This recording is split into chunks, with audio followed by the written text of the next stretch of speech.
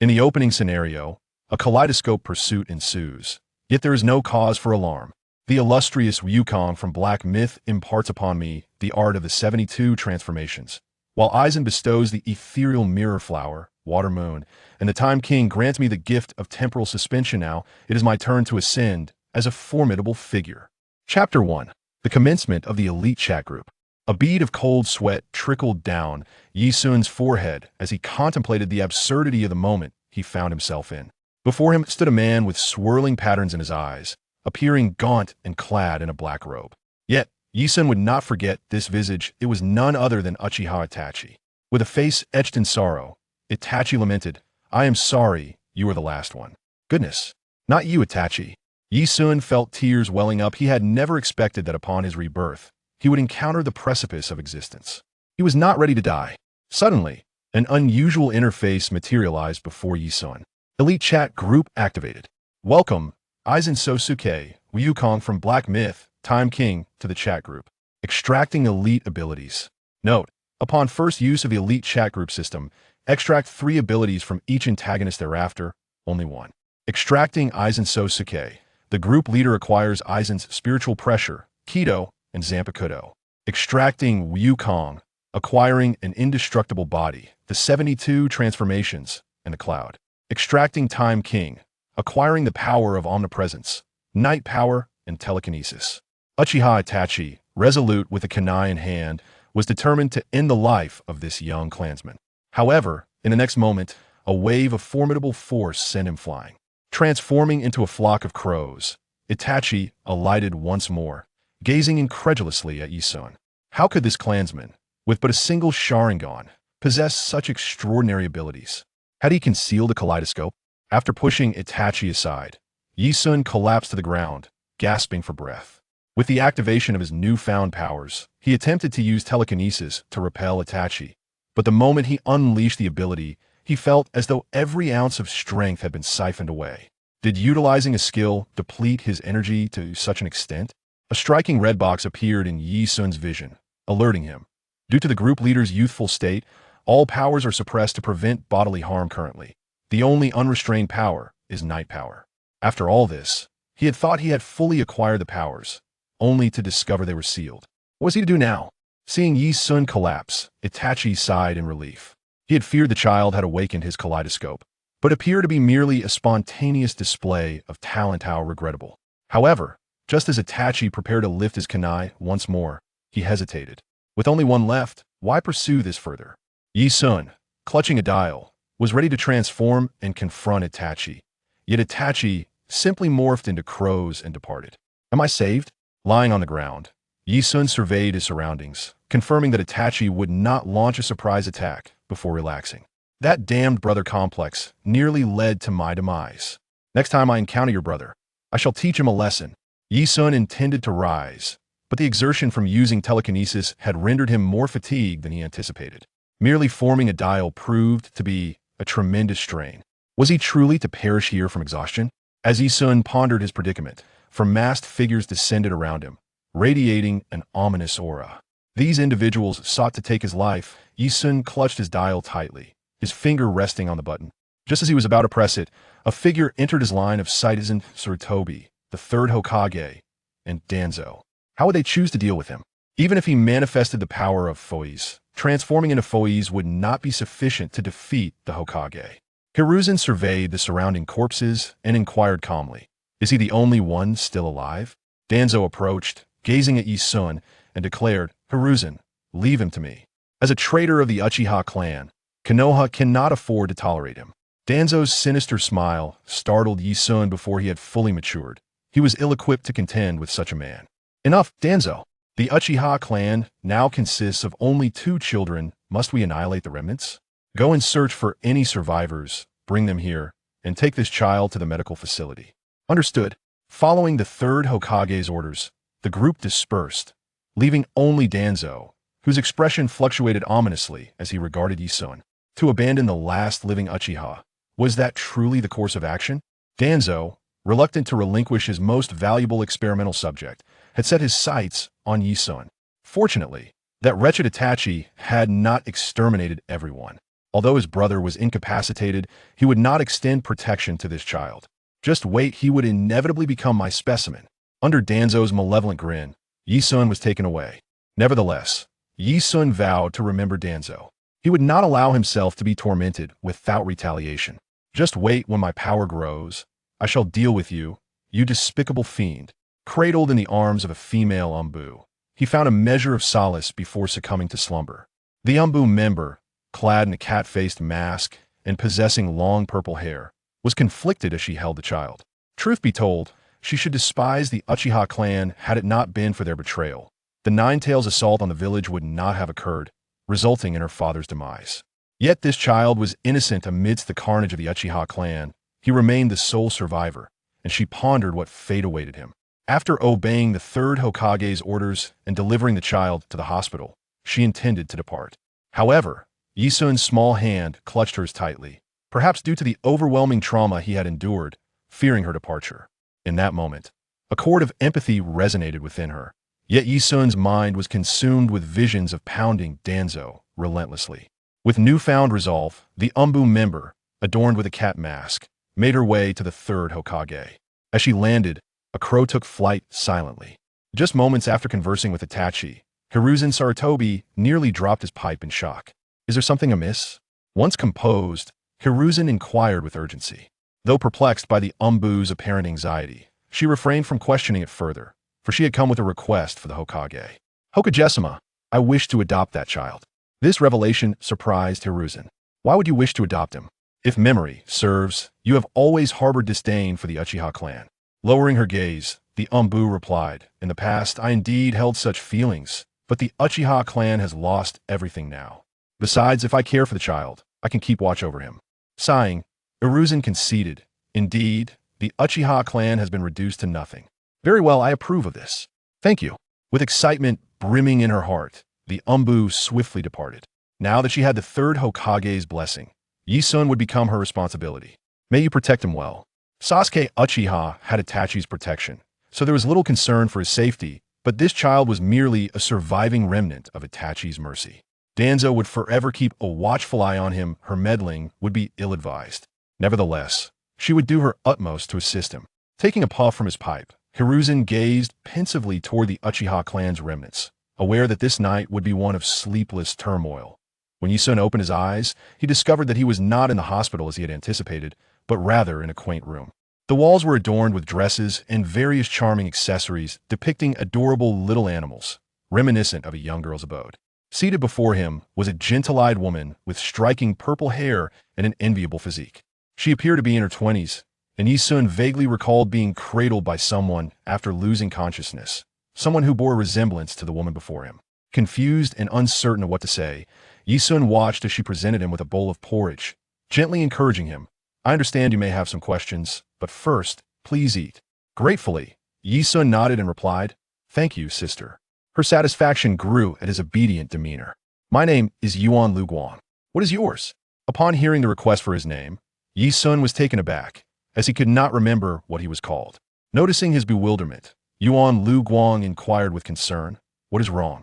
I seem to have forgotten my name, he admitted. Her gaze softened further upon witnessing his distress. Perhaps the memories of his past were too painful for him to bear, leading to his amnesia. But perhaps forgetting was a blessing, sparing him from enduring the sorrow.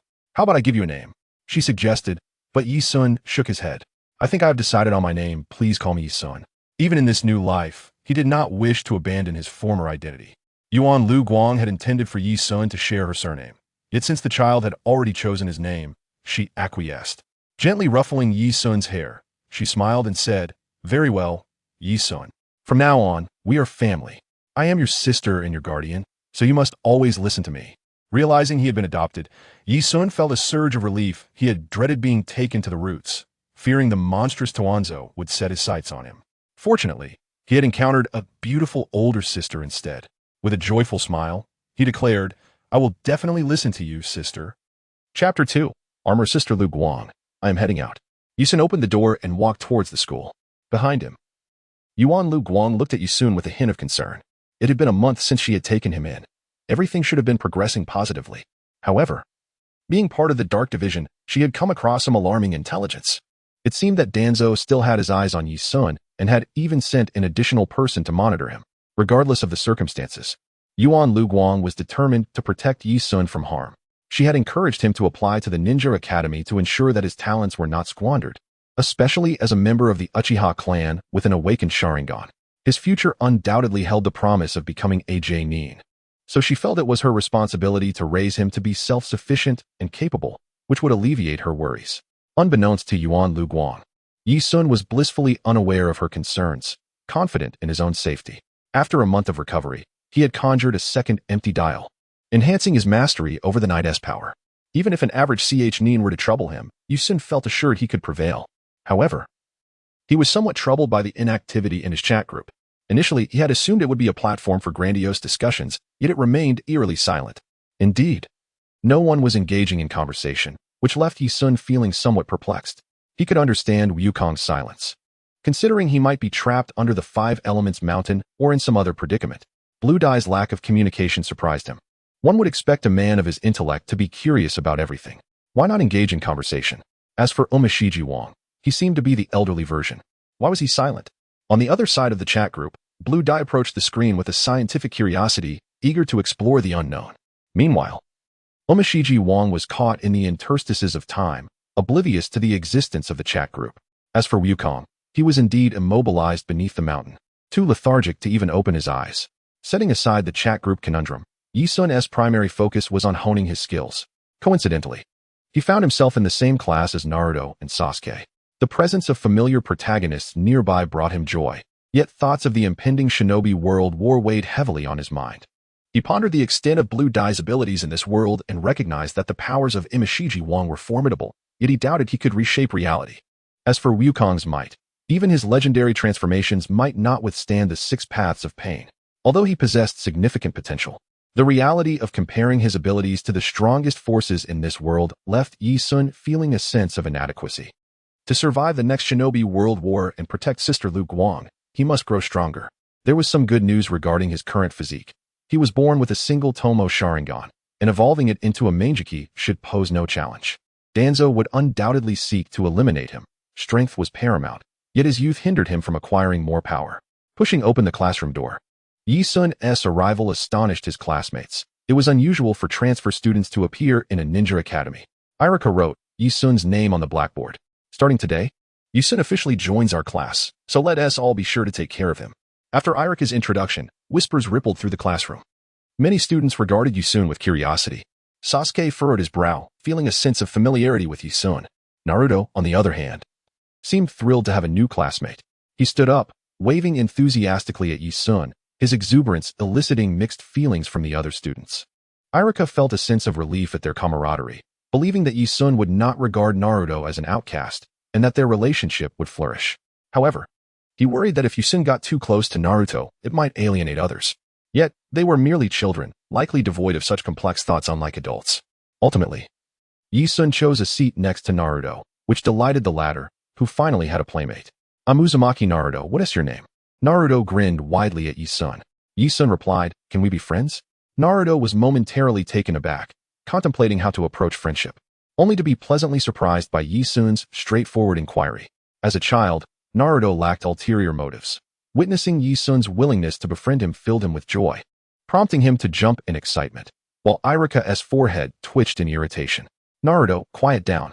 A piece of chalk struck Naruto's forehead, knocking him off his chair.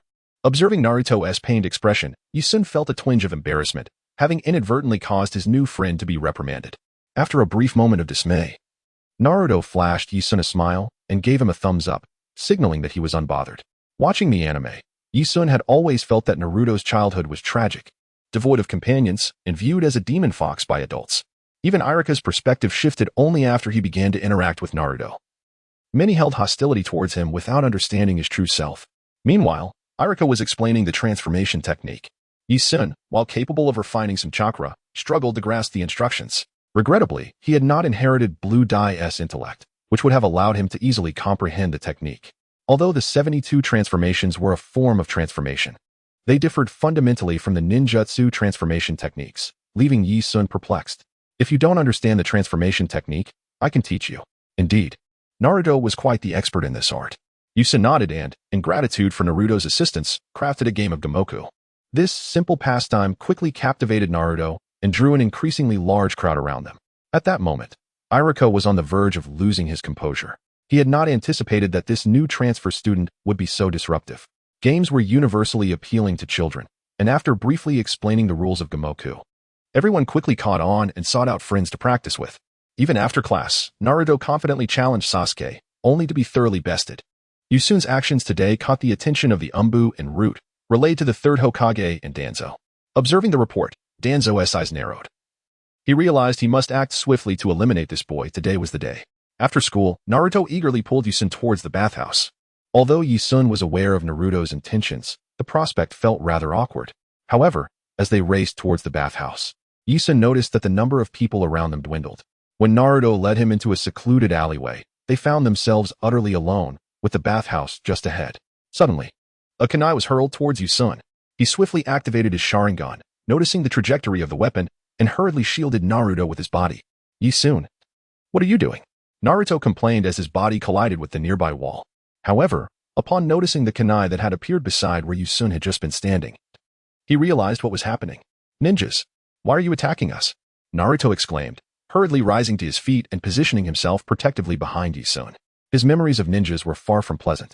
Three masked Root ninjas approached, coldly fixating on Naruto before one kicked him away. Target Yusun. Capture him. After being kicked aside, Naruto should have lost consciousness, but he stood up again, having heard their intentions to take his friend.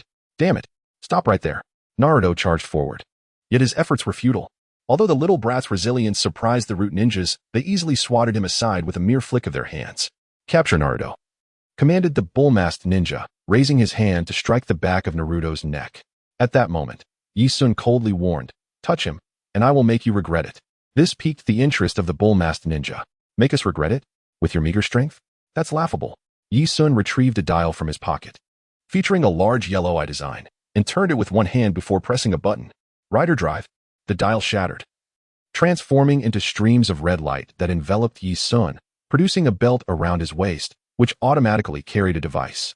Red photon veins extended across his body, and soon a uniquely designed black and white rider materialized before them.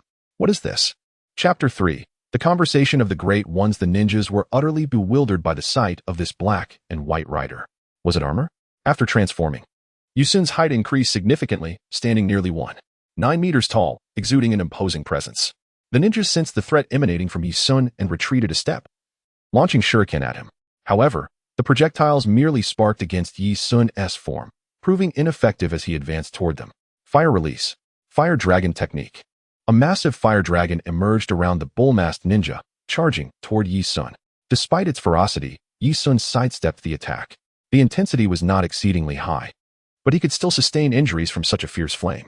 Meanwhile, another ninja with a leopard mask used earth release, causing a large spike of earth to erupt beneath Yusun's feet. Their attack windups were too pronounced, allowing Yusun to anticipate their moves. He shifted to the left, cradling Naruto in his arms, feeling somewhat reassured. You think you can act recklessly just because you're wearing some peculiar armor? Surrender quietly.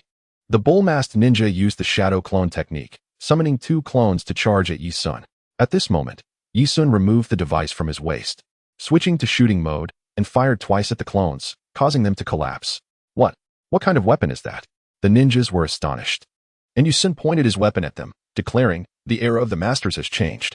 Switching to a barrage attack mode, streams of red light shot from the weapon, the energy within striking the ninjas before they could form hand seals. As the light flashed, only 3 wooden dummies remained. The ninjas had vanished.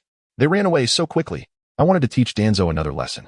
At this moment, Naruto stood dumbfounded, grasping Yusun's arm. What ability was that? It was incredible. You drove those guys away in an instant. Now you see my prowess. If you know, you should call me Big Brother, Yusun replied, lifting his chin with pride at Naruto's compliment, eager to assume the title of Naruto's elder brother. Naruto squinted in contemplation. No way. You're still younger than me. I should be your big brother. Yusun then waved the dial in front of Naruto, saying, want it? Call me Big Brother, and I'll give it to you. Big Brother. After tossing the dial to Naruto, they both left happily. Soon after, a figure landed nearby Yuan Liuguang, who had been worried for Yusun's safety. Now it seemed Yusun required little protection. The child was far more formidable than he had anticipated. Yuan Liuguang smiled with relief. Meanwhile, in the Root organization, Danzo seethed with anger as he listened to the trio's explanations. You're telling me that 2 Nin and 1 Nin were defeated by a mere child? What is he? Do you think he is a Jinchuriki? Danzo, that child summoned a set of armor from nowhere and wielded strange weapons. We couldn't withstand him. The 3 members of Root protested, feeling wronged. If he had been an ordinary child, they would have had no trouble. However, this child possessed extraordinary powers that left them in agony. Their arms still throbbed with burn pain. Danzo bellowed, "You 3 useless fools, get out of my sight." After they departed, a figure emerged from the shadows. It was the 3rd Hokage. This ends here, Danzo. I will not allow you to harm the Uchiha clan any further. Are you trying to stop me, Hiruzen? My plan is on the brink of success. Am I to fail now? I am the Hokage. You are merely a root. Under the stern gaze of the 3rd Hokage, Danzo had no choice but to lower his head. As he stated, he was indeed the Hokage. Thus, the incident concluded. In the following days, Yi-sun remained vigilant, wary of any sudden appearances from root members.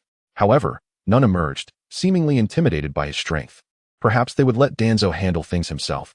That might yield some results. During these days of learning, Yi-sun made significant progress, initially believing himself to be less intelligent. He later realized that the ninjutsu was rather straightforward. He learned the transformation technique from Naruto, achieving commendable results. Subsequently, he mastered the shadow clone technique, body flicker technique, and the substitution technique. Now equipped with the shadow clone technique, Yi-sun could attend classes using his clones while his original self focused on trainings, such as walking on water and tree climbing, which were fundamental exercises. Yi-sun even began attempting to develop his own ninjutsu, possessing the innate advantage of being a wielder of Aizen's Kido. As Yi-sun enjoyed a peaceful life, a message finally appeared in the chat group. It was Aizen, who expressed his interest. How is everyone? Like a stone cast into still water, this message rippled through the group, awakening the submerged fish. I thought this was something else. Turns out it's just a place to chat, Sun Wukong remarked, awakening from beneath the 5 Elements mountain. He had forgotten how many years it had been since he last spoke to anyone, and now having a space for conversation was quite pleasant. You all seem to be from different worlds. How intriguing. Your world? Do you control a world? The words of Omegamon piqued Aizen's interest. He had spent his life pursuing one goal, transcending the confines of this world. Controlling a world? I aspire to create one. I am in the process of doing so. Creating a world? That resonates with my pursuits as well.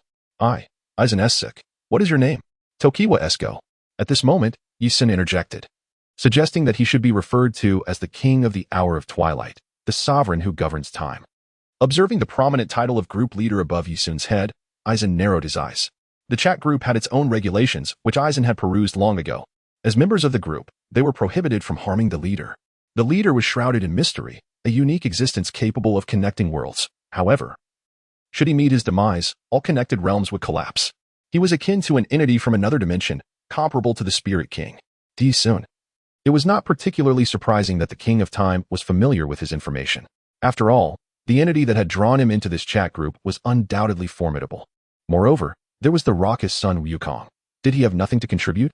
What is there for me to say? I do not comprehend the world you speak of, and at present, I am trapped beneath a mountain, unable to move. If any of you possess the capability, could you remove this mountain from atop me? Upon hearing that Sun Wukong was indeed confined under a mountain, Aizen felt a slight sense of disdain for his prowess. Do you require me to shatter it with a single punch? After all, in this chat group, we are somewhat akin to friends, and I, Tokunada, would be more than willing to assist. At that moment, Yi-sun smiled and said, if you believe you can contend with a supreme deity, feel free to attempt it. A deity? The term signifies a man's pursuit. It merely denotes a higher dimensional existence. The one who lies trapped beneath a mountain, known as Sun Wukong, is indeed a god. And furthermore, a supreme deity. Indeed, the only one capable of aiding Sun Wukong is the King of Time. Due to certain reasons, I cannot intervene myself. But my disciple can lend a hand. After all, they are a collection of formidable figures, and without establishing a powerful behind-the-scenes presence, one cannot hope to manage them effectively. Are you saying that I, Sun Wukong, can emerge from beneath this mountain? Upon hearing that he could escape the accursed 5 Elements mountain, Sun Wukong was filled with exhilaration. Once free, he would surely wield his staff to strike at the Spirit Mountain. How long have you been trapped? 500 years. The time for pilgrimage had arrived. Emerging now would likely encounter considerable resistance. You may continue to wait here for a few more months. Thereafter, a monk will come to guide you on your journey to the west. Sun Wukong grew anxious. Having been confined for 5 centuries, he yearned to leave. Yet Yi-sun seemed reluctant to grant him that freedom. I, Sun Wukong, have no desire to accompany that monk to the west. Aizen chuckled and remarked, I see. So you two are merely a pawn? I suggest you refrain from rushing out. The implication from the esteemed leader was clear. One must feign embarking on the pilgrimage before sabotaging the plans of those individuals. Yu Sun coughed twice and affirmed, precisely. Guanyin will present Tang Sung with a gift, a tightening band. Once donned, with a mere incantation, he will suffer excruciating pain. As long as you do not wear that band, or create a counterfeit, you need not fear being controlled. Chapter 4. The young master of the Phantom Night Palace. Now I understand, Sun Wukong said. Waiting 500 years was one thing. Waiting a few more months is inconsequential. Observing that the conversation was progressing well, Yi Sun then stated, I must attend to more matters in the realm. I will not frequently appear in the chat group. Henceforth, the management of the group will be entrusted to my disciple. Though their current abilities are quite limited, I hope you can take good care of them, and in return, I will assist you with a task in the future. Yi Sun's current objective was to create a secondary account, a function not overly complex, as the group leader could appoint administrators and naturally include themselves among them. A secondary account was established, and the title of administrator was conferred upon it. Thus, a charming newcomer was born. Every member entering the chat group could set their avatar. Though this feature had seen little use, resulting in all avatars appearing as mere shadows. Yi Sun's main account also bore a shadowy visage, but upon entering, his secondary account proudly displayed the title administrator, adorned with the visage of a child.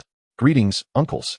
Upon witnessing the child with administrator emblazoned above their head, Aizen's lips curled into a faint smile. Rest assured, esteemed leader, I shall take excellent care of your disciple.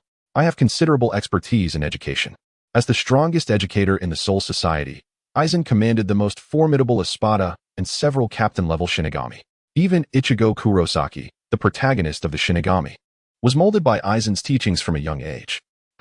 If you trust me, esteemed leader, you may entrust your disciple to my tutelage, and I shall ensure they become the mightiest of demon kings. Seated upon his throne, the King of Time supported his chin with his hand, possessing dominion over time.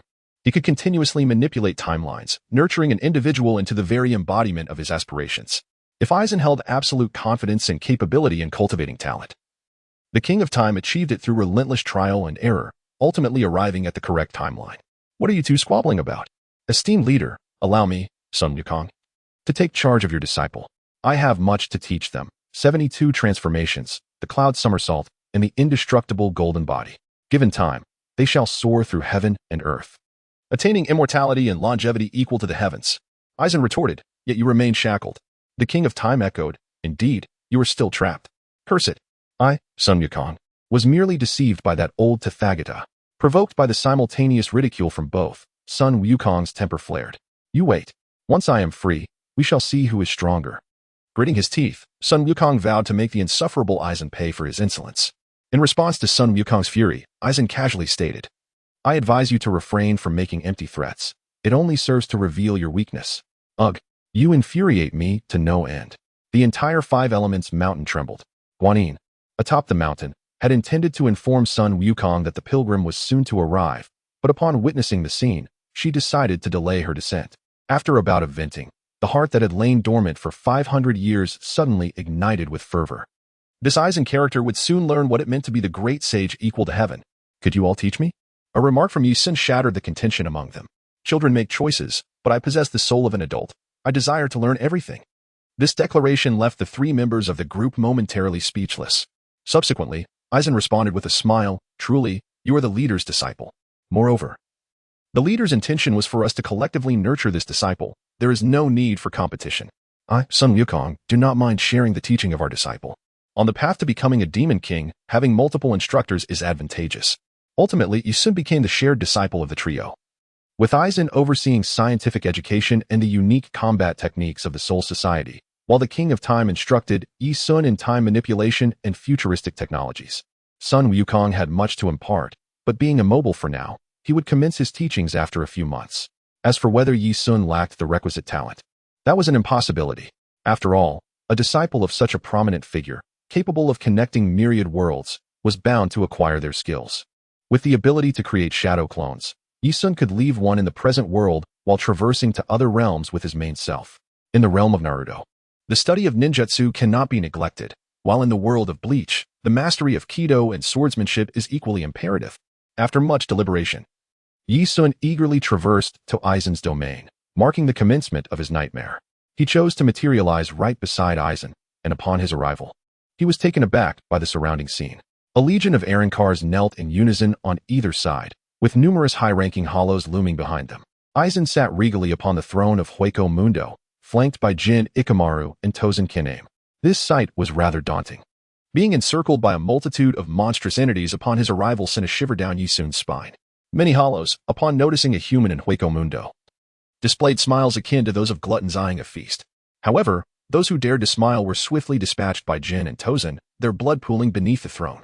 Aizen unsheathed his Zanpakuto, Kyoka Suigetsu, and stood, addressing the assembly with a smile. From this moment forth, he shall be the young master of Hueco Mundo, a figure to whom you must all yield, save for me. The Espada bowed their heads in reverence, save for Grimmjow.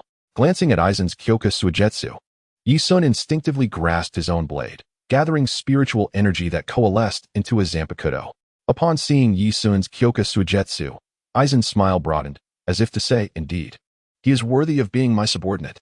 The moment Yisun's Kyoka Suigetsu shattered, a bead of cold sweat trickled down his forehead. The blade did not release its power. Merely witnessing it would ensnare one in the strongest illusion, manipulating their senses. Its release command, shatter, Kyoka Suigetsu, was essentially a command to sheathe the blade. Only after its shattering would the true scene reveal itself. At that instant, Yisun's Kyoka Suigetsu disintegrated autonomously, effectively dispelling Aizen's illusion. Though unaware of Aizen's ulterior motives behind ensnaring him in an illusion, Yisun was certain it was not a benevolent intention. While he sensed that Aizen would not harm him, he could not dismiss the possibility of unsavory deeds. The more powerful Ajuchas distinctly perceived a spiritual pressure emanating from Yisun, akin to Aizen's, leading many to speculate that he might indeed be Aizen's illegitimate child. We welcome the young master. Everyone present pledged their allegiance, including Tozen and Jin, who knelt as well. Given Yisun's current weakness, Aizen was reluctant to allow him to wander the vast expanse of Hueco Mundo alone. He descended from the throne and approached Yisun, taking his hand and guiding him to the side of the throne. Choose a few hollows to accompany you as your bodyguards. I shall not remain in Hueco Mundo forever, and they can ensure your safety. The proximity to Aizen was unsettling. This formidable villain surely had ulterior motives. When it came to selecting his subordinates, Yisun naturally opted for the Espada. Regrettably, he could not locate Nell. She had likely been defeated and cast out of Hueco Mundo. Among the Espada, the first four were the most formidable, all having undergone transformations post their initial hollow forms. The first Espada, Grimmjow, was notoriously laid back, while the second, a rebellious spirit, was a former king of Hueco Mundo. The third and fourth Espada, Halibel and Ulquiorra, were impressive. Halibel, with her stunning physique and golden hair, was exceptionally powerful. Having these two as bodyguards would assure his safety. Aizen uncle, I only need these two to protect me. A profound silence enveloped the room. Jin Ikamaru stifled a laugh, his serpentine grin echoing ominously throughout the throne room. Aizen turned to Jin, smiling as he inquired, Do you have any objections, Jin? With a grin, Jin waved his hand dismissively. I have no objections. However, Captain Aizen, the title of uncle suits you remarkably well. The man cast a glance at Yisun and proposed. Then let Jin be your protector as well. What do you say? Jin's eyes widened slightly, revealing his pale blue irises as he regarded Yisun. Being scrutinized by him felt akin to being ensnared by a serpent. Upon hearing Yisun's assessment of him, Jin erupted into laughter. What a delightful little rascal you are. Allow this snake to guard you henceforth. Chapter 5. Aizen's training in Hueco Mundo. Yisun stared at an overwhelming pile of test papers, nearly driven to madness. He had not anticipated that Aizen would also endorse the rigors of examination-based education. After imparting some Kido knowledge, Aizen relentlessly inundated him with questions. The most daunting aspect was that these inquiries were freshly concocted by Aizen himself, such as how to compress the spiritual pressure of Hado 1 or how to split Hado 4.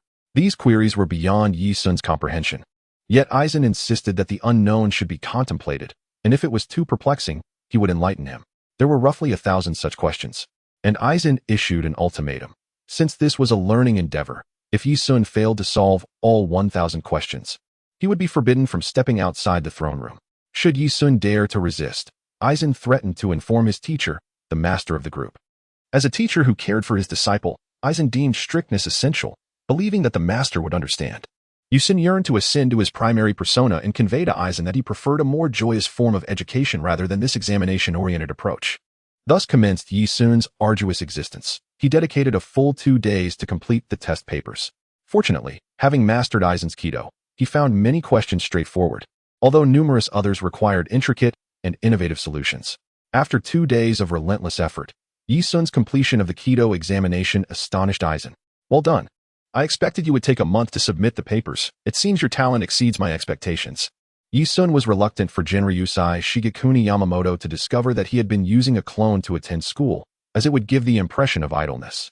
Furthermore, Yamamoto did not wish for Yi-sun to be overly burdened. Children must have their own time for rest. Unlike Aizen, the demon, who, upon recognizing Yi-sun's potential, sought to exploit it relentlessly. Upon recalling his clone, Yi-sun realized that it had accomplished quite a lot. In school, it attentively absorbed lessons while occasionally engaging in games with classmates. The clone discovered that the world of ninjas was lacking in games, as the physical prowess and ninjutsu of ninjas did not lend themselves to enthusiastic game development. Thus, it created a unique tabletop game, Naruto RPG. Set primarily in the Hidden Leaf Village, players could assume various identities to partake in a battle against an evil organization, ultimately aiming to save the world. Interestingly, characters could be selected, including the third Hokage or the first Hokage. When Naruto and Sasuke joined, they chose Hashirama Senju and Madara Uchiha, respectively, culminating in a climactic showdown against the malevolent organization. One wonders if they will find this reminiscence amusing in the future. This role-playing game subsequently gained immense popularity in the school, even garnering the attention of the third Hokage. Many students delighted in portraying the third Hokage, whose character was renowned for mastering numerous jutsu, thus offering players a multitude of combinations. Recently, the third Hokage found joy in receiving reports from his subordinates detailing how these children thrived in their gaming escapades within the ninja world. The members of the covert division reporting back felt utterly ridiculous for secretly eavesdropping on a group of children enjoying their gaming narratives. However, witnessing the third Hokage so engrossed in the spectacle, none dared to voice their dissent. Yi-sun was currently in the limelight, and T-Sin would never dare to harm him. Recently, T-Sin had also begun to withdraw, seemingly preparing for other endeavors. In battles involving clones, a mere touch would shatter them, thus Yi-sun must personally participate in this examination. After being rigorously trained by Aizen for 2 days, Yi-sun had become proficient in the basic techniques of Beikud and Had. This was due to his spiritual arts capabilities. Had it not been for his physical limitations, he could wield a level of spiritual prowess comparable to Aizen himself. Utilizing his abilities in the exam felt somewhat dubious. Yi-sun resolved to refine his hand-to-hand combat and swordsmanship prior to the examination, uncertain of the challenges Aizen, that devil, would impose upon him. Their demeanor appeared tranquil, showing no significant surprise at Yi-sun's sudden appearance. Originally, Ulquiorra and Haribel intended to leave with Yi-sun, but the current chat group could not accommodate their departure. Otherwise, a faction would desire such formidable subordinates as bodyguards, ensuring safety while traversing different realms.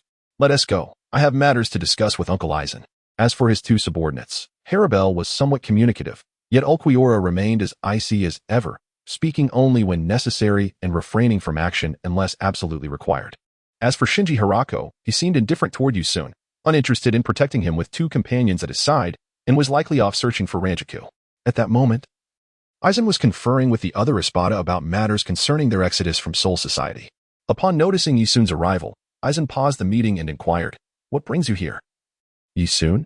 Feeling the collective gaze of the Espada upon him, Yi-sun awkwardly replied, "I seem to have interrupted you." Aizen smiled and said, "Not at all. Our meeting has just concluded. That is a relief. I wish to hone my swordsmanship and hand-to-hand combat." If he aspired to achieve notable results in the examination, the best course was to enhance his martial skills. Aizen grinned. "I see, eager to acquire rapid combat prowess. I presume you've encountered a few minor troubles. However, be prepared as the journey ahead may prove perilous." Perilous? Just as Yi-sun was perplexed, Aizen transported him to a different location. Aizen brought him directly into Soul Society, and from the reactions of the passers-by, it appeared he had not yet betrayed them. Shortly thereafter, Aizen escorted Yi-sun to the 11th Division, the most renowned combat squad in Soul Society. Stepping forward was Kenpachi Zaraki, towering in stature, who looked down at Aizen and Yi-sun and demanded, "What brings you here?" "Aizen, but I'm too lazy to care about your motives. Let us have a match." With that, Kenpachi erupted into laughter, drawing his Zanpakuto and swinging it at Aizen. Aizen merely unsheathed his own sword, effortlessly deflecting the blow. Although he blocked it lightly, Aizen feigned injury, stepping back and saying, "My apologies, Kenpachi. I am not adept at swordsmanship. This young one wishes to practice, and I seek your guidance for him." Kenpachi sheathed his blade and glanced at Yi-sun, saying, "Is this the little brat? If he wants to train in my division, he better be prepared to face death. Are you ready?" Death was out of the question. If anything unexpected happened, he could always transform. "I'm ready, Captain," Yi-sun confidently declared, and his confidence was genuine. Kenpachi walked toward his division, then come along, little brat. The members of the 11th Division were known for their combat fervor. Entering felt like a potential disaster, but there was no room for regrets now. Yusun could only muster a smile and follow him inside. As for Yusun's identity, Aizen had already arranged everything. Upon entering the training grounds of the 11th Division, Yusun's expression twitched at the sight before him. A group of individuals lay sprawled on the ground, while those still standing were relentlessly attacking their companions with weapons. It resembled a chaotic brawl. The scene was utterly dismal. Upon Kenpachi's entrance, a petite girl with pink hair leaped onto his shoulder and perched there. Hey, who is this little guy? Who knows? I'm about to show him what battle truly is. After uttering this, Kenpachi bellowed to the entire training ground. Hey, did you see this little brat? He is our new recruit, and you all have a task. Show him what real combat is. Get to it. With a resounding "oh," the crowd raised their arms in a cheer, and those previously knocked down sprang back to their feet, their gazes converging on Yi Sun. Their eyes resembled those of zombies spotting a living person, and they brandished their weapons, charging at him. Having never encountered such aggression, Yi Sun was frightened into a sprint. He realized that if he stopped, he would undoubtedly be beaten mercilessly by this horde.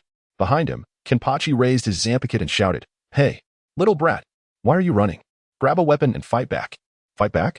With this mob on his tail? His earlier confidence shattered by these feral individuals, he understood that stopping, while unlikely to be fatal, would surely lead to a thorough beating. At this moment, atop the 11th Division's roof, Shinji Hirako idly toyed with the gun in his hands. Aizen asked me to protect this little brat. I truly wonder what his true identity is. And from the looks of him, he seems more than capable of defending himself. Shinji's gaze drifted into the distance as he produced a persimmon and vanished from sight. Chapter 6, Kenpachi Zaraki's training. Yi Sun had trained with chakra, allowing him to run at considerable speed. In the absence of any special enhancements, few could keep pace with him. However, a bald figure suddenly descended from the sky, brazenly crashing into Yi Sun and pinning him beneath. You're quite the runner, aren't you? It was Ikaku Madarame, the third seat of Kenpachi Zaraki. Ikaku then turned to the others and declared, Stop right there. This brat is my prey now. Who cares? Whoever catches him first gets him. Everyone, charge. The commotion erupted as Yichiro unleashed a furious shout, dragging both Ikaku and Yi Sun into the fray. Watching the chaos unfold, Kenpachi Zaraki couldn't help but smile. Now this feels right. Once the melee concluded, the group lay piled atop one another, with Yi Sun suffocating at the bottom. The final victors were Ikaku and a rather flamboyant man, Yumachika Iasegawa. With a swift kick, Yumachika extracted Yi Sun from the heap, exclaiming, I didn't expect you to endure so much punishment. Despite the thrashing, Yi Sun appeared relatively unscathed, possessing a body akin to Sun Wukong's indestructible physique. He was nearly impervious to harm. Although he currently wielded only a fraction of that power, it significantly enhanced his resilience. Withstanding blows was imperative. After a few deep breaths, Yi Sun finally regained his composure. This group of individuals truly embodies madness. When engaged in combat, they fight with reckless abandon. Fortunately, my robust constitution allowed me to evade several critical attacks using the Sharingan. Otherwise, I would likely still be lying there. Kenpachi Zaraki tossed a wooden sword into Yeshuan's hands before taking a seat nearby. Gripping the wooden sword, Ikaku liberated his own Zanpakuto. The captain said he would train you. So let's have a spar. Initially, I only intended to acclimate myself to the fighting style, but now it has evolved into genuine training. Yeshuan respectfully accepted the wooden sword and stated, I humbly ask for your guidance. Ikaku charged forward, wielding his spear with a brash and aggressive style, relentlessly dashing in with no regard for caution. Yet, such an approach proved effective, as his battle experience allowed him to evade numerous attacks. There was no concern about being exposed. If he were caught, it would simply indicate the opponent's superior strength. In combat, Ikaku showed no mercy. Although he tempered his strength, Yeshuan, as a novice, could only rely on the Sharingan to track his movements and dodge. However, Ikaku's power was far beyond what Yeshuan could withstand. He could see the attacks coming but was unable to block them. His body felt rigid, preventing him from executing the defensive maneuvers he desired.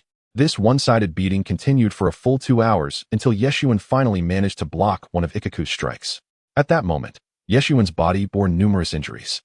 Many areas had been struck by Ikaku's staff and feet, and he had even taken a blow to the head. This fellow had seemingly turned every part of his body into a weapon for combat. After reaching this level of exertion, Ikaku finally ceased his onslaught. Training Yeshuan had been sufficient. It was time for him to rest. All right, you can take a break now. You managed to endure for this long on your first training session. You did quite well. Ikaku sheathed his weapon and offered genuine praise, supporting himself with the wooden sword. Yeshuan was drenched in sweat. I can keep going, he insisted, but soon collapsed onto the ground, succumbing to exhaustion after the intense use of the Sharingan and Ikaku's relentless attacks. Observing the stubborn child before him, Ikaku scratched his bald head, pondering whether it was right to be so hard on a young boy. Kenpachi Zaraki approached, glancing at the unconscious Yeshuan. Take him to the 4th division for treatment. After hoisting Yeshuan onto his shoulder, Ikaku inquired, Captain, where did you find this promising lad? Sent over by Aizen. That guy is quite bothersome. Kenpachi replied as he turned to walk away. Aizen's reputation within the Godii 13 was quite notable. He was perceived as gentle, and everyone seemed to like him. Upon hearing that Yeshuan was affiliated with Aizen, Ikaku's enthusiasm grew. When Yeshuan awoke, he was greeted by a stunning beauty, reminiscent of Mangekyou Matsumoto. As he surveyed his surroundings, he recalled being knocked unconscious in the 11th Division's training ground and deduced he had been brought to the medical team. You're awake. How do you feel? Asked Retsu Unohana gently. Yeshuan nodded and smiled, replying, I feel quite well now. Thank you for saving me, sister. How could you participate in such a grueling battle? At your age, you should be meditating in the Soul Society. Are you trying to emulate that Winter Soldier? But he is several years your senior, she said, affectionately ruffling Yeshuan's hair. Unohana wondered why a child would end up in the 11th Division. I want to grow stronger, so Aizen uncle sent me to the 11th Division, Yeshuan stated resolutely. Upon hearing Aizen's name, Unohana's expression darkened with concern. This child is under Aizen's influence. Although he appears gentle, there is something unsettling about him. Where do you usually reside? Although Aizen had arranged an identity for him, Yeshuan was unsure of his location in the Soul Society. Should he reveal that he actually lived in Hueco-Mundo? Noticing Yeshuan's troubled expression, Unohana suggested, perhaps you could stay with me. You don't want to? Yeshuan shook his head, running his fingers through his hair. I want to practice swordsmanship and combat. If I stay here, I would miss out on training. Unohana interjected. As for training with combat, just leave it to me. Although I specialize in Kido, I am no less adept in swordsmanship. After all, Unohana was the first Kenpachi, possessing profound understanding of the blade. Then I shall trouble you, sister. I am Retsu Unohana, and this is my sister, Yuruchi Shihoin. If you have any issues, you can approach either of us. Yeshuan felt his pride as a man slightly tarnished when he saw Yuruchi, who towered over him. Nonetheless, Yuruchi was delighted to have such a little brother and extended her hand in greeting. The following week proved to be both arduous and fulfilling. It felt as if Aizen had forgotten about him. The chat group was mostly silent, discussing topics that were completely incomprehensible, such as the elemental composition of the world. Alongside Yeshuan, the only other individual who struggled to understand was son Wukong, while Uken, the king of the night, could engage in conversation with Aizen. In the Soul Society, Yeshuan underwent rigorous sword training under Unohana, who was notably strict, yet it was a welcome relief compared to Ikaku's blunt, face-kicking approach. In the 11th Division, Yeshuan was also active, training swordsmanship with Unohana in the mornings and battling Ikaku in the afternoons. Given Yeshuan's age and strength, he earned Ikaku's respect. Alongside Ikaku and their friend, Yuruchi, they often fought during the afternoons, and occasionally, Ikaku would take Yeshuan to the 1st district of Rokkangai for leisure in the evenings.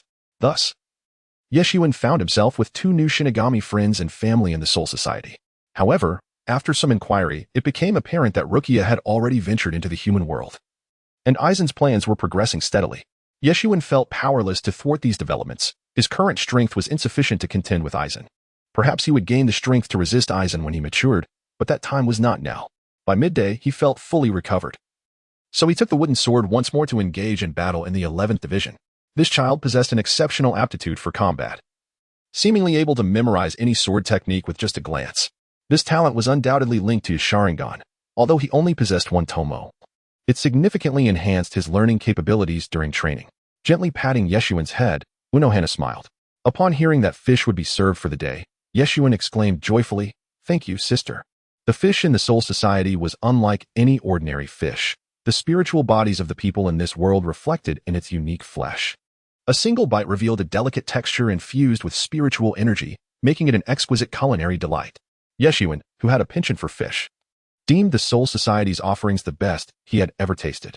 The fish ranked first, with the second being the ramen from Ichiraku that Naruto had introduced him to. Truly, it was a culinary marvel worthy of its reputation. Chapter 7. Sasuke's Fury. Soon, the time for the Chunin exams arrived, and Yeshuan transformed into his true form to engage in battle. To his surprise, Naruto, who was supposed to fight Sasuke Uchiha, was now replaced by Yeshuan in the match against Sasuke. At the outset of his encounter with Sasuke, he directly stated, "It is not you who has been attending classes in the classroom, but rather your shadow clone, Am I correct? While Naruto may be oblivious to this, my Sharingan sees through it all. Without hesitation, he revealed the essence of his understanding, showcasing Sasuke's perceptiveness. With a smile, Isun inquired, "So, Sasuke, how much do you know?" Sasuke, with his hands tucked into his pockets, approached slowly. "What intrigues me more is why I feel I have seen you before. Yet you do not bear the Uchiha name." In an abrupt motion, Sasuke brandished a shuriken and charged at Isun, launching the weapon with remarkable speed. The onlookers were astounded by the ferocity of their confrontation. Naruto, visibly irked, shouted, "Sasuke, what are you doing? Why resort to shuriken in a practical exam?" Nearby, Iruka attempted to intervene, reasoning that while this was indeed a combat assessment, such brutality was unwarranted. After all, even he would struggle to evade numerous shuriken without using a substitution technique. Yet, Isun effortlessly navigated through the gaps between the shuriken, his speed leaving the spectators in awe. When he finally halted, they noticed that his eyes mirrored Sasuke's single Tomo Sharingan. "Indeed, I have seen you before. You should have been called Uchiha Sun back then. Why the name change?" Isun, with his gaze lowered, avoided eye contact with Sasuke, provoking his ire. Enraged, Sasuke lunged forward with a kunai, but Isun swiftly raised his wooden sword to block the attack. Sasuke was overwhelmed with a mixture of astonishment and fury upon realizing he had a fellow clansman. Yet his anger intensified upon discovering that this kin had forsaken the Uchiha name. Confronted with Sasuke's relentless assault, Isun retaliated with a solid kick, sending Sasuke sprawling. In terms of combat prowess, Isun was undoubtedly Sasuke's equal, if not superior.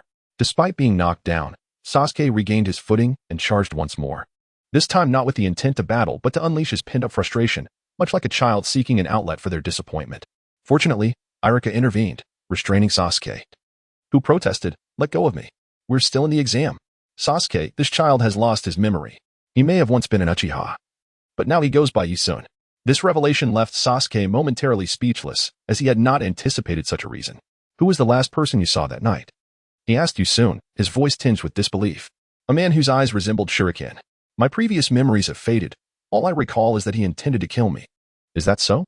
"Uchiha Itachi." Sasuke struggled to steady himself, realizing he would not launch another attack on Isun, prompting Iruka to release him. Thus, this examination concluded, with Isun's combat capabilities deemed satisfactory. Although this was not a formal match, neither party held any grievances. The outcome, however, surprised some, considering it was a duel between two Uchihas, especially since the Uchiha clan had been thought to be utterly extinguished, raising questions as to how Isun had survived alongside Sasuke. Though it was a mystery, the children were unconcerned. They merely recognized that their classmates' past might parallel Sasuke's, shrouded in tragedy. Naruto, feeling a surge of sympathy, approached Isun, patting his chest and declaring, "Don't worry. With me around, no one will bully you. I'll be your boss." Given Isun's amnesia and the tragic demise of his family, Naruto felt compelled to protect him even more fiercely. At that moment, Naruto stood there, pondering his own misfortunes, lamenting that while others had siblings, he seemed devoid of any familial ties. Grasping his hair, he felt that he was the one truly deserving of sympathy. Yet, just as he was engulfed in his thoughts, Isun approached, pulling him along. "Stop overthinking it. Come with me to my house for dinner." Unbeknownst to him, Naruto found himself at Isun's home, where he was greeted by the warmth of Isun's gentle sister, causing his cheeks to flush. He had not expected such a cozy atmosphere, blessed by the presence of a caring sister. Initially, after learning of Naruto's background, Yuan Luguang was not particularly fond of him, but upon getting to know him better, she realized he was quite a remarkable person. She felt pleased that Isun had befriended someone so supportive. Consequently, Isun's home became a frequent gathering spot for Naruto, and their bond deepened. Meanwhile, the overarching narrative surrounding the Hokage had yet to unfold, as Isun was honing his combat abilities in the Soul Society.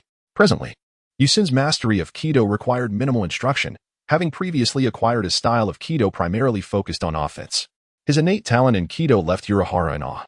Unanticipatedly, the child proved to be exceptional, exhibiting remarkable skill in both swordsmanship and Kido. However, Urahara found it challenging to impart techniques related to Hakuda and Shuinpa. Thus, he decided to entrust Isun's training to an individual capable of teaching him the art of Shuinpa, none other than Soifin, the captain of the stealth force. Initially, Soifin showed little interest in the young boy, believing his aspirations to be of no consequence to her. However, out of respect for Urahara's request, she reluctantly accepted Isun and began instructing him in Shuinpa and Hakuda. The method of teaching was straightforward, through combat.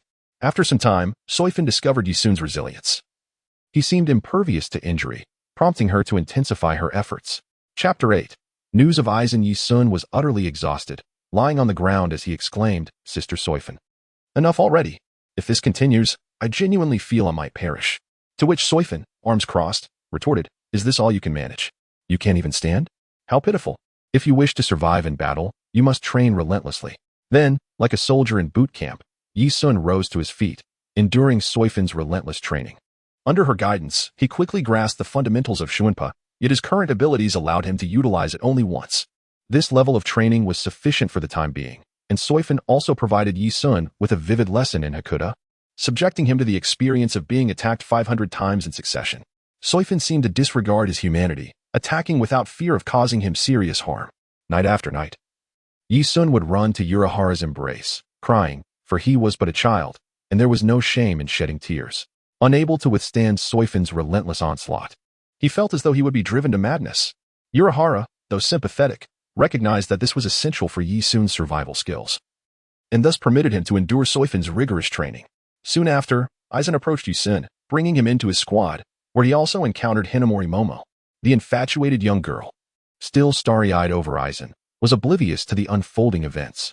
Aizen arranged for Hinamori and Yi-sun to engage in a sparring match, ostensibly to guide their training. Hinamori, without a hint of dissent, believed Aizen was considering her well-being and seeking to enhance her combat abilities. Beside him, Yi-sun intuitively understood that this individual was likely eager to witness the fruits of his recent training. Hinamori Momo had mastered her Shurikai and was proficient in numerous offensive Kido. When Yi-sun engaged her in combat, he immediately felt an overwhelming pressure.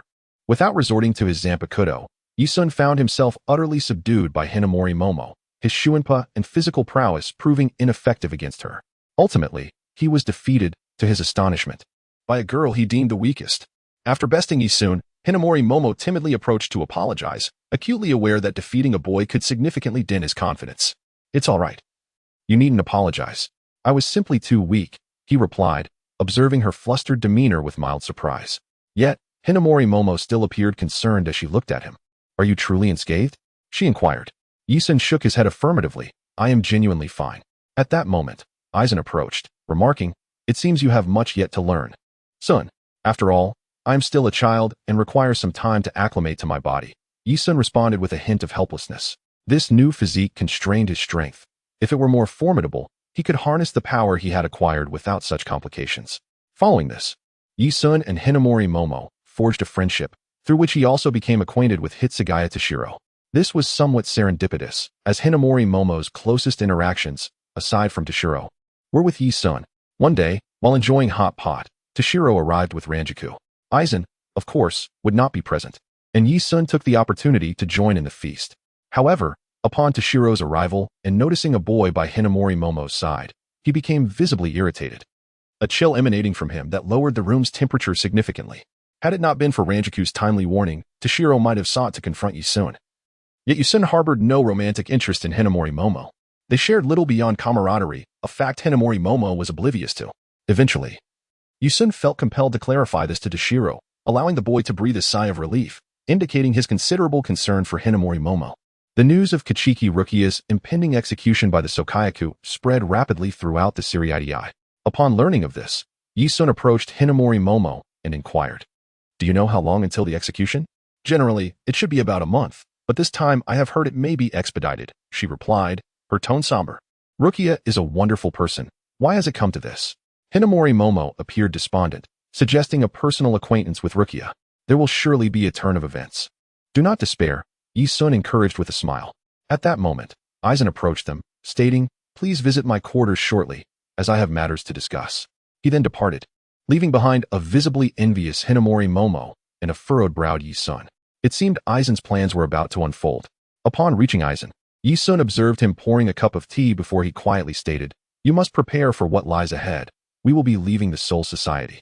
Aizen nodded, affirming, "Indeed, Hueco Mundo is where we ought to be. Remaining in the Soul Society is not conducive to our growth." "How long do we have?" Yi-sun inquired. Aizen, with a serene smile, replied, "In 25 days. It appeared he had over 20 days left to maneuver within the Soul Society. Following the third day from today, Kurosaki Ichigo would invade the Soul Society with his companions. Yi-sun had no means to seek out Ichigo in Reincarnated, nor did he possess any significant interest in when Ichigo would make his entrance. However, as a temporary member of the 11th Division, he was assigned a patrol duty. Through spiritual detection, many had noted an incursion into the Soul Society. The assailants' identities remained uncertain, but their presence was undoubtedly ominous. To mitigate potential threats, the entirety of the 11th Division combat unit was put on high alert. Alongside Ikaku, although Yisun had suffered defeat at Hinamori Momo's hands, his strength was recognized by Ikaku. A young man of notable prowess was certainly a reliable companion. Thus, Ikaku, and Yumachika scoured the Suriidii for any signs of the enemy. Ikaku exclaimed excitedly, "Once I find that guy, I'll make sure to tear him apart. The stronger, the better. Otherwise, it won't be enough for me." Observing Ikaku's enthusiasm for a confrontation with Ichigo, Yisun remarked, "What if you end up getting killed?" Ikaku shrugged dismissively, "Impossible. If he can kill me, it only means I was too weak." "Do I seem weak to you?" Yumachika instinctively nodded. "Indeed, quite weak." "What did you say?" Ikaku turned to him, and another argument was about to ensue. Yisun watched the two with a bemused expression, glancing skyward. It should be about time. Suddenly, a meteor streaked across the sky, crashing into the protective barrier of the Suriidii, and promptly split into four, landing in various locations. Witnessing this spectacle, Yisun smiled. "Finally. You've arrived. I thought you lot would delay for another day." One meteor landed directly before them, and as it dissipated, two figures emerged, one clad in black Shinigami garb. A high school student, while the other appeared quite ordinary. Upon seeing Ikaku, Yisun, and the others, the intruder turned and fled. Fully aware he stood no chance against them, Yumachika was the first to give chase. Facing Kurosaki Ichigo, Ikaku brandished his weapon, and Yisun followed suit, encircling Ichigo. "You are the Shinigami of this realm, correct?" Ichigo inquired, gripping the massive sword wrapped in bandages behind him.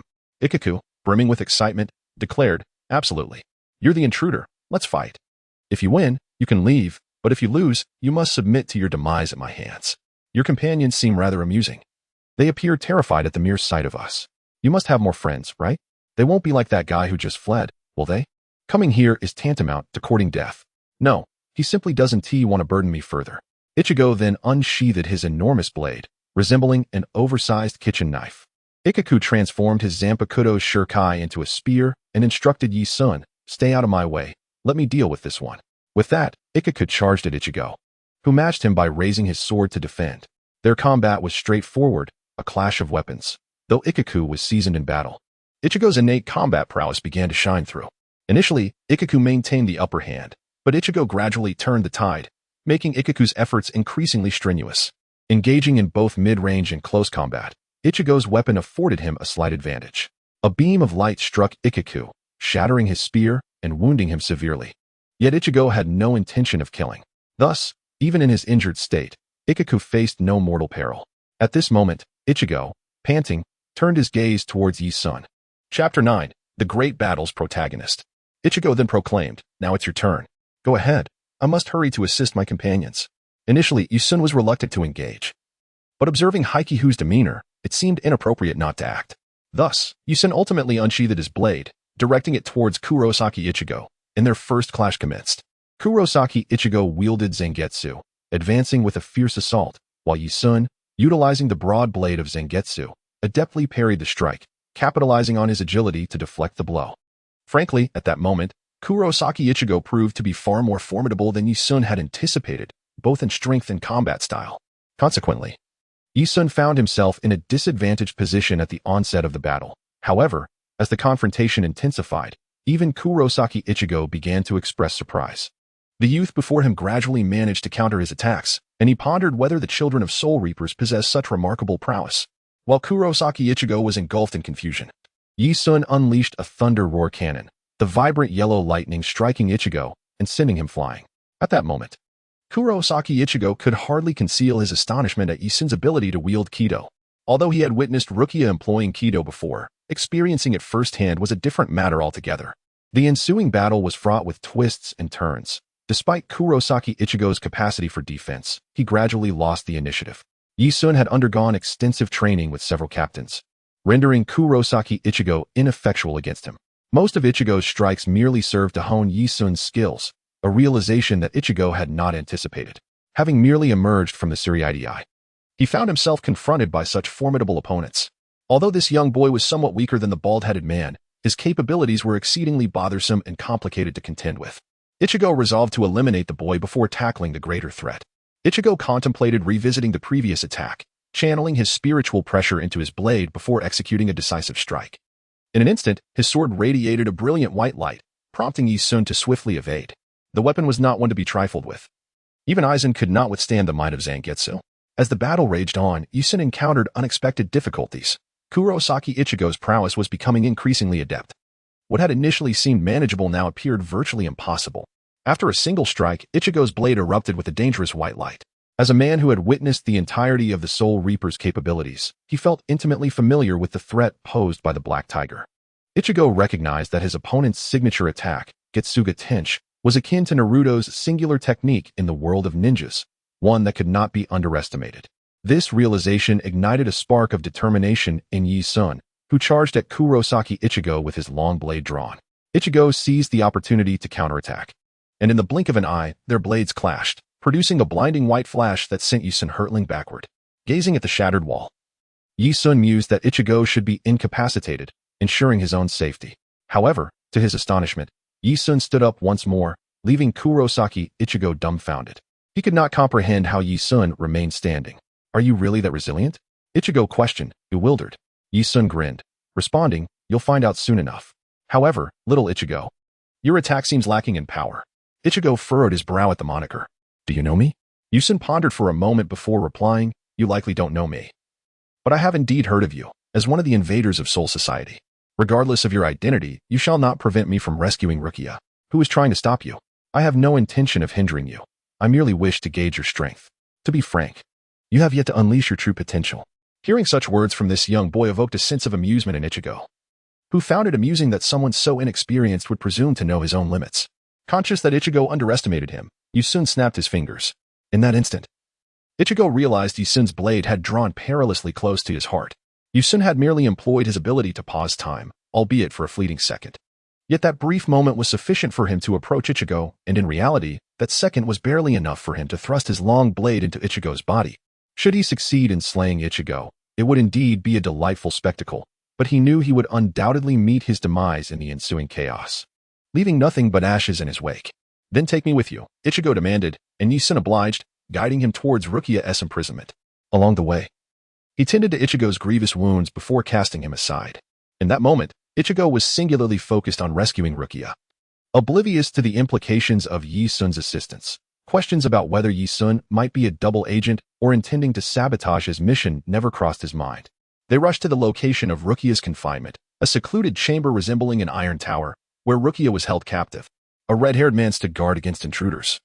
Turning to face Ichigo as he arrived, unsheathing his Zanpakuto, Ichigo recognized him as Rinji Abarai. "Rinji, I've entrusted this man who harmed Rukia to you. Do not let him escape," Yi-sun instructed, gesturing towards Ichigo before departing. Ichigo's gaze remained fixed on the adversary before him. Aware that he had been deceived yet ultimately led to the right place, he was compelled to save Rukia. After parting from Ichigo, Yi-sun ventured to the 5th Division, accompanied by Hinamori Momo. Upon witnessing Aizen's motionless form in the sky, all were taken aback. Why had Aizen perished in such a manner? Many questioned this, especially Momo, who recalled T-Show's previous words. "Jin Ikamaru must be the one who killed Captain Aizen," she declared, grasping her Zanpakuto and charging at Jin Ikamaru. However, fully aware of the unfolding events, Yi-sun had no intention of allowing Momo to recklessly throw her life away. After blocking Momo's attack, he advised Momo remain calm. Yet, Momo, blinded by vengeance, disregarded his words and initiated her Shurikai against him. If she were to strike Ikamaru, she might very well meet a swift end. At that moment, Yi-sun lacked the confidence to defeat Ikamaru, and he fell before Momo's onslaught within mere exchanges. Driven by rage, Momo lunged at Ikamaru with her blade. Fortunately, T-Shur arrived just in time, restraining her and commanding his subordinates to subdue her. "Thanks to you, we narrowly avoided a grave mistake," he remarked to Yi-sun. Suyun shook his head and said, "It's nothing. Perhaps she is a bit too dangerous for Aizen." This remark left Dong Shurlang momentarily stunned. What did he mean by that? Why would he say she was too dangerous for Aizen? After Aizen's demise, Yi-sun sought him out once more. Indeed, he had found Aizen again. Observing Yi-sun before him, Aizen smiled, surprised that it was he who discovered him first. "You should be aware, Uncle Aizen, that our Zanpakutos are of the same type." Facing the man, Yi-sun smiled and replied, "Then I am even more curious about your Bankai. I must see what kind of power it possesses." Chapter 10, The Pain of Hinamori. Speaking of Bankai, One must mention that Aizen had never utilized his throughout the entirety of his existence, leaving its true nature a mystery. However, there exists a possibility that Aizen's Bankai has, in fact, transformed into a hollow. This remains merely a hypothetical notion, for the true source of Ichigo Kurosaki's power originates from the hollow Aizen created. To forge such a formidable king of hollows, mere energy from the H-Gyoku alone would not suffice. A core was necessary. Aizen had begun gathering the souls of various Shinigami while creating this hollow, and this collection would not lead to their demise. However, it would leave them devoid of a certain power. According to established principles, Mangekyou lost this power, resulting in her inability to unleash her Bankai. Aizen aimed to create an unprecedented experimental subject, a Shinigami transformed into a hollow, an entity of unparalleled nature. He was destined to use himself as a subject, transferring his inherently terrifying spiritual pressure onto that hollow. Yet, contemplating this notion is quite unsettling. If true, Aizen's Bankai could be more potent than one could imagine, and his true strength might have already surpassed that of the Captain Commander. Setting aside these unrealistic musings, Yusin turned to Aizen and inquired, "What shall we do next?" Aizen smiled and replied, "For now, simply observe. Watch as the subsequent events unfold." That very night, Hinamori Momo escaped from prison, compelled to do so by the secret letter Mangekyou had handed to her after Aizen's death. Additionally, she received news that several individuals who invaded Soul Society had already been captured. On that night, Yusin sought out Dong Shilang, who was anxiously preoccupied with pressing matters. He and Mangekyou were listening to intelligence regarding Hinamori's prison break, and Dong Shilang was deeply concerned for her, stemming from their unique bond. The arrival of Yusin disrupted Dong Shilang's thoughts, prompting him to ask, "What brings you here?" In response to Dong Shilang's inquiry, Yusin stated, "Are you not contemplating Hinamori's situation? I know her current status. If you wish to rescue her, it would be best to act swiftly." Upon hearing Yusun's words, Dong Shilang's expression grew grave, and he sheathed his sword and rushed outside. Since childhood, Dong Shilang had harbored innocent feelings for Hinamori and the entire Soul Society. Only she referred to him as Shiro-chan. After learning of Hinamori's escape, Dong Shilang's first thought was to find her. He knew she would not have fled without reason. She must be seeking revenge against Ikamara Jin. From previous encounters, it seemed as though he was the puppeteer orchestrating everything. Thus, Hinamori would undoubtedly pursue Ikamara Jin for retribution. Dong Shilang was acutely aware that Hinamori would never be a match for Ikamara Jin, who was exceedingly cold-blooded. If a confrontation ensued, he would certainly kill her. Consequently, Dong Shilang resolved to find Hinamori before it was too late. Soon, he located Ikamara Jin within the 3rd Division. Just as Dong Shilang drew his Zanpakuto, preparing for battle, Hinamori descended from the sky, positioning herself in front of him. Witnessing the scene left Dong Shilang utterly astonished, although he did not understand why Hinamori was there. He felt immense relief at having found her. "Finally, I've located you. I never expected to see you here." Then, Hinamori uttered something that bewildered Dong Shilang. "This is the 3rd Division. Why would you say you were searching for me?" However, at that moment, he could not engage in idle chatter with her. The priority was to confront Ikamara Jin. Dong Shilang urged Hinamori, "Step back. You are no match for him." Yet, before he could finish his sentence, Hinamori pointed her blade at him. This unexpected turn left Dong Shilang speechless. It appeared the person she sought was not Ikamara Jin, but rather him. But why? What had transpired with Hinamori? "What are you doing?" he demanded. With tears streaming down her face, Hinamori replied, "Stop pretending. I know all about your schemes. Aizen-sama revealed everything to me, and this is all your fault. Why did you do this?" The scene before Dong Shilang rendered him incapable of thought. What on earth had happened? The root of all this turmoil stemmed from when Mangekyou had handed him Aizen's letter while he was confined in prison. The letter unveiled the true secret behind Rukia's death sentence. In Soul Society, only special criminals warrant the use of dual powers. This equates to the destructive force of 1,000,000 Zanpakuto, and when unleashed upon a Shinigami's body, the power amplifies tenfold. The true mastermind's objective was to harness Rukia's dual powers to obliterate the entire Soul Society. And the name of the true culprit inscribed in the letter was none other than T-Shur Hitsugaya. As Hinamori disclosed all the secrets, Dong Shilang's expression was one of utter confusion. He had merely been staying at home. How had he become the greatest villain in Soul Society? Had there been a mistake? This was certainly a misunderstanding. Initially, Aizen had orchestrated all of this, and if that were the case, the final enemy could not be him. But why would he do such a thing? After all, the letter clearly stated that if he were to be killed, only Vice Captain Hinamori could take his place to prevent Dong Shilang from being harmed, which was precisely why Hinamori was so resolute at that moment. Yet now, with a blade pointed at Dong Shilang, Hinamori felt as though her heart were being cleaved in two, tears incessantly flowing. Deep down, she could not believe Dong Shilang could commit such an act. but the evidence before her indicated he had indeed harmed her beloved Aizen-sama. It was because of Dong Shilang that everything had come to this, and if she were to eliminate him, then everything would come to an end. At that moment, Yi-sun also arrived, and witnessing this heartbreaking scene was agonizing. However, he was not part of their group. His intention in drawing Tisho Hitsugaya there stemmed purely from the care Hinamori had shown him in recent days, leading him to develop a fondness for her. He wished to resolve the situation swiftly, ideally preventing Tisho from inflicting harm upon Hinamori, as that would be utterly cruel. In this moment, Hinamori wept, reciting the contents of the letter while swinging her Zampakuto at Tisho. Who has framed me? Was it Aizen? However, he is already deceased. If not Aizen, then who could it be? At this moment, Toshiro Hitsugaya's gaze shifted to the man beside him, who wore a serpentine smile, Jin Ikamaru. Could it indeed be this fellow? As Hitsugaya and Ikamaru exchanged glances, Yoruchi rubbed his forehead, lamenting the unfortunate fate of being Aizen's scapegoat. Jin Ikamaru, the best actor, had managed to remain undercover for so long without being discovered by Aizen, purely because Aizen wished to see just how far Ikamaru could go.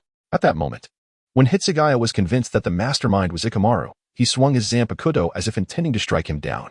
Yet, in that instant, the already irrational Hinamori Momo raised her Zanpakuto and charged at Toshiro. However, as a mere lieutenant, her strength was no match for Hitsugaya, who effortlessly knocked her to the ground. Though it was unintentional, Hitsugaya still expressed his apologies to Hinamori. Upon seeing her sprawled on the ground, beads of sweat trickled down his forehead. He truly did not wish to confront her, let alone harm her. The only reason she fell was due to her emotional turmoil. From the back, Ikamaru interjected with a cruel remark.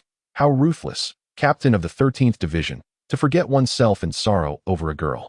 Why must you strike so? Hearing Ikamaru's taunt, Hitsugaya bristled. If he was not mistaken, everything was orchestrated by this man before him. Ikamaru was the ultimate enemy, the one who had harmed Hinamori. With his focus now locked on Ikamaru, Hitsugaya resolved to sever this man with a single stroke. The two were regarded as the foremost powers within Soul Society, each possessing extraordinary talents. Hitsugaya leaped high into the air, swinging his sword downwards. Ikamaru merely gripped his Zanpakuto with both hands, using it like a staff to block Hitsugaya's attack. Their expressions were starkly contrasting, one filled with rage, the other with ease. Yoruchi, observing from the side, remained curious about the outcome of this clash. After all, both had shown exceptional prowess throughout the story, yet Ikamaru met his demise far too early. In terms of combat, it appeared that Hitsugaya was at a disadvantage, given that Ikamaru was considerably older. Nonetheless, Ikamaru was also holding back. Their battle was a back-and-forth exchange. Whenever Ikamaru's blade neared Hitsugaya, Hitsugaya would promptly deflect it and counterattack. In terms of the intensity of their counterattacks, Hitsugaya seemed formidable. As they created distance, Hitsugaya unleashed his spiritual pressure, a forceful wave characteristic of a captain. In this clash of spiritual energies, Ikamaru's arm appeared to sustain some damage. But upon tearing off the sleeve, it revealed only a minor tear in his clothing. Upon realizing the damage to his attire, Ikamaru adopted a more serious demeanor. He brandished his divine spear and charged towards Hitsugaya. The spear's blade flickered in a myriad of flashes, as it possessed the ability to contract. Each shot and successive strike bore immense spiritual pressure and unparalleled speed. To the onlookers, it seemed as though he was battling against a multitude of swords simultaneously. From Yoruchi's perspective, Ikamaru's Zanpakuto twitched grotesquely in his grip. This particular technique performed admirably within the game, utilizing the spear's inherent contraction ability to unleash rapid-fire projectile attacks.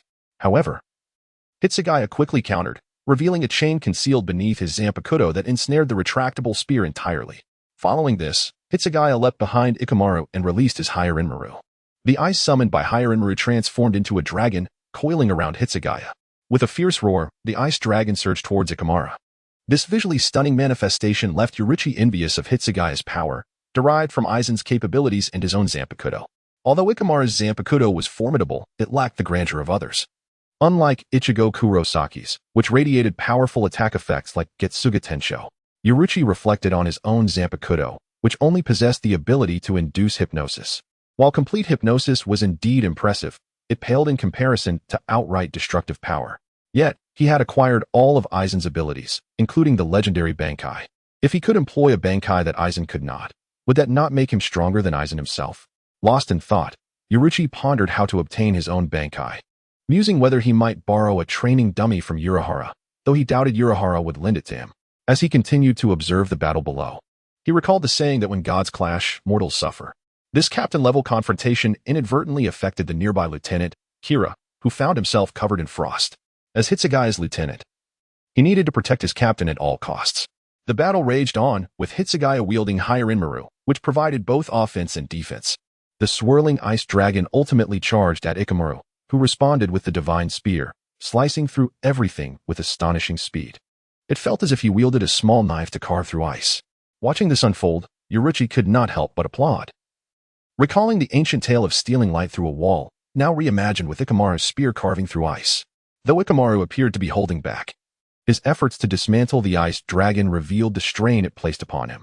After shattering the ice dragon into fragments, Hitsugaya swiftly closed the distance to Ikamaru, ensnaring him with the chain from his Zanpakuto. It seemed Ikamaru had lost much of his capacity for resistance.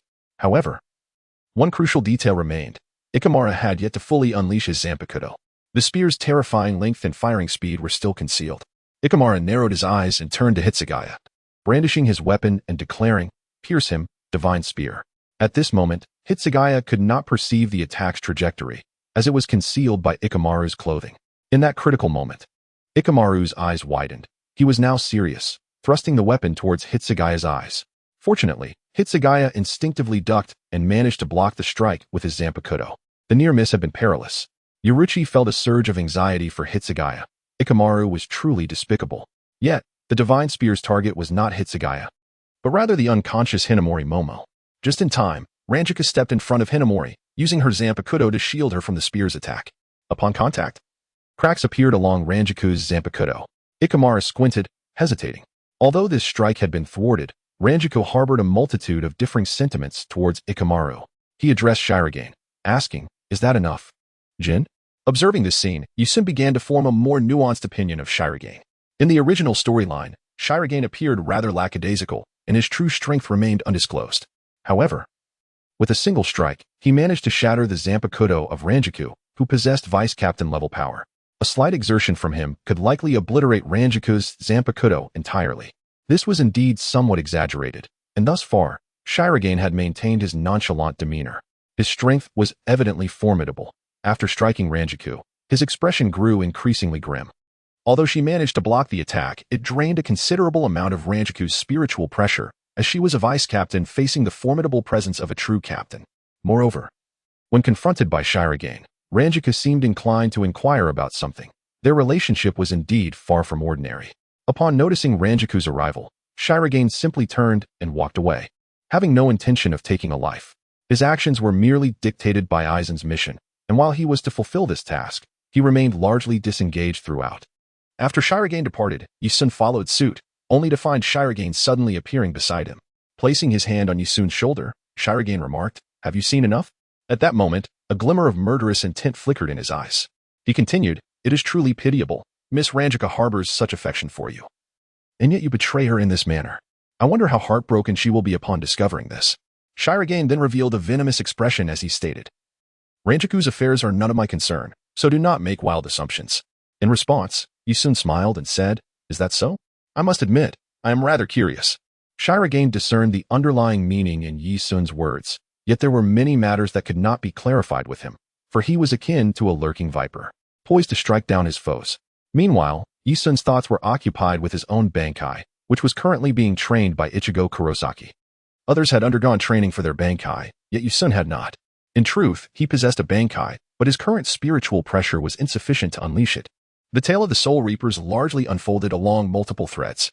At this moment, Ichigo was engaged in secret training with Urahara.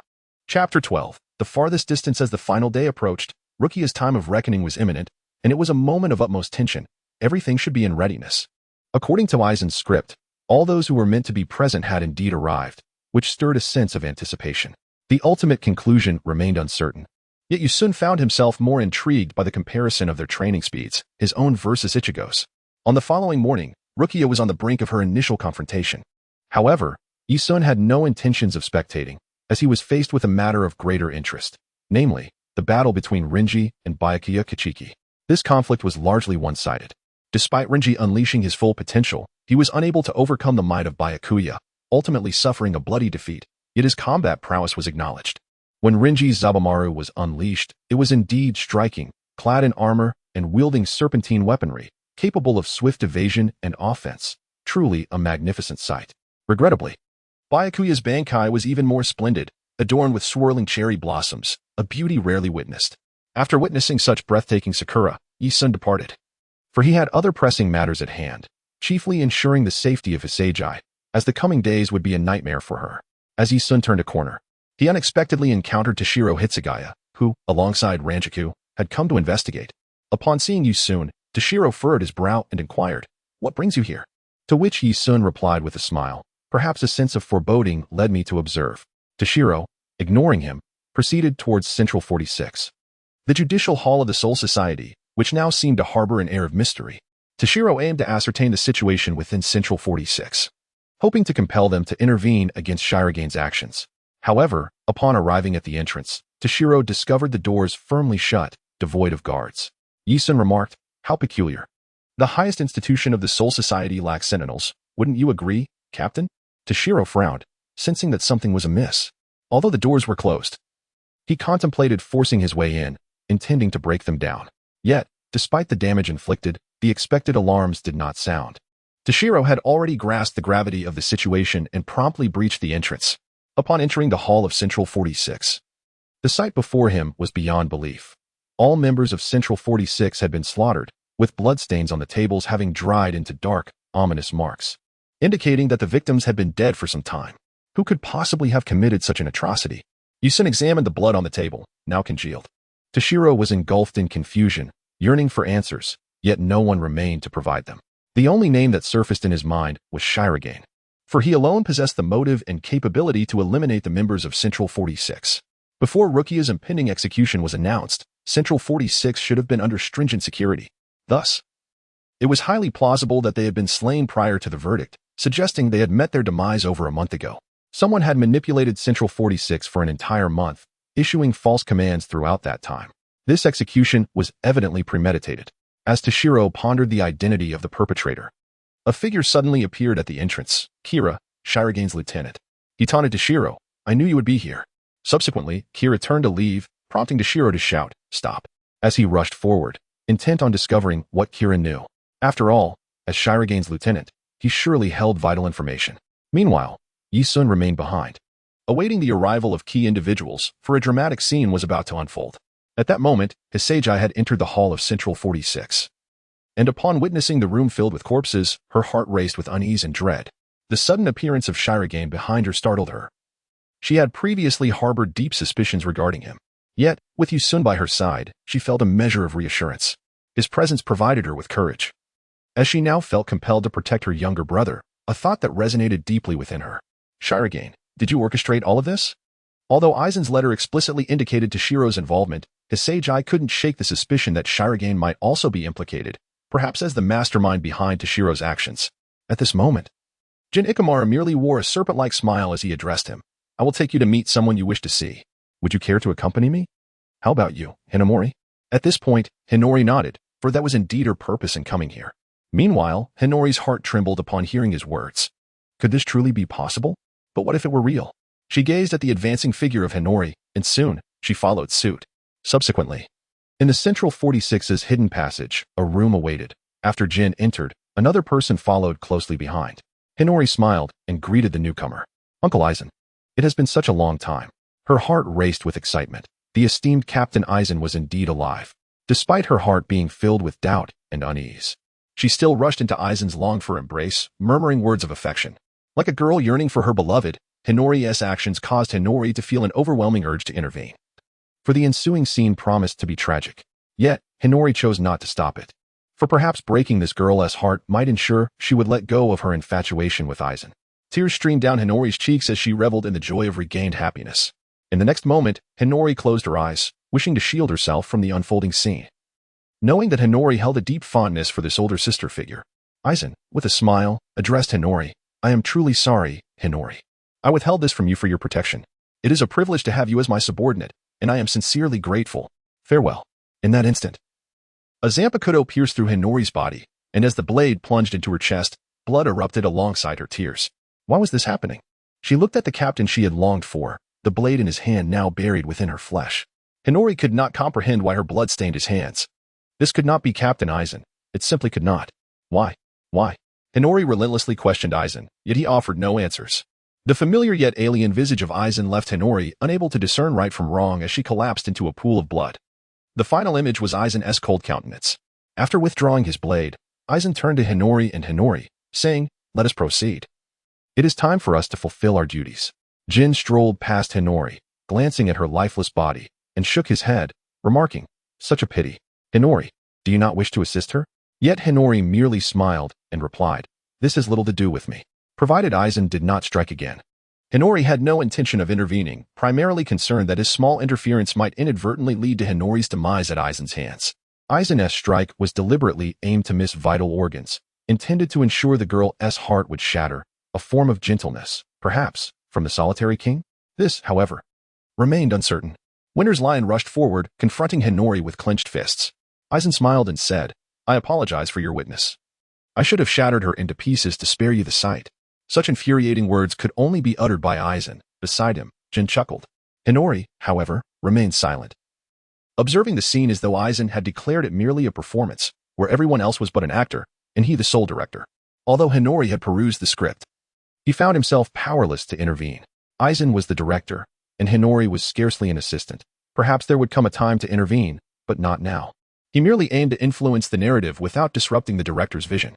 At this moment, Winter's Lion was consumed by rage, demanding answers from Aizen. "Why? Hinori trained tirelessly out of admiration for you, aspiring to be your vice captain. Why must you slay her?" Aizen replied with a smile, "I fully understand. It was her admiration that made me appoint her as my vice captain, for such individuals are easily manipulated." Aizen's words struck Winter's Lion like a thunderclap. He had not anticipated that Aizen's intentions towards Hinori were purely exploitative and utterly cruel scheme.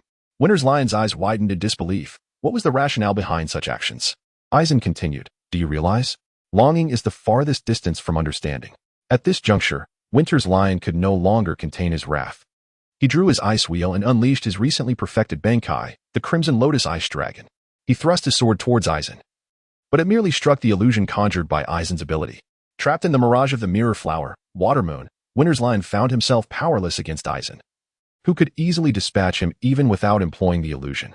Encased in ice, Winter's Lion advanced rapidly towards Aizen, emanating an icy aura that froze all in his vicinity. The sheer force was mesmerizing. Reflected in the ice, Aizen's figure stood with his back turned. When Winter's Lion finally reacted, Aizen's blade found its mark in his abdomen, severely wounding him. Winter's Lion fell into a pool of blood without contest. Aizen refrained from a finishing blow, merely instructing Jin, "Now, dispose of them." Jin, with a resigned smile, acquiesced.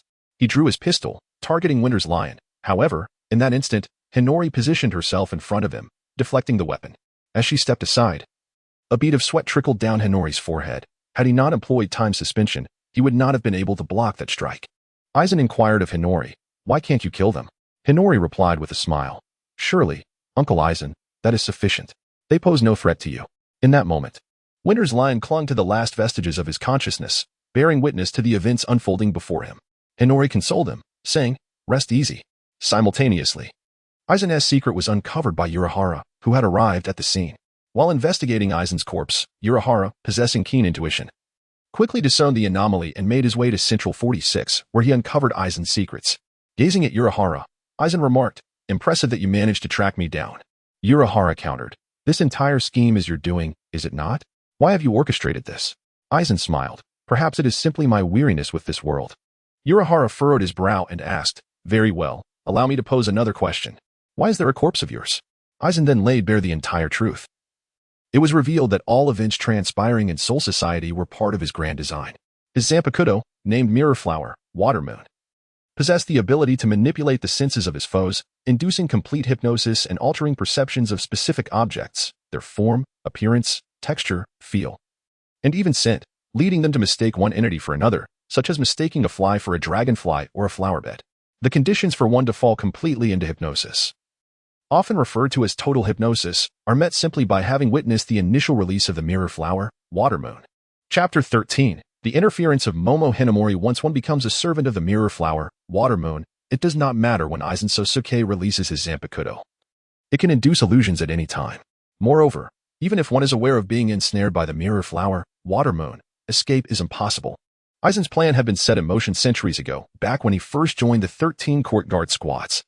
He initially showcased his power under the pretense of demonstrating his strength, employing hypnotic rituals to bestow the power of the Mirror Flower. Water Moon upon the captains and lieutenants of the Soul Society. For hundreds of years, his schemes have been unfolding in anticipation of this very day. Aizen did not hesitate to unveil his entire plan to Momo Hinamori, including the assassination of Captain Kain Shiba, the rearrangement of all the lieutenants, and the transfer of Rinji Abarai to Squad 6. After eliminating members of the Central 46, he disseminated false orders throughout the Soul Society.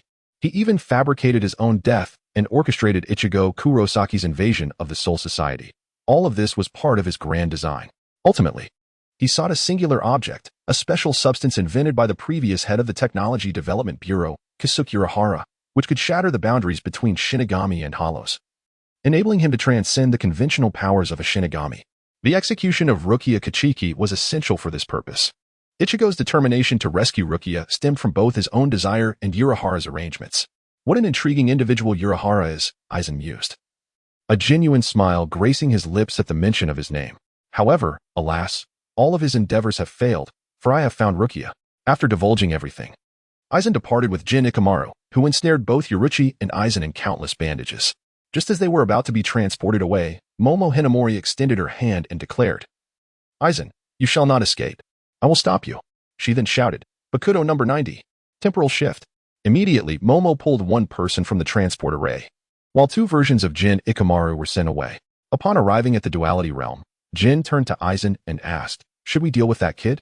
Aizen simply smiled and shook his head, replying, "No need to concern ourselves with him. Trust that he will handle matters swiftly."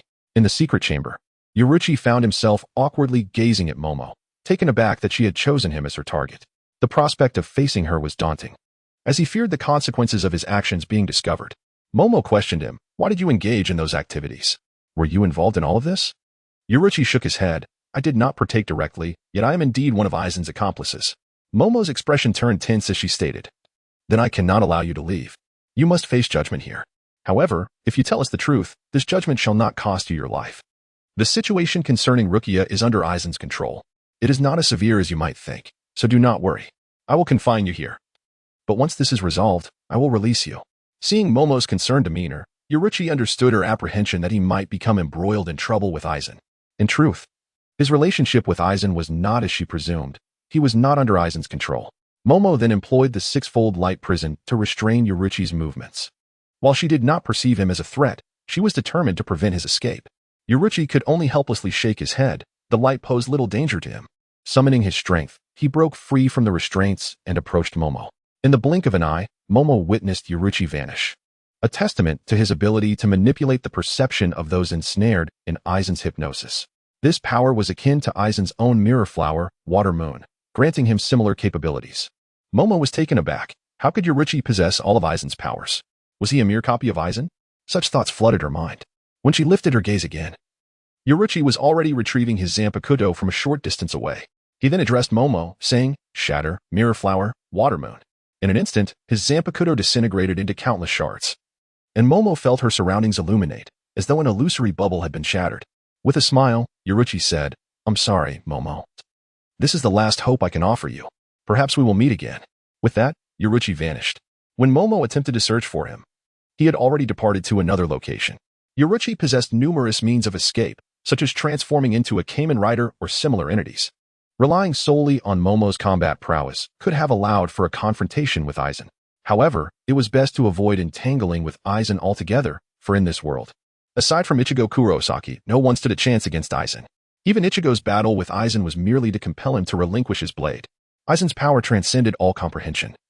His consciousness, knowledge, and everything about him were extraordinary. After Yoruichi's departure, Momo felt a surge of frustration. The failure to retain Yoruichi was her greatest regret. She could not allow him to follow Aizen down a dark path. Consequently, Momo commanded her lieutenant, Toshiro Hitsugaya, to utilize Kid and broadcast a message throughout the Soul Society. Aizen was the mastermind behind it all the nefarious deeds were his doing. This proclamation reached the ears of all captains, halting their battles as they began to mobilize against Aizen. However, against Aizen, they were powerless. His strength was beyond their wildest imaginations. As Aizen arrived at the Duality Realm, Rinji Abarai was fleeing with Rukia, while Ichigo Kurosaki was engaged in combat with Byakuya Kachiki. Rinji needed only to escape with Rukia to secure her salvation. Yet, two figures emerged to block his path, familiar figures, including Aizen. Did Aizen also come to intercept him? Renji was unaware that Aizen had already perished. Drawing his sword, Renji confronted Aizen, but just as he was about to urge Aizen to retreat, he was suddenly bombarded with accusations of Aizen's crimes. Anger surged within Renji as he exclaimed, "So it was you behind all of this, Aizen?" Aizen smiled slightly and replied, "Indeed, it was I, but what of it?" In response, Renji, fueled by rage, unleashed his Zanpakuto upon Aizen, yet Aizen effortlessly deflected his attack with a single hand, tearing Renji's weapon into fragments. "How weak," Aizen taunted. "Allow me to show you what true power entails." Immediately, Aizen waved his hand casually, unleashing a formidable force that struck the figure before him, Renji. The impact severely wounded Renji, causing him to collapse onto the ground. He struggled to rise, refusing to relinquish his hold on Rukia. In that moment, he could not bear the thought of letting her fall into Aizen's hands. Yet, it was evident that he lacked the strength to contend with such a monstrous foe. Aizen's power was beyond comprehension. At that moment, Janikamaru, standing nearby, prepared to finish off Renji, but a figure interposed itself in front of him. It was Ichigo Kurosaki, who, with the assistance of the Hollow, had hurried over after defeating Byakuya Kachiki just in time to witness this dire scene. He could not allow harm to befall his comrade. With determination, Ichigo stood before Renji and remarked, "How weak you are. Just when I was on the verge of defeating these foes, you falter here." Initially enraged by Ichigo's taunt, Renji soon lowered his gaze and replied, "Do not underestimate him. He is incredibly strong." Ichigo, exuding confidence, responded with a smile, "Don't worry, leave it to me. Having already defeated one captain, I am sure I can overcome the others." In an instant, Ichigo vanished, his speed astonishing. Ichigo's Bankai allowed him to concentrate all his spiritual pressure, augmenting his physical strength and enhancing his speed beyond imagination. As Ichigo's form disappeared from Renji's sight, Renji still harbored a glimmer of hope that he could defeat him. However, in the next moment, Aizen merely extended a finger and effortlessly blocked Ichigo's blade. The strike barely grazed Aizen's skin, a testament to his terrifying strength. Ichigo could hardly believe his eyes. How could a mere finger thwart his attack? Just then, a shocking event unfolded. Aizen inflicted a deep wound on Ichigo's side, having not only parried his strike but also retaliated with a swift cut. Ichigo was left bewildered, unable to comprehend how such formidable power could exist. Who was this person? Aizen addressed Ichigo, stating, "Your current strength is still inadequate. Grow stronger, and when you are ready, come to challenge me. I await the day you can match my power." Ichigo stood frozen, grappling with disbelief at the existence of such a creature. Yet, just as Aizen turned to leave, Ichigo seized his ankle, for Aizen's target was none other than Rukia. He would not allow her to be harmed. Filled with rage, Ichigo questioned, "Why? Why is all of this happening?" Aizen smiled cryptically. "You seem quite curious, Ichigo." The relationship between Aizen and Ichigo was fraught with ambiguity, and it only deepened in that moment. Aizen then brushed Ichigo aside and approached Rukia, continuing, "Many years ago, both Urahara Kisuke and I sought a method to transcend the limits of Shinigami and Hollow. There must exist a way to break the boundaries between them and attain a higher dimension of power, a power we refer to as the H-Gyoku. The H-Gyoku can shatter the barriers between Hollows and Shinigami, a discovery made by Urahara Kisuke." Aizen revealed that Urahara had placed the H-Gyoku within Rukia's body, but it was safeguarded by an outer layer. To breach this protection, one required the dual powers of both Shinigami and Hollow. A plan Aizen had meticulously devised for a long time, only to have it thwarted by Ichigo's interference. As Aizen drew near to Rukia, she, still clinging to Renji, attempted to resist, but Aizen's oppressive spiritual pressure rendered her immobile. Even Ichigo found himself unable to act, both of them awestruck by Aizen's overwhelming power. The mere release of his spiritual pressure instilled a paralyzing fear, leaving Rukia terrified, her mouth agape in a futile attempt to speak. But no words emerged. The weight of Aizen's presence was too great. Then, a large dog captain appeared to intervene, but Aizen merely waved his hand, summoning a black coffin that instantly obliterated the creature with terrifying ease. Next, Aizen seized Rukia and crushed an object, remarking, "Perhaps Urahara Kisuke never anticipated that his technique could extract the H-Gyoku without harming the original body. What an intriguing individual, always meticulous in his endeavors." Surrounding Aizen, green pillars began to rise, transforming his arm into a grotesque green appendage, though only one arm was affected. He reached out to Rukia, and a gaping wound opened on her body, extracting the H-Gyoku from the depths of her soul, rendering her eyes vacant and unfocused. The object revealed was a small glass sphere, seemingly fragile, yet it was the very object Aizen sought. Aizen carelessly discarded the soulless Rukia, proclaiming, "I did not expect Urahara Kisuke's technique to allow for the extraction of the H-Gyoku without injury to the host. Truly, I am surprised. Now, Jin, eliminate her. Jin drew his Zanpakuto, responding with a hint of exasperation. What a hassle, Captain Aizen. He aimed his blade at Rukia, declaring, fire, God gone. The projectile shot forth like a bullet, poised to strike Rukia, devastating despair flooding the hearts of both Rinji and Ichigo. Just then, a figure leaped forward to intercept the attack, Byakuya Kachiki, who used his own body to shield Rukia. The bullet pierced his flesh, but he succeeded in protecting her, while Aizen swiftly distanced himself using Shuinpa. Witnessing this, Jin smiled, and soon a multitude of captains surged toward the scene. Aizen found himself cornered by Yoruchi and Soifin. While nearby, Yukitake was ensnared by Mangekyou, and even Kiraku was captured by his allies. Observing this, Jin remained unfazed, stating, "It seems, Captain Aizen, that we might be at an impasse." Aizen, with a calm demeanor, replied, "It appears so." Yoruchi then declared, "Your plan has failed, Aizen." Yet, in the next moment, a brilliant golden light illuminated the sky, enveloping Aizen and his three subordinates, rendering the captains unable to capture him. Aizen, shrouded in golden light, departed. While Yoruchi attempted to pursue him, the captain commander ordered, "Do not follow. That golden light is a means of retreat for hollows, an invincible technique." The fact that it was utilized by Aizen signifies that he is indeed a companion of the hollows, indicating his dominion over Hueco Mundo as its ruler. The onlookers gazed at Aizen in shock, with several captains casting bewildered glances in his direction. Yukitake, unable to contain himself, inquired directly, "Aizen, what are you planning?" In response, Aizen crushed his own glasses, adjusting his hairstyle so that it swept back into a grand pompadour. He addressed the assembly, "Humans are not born to dwell in the heavens. Nor is the Soul King. I shall ascend to that realm." As Aizen departed, Yi Sin made his entrance, witnessing Aizen enveloped in a radiant golden light. With an air of resigned apology, he addressed the crowd, "I sincerely apologize for my tardiness." In response, Soifin charged at Yi Sun, forcefully pinning him to the ground, stating, "You need to keep quiet, kid. Since Aizen has fled, you shall remain here obediently." At that moment, Yi Sun could only offer a wry smile. Fully aware of his own limitations, surrounded by such formidable figures, he found himself unable to retort, especially with the captain commander observing the scene, rendering the situation rather awkward. Fortunately, at that instant, a figure descended from the heavens, Ulquiorra. His formidable presence quickly intimidated the surrounding captains. Without delay, Ulquiorra seized Yi Sun, leaving the onlookers in shock at his appearance. What is this? Why does a hollow reveal its face? They pondered, as hollows were known to wear masks, concealing their true visages. It was imperative to thwart them, and thus the captains coordinated their efforts. Yi Sun extended his hands. Though this maneuver would impose considerable strain on his body, he had no other choice. He uttered a single word, Kanketsu. However, this technique merely served as a defensive form of Kido. How could he possibly possess the strength to repel all the captains? Moreover, this was executed by a mere child. After employing Kanketsu, blood began to seep from Yi Sun's body. Ulquiorra promptly lifted him, noticing that Yi Sun was in dire condition, with blood trickling from the corners of his eyes, ears, and mouth. The toll of using Kanketsu was immense, exacerbated by the spiritual pressure exerted by Aizen.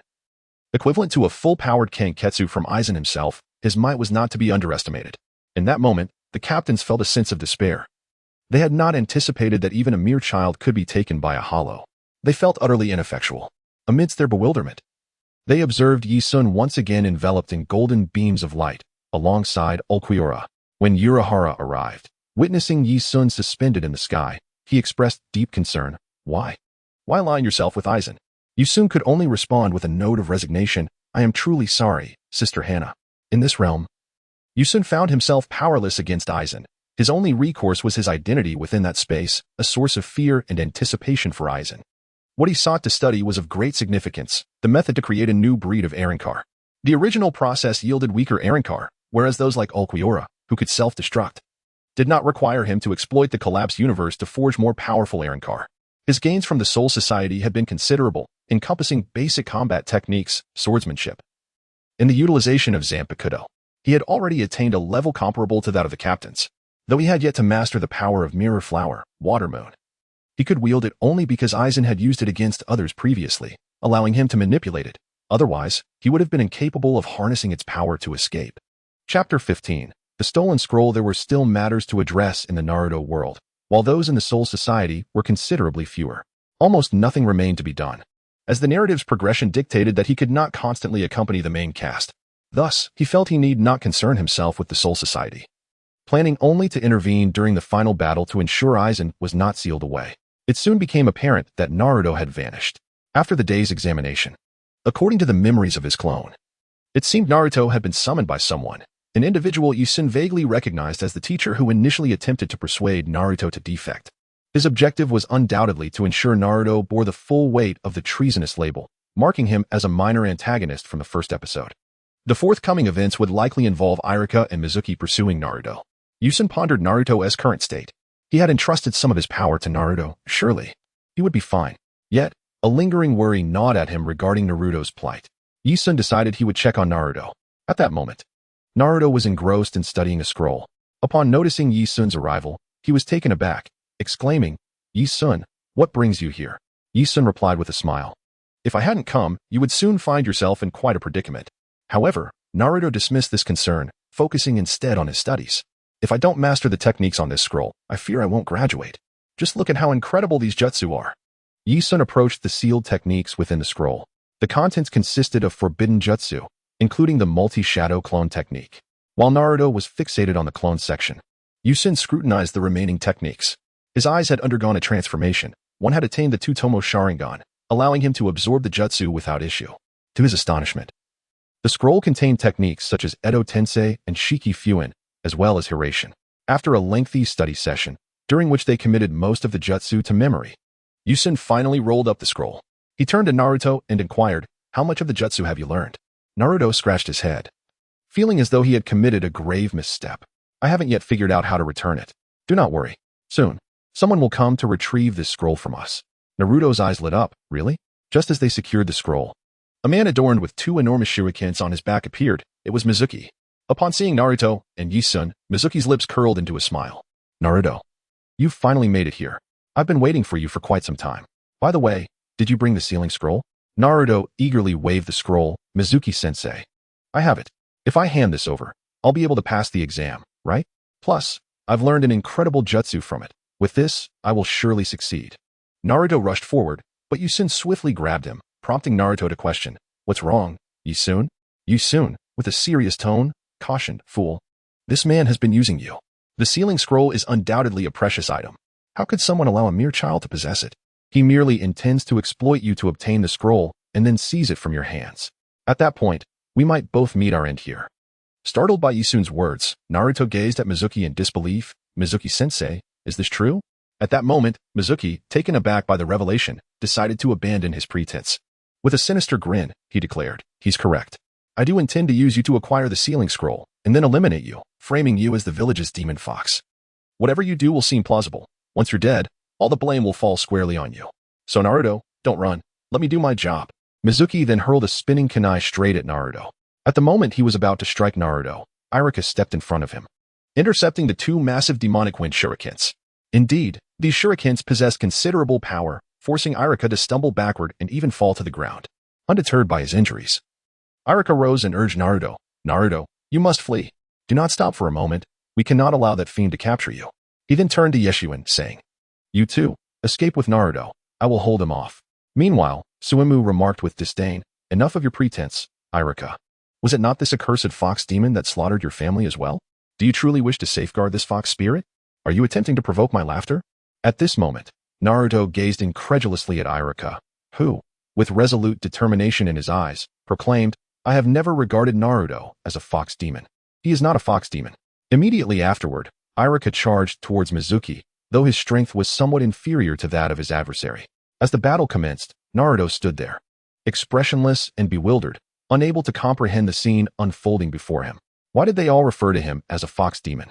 Could it be that he was indeed mistaken? At this moment, Naruto was engulfed in profound regret, while Yeshuen merely supported him, guiding him to flee to the side. After all, he had no pressing matters at hand. And with the Hokage nearby, should an unforeseen event arise, the Hokage would undoubtedly rush to their aid. Meanwhile, Naruto turned to Yeshuen and inquired, "Yeshuen, do you truly believe that I am a fox demon?" Yisun retorted to Naruto, asking, "Do you consider me a villain? A wretched soul possessing the power of the Sharingan?" Naruto shook his head and cast a sidelong glance at Su-Yun, saying, "Isn't that sufficient? You have committed no crime. Nor have I. Why concern ourselves with the perceptions of others? Perhaps we are overthinking this. We should simply focus on being ourselves." Nevertheless, despite his words, Naruto remained burdened by an invisible armor of anxiety. The disdain of the villagers had always weighed heavily upon him, leaving him perplexed as to the reason behind it. Yet today, he seemed to grasp a deeper truth. He felt akin to the legendary nine-tailed fox, perceived as an object of disdain. This, however, was not his desire. All he yearned for was to coexist harmoniously with everyone. Was there truly no way to alter this reality? After shedding the entanglement of Irika, Mizuki continued to pursue the two fleeing spirits. His speed surpassed that of Yeshuin and his companions, swiftly bringing him to Yeshuin's rear, where he gazed upon Naruto, who was clutching the scroll. Without hesitation, Mizuki brandished the wind shuriken in his hand and charged towards Naruto. Observing this scene, Yeshuin hurriedly positioned himself in front of Naruto. The moment the weapon drew near, he intended to utilize time pause to deflect it, employing his Sharingan to trace Mizuki's movements. However, in the next instant, a figure interposed itself before Yeshuin. It was Irika. Irika directly used his body to shield against the incoming wind shuriken. At that moment, Yeshuin was rendered speechless. Gazing at the kneeling Irika, Naruto was left in a state of shock. Previously, when Irika mentioned that he was indifferent to the fact that Naruto was a fox demon, Naruto had harbored some skepticism, considering Irika's stern demeanor at school. Yet, it was evident now, his teacher, Irika, had indeed placed himself in harm's way to protect him. Could this not serve as undeniable proof?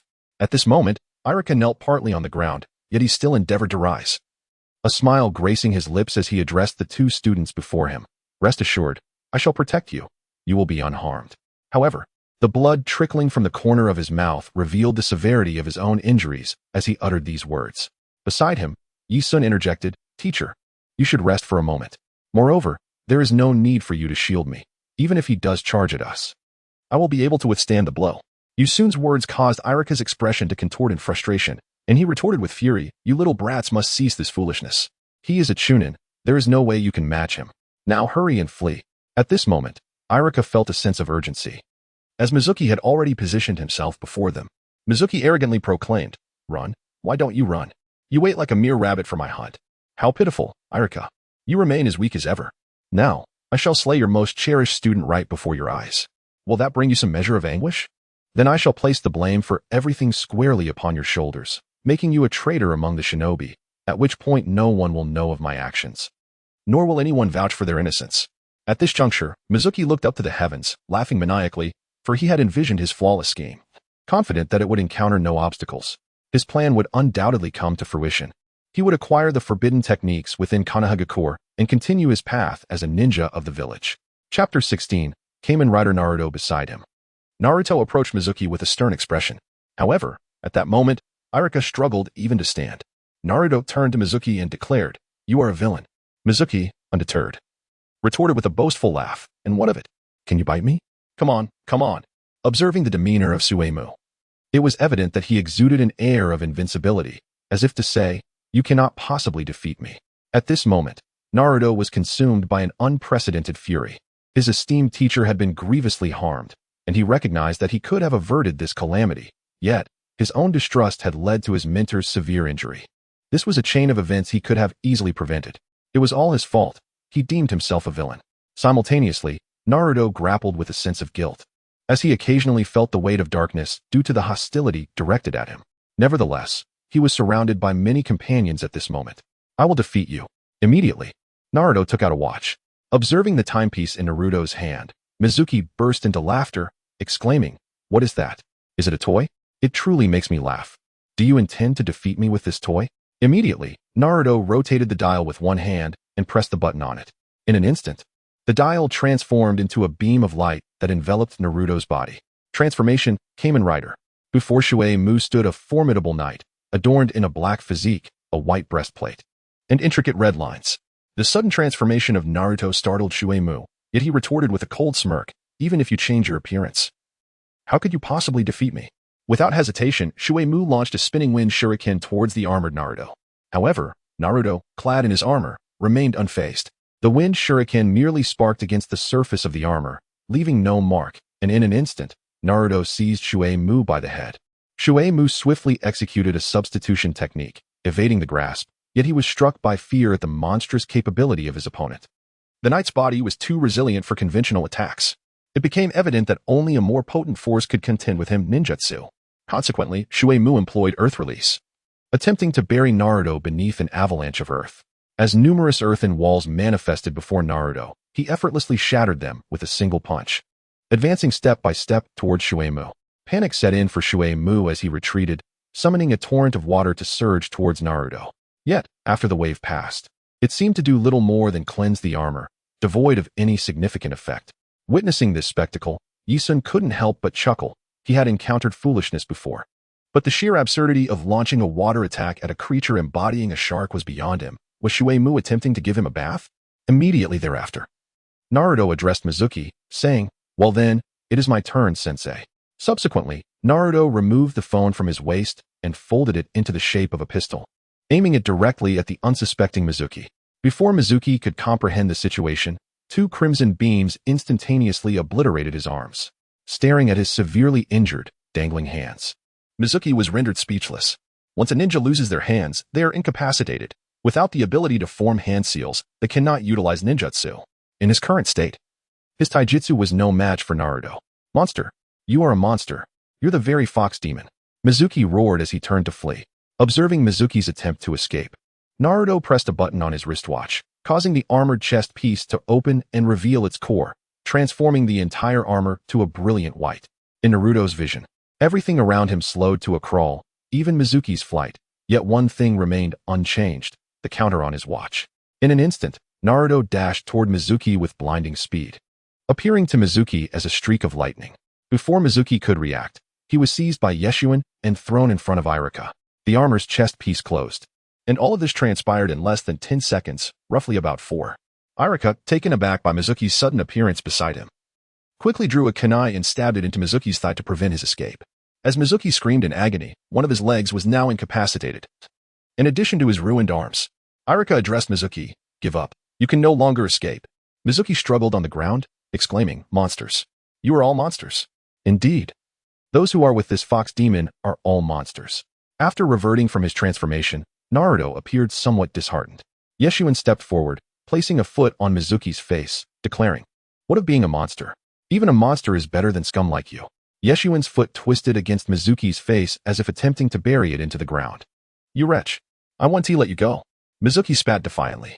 However, Yeshun replied, "Do you believe you still have the chance to speak? You are a condemned man."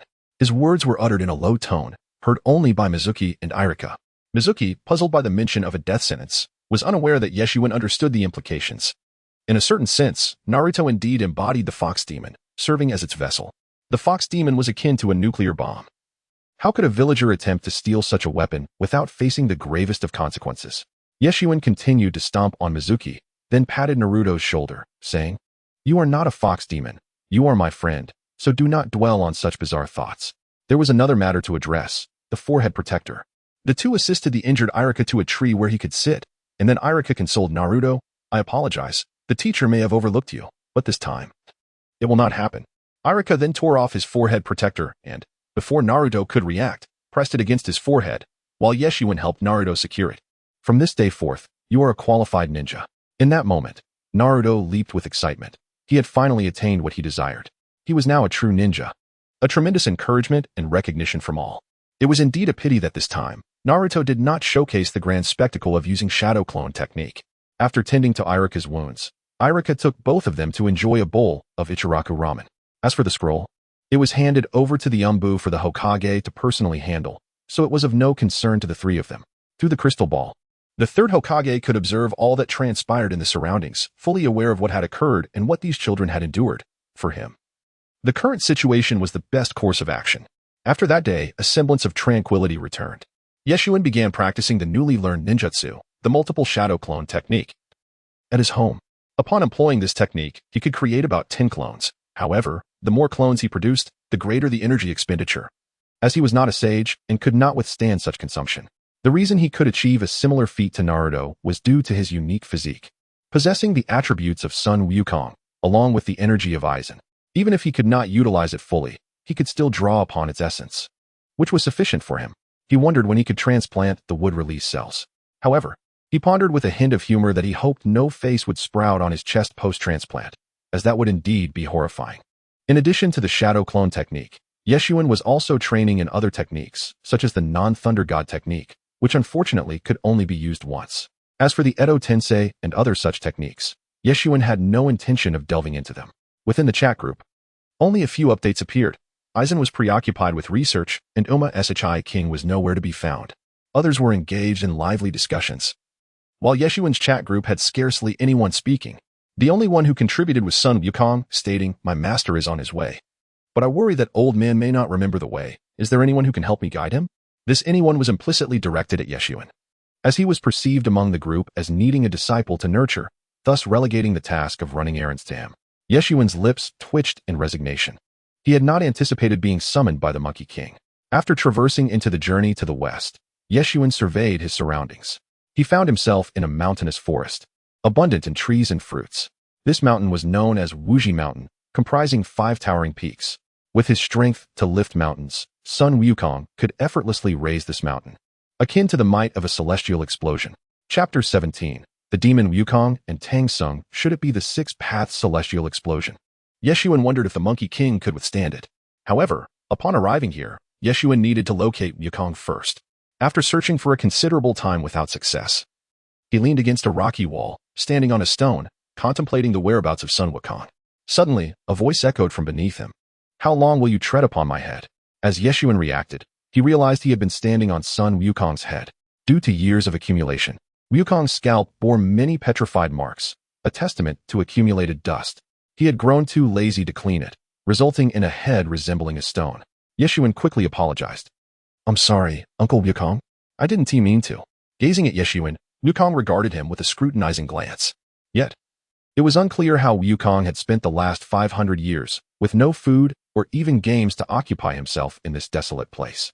The thought of being trapped beneath the 5 Elements Mountain for 500 years without the ability to play games or use a phone was unbearable.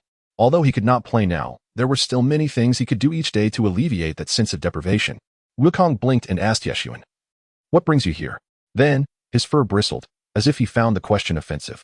Subsequently, Sun Wukong shot a glare at Yi Sun and remarked, "I do wish to relieve myself, but it is unnecessary. Each day, I consume the essence of bronze and the courage of iron, which sufficiently nourishes my being. Ordinary food would indeed compel me to seek the restroom." This made sense, considering that Sun Wukong was born from stone. Akin to a mineral that requires iron and similar ores to sustain itself, mere fruits like peaches would not suffice to nourish him. However, food imbued with spiritual energy, such as the heavenly peaches or the dragon's liver and phoenix's gall, would be adequate, though such delicacies were certainly not intended for him. Yi Sun pondered for a moment and inquired, "So, it seems the Buddha has your best interests at heart." Upon hearing this, Sun Wukong erupted in fury, exclaiming, "That old man, Shakyamuni, has he truly cared for me during my 500 years beneath the 5 Elements Mountain?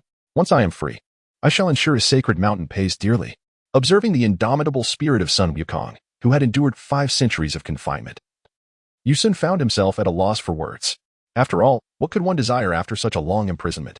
Yi Sun attempted to strike the nearby stone wall with his weapon, the soul-cutting blade, but the stone was as unyielding as adamant, merely producing a few sparks. Sun Wukong then remarked with exasperation, "Your feeble weapon is of no use.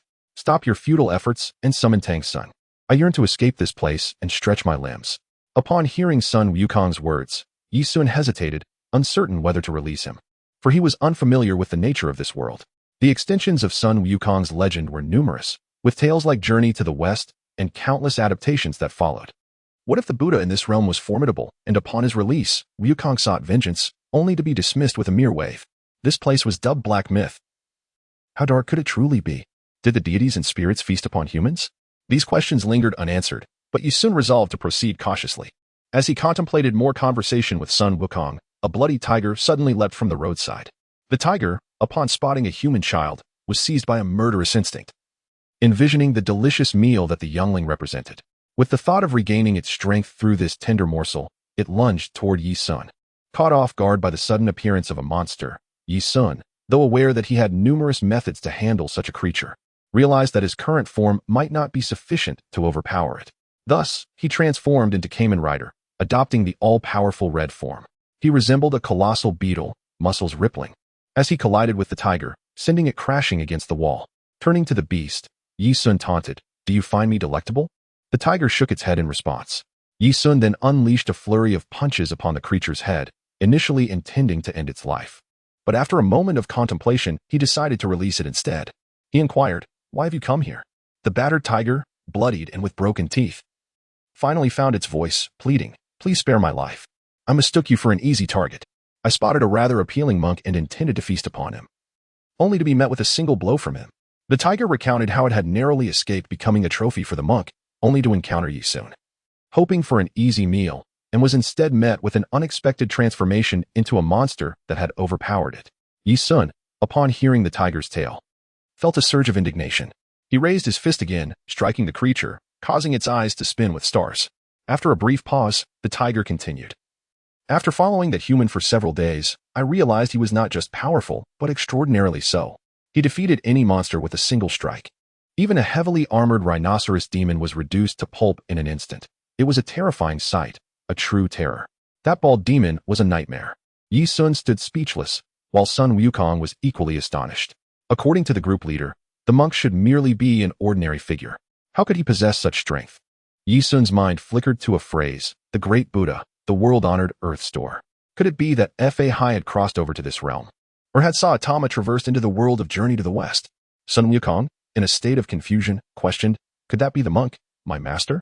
Yi Sun, equally bewildered, replied, "I cannot say for certain, but it seems plausible, as Tang Sung is the only monk in this vicinity." Sun Wukong urged Yi Sun, "Continue to strike. I suspect this creature is deceiving me. How could there be such an unreliable monk who could resolve matters with a single punch? Surely, this little demon was spinning tales." The tiger, amidst its pain, lamented that it spoke the truth, yet no one believed it. Just then, Yi Sun raised his fist, preparing to deliver another blow when an unusual commotion arose from the nearby forest. Suddenly, a bald figure emerged, emanating a radiant light. The tiger, having given up hope, desperately clawed at the ground, struggling as if it were a cat about to plunge into water. This struggle, however, offered a glimmer of hope, for the figure before them might indeed be Tang Sing. Yet, this Tang Sing appeared peculiar, with lifeless eyes and an expression devoid of emotion. Moreover, he was not particularly tall, with a head that seemed devoid of hair, resembling someone suffering from baldness. Yi Sun noted the familiarity of those eyes. Shaped like a rounded semicircle, was this not Saitama? As Tang Sing observed Yi Sun bullying a monster, he remarked, "Ah, another monster has been found. It seems somewhat formidable." Approaching the Saitama-like Tang Sung, Yi Sun felt a cold sweat trickling down his forehead. He hastily released the tiger, reverting to his original form. The freed demon bolted, but in a blink, it transformed into a puddle of flesh before everyone's eyes. Yet, the tiger's hide remained intact, which Tang Sing proceeded to skin. Yi Sun quickly interjected, "Master, I am not a monster, but a human." "Look," Tang Sing nodded. "Once you reverted from that form, I discerned you were indeed human. And a child at that. What brings you here? Where are your parents?" The detached demeanor of Tang Sing, juxtaposed with his gentle inquiry, left Yi Sun momentarily disconcerted. Was this Tang Sing not a bit strange? After handling the tiger's hide, Tang Sung brought his horse over, placing the hide in the saddlebag. As Saitama prepared to depart, Sun Wukong, frozen in place, urgently called out, "Hey, monk over there. Are you the one Guanyin sent to retrieve the scriptures? I am your disciple, and Guanyin instructed me to accompany you on this journey to the west and achieve enlightenment. You cannot abandon me." Sun Wukong found himself somewhat surprised by the man before him, who did not quite match his expectations. Yet, he brushed it aside. The most pressing matter was his own liberation. Chapter 18. Tang Sing confronts Sun Wukong. Gazing at Sun Wukong, Tang Sing furrowed his brows and remarked, "You are the disciple that Guanyin Bodhisattva spoke of, the one I was to await. Why do you appear so feeble, trapped beneath a mountain? Beside them?" Tang Sing nodded in understanding but added, "Nevertheless, I believe you will ultimately lose. After all, the Buddha does not require a guardian deity." "Do not speak to me of such things. I wish to escape. Simply remove the seal above, and I shall emerge from here," Sun Wukong retorted. Tang Sing, after casting a glance at Sun Wukong, chose to disregard him. Just as he was about to depart, Sun Wukong became agitated. "What do you intend to do? Did you not promise to release me?" Tang Sing replied, "I see no benefit in freeing you, so I shall not. It seems quite laborious." At this moment, Tang Sing's indifference left Sun Wukong fuming, as he could not fathom why this man would not let him out. Then, Tang Sung slowed his pace, turned to Sun Wukong, and inquired, "By the way, what abilities do you possess?" Taken aback by Tang Sing's sudden curiosity, Sun Wukong nonetheless detailed his powers, including the 72 transformations, the somersault cloud, and the Rui Jingu Bang. Tang Sung pressed further, "Can the 72 transformations create beautiful women?" Sun Wukong was momentarily stunned, pondering the implication of this question. Did this monk have a penchant for beauty? Regardless of his preferences, the priority was to placate him. He nodded. I can transform. Tang Xing responded affirmatively. Very well. I shall assist you. At this, Yi Sun, who had been observing, was taken aback and exclaimed, Master Tang, you agreed so readily? Tang Xing glanced at him and replied, Of course I did. What else could I do? He continued, By the way, monk, what is your name? It feels inappropriate to simply call you Tang Xing, as I would like to know your full name. Sun Wukong asked for clarification, and Tang Xing introduced himself. I am known as Tang Sanzang. Yi Sun interjected awkwardly. Buried in heaven, buried in earth, buried among all beings. That is indeed a fitting moniker, though I do not harm ordinary people, Sun Wukong responded, bewildered. Tang Xing then turned his gaze to the mountain, and Sun Wukong urgently pointed out, Indeed, did you see that notice atop the mountain? If you simply take it down, I can escape. Tang Xing inspected the notice and replied, That seems too troublesome. Let us opt for a more straightforward method. Sun Wukong, puzzled, watched as Tang Xing clenched his fist and, with a single strike, shattered the mountain. A terrifying gust swept through, dispersing everything around them. Yi Sun had the fortune to hide behind Tang Xing, avoiding being toppled. However, the sheer force of the wind pressure made it feel as though all the air was being sucked away. It was as if Tang Xing's punch had created a vacuum. An astonishing and terrifying display of power. As the dust settled, a solitary monkey appeared before them, the mountain reduced to rubble.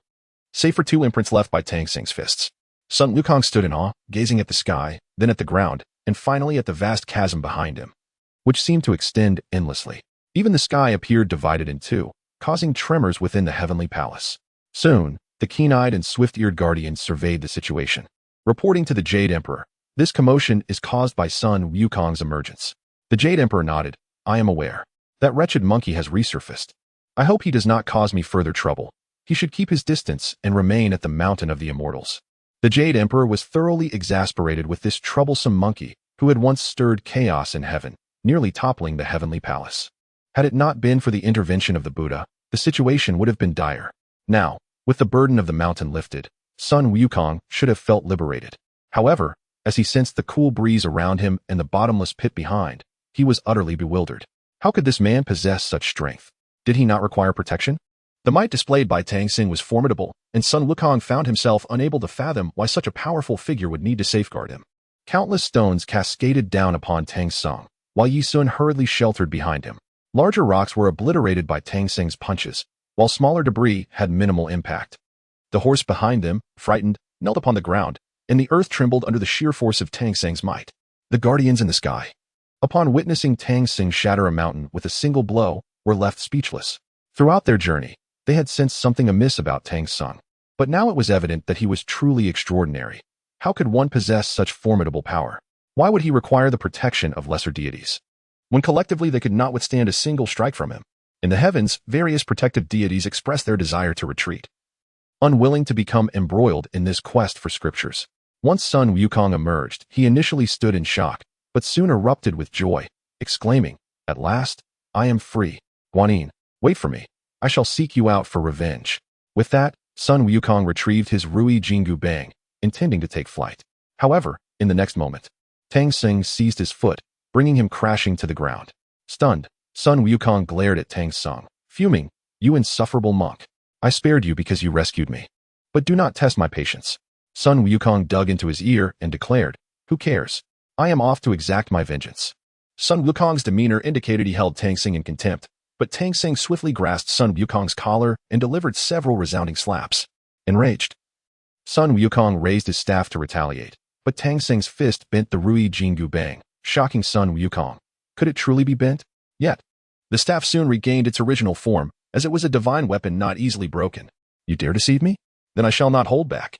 Tang Xing seized Sun Wukong's collar, or rather the fur on his neck, and hurled him to the ground. The impact was so great that it sent tremors through the underworld. The earth quaked, and soon the two engaged in an unprecedented melee.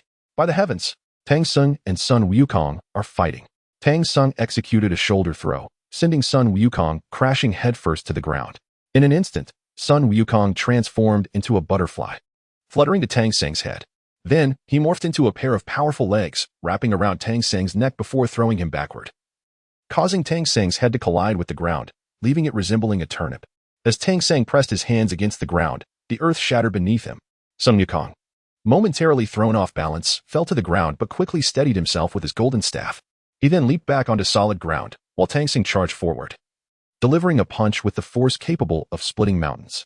Sun Wukong raised his golden staff, which flashed with golden light, and their strikes collided, generating a powerful shockwave that pulverized the surrounding peaks. The remnants of the Five Elements Mountain, which had still borne some traces, were now obliterated. Their battle was nothing short of cataclysmic, shaking both the heavens and the underworld. At that moment, the Jade Emperor furiously exclaimed, "What is happening now?" Soon, the heavenly eyes and ears reported, Tang Xing and Sun Wukong are fighting. The Jade Emperor rubbed his ears in disbelief. What did you say?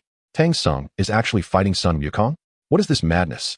He contemplated whether he should summon the Supreme Lord Lao Jun and the Buddha Tathagata for a discussion. Nearby, Zhang Tianchi suggested, "Your Majesty, perhaps we should observe the situation. That monkey has been in the mortal realm for so long, his temper should have mellowed somewhat."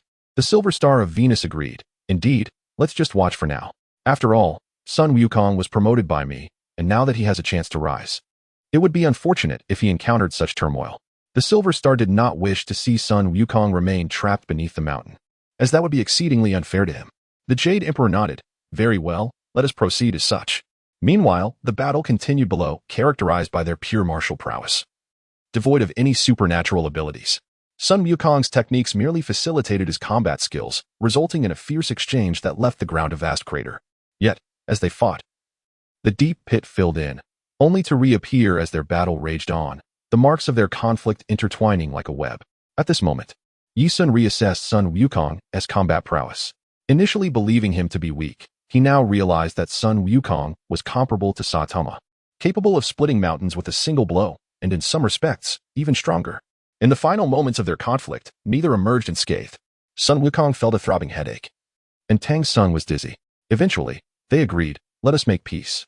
With this newfound mutual understanding, they ceased their fighting.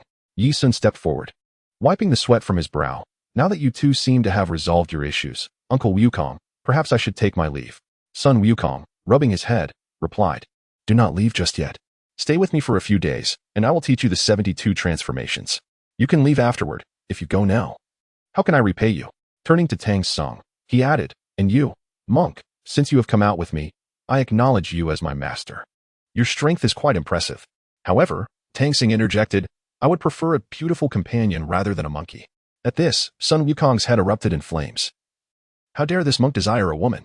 Unable to contain himself, he considered engaging in battle once more, but then Tang Xing presented him with a handmade tiger skin skirt. Upon seeing the skirt, Sun Wukong's eyes lit up. "You, monk, have a knack for pleasing others. I quite like this tiger skin attire." Donning the outfit, Sun Wukong felt elated. As the saying goes, a short hand cannot grasp what is offered. In that moment, his animosity toward Tang Xing dissipated, replaced by a sense of camaraderie. After their departure, Yi Sun gazed back at the flattened Five Fingers Mountain, bewildered. Did I misjudge something? This does not resemble the Sun Wukong from the original tale. Nor is it the one I know. Why does Tang Xing bear such a striking resemblance to Saitama, even in strength? Sun Wukong's power far exceeded expectations. Far stronger than depicted in the television series, and nearly rivaling the original text. Perhaps even stronger. Yi Sun pondered the peculiarities of this world. He then inexplicably found himself joining their group. As they walked, Tang Xing remarked, "Wukong, since you have joined our Buddhist order, I shall bestow upon you a Dharma name. XNGZH, Traveler." Reflecting on the name, Sun Wukong's eyes brightened. XNGZH is quite a fitting name. I like it. It seemed that the narrative had not deviated significantly. On the first night of Sun Wukong's emergence from the mountain, after traveling several dozen kilometers, they rested in a forest. Sun Wukong first imparted to Yi Sun a set of cultivation techniques, specifically the 72 transformations. In truth, Yi Sun was already familiar with these techniques, and even possessed the abilities of the 72 transformations. In many respects, Yi Sun's magical prowess was on par with Sun Wukong's. He even had innate divine abilities, yet felt his physical form was too weak to utilize them effectively. He sensed that being with Sun Wukong was somewhat of a waste of time, but felt it inappropriate to disclose his mastery of the 72 transformations. Meanwhile, Sun Wukong was thrilled to teach, as Yi Sun demonstrated exceptional talent in his training. Grasping everything with ease, Sun Wukong was immensely pleased with such a disciple. In his time training on Mount Lingtai, he had not been much stronger than Yi Sun. Initially, Yi Sun believed this training was merely Sun Wukong teaching him familiar moves. However, when Yi Sun followed Sun Wukong's instructions to refine his skills, his consciousness began to blur. Upon opening his eyes, he found himself in a different realm. He stood on a mountain, where a mansion loomed above. Confused, he saw a woodcutter approaching. "Ah, brother. You've arrived. I'm chopping wood. Care to join me? Who knows, we might uncover some exquisite equipment." Yi Sun found this odd, for the location resembled a place where Sun Wukong practiced his arts. As he approached, he noticed the woodcutter endlessly chopping trees that showed no signs of yielding. The trees seemed to possess infinite durability, as each strike merely restored them. The woodcutter continued his efforts, seemingly oblivious to the futility of his task. Yi Sun inquired, "Why do you persist in chopping this tree when it cannot be felled?" The woodcutter replied, "It is not that I cannot fell it. Rather, you cannot see that it is not meant to break." After that, the woodcutter returned to his silence, and no matter how much Yi Sun questioned him, he merely smiled and continued his work, which felt increasingly bizarre. Yi Sun surveyed his surroundings and decided to ascend the mountain further. He soon came upon a stone staircase leading to a cave, inscribed with the words, "Xiaoyu San Xing Cave." Adding to this, he recalled a character he had glimpsed earlier on his ascent, the character, Fong, which seemed to fade with the passage of time. This was the Xiaoyu San Xing Cave of Mount Fengsuan, where Sun Wukong practiced his path. Yet why was he here? The crescent moon 3 stars cave before him appeared as if it had long been abandoned, exuding an air of desolation. Upon his arrival, he had neglected to inquire with the woodcutter about the events that had transpired here. Mastering the 72 transformations, he felt no need for the so-called Bodhi Patriarch. As Yi Sun ventured further, his gaze fell upon what seemed to be a Taoist temple. Before him loomed a precipice, beneath which mist swirled ethereally, while above, at a considerable distance, lay a bridge constructed of chains and wooden planks. This bridge appeared to float in the air. To reach it, one would need to leap across the chasm, a feat utterly impossible for an ordinary person. Yi Sun found the crescent moon 3 stars cave vastly different from his expectations. Without hesitation, he concentrated his chakra beneath his feet and, with a calculated leap, attempted to cross. However, he misjudged the distance and, upon jumping, began to plummet downward. Yet, in that moment of freefall, he instantaneously transported himself to the bridge above. There were indeed numerous ways to traverse this chasm. Yi Sun felt no fear of falling. Once atop the chain bridge, he walked inward. After approximately 10 minutes, he indeed found himself at a Taoist temple, although it was situated in the heavens. It was in a state of disrepair, devoid of any celestial beings. Yi Sun decided to press onward. As he traversed layer upon layer of palaces, he finally arrived at the central location. To his surprise, he encountered a figure, a manifestation of the Bodhi Patriarch. Yet, as he approached, the figure turned, startling Yi Sun. The Bodhi Patriarch wore a mask adorned with red stripes and a single horn. Upon noticing Yi Sun's arrival, this enigmatic figure let out an excited laugh and exclaimed, "You have finally arrived, ha ha ha." The figure then rushed toward Yi Sun, who instinctively recoiled, only to collide with another person who caught him in their embrace. Yi Sun gazed in astonishment at the masked individual. Although he could not discern their identity, it was evident they were not the Bodhi Patriarch. The voice carried a hoarse quality, reminiscent of electronic modulation. Who was this person? The mask instilled in him a sense of foreboding, akin to a unique power associated with death. Straining against the embrace, Yi Sun demanded, "Who are you? Let me go." The masked figure laughed maniacally. "Do you wish to know who I am?" With a hand on his mask, he lifted the horned visage, revealing a face both familiar and strange. It bore a resemblance to Yi Sun's own, yet more handsome and sinister. His eyes gleamed golden, with slitted pupils, exuding a dangerous aura. "Are you the void?" Yi Sun asked, struggling. In response, countless white substances began to coalesce around him. Yi Sun desperately opened his eyes wide as the white matter adhered to him, transforming into a suit of white armor, enveloping his body as if bones were being forged anew, ultimately extending toward his face. This was indeed the power of the void. Yet, why had he, in the midst of cultivation, found himself in this place and confronted with the void? "It seems you are curious about your own power," the figure remarked, sounding like a grown version of himself. He then released his grip, and Yi Sun hastily retreated, while the surrounding white matter transformed into a monstrous entity. A dark void slowly emerged on Yi Sun's chest, quickly filled by a mass of red substance, the purpose of which remained a mystery. Chapter 20, Uncle Yi. "What is your name?" Yi Sun turned to the grown version of himself, who replied, "Name? I do not possess one at present. You may call me Wu Tian." "You aspire to overturn the heavens? Could you not choose a different name?" Yi Sun inquired as he crushed the mask on his face. With this action, the traces of his transformation began to dissipate. The figure then slowly stated, "How about you call me Wu Xian?" Yi Sun furrowed his brow. "What you choose to call yourself is your affair, but I am curious about your true identity. What exactly are you? Is it the power of my death deity, or the 72 transformations of Sun Wukong? Or perhaps something else entirely?" Yi Sun speculated that this entity shared a state similar to the void, akin to Ichigo Kurosaki's power. Wu Xian laughed heartily. I possess all your powers. And those you cannot wield, I can. For instance, the power of the death deity. With a wave of his hand, he rent the very fabric of the world, summoning a Zanpakuto into his grasp. The shattered remnants melded back together, restoring their original state, and he continued, or perhaps the power of Sun Wukong. His form morphed into a great bird, then a dragon, and finally into a colossal ape, landing gracefully before Yi Sun. As the spectacle faded, he adorned a suit of armor reminiscent of the Demon King. Proudly, he paraded before Yi Sun, displaying the might of the armor. Yi Sun, observing this display, felt a pang of sorrow. All this power was his, yet age had rendered him unable to wield it, while this figure could. At that moment, Yi Sun was unwilling to ponder such matters. He furiously demanded, "Return my powers to me." These powers rightfully belonged to him, yet they manifested in this individual. Wu Xian, however, merely chuckled, "Your powers are indeed mine as well. We are, after all, one and the same." The power systems of different worlds possess unique characteristics and inherent flaws. The shortcomings of the death deity are not easily categorized. Each individual harbors a Zanpakuto within their heart. The Zanpakuto possesses its own consciousness. And in the realm of death deities, it is not solely the Zanpakuto that forms self-awareness when a power reaches a certain threshold. Among them, Ichigo Kurosaki stands out, containing within him 4 distinct powers, alongside 2 conscious entities, one representing the void and the other the Quincy. When Yi Sun replicated Aizen's spiritual pressure, it signified his acquisition of the man's power, which also belonged to the death deity. Upon returning to the world of the death deities and accepting its rules, the powers within him would inevitably transform into a consciousness, this consciousness being the current Wu Xian. The formless had only just begun to take shape and lacked distinct thoughts, merely influenced by prolonged exposure to the Hueco Mundo. Thus, the power of the void naturally emerged within Yi Sun, merging with the power of the death deity to form a remarkably peculiar entity. Yi Sun did not belong to this world, yet he housed an array of diverse powers within him. These powers were chaotic. If left unchecked, their eruption would prove overwhelming for Yi Sun's current form, akin to a pressure cooker. Ultimately, one entity would amalgamate all these powers, consuming Yi Sun's sealed strength and mastering it, this being the Wu Xian before him. In truth, this cannot be deemed as devouring. Rather, it is due to Yi Sun's inability to harness these powers, which coincidentally exist amidst his myriad abilities.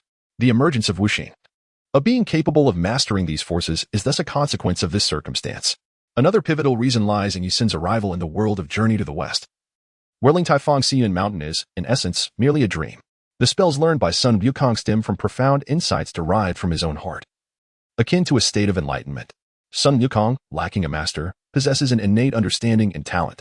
After Yi Sun replicated Sun Wukong's abilities, he was further instructed by him on the path of cultivation, naturally entering this state of enlightenment and arriving at Ling Taifang Xiyun Mountain. Awaiting him, there was not the Bodhi Patriarch, but rather Wuxing, a manifestation of his powers. Observing this entity flaunting itself before him, Yi Sun felt a surge of displeasure. After all, it is unsettling to see one's abilities suddenly commandeered by another, especially when that other is so ostentatiously showcasing them. All right, you've had your fun. Now I must take my leave. Yi Sun expressed his discontent to Wuxing, who, with a grin, inquired, "Are you dissatisfied with me? Or would you prefer a different form? Perhaps that of a stunning beauty?" Instantly, Wuxing transformed into a figure resembling Yuan Wang, and with a hint of resignation, stated, "You see, if you wish for me to take on a beautiful form yet deny me that, then I must appear before you as I am." Subsequently, Wuxing playfully embraced Yi Sun from behind, prompting an irate response from him. As Wuxing rubbed his chin against Yi Sun's face, it seemed he relished this closeness, inciting Yi Sun's anger further. "You scoundrel, do not come so close," Yi Sun protested, pushing Wuxing's forehead away in disdain. In response, Wuxing, with a touch of exasperation, remarked, "If I do not tease you now, what will happen later? After all, once you acquire sufficient power, I might have to serve as your steed." This insufferable being, though Yi Sun suspected him to be a hybrid of his Zanpakuto and various powers, remained a source of irritation. Particularly vexing was Wuxing's inclination to treat him as a mere plush toy. Why must he, in his elder form, endure such familiarity? Frustrated with Wuxing's persistence, Yi Sun bit down on Wuxing's hand, causing the latter to release him in pain. Wuxing's presence resembled that of a manager, governing the ebb and flow of various powers and energies. He is a byproduct of Yi Sun's strength. As for the potential of Wuxing's betrayal, it does not seem to arise from the current sequence of abilities Yi Sun possesses. Wuxing's existence is akin to the hollow Ichigo of Kurosaki Ichigo. He is intrinsically linked to Yi Sun's power. To remain overly cautious of him would be foolish. The only point of concern is that this entity might, like Ichigo's hollow, aspire to dominate Yi Sun's body. Yi Sun found himself vexed by this creation of his own body, yet the benefits were manifest. With Wuxin as a processor, Yi Sun discovered he could now wield greater power. Previously, he had to fumble through the usage of various abilities, many of which remained inaccessible to him, such as the Mirror Flower, Water Moon, which he could only utilize after being infected by Aizen's power. Now, however, Yi Sun could directly employ Mirror Flower, Water Moon, along with the Nimbus Cloud and the 72 transformations. In the past, Yi Sun was a mere amalgamation of 3 powers, releasing them simultaneously. Now, with Wuxin's control, he could restrict his abilities to utilize only one at a time.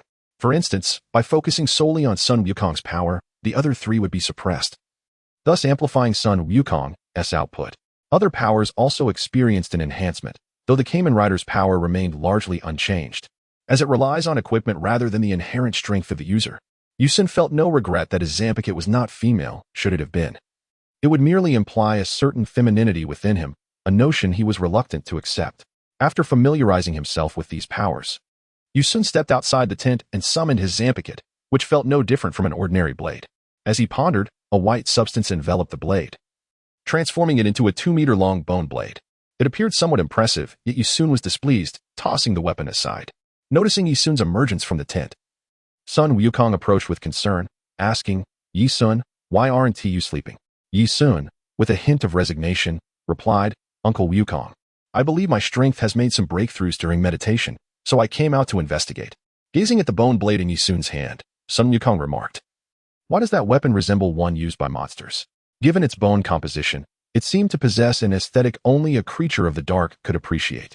It could be considered a kind of monstrous ability." Yi Sun responded, "After all, I too can transform into a sort of monster, akin to Kamen Rider, particularly the form of Kuga, which resembles a creature of the night. The remaining mech-like forms bear some semblance to humanity, but most appear as mere monstrosities." Chapter 21. The monk confronts mountain bandits. After Yi Sun's explanation, Sun Wukong held a favorable impression of him. Yi Sun's strength and supernatural abilities were commendable, and having such a talented disciple brought Sun Wukong a sense of pride. In high spirits, he began teaching Yi Sun several effective techniques. Although Yi Sun had acquired various abilities from Sun Wukong, he had yet to grasp the full extent of Sun Wukong's inherent powers and combat skills. Consequently, Sun Wukong had much to impart, including martial arts techniques, which were quite beneficial. However, their training was cut short as Sun Wukong soon called Yi Sun to his tent for rest.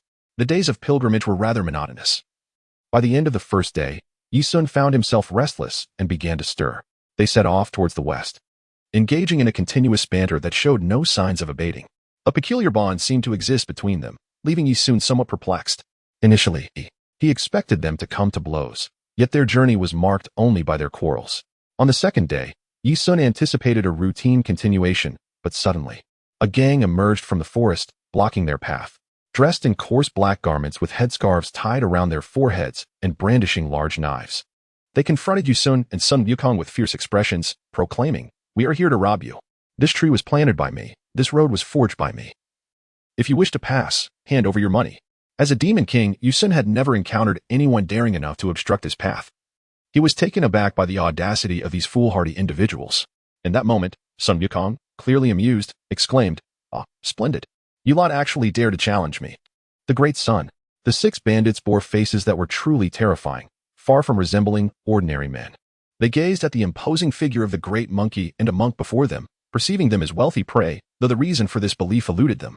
Deep within their subconscious, they regarded these two as mere lambs to the slaughter. A palpable aura of murderous intent and the stench of blood surrounded them, suggesting they were no strangers to violence. Sun Wukong, after twirling his golden staff, leaned it against his back and approached the adversaries.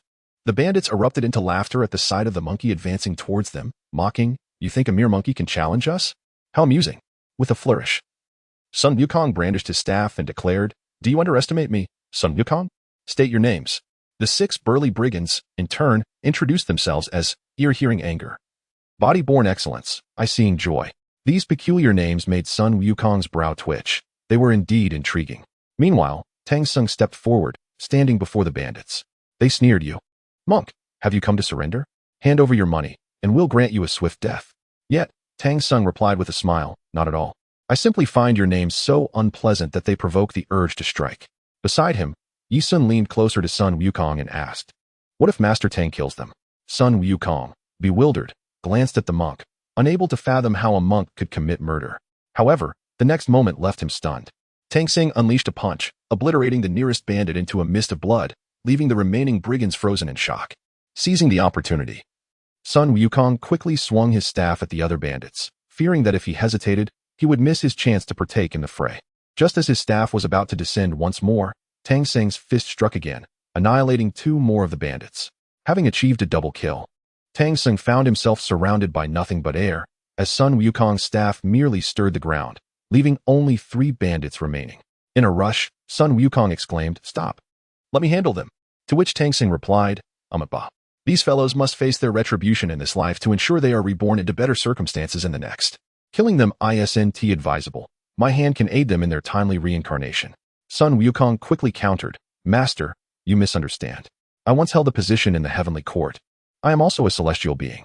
If I were to kill them, they would certainly descend to the underworld, not languish in eternal damnation." Yet Tang Xing insisted, No. Disciple, you are now a demon. Your former status has vanished. If you kill them, they will be deemed victims of a demon, complicating their rebirth in the underworld. Yi Sun watched the 2 bicker over the fate of the bandits, feeling utterly speechless. Was Tang Xing truly this peculiar? The remaining bandits, terrified at the prospect of becoming mere objects of contention, hastily knelt and pleaded, "Master, spare us. As the saying goes, put down the knife and become a Buddha.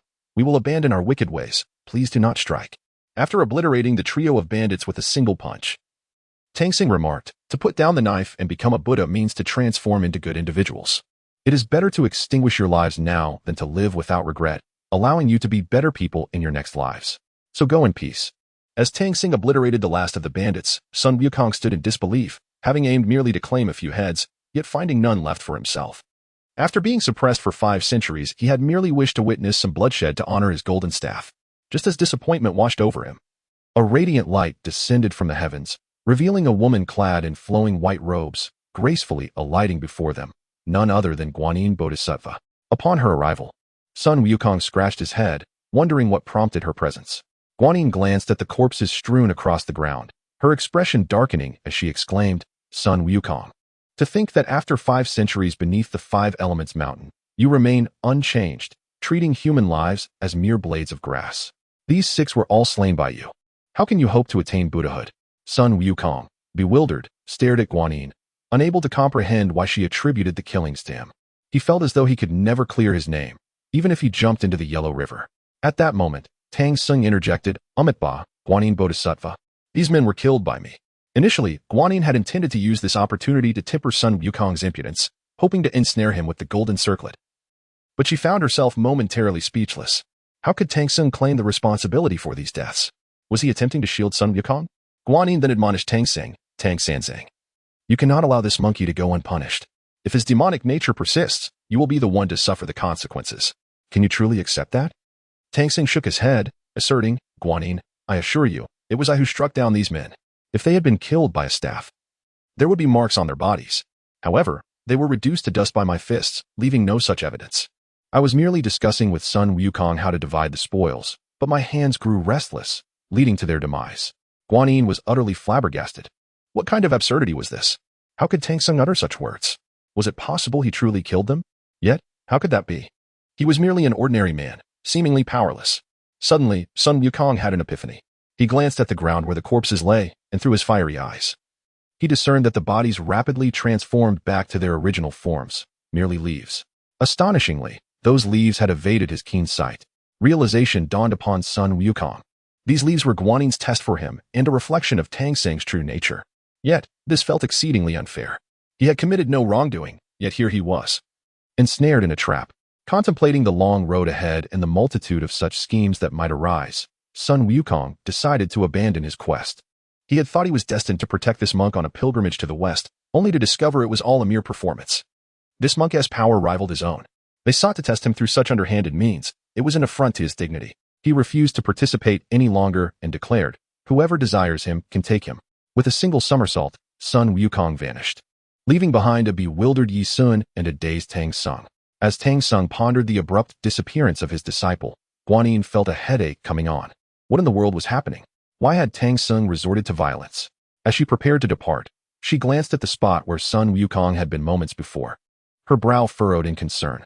However, in the next moment, she, along with her companions, was forcefully pulled down by Tang Sung. Immediately, Tang Sung reached out towards Guanyin Bodhisattva, but was swiftly kicked away by the wooden fork. Bodhisattva, you have caused the loss of my disciple. You must compensate me with another. Chapter 22. The Return of the Monkey. The battle escalated uncontrollably as Guanyin Bodhisattva's guardian deity, the wooden fork, engaged in fierce combat with Tang Sung. In the realm of Journey to the West, combat prowess is categorized into two forms. The first refers to one's magical powers and various supernatural abilities, while the second pertains to one's physical strength. For instance, invulnerability, severed limbs, and resurrection are all considered martial skills. Essentially, one embodies the role of a mage, while the other assumes that of a warrior. In the world of Journey to the West, martial prowess is not trivialized. Rather, it holds significant importance. Take Guanyin Bodhisattva. For example, though she possesses vast supernatural powers, when faced with close-range attacks from certain demons, she is left with no choice but to flee. Unable to execute a sudden divine strike like the Tathagata's palm. The Tathagata indeed possesses such power. His divine palm is formidable. Yet his martial skills are a notch below that of Sun Wukong, restricting him to contests of magic rather than martial arts. Currently, Tang Sung mirrors this situation. He is exceptionally skilled in martial arts, yet his magical abilities are comparatively feeble. Observing Yi Sun nearby, Guanyin Bodhisattva's eyes brightened. His aura radiated with clarity and abundant magical energy. Although he appeared relatively weak, with some cultivation, he would undoubtedly become an exceptional disciple. Suddenly intrigued, she addressed Yi Sun. How about you follow me and become my virtuous disciple? In response, Yi Sun leapt and executed a somersault, vanishing into the horizon. Witnessing this display of skill, Guanyin Bodhisattva was momentarily stunned. Wasn't he that the somersault cloud of the Monkey King? Who taught him this? Could it be Sun Wukong? With this thought, her admiration for Yi Sun's capabilities deepened. Perhaps they would encounter each other again, and she must devise a way to make him her disciple. Unbeknownst to Yi Sun, he had already caught the attention of Guanyin Bodhisattva. At this moment, he was journeying afar in search of Sun Wukong. Sun Wukong resided in Flower Fruit Mountain, a location that, while elusive, was not entirely without clues. His chat group allowed tracking of members, and at this moment, he quickly discerned Sun Wukong's whereabouts. With this ability, Yi Sun soon located him. At that moment, Sun Wukong stood gazing at the charred remnants of Flower Fruit Mountain, at a loss for words. Observing the mountain before him, Yi Sun asked in surprise, "Is this truly Flower Fruit Mountain?" Sun Wukong nodded. "Indeed, this is my Flower Fruit Mountain, but it has now become this desolate state. All the monkeys have fled, leaving nothing but scorched earth." Holding a piece of charred fruit, Sun Wukong felt a deep sorrow. After capturing him, the heavenly soldiers retaliated by setting fire to Flower Fruit Mountain, erasing its former glory. Yi Sun then inquired, "Monkey brother, do you not wish to protect Tang Sung and assist in his pilgrimage?" Sun Wukong lowered his head to survey the charred landscape, and shook his head. "These celestial beings treat me as mere plaything. They expect me to perform in this farce. I cannot continue to play this role." After a moment of contemplation, Yi Sun replied, "If you do not play your part, then who will expose this charade? After all, it is merely a performance. Why not take on the role of director?"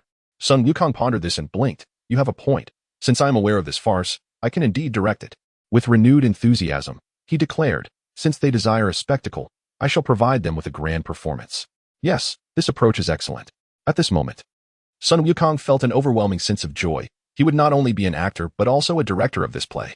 However, after Yi Sun utilized the somersault cloud once, he could not employ it again until Sun Wukong replenished some of his magical energy, allowing Yi Sun to perform the somersault cloud a second time.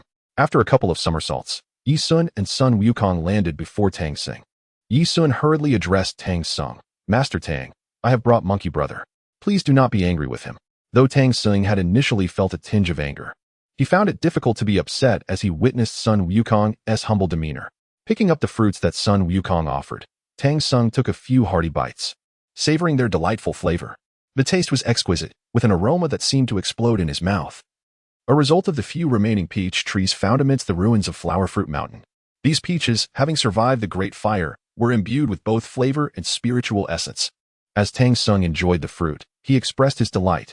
"Indeed, my disciple, your efforts are commendable. These peaches are far superior to the previous fruits." Upon hearing this, Sun Wukong's expression soured. After all, he had been the one to gather the earlier fruits, leading him to believe Tang Sung found his offerings unsatisfactory. Yusun also took a peach and consumed it. As the spiritual energy inside burst forth, he felt it could enhance his cultivation. Yet, at this moment, he did not require excessive cultivation. His body's power was already overwhelming, and this form was not yet able to adapt. He would need to wait until he matured. Noticing a hat, Sun Wukong's eyes lit up. He felt he should wear it. He then turned to Tang Xing, asking, "Master, this hat looks splendid. May I try it on?" Tang Xing held the hat, examining it and revealing a golden circle within. Upon seeing this circle, Sun Wukong's expression darkened. He suddenly recalled what the group leader had previously warned him, that Tang Xing would use this golden circle to control him. Was that what Tang Xing intended? However, in the next moment, Tang Xing applied force with both hands and broke the golden circle. The sight left Sun Wukong stunned. Was he not supposed to place this on his head? Why had he broken it instead? Confused, Sun Wukong looked at Tang Xing, who explained, "This circle does not appear particularly appealing. I have broken it in half. Do you wish to wear it now?" Sun Wukong quickly shook his head. "No, I do not like this thing. It seems Master is quite decent after all." Yusun then contemplated creating a deck of cards for a game of landlord. The creation of the cards was somewhat challenging, but with Sun Wukong's assistance in transforming it into such an object, it became relatively simple. Although it felt a bit implausible, it was indeed straightforward with Sun Wukong's help. Yusun soon held a stack of paper, which intrigued Sun Wukong. "What do you need this paper for?" Yusun smiled. "Of course, to create a game." Upon hearing this, everyone became interested, with Tang Xing being the first to ask, "What kind of game?" Yusun replied with a grin, "This game is called Pi with many variations. I will outline its rules for you." Naturally, it could not be called poker. It would simply be referred to as Pi. Speaking of playing cards, it was essential to discuss the card designs and suits. While Yusun made no significant changes to the suits, the designated kings and points required some adjustments. Initially, Yusun thought this deck might not serve much purpose, but considering the journey ahead, should this deck become popular, it would be prudent to design it thoughtfully. He decided to represent the kings as Sun Wukong and the six-eared macaque, one being the true great sage equal to heaven, and the other a counterfeit. In the remaining cards, the three distinguished figures representing the post-10 cards were meticulously arranged. Yusun, the Supreme Old Lord, the Jade Emperor, and the Tathagata Buddha were each placed in the 13th position, while the final position was entrusted to the three-legged golden crow. Chapter 23, Roasting the Dragon. These figures symbolize the three teachings of Buddhism, Taoism, and the divine, with the Tathagata Buddha representing Buddhism, the Supreme Old Lord embodying Taoism, and the Jade Emperor personifying the divine, alongside the three-legged golden crow representing the demonic. The remaining cards sequentially featured important figures from various sections. Upon crafting this deck, Sun Wukong could hardly contain his joy, especially upon discovering that the two most significant cards were his own likeness. Yusun took the liberty to explain that the six-eared macaque was merely a reflection of Sun Wukong's inner self, a kind of duplicate. The true essence of Sun Wukong was the strongest and most valuable card of the deck, which would surely elevate him to unparalleled heights. Meanwhile, Tang Xing felt a twinge of envy, yet he was also delighted to have this deck, as Yusun had introduced them to the game, which he found quite simple, akin to the basic game of landlord. However, that evening, they indulged in the game for so long that they went to bed rather late. And when they finally rose the next day, the sun had already begun to shine brightly. This left Tang Xing somewhat vexed, realizing that one should not become too engrossed in games, lest troubles arise. Upon awakening, they discovered an unsettling fact. Their camping spot was adjacent to a lake, and the hemp rope left there the previous night had mysteriously vanished. Where could the horse have gone? Tang Xing pondered. Just then, Yusun noticed the words Eagle's Sorrow Gorge nearby, which was the dwelling of the white dragon. Sun Wukong, upon inspecting the ropes, noted that they bore signs of being torn. Specifically, they were frayed, and there were traces of blood around. After examining the blood and the rope, Sun Wukong concluded, "Master, it is highly likely that a monster has devoured the horse." Upon hearing this, Tang Xing glared with anger, exclaiming, "Which monster dares to consume my horse? I shall make it pay." Yusun surveyed the surroundings and speculated, "Perhaps it is a river monster. After all, I heard no commotion in the mountains last night." Being too engrossed in our game, and given our proximity to the river, the likelihood of a monster being present is quite high. However, after calling out for a while with no response, Tang Xing became furious. He clenched his fists and hurled a stone into the lake with great force, creating a tremendous splash as the stone plunged to the depths, causing the lake's surface to erupt like a tsunami, sending water soaring hundreds of meters high, and dislodging the white dragon from beneath the surface. A massive dragon, with shimmering silver scales and 5 claws, emerged, its long whiskers revealing its true nature. Sun Wukong, wielding his staff, chased after the white dragon, exclaiming, I thought it was something significant, but it turns out to be the white dragon. Do you know you've consumed my master's white horse? If you know what's good for you, return it at once, or I shall show you no mercy. The dragon retorted, you disturb my slumber and dare to demand the horse. That horse is now my breakfast, for this is my territory. Anyone wishing to pass through must pay a toll. Sun Wukong was immediately incensed. He had never endured such insolence. Do you know that even the Dragon King must address me as the great sage equaling heaven, Sun Wukong? How dare you provoke me? With that, he charged forward and struck the white dragon with his staff. The dragon, unprepared for the severity of the situation, attempted to defend itself, but in the next moment, the staff struck down, sending the dragon plunging back into the water. The white dragon realized it had provoked a formidable opponent, and that engaging with Sun Wukong could lead to its demise. Thus, it decided that surrendering was the wisest course of action. Apart from Yongjian, most had been easily defeated after a few exchanges. Presently, Sun Wukong was filled with rage. His anger endowed him with immense strength. The white dragon, unable to withstand even a single blow, retreated to the lake's depths. Sun Wukong, undeterred, thrust his staff into the center of the lake and began to stir the waters. This staff, forged from the divine iron of the heavenly river, was capable of subduing even the vast Milky Way, let alone this modest pond.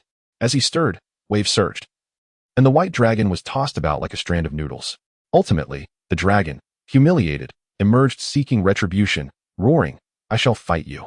After an intense clash, however, the white dragon was not vanquished by Sun Wukong, but rather captured by Tang Sung, who seized its tail and slammed it to the ground. The impact shattered nearby peaks, leaving the white dragon disoriented and furious. In a fit of rage, it attempted to bite its own tail, but as it lunged towards Tang Sung, the monk delivered a powerful punch, straightening the dragon's body. Seeing that the dragon was still defiant, Tang Sung continued to slam it down multiple times. After causing the white dragon to spit blood, Tang Sung finally released his grip. The lake now appeared murky, and the surrounding mountains bore the scars of their battle. Yi Sun watched in awe, astonished at the prowess of both Sun Wukong and Tang Sung. The white dragon's form shrank down to merely over 2 meters in length, and Tang Sung produced a Zen staff, binding the dragon upon it, which was still bleeding profusely. The dragon seemed on the verge of death. Yet Tang Sung showed no mercy, turning to Sun Wukong and commanded, Wukong, make a fire. Today we feast on roasted dragon meat. Sun Wukong's eyes lit up. All right, I shall kindle the flames. It has been ages since I had dragon meat. Finally, I can indulge. Yi Sun scratched his head, suggesting, Monkey brother, since you've lost your horse, why not transform this white dragon into a steed? Tang Sung waved his hand dismissively. I do not require a horse. I can travel just fine on my own, and I am swifter than any horse. Why not simply consume this white dragon? Yi Sun pondered, Monk, are you truly going to eat meat? Tang Sung replied, what of it? Consuming this meat can ensure their souls reincarnate into better forms. My actions are ultimately for their benefit. Yi Sun found himself at a loss for words, feeling the logic was rather compelling. Just as Sun Wukong began to prepare the fire, a figure suddenly appeared to obstruct them. It was Guanyin Bodhisattva, who addressed the group, friends, do not act rashly. Tang Sung, somewhat exasperated, responded, what do you mean by acting rashly? This white dragon devoured my horse, and today I intend to feast upon it to facilitate its rebirth. Guanyin Bodhisattva hastily interjected, wait, Tang Sung, this dragon is the steed I have prepared for you. Tang Sung glanced down at the diminutive white dragon before him, scratched his head, and remarked, this is my mount? It seems rather feeble. Besides, I have no need for a steed. I might as well roast it. That would be quite delightful. At that moment, the recently awakened white dragon, spotting Guanyin Bodhisattva, immediately resembled a child seeing its mother. It cried out, Bodhisattva, save me. These people intend to devour me. I have been waiting here for the pilgrim. Although I have no merits, I have certainly endured hardships. Please, Bodhisattva, rescue me. Just as it was about to say more, Tang Sung swiftly knocked it unconscious with a chop of his hand, and then admonished, what are you saying? The moment you spoke, my appetite waned. Be quiet, for your presence still stirs my appetite somewhat. Watching Tang Sung, who was so intent on consuming dragon meat, Guanyin Bodhisattva felt a headache coming on. She pondered how she could have chosen him for this pilgrimage. Had she made a mistake? He possessed great strength, yet was difficult to manage and had a penchant for causing trouble. Chapter 24. The Golden Pool. Ultimately, through Yeshuan's persuasive words, the matter was resolved, and the little white dragon became Tang Sung's steed. The once tearful dragon, now filled with joy, shed happy tears. Its previous weeping was born of fear, but this time it was one of delight. A brilliant white light enveloped its form, and with a melodious dragon's roar, the white dragon transformed into a majestic white horse. Its appearance was indeed striking, much to Tang Seng's delight. Although it was a pity to not have tasted dragon flesh, this transformation somewhat assuaged his longing for the vanished steed. With the addition of the white horse, the group felt significantly more at ease. During their camping that night, the white dragon, now in equine form, transformed into human shape to join in their merriment. With an extra companion, Yeshuan crafted more games, eventually creating a set of mahjong. The classic four-player mahjong instantly drew much attention, and the four of them gathered around the fire, playing late into the night. Among them, the timid little white dragon found itself bewildered, having been overwhelmed by the antics of the others. Each member of the group carried various treasures, and the white dragon was no exception, boasting the most as a dragon. However, once seated at the gaming table, its wealth quickly dwindled, leaving it dumbfounded at how it had suddenly become impoverished. Fortunately, Tang Seng and son Wukong were not particularly interested in the treasures the white dragon possessed. Their journey had been relatively quiet until they encountered a Zen temple. The inscription above the entrance read Guanyin Zen Temple, a domain ruled by the Black Bear spirit. To their surprise, they had arrived sooner than expected. This plotline required little interference from them, as son Wukong would handle matters, and while he had seemed somewhat weak before, it now appeared that his true strength far surpassed that portrayed in television dramas. Thus, confronting a mere black bear spirit would pose no challenge. Their only concern was whether the spirit would emerge. Nearby, a sign by the seaside read, "Buddhist disciples please enter," at least for their own kind. Elder Jiqi had done well. Tang Seng, stroking his bald head, recognized himself as a member of the Buddhist community and thus could enter. He strode forward with son Wukong and Yeshuan. Upon their arrival, a young monk, startled by the sight of the unruly monkey carrying a large stick, panicked and fled, shouting, "A monster! A monster!" Tang Seng felt somewhat helpless, realizing that his disciple did indeed resemble a monster. He contemplated asking son Wukong to transform into a human form. As they faced this predicament, a group of monks armed with demon-subduing staffs descended from above, seemingly intent on vanquishing any evil. The monks eyed Tang Seng with suspicion, prompting him to clasp his hands in prayer, addressing them, "I am Tang Sanzang, a humble monk from the Great Tang. These two are my disciples, here seeking lodging for the night. I hope the abbot will grant us this favor. They are not monsters, merely ordinary people. This monkey is quite well behaved and poses no threat." At that moment, son Wukong, displeased, retorted, "How could I harm anyone? Do you think I am your pet?" Quickly, Yeshuan interjected, "Brother monkey, please calm down. They are watching us. If you get upset, they might think we are troublemakers, and we won't find a good place to sleep tonight." Son Wukong considered this and decided it best to temporarily relinquish his staff and allow Tang Seng to handle the situation. Tang Seng's posture of prayer appeared quite dignified. An elderly monk, robust despite appearing to be over 90 years old, approached Tang Seng and said, "Since you are a high monk from the Great Tang, you are welcome to reside in my temple. Bring forth the finest vegetarian fare for our guests." Through their conversation, they learned that the abbot's name was Jiqi. He was polite and gracious, providing excellent hospitality to Yeshuan and the others. However, Yeshuan was aware that Elder Jiqi had a penchant for boasting about his wealth. Not out of malice, but due to his fascination with valuable treasures. Ultimately, he plotted to incinerate Tang Seng to seize his precious robe. Unfortunately for him, with son Wukong as a guardian, his plans were thwarted, leading to his own demise as the entire temple was set ablaze. Although he had not committed any grave wrongdoing, his attempt to harm others was indeed a crime, albeit one that was foiled. As the saying goes, put down the butcher's knife and become a Buddha. One who has taken many lives may find it difficult to seek forgiveness, yet persuading such a person to abandon their murderous intentions is a noble endeavor. Despite Yeshuan's general disinterest in saving others, he felt a twinge of compassion for the amiable elder. Elder Jiqi led Yeshuan to the center of the Guanyin Zen Temple, elaborating on the costs of the nearby Buddha statues and their historical significance. He spoke of the exquisite items crafted from silver and agate, including a demon-subduing staff made from white jade, and the treasures he had accumulated over the years. Even if Tang Seng held little interest in material wealth, the sheer splendor of the artifacts left him feeling somewhat awed. After observing the dazzling array of treasures, Tang Seng finally inquired, "How did you amass such a collection?" Elder Jiqi replied with a smile, "All these offerings are from the patrons who visit here. I have resided in this temple for over 2 centuries, and the donations have been continuous. Many affluent guests have found solace here, and naturally, their generosity reflects their prosperity." Elder Jiqi appeared quite astute in his financial dealings. After admiring the Buddha statues, the abbot led them to view his personal collection, including a bead imbued with unparalleled spiritual power. This treasure, he declared proudly to son Wukong and the others, can calm the mind and enhance concentration. As son Wukong tilted his head and nodded, he remarked, Not bad. Nevertheless, having encountered treasures far exceeding these in both quantity and grandeur, these artifacts scarcely captured his interest. This assessment, however, left Elder Jinshi feeling somewhat embarrassed, for such a remarkable artifact had merely been rated as not bad. He resolved to showcase his superior collection. Elder Jinshi subsequently unveiled a radiant object, its golden light dazzling and blinding, rendering it difficult to behold. Once the brilliance subsided, the onlookers beheld a staff entwined with countless golden dragons, its intricate design surpassing even the magnificence of Sun Wukong's golden cudgel. This staff features dragon engravings crafted by the finest sculptor in the realm, and it bestows the wielder with the strength of a dragon. It can also grant the user a true dragon's protection, made from the purest gold, with a precious relic embedded within. Does this treasure capture your esteemed gaze? Yet, both Sun Wukong and Tang Sung wore expressions of indifference. In that moment, Elder Jinshi felt a surge of anger. Despite presenting his most exquisite treasure, these individuals remained unimpressed.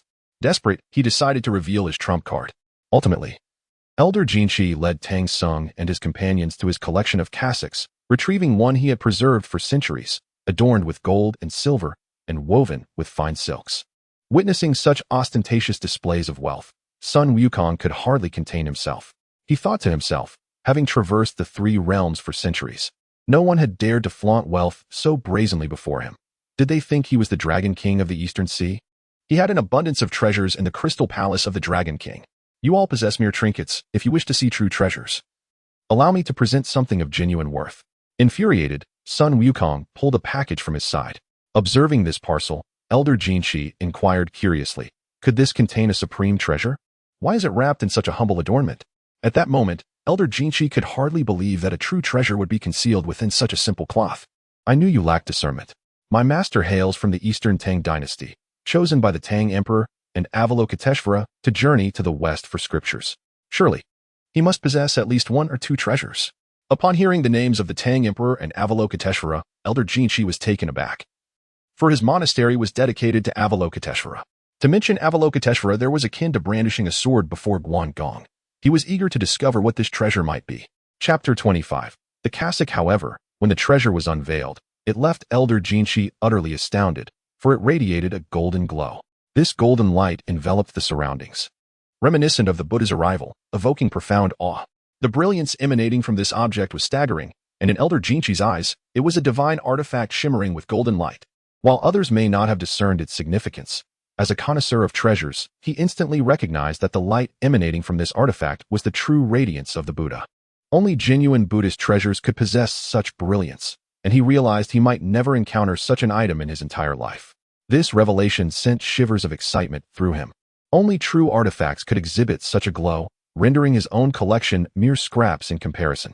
In that moment, Elder Jinshi fell to his knees, extending his hands toward the treasure, exclaiming, Master Tang, please let me behold this artifact. I implore you. Faced with the near-manic fervor of Elder Jinshi, Tang Sung was taken aback, as if witnessing a fervent fan longing to devour their idol. In this moment of desperation, Tang Sung could only helplessly turn to Sun Wukong and say, you should show him the item. Observing the supplicant figure of Elder Jinshi, Sun Wukong felt a sense of satisfaction. How delightful it was to see this insufferable individual who had flaunted his treasures now humbled before him. After a brief moment of contemplation, Sun Wukong handed the cassock to Elder Jinshi. The latter, upon receiving it, was overwhelmed with excitement. He pressed the cassock against his face. Inhaling deeply, Tang Sung watched in horror. Was this man truly so disgusting? It was merely a piece of clothing. Why was he treating it with such reverence? Although it was indeed a cassock worn by Tang Sung, free of dust and odor, the thought of someone reveling in the scent of his garments was unsettling. Tang Sung suppressed his discomfort, while Yi Sun pondered whether to offer a warning. Eventually, Yi Sun spoke. This treasure was bestowed by Avalokiteshvara, and therefore cannot be claimed by mere mortals. Anyone attempting to covet it will only invite punishment. This gift is rightfully yours, and what is not yours cannot be forcibly taken. Suddenly struck by Yi Sun's words, Elder Jinshi shivered, realizing that he felt an irresistible allure toward the treasure before him. The sight of the resplendent cassock, aglow with the brilliance of Buddhist light, paled in comparison to his own collection of trinkets. Merely gazing upon this priceless artifact felt as if he were glimpsing into the future. How could such a magnificent item appear without the blessing of a bodhisattva? Did he truly deserve to possess such a treasure? As he gazed at the artifact, Elder Jinshi felt as if his very soul had been ensnared by it. Despite Yi Sun's admonitions, he could think of nothing but obtaining it. Observing his fervent desire, Tang Sung was left speechless, while Sun Wukong and Yi Sun understood the depths of his longing. Once a person had something to flaunt, witnessing another's superior possession would inevitably stir a deeper craving within them. This yearning would persist, occupying their thoughts until they acquired the coveted item. At that moment, Elder Jinchi trembled with excitement. To him, nothing else mattered. He yearned for this treasure as fervently as some might for a mobile phone, even to the extent of sacrificing a kidney. As he caressed the cassock, Elder Jinchi sighed. This must be the finest cassock in existence. In his understanding, it truly was unparalleled, for no other cassock could surpass it in value. Its worth transcended mere appearance, embodying a deeper significance. A gift from Avalokiteshvara was indeed something ordinary mortals could scarcely hope to attain. Sun Wukong, however, remained unimpressed, for he had seen treasures of all kinds. To speak of the cassock, it is not as formidable as one might think. The finest cassock remains that worn by the Buddha himself, and it is naturally impossible for any other to compare. For mere mortals, however, this cassock is the only one that can be deemed the best. After all, it is tangible and visible to the naked eye, unlike the ethereal existence of the Buddha's attire. Once donned, this precious garment renders one impervious to blades and spears. It even harnesses the divine light within to fend off malevolent creatures who find it impossible to breach its defenses. In the original tale, the monk Tang Sung refrains from utilizing this treasure, fearing it may be damaged, which ironically leads to him being captured by various demons. While he need not worry at all, even if Sun Wukong were to wield it as a weapon, he could never destroy this cassock. At this moment, Jin Chi, with a hint of dejection, remarked, "So, Tang Master possesses such an astounding treasure, which is why he looks down upon my humble cassocks." Tang Sung, reluctant to bear the blame, simply shook his head and replied, "These items are mere external possessions, inconsequential when compared to true Buddhist teachings. Why must you concern yourself so?" Although this version of Tang Sung possesses an exceptional fighting prowess, his mindset is far superior to that of his literary counterpart. Both in television and literature, Tang Sung is portrayed as quite timid. However, this incarnation is truly a holy monk. To him, these treasures hold little value, for his defenses are impenetrable to other demons. His very skin serves as his greatest shield. Despite Tang Sung's dismissal of the artifact, Jin Chi remained unwilling to relent, for to him, this precious relic is a treasure beyond measure, and it cannot simply be brushed aside. However, seeing that Tang Sung is indifferent to the treasure, he pondered the possibility of acquiring it, and, with a sense of longing, expressed, "Master Tang, I have a request that I hope you will grant." Yi Sun, standing nearby, sensed the nature of his request, while Tang Sung offered no objection. He nonchalantly inquired, "What is your request? Speak freely." Jin Chi, with a beseeching demeanor, stated, "Master, this cassock is simply too beautiful. I do not wish to possess it, but I only ask for the opportunity to admire it closely for one night. I promise to return it to you in the morning with no ulterior motives. If you fulfill this wish, I will gladly offer you all my treasures in return." His fervent declaration astonished those present, including Tang Sung. The willingness to relinquish a lifetime's worth of effort for merely a few nights of viewing the cassock was beyond comprehension. Yi Sun suddenly recalled a saying, "Put on this Rolex, and your salary for the month is settled." Jin Chi's fervent plea prompted the surrounding disciples to exclaim, "Think carefully. Abbot." After all, this was their home, and they had contributed to its establishment. To hand over their possessions to someone who is not even a legitimate child of the household was unfathomable. Thus, they were perplexed and even somewhat incensed. Meanwhile, Jin Chi had already resolved to examine the treasure closely for an entire night. At this moment, Sun Wukong expressed his discontent, using a secret communication technique to convey to Tang Sung, "Master, this person is so fervent in his desires that I fear he will not return the cassock." Tang Sung, silently reflecting, replied, "It matters not. If he does not return it, I shall retrieve it myself. Out of compassion for a fellow Buddhist, I shall grant him a chance. But should complications arise, I shall leave it to Avalokiteshvara to resolve." Yi Sun interjected somewhat inappropriately, "You all should refrain from acting hastily." Sun Wukong, puzzled, asked, "How did you join my channel?" "This spell was taught to you by me, after all." Since Yi Sun's abilities were derived from Sun Wukong, they were indeed on the same wavelength, which was not unusual. Tang Sung contemplated before stating, "Then I shall leave this matter in your hands. Should any unforeseen circumstances arise, I will assist. They lack the capacity to claim my cassock." He then addressed the group, saying, "You may observe this cassock, but I do not require your possessions." Yi Sun added, "Abbot, it is acceptable for you to examine the cassock, as it is quite generous of you to allow us to stay here. However," he cautioned, "remember, This cassock is merely a garment. It is not as significant as you might believe. The true essence lies within the person. Hearing this, Jinshi was filled with joy and assured the group, I promise I will not misuse this cassock. He continued, I only wish to observe it for one night, after which I will return it, for a monk can never escape his temple. His words struck a chord, and the others nodded in agreement. Willingly entrusting the treasure to Jinshi gingerly placed the cassock beside him, occupying the spot where his treasures had once rested. Holding the artifact without any cost filled him with immense satisfaction. The disciples congratulated him, exclaiming, Master, your acquisition of this treasure is thanks to Tang Sing. They echoed, Indeed. We are grateful to Master Tang for allowing us to enjoy this wondrous artifact. Yusun reminded them, but remember, it is not forever, just this one night. Be wary of greed, lest it lead to dire consequences. If Tang Sung had uttered these words, they might have carried weight. Yet, as Yisun was merely a child, his words held little authority. The abbot, dismissively replying, I know. You should not doubt my integrity. I am the abbot here, soon departed, filled with glee.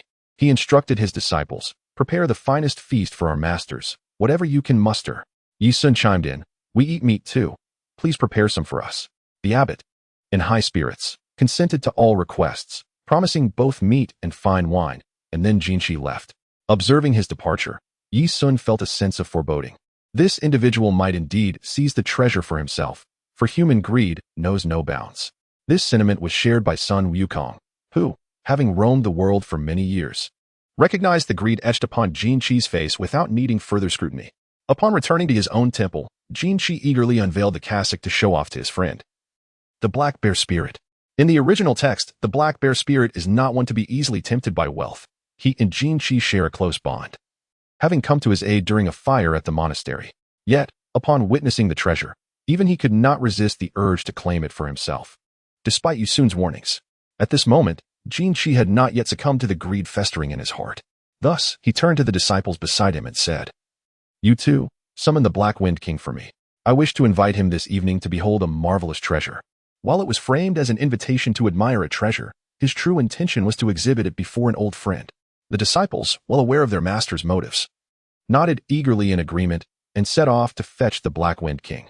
The Black Bear Spirit was indeed formidable. He had some ties to the Buddhist faith. Yet he was not currently practicing in the Zen temple of Guanyin Bodhisattva.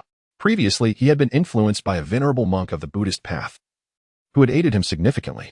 The cultivation methods he employed were also imparted by this monk, and having achieved considerable progress, he retained a fondness for Buddhism.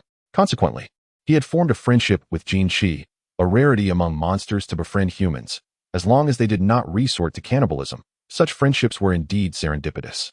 This is why, in the original text, the Black Bear Spirit ultimately met a favorable end, being taken in by Guanyin. He became a protector of the faith, a conclusion that was not disgraceful, and he had the opportunity to listen to teachings. In contrast to these wild mountain spirits, who might seem free, they lacked adequate cultivation methods and resources. The abundance of resources within Buddhism was unparalleled, and associating with Guanyin was undoubtedly a wise choice. At the stroke of midnight, Sun Wukong, Tang Sung, and a white dragon horse were engaged in a game of cards within their chamber. Yisun found himself growing weary, while the three continued their banter, intent on hastily playing another round, leaving him in a state of exasperation as he followed suit. As they played, Sun Wukong proposed, Why don't we place a wager? Let us see if Jinshi will return the cassock in his possession tomorrow. I bet he won't. The loser must carry the other's luggage for a month. Yisun addressed the group, I believe Monkey Brother will win. Tang Master is unlikely to part with such treasures so easily, thus preparing for the potential loss. That's unacceptable. One must honor their word, he contended. Tang Sung, stubbornly opposing Wukong, merely sought to engage in their usual banter, as their verbal sparring was commonplace. Now that Wukong had identified a promising route to victory, Tang Sung felt compelled to contradict him, regardless of the reliability of his argument. Ultimately, Yisun deemed that playing mahjong might not suffice for their entertainment, leading him to introduce a new game, a tabletop game inspired by the Three Kingdoms. This surprised the group, as the era of the Three Kingdoms was not far removed from the Tang dynasty, and its characters were well known and beloved. The notion of utilizing Three Kingdoms warriors for a game was unexpected, raising curiosity about how to play. Tang Sung, intrigued, and Sun Wukong, interested, pondered the implications of a game with such a combative title. Yisun smiled and explained, It is quite simple. Allow me to elucidate the rules. After a brief introduction, they grasped the mechanics of the game, which revolved around the roles of the Lord, Loyalists, and Rebels. The Lord was paramount, akin to Tang Seng's status, while the Loyalists were his disciples, like Sun Wukong, and the Rebels were various monsters aiming to slay Tang's son. The loyal Sun Wukong needed to protect him. There was also a role for a traitor, but due to a lack of players, this role was omitted. The traitor, the most challenging character to play, needed to eliminate everyone to achieve ultimate victory. They could not play it now, but once Shubeiji joined, the game would be much simpler. Yi Sun utilized his magical abilities to create cards, each adorned with the likeness of a Three Kingdoms warrior. Each image was so lifelike that it seemed these figures truly existed. This was made possible because, upon learning of Yi Sun's intention to create a game themed around the Three Kingdoms, Sun Wukong volunteered to sketch the renowned generals from that era, including figures like Guan Yu and Zhao Yun. These historical figures, once deceased, were deified, akin to divine beings governing their realms, making them relatively easy to summon. Furthermore, since they were mortals who ascended to divinity, their combat prowess was not formidable, and they had no choice but to comply with Sun Wukong's request for their likenesses. When they inquired about his intentions, Sun Wukong merely stated it was for a game, withholding further details. In less than an hour, Sun Wukong had crafted the remaining generals' cards, while Yi Sun, relying on his memory, created basic characters like Cao Cao, Liu Bei, and Sun Quan. The standard cards were made using the basic version of the game, including standard equipment and strategies. The more advanced tactics, such as Fire Kill and Thunder Kill, were not included, as they focused on simplicity. And the group spent only an hour on this endeavor. Despite the late hour, their interest remained piqued, and they continued to play for several more hours. Meanwhile, as Sun Wukong departed, a creature covered in black fur, the Black Wind King, stepped into the Guanyin Zen Temple, drawn by Jin Qi's invitation to witness the treasure. Curious about the gem that had piqued his interest, he hurried to investigate. The two disciples who had invited him were core followers of Jin Qi and posed no threat. So upon reaching the temple, he approached Jin Qi's chamber. Just as he was about to enter, he was told to wait momentarily. This left the Black Bear's spirit perplexed, prompting him to inquire, "What requires my patience?" "Ahmedba, Black Wind, you may enter now." At that moment, a melodious chant resonated from within the chamber, sounding quite authentic.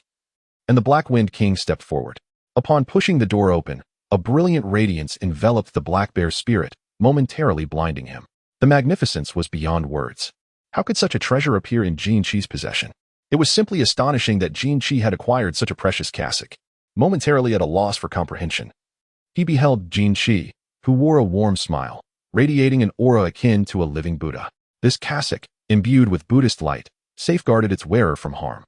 The Black Bear spirit, having some knowledge of Buddhist teachings, immediately recognized the extraordinary nature of the cassock. However, he was bewildered as to why it was in Jin Qi's possession. Recalling Jin Qi's earlier mention of a treasure, he realized this was the very item. The mere sight of it instilled within him an impulse to kneel, his gaze reflecting the fervor akin to that of Jin Qi upon discovering the exquisite cassock. At this moment, Jin Qi shared a similar sentiment, overwhelmed with joy at the sight of his friend admiring the beautiful cassock, likely rendered speechless by the revelation. Jin Qi's smile was impossible to suppress, a scene that greatly satisfied his vanity as he relished the attention of others viewing him as a divine being. At that moment, Jin Qi's smile seemed to soar to the heavens. At that moment, he spoke joyfully, "What does the Black Wind King think of this precious garment? Does it truly merit the title of quality assurance? Are there not many delightful aspects to admire?" As he spoke, Jin Qi lifted the cassock and lightly tossed it beside him, exuding an air of elegance that was quite remarkable for a monk.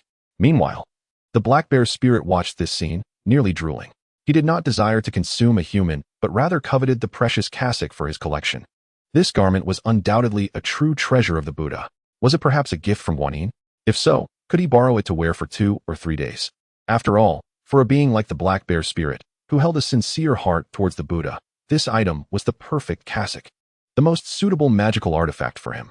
To acquire it, he needed to engage in careful contemplation. After a moment of thought, the Black Bear inquired of Jin Qi, "From where did you obtain this precious garment? Was it truly bestowed upon you by Guanyin Bodhisattva?" Observing the fervent Black Bear spirit before him, Jin Qi, who had intended to show off, nodded enthusiastically and replied, "This splendid cassock was indeed a gift from Guanyin Bodhisattva. How do I look in it? Quite appealing, isn't it?" The Black Bear spirit was taken aback. He had never imagined that the Bodhisattva would bestow such a cassock upon Jin Qi after all. Guanyin was a figure beyond the reach of such a minor demon. As a devoted follower of the Buddha, the Black Bear spirit held profound admiration for Guanyin. The Bodhisattva's name resonated throughout the 9 provinces. and to possess such a treasure was indeed a stroke of fortune. It seemed that Guanyin must have been moved by Jin Qi's sincerity, considering that he had established the most prestigious Guanyin Zen temple for her. With such a fervent devotee, it was only natural for Guanyin to express her gratitude, making the gift of the cassock entirely understandable. At this moment, Jin Qi, realizing that he could only wear the cassock for a single evening, eagerly urged his friend, "Come, Black Wind King, let us appreciate this precious garment together. It is truly a rare find." In the world of Journey to the West, acquiring treasures often called for a display, hosting gatherings to showcase them. As the gathering reached its conclusion, the Black Wind King felt a twinge of regret. If only he could borrow the cassock for a while. However, Jin Qi was unable to relinquish the treasure so soon, having just acquired it. This brought Jin Qi immense joy as he admired the resplendent cassock with his disciples. It was well past midnight, yet he remained awake, illustrating the joy that this treasure brought him. His disciples excitedly exclaimed, "Master, this cassock is a perfect match for you. It seems almost tailor-made." Indeed, they recognized Jin Qi's fondness for the garment and offered flattering words, hoping that such praise might secure their positions in the future. Listening to their compliments, Jin Qi was overwhelmed with happiness, his satisfaction growing with each passing moment. Yet, unexpectedly, tears welled up in his eyes. His weathered face bore traces of sorrow, and the sight of an elderly man crying tugged at the hearts of his disciples, who quickly asked, "Master, what troubles you? Why do you weep?" They found it perplexing that he, who so cherished the cassock, would suddenly be brought to tears. As he contemplated, tears flowed freely. "If only heaven would truly grant me this cassock," he thought. The disciples soon understood their master's sentiment. It stemmed from a longing to gaze upon the treasure once more. After all, it was only human nature to desire such a precious artifact, wishing to possess it always. However, they recognized it belonged to another monk and not to them. After some discussion among themselves, a senior disciple stepped forward, stating, "Master, that monk from the Tang dynasty is unworthy of this cassock. Look at him, accompanied by a demon and a child. Perhaps this cassock was taken from elsewhere. Given the multitude of demons on the road, how could he have encountered none? Surely, it raises questions." The senior disciple, Guangxi, made a gesture across his throat, suggesting a more drastic solution. But Jin Qi shook his head in disapproval. "No, no. We cannot resort to violence. Monks are forbidden from killing. Moreover, I have promised Master Tang to return it tomorrow. I cannot be one who goes back on my word." Guangxi continued, "We need not resort to killing, but this Zen temple may face calamities. Should misfortune arise, we would prefer to avoid it, would we not? When the authorities arrive, we can simply explain the occurrences, attributing any mishaps to our disciples." At this moment, Jin Qi was quite intrigued by Guangxi's proposal and inquired further, "But what kind of misfortune do you foresee?" Guangxi replied, "The winds are blowing westward today, and Master Tang and his companions are in the west wing. The weather is dry, increasing the risk of fire. If an oil lamp were to tip over tonight, it would spell disaster. Very well, take care of this matter. From now on, I will entrust you with the affairs of the temple." Allowing myself to enjoy a peaceful retirement, Jin Qi declared. At that moment, the younger disciples exchanged astonished glances, realizing how effortlessly Guangxi had positioned himself as the heir to the entire Guanyin Zen temple. "We can assist with this matter, Master," they all chimed in eagerly, ready to contribute. Jin Qi, now more delighted than ever, responded, "Excellent, excellent. Everyone will have a part to play. As long as we handle this matter well, I shall step back from management, and you shall all take care of the temple's affairs." As he spoke, he adopted a benevolent demeanor, akin to a truly enlightened monk. This scene, however, felt somewhat disconcerting. Yet, his disciples were unfazed, justifying their actions as noble deeds. As the night wore on, the group, exhausted from their revelries, gradually succumbed to slumber. Among them was son Wukong, who, in the original narrative, would have remained vigilant, observing the surroundings. However, after a day full of activities, they were all too weary to remain alert. The monks had prepared dry wood and kindling, seemingly readying for a bonfire gathering. They efficiently stacked firewood outside Tang Seng's quarters while the others slept soundly, unaware of the stirring events outside. Despite their formidable powers, their vigilance against potential threats waned, believing that even fire could not harm them, for their strength rendered them fearless. At this moment, Jin Qi donned the splendid cassock, eagerly awaiting news from his disciples, with Guangxi being the first to arrive. Chapter 28. Setting fire to oneself upon the arrival of his senior disciple, Jin Qi hastily inquired, "How is Guangxi faring? Is everything proceeding smoothly?" Guangxi promptly replied, "Master, everything has been prepared. Once the personnel arrive, we shall be ready to commence at any moment." With preparations in place, Jin Qi felt a surge of excitement. As night fell, flames erupted, swiftly engulfing the entire western wing of the temple. Witnessing this scene, it was evident that the monk Tang Xing and his disciples were destined to perish within, signifying that the set of robes would forever belong to him. The surrounding disciples congratulated him, exclaiming, "Congratulations, Master! You shall finally possess the robes you have long desired." They echoed, "Indeed, from this day forth, the robes shall eternally belong to you." Meanwhile, a radiant light of Buddha emanated from the periphery of the western wing, isolating the flames and causing them to spread outward. Jin Qi, who had initially reveled in the spectacle, was suddenly struck with alarm. What is happening? Why have the flames changed direction? He pondered in shock. An elder, flustered, shouted, "The fire is approaching. Look!" Indeed, the flames did not consume the western wing, but rather extended outward, threatening the treasures safeguarded within the Guanyin Zen temple. If these were to be destroyed, it would spell disaster. The perpetrators hastily organized efforts to extinguish the flames, recalling the adage, "Heaven's mischief may be survived, but self-inflicted harm leads to demise." Even without Sun Wukong's intervention, the protectors surrounding Tang Xing would soon impart lessons on morality. Initially hesitant to intervene, the guardians, upon witnessing Tang Xing's and Sun Wukong's formidable powers, realized that failing to act would leave them bereft of the rewards awaiting them on their journey westward. Thus, they resolved to take action, not only containing the flames but redirecting them towards the surroundings, tasks that were originally meant for Sun Wukong. Comprising both deities and disciples, they were meant to uphold righteousness. When faced with such calamity, punishment was warranted. So they diverted the flames away from Tang Xing's group and towards the very heart of the Guanyin Zen temple. Should the fire continue unchecked, the entire temple would be laid to waste. Jin Qi had once considered trading the temple for a mere night's use of the robes. However, if he proceeded with such a plan, he would surely find himself with justifications for regret or even direct confrontation, portraying Tang Xing's group as insatiable. The Guanyin Zen temple represented decades of his labor. It was no trivial matter to relinquish it. Now, if the temple were truly to be lost, Jin Qi felt as though his heart would shatter. The monks soon realized the gravity of their reckless actions and rushed to halt the unfolding disaster. Scattering in all directions, the monks labored to extinguish the flames, struggling with the logs, their strength waning. Ultimately, the entire temple succumbed to the blaze. Most heart-wrenching for Jin Qi was the sight of the western wing, untouched by flames, appearing as though a force shielded it from destruction, akin to a spell cast by Tang Xing's group. It dawned on him that his misdeeds would ultimately bear consequences. The anguish of witnessing the temple he had painstakingly built over a lifetime reduced to ashes was beyond comprehension. As the inferno raged, Jin Qi hastily retreated into his quarters, believing safety lay within. Yet, many monks had already fled, and soon the flames encroached upon his sanctuary. The fire swiftly consumed him before he could even call for help. A beam crashing down upon his head. The robes he wore detached and fluttered away, folding neatly on their own. Magical artifacts protect their masters, but do not shield others. Jin Qi, unworthy of such guardianship, was forsaken by the very robes he coveted. Witnessing this betrayal, he felt an unbearable sorrow. Ultimately, he could not claim the treasure he desired. The beam struck him down, extinguishing the life he had lived for over 2 centuries, ending in the tragedy he had wrought.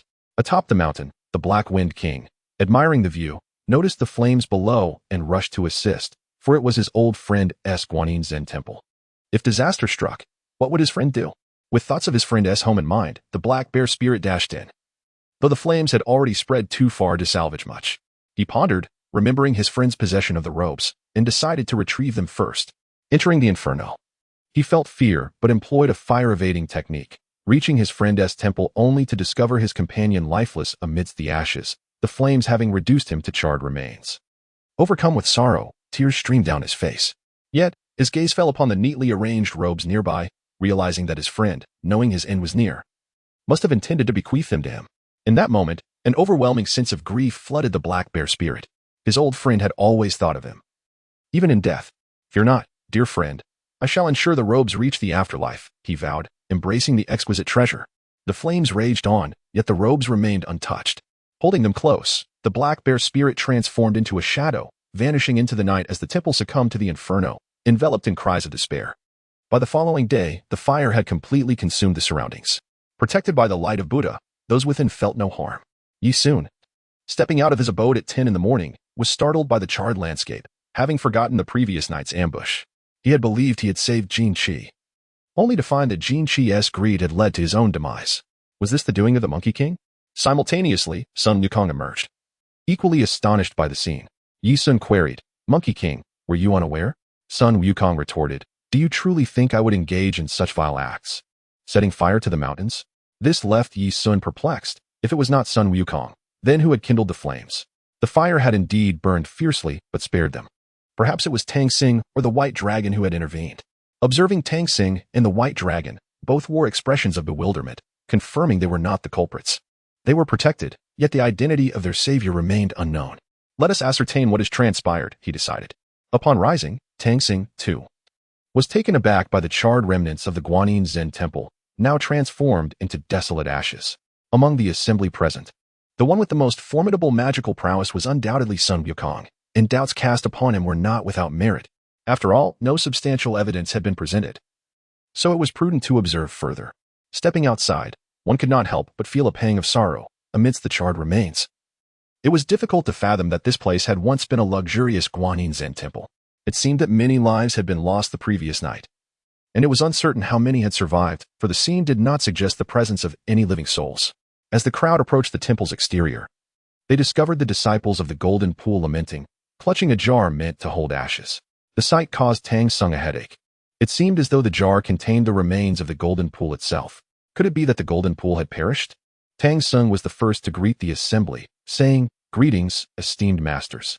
However, the onlookers regarded Tang Xing and his companions with expressions akin to that of encountering a specter, their fear palpable. Confused, Tang Xing inquired, "Why do you react this way? Do you have questions regarding us?" It was the frightened Guangxi, who had previously advised the Golden Pool, that stepped forward and stammered, "Are you human or ghost?" Upon hearing this, Sun Wukong became incensed, brandishing his staff and declaring, "I am very much alive. How dare you suggest otherwise? It seems you wish to become ghosts yourselves." Tang Xing restrained his staff, while Yi Sun, standing nearby, began to piece together the unfolding events, recognizing the consequences of their own misdeeds. Chapter 29. The missing robe. Sun Wukong was not one to be trifled with. His intimidating presence left many monks trembling in fear, terrified that this creature might devour them. Their guilt weighed heavily on them, for they were apprehensive that once the truth was revealed, they would face dire consequences. Indeed, they had witnessed the flames that wreaked havoc upon their abode, flames they had intended to direct at their adversaries but which ultimately consumed them instead. The loss of their master in this calamity added to their distress. Though they had brought this upon themselves, the absence of leadership left them in disarray, yearning for swift resolution. Observing the scene, Yi Sun remarked, "It seems you set fire to the entire temple last night." His words drew the attention of both Sun Wukong and Tang Xing, as they were unaware of the previous night's events. Yi Sun's assertion suggested an intimate understanding of the situation, piquing the curiosity of Tang Xing and Sun Wukong alike. The monks, quaking in fear, protested, "Impossible. We would never commit such an act. It was an accident, a mere accident." Yet their panic betrayed their dishonesty, and Tang Xing furrowed his brow, while Sun Wukong tightened his grip on his staff. With a mighty thud, he struck the ground with the tip of his staff, creating a deep crater and causing fissures to radiate outward.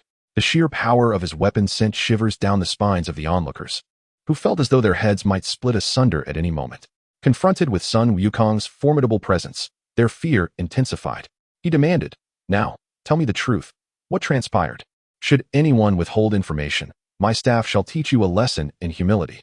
The crowd, rendered speechless by Sun Wukong's words, fell to their knees, pleading for mercy.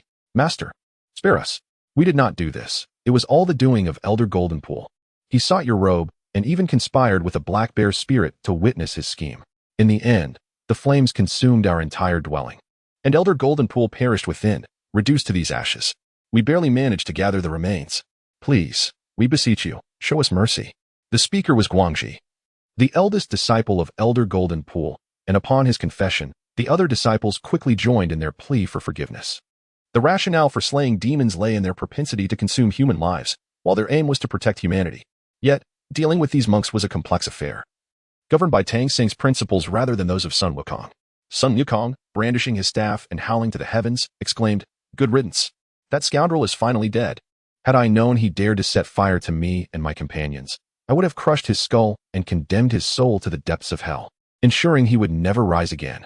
The sight of Sun Wukong's arrogance left the prostrate monks trembling, too terrified to utter a word. They understood that such a powerful being could unleash untold devastation.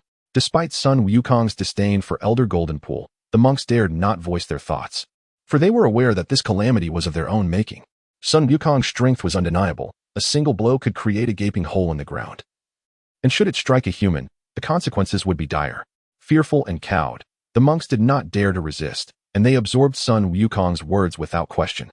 Meanwhile, Tang Sung inquired about the fate of the black bear spirit, recalling that one had visited the temple with the intention of admiring the robe.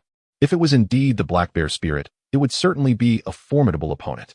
Clenching his fists and flexing his muscles, Tang Sung resolved to confront the creature.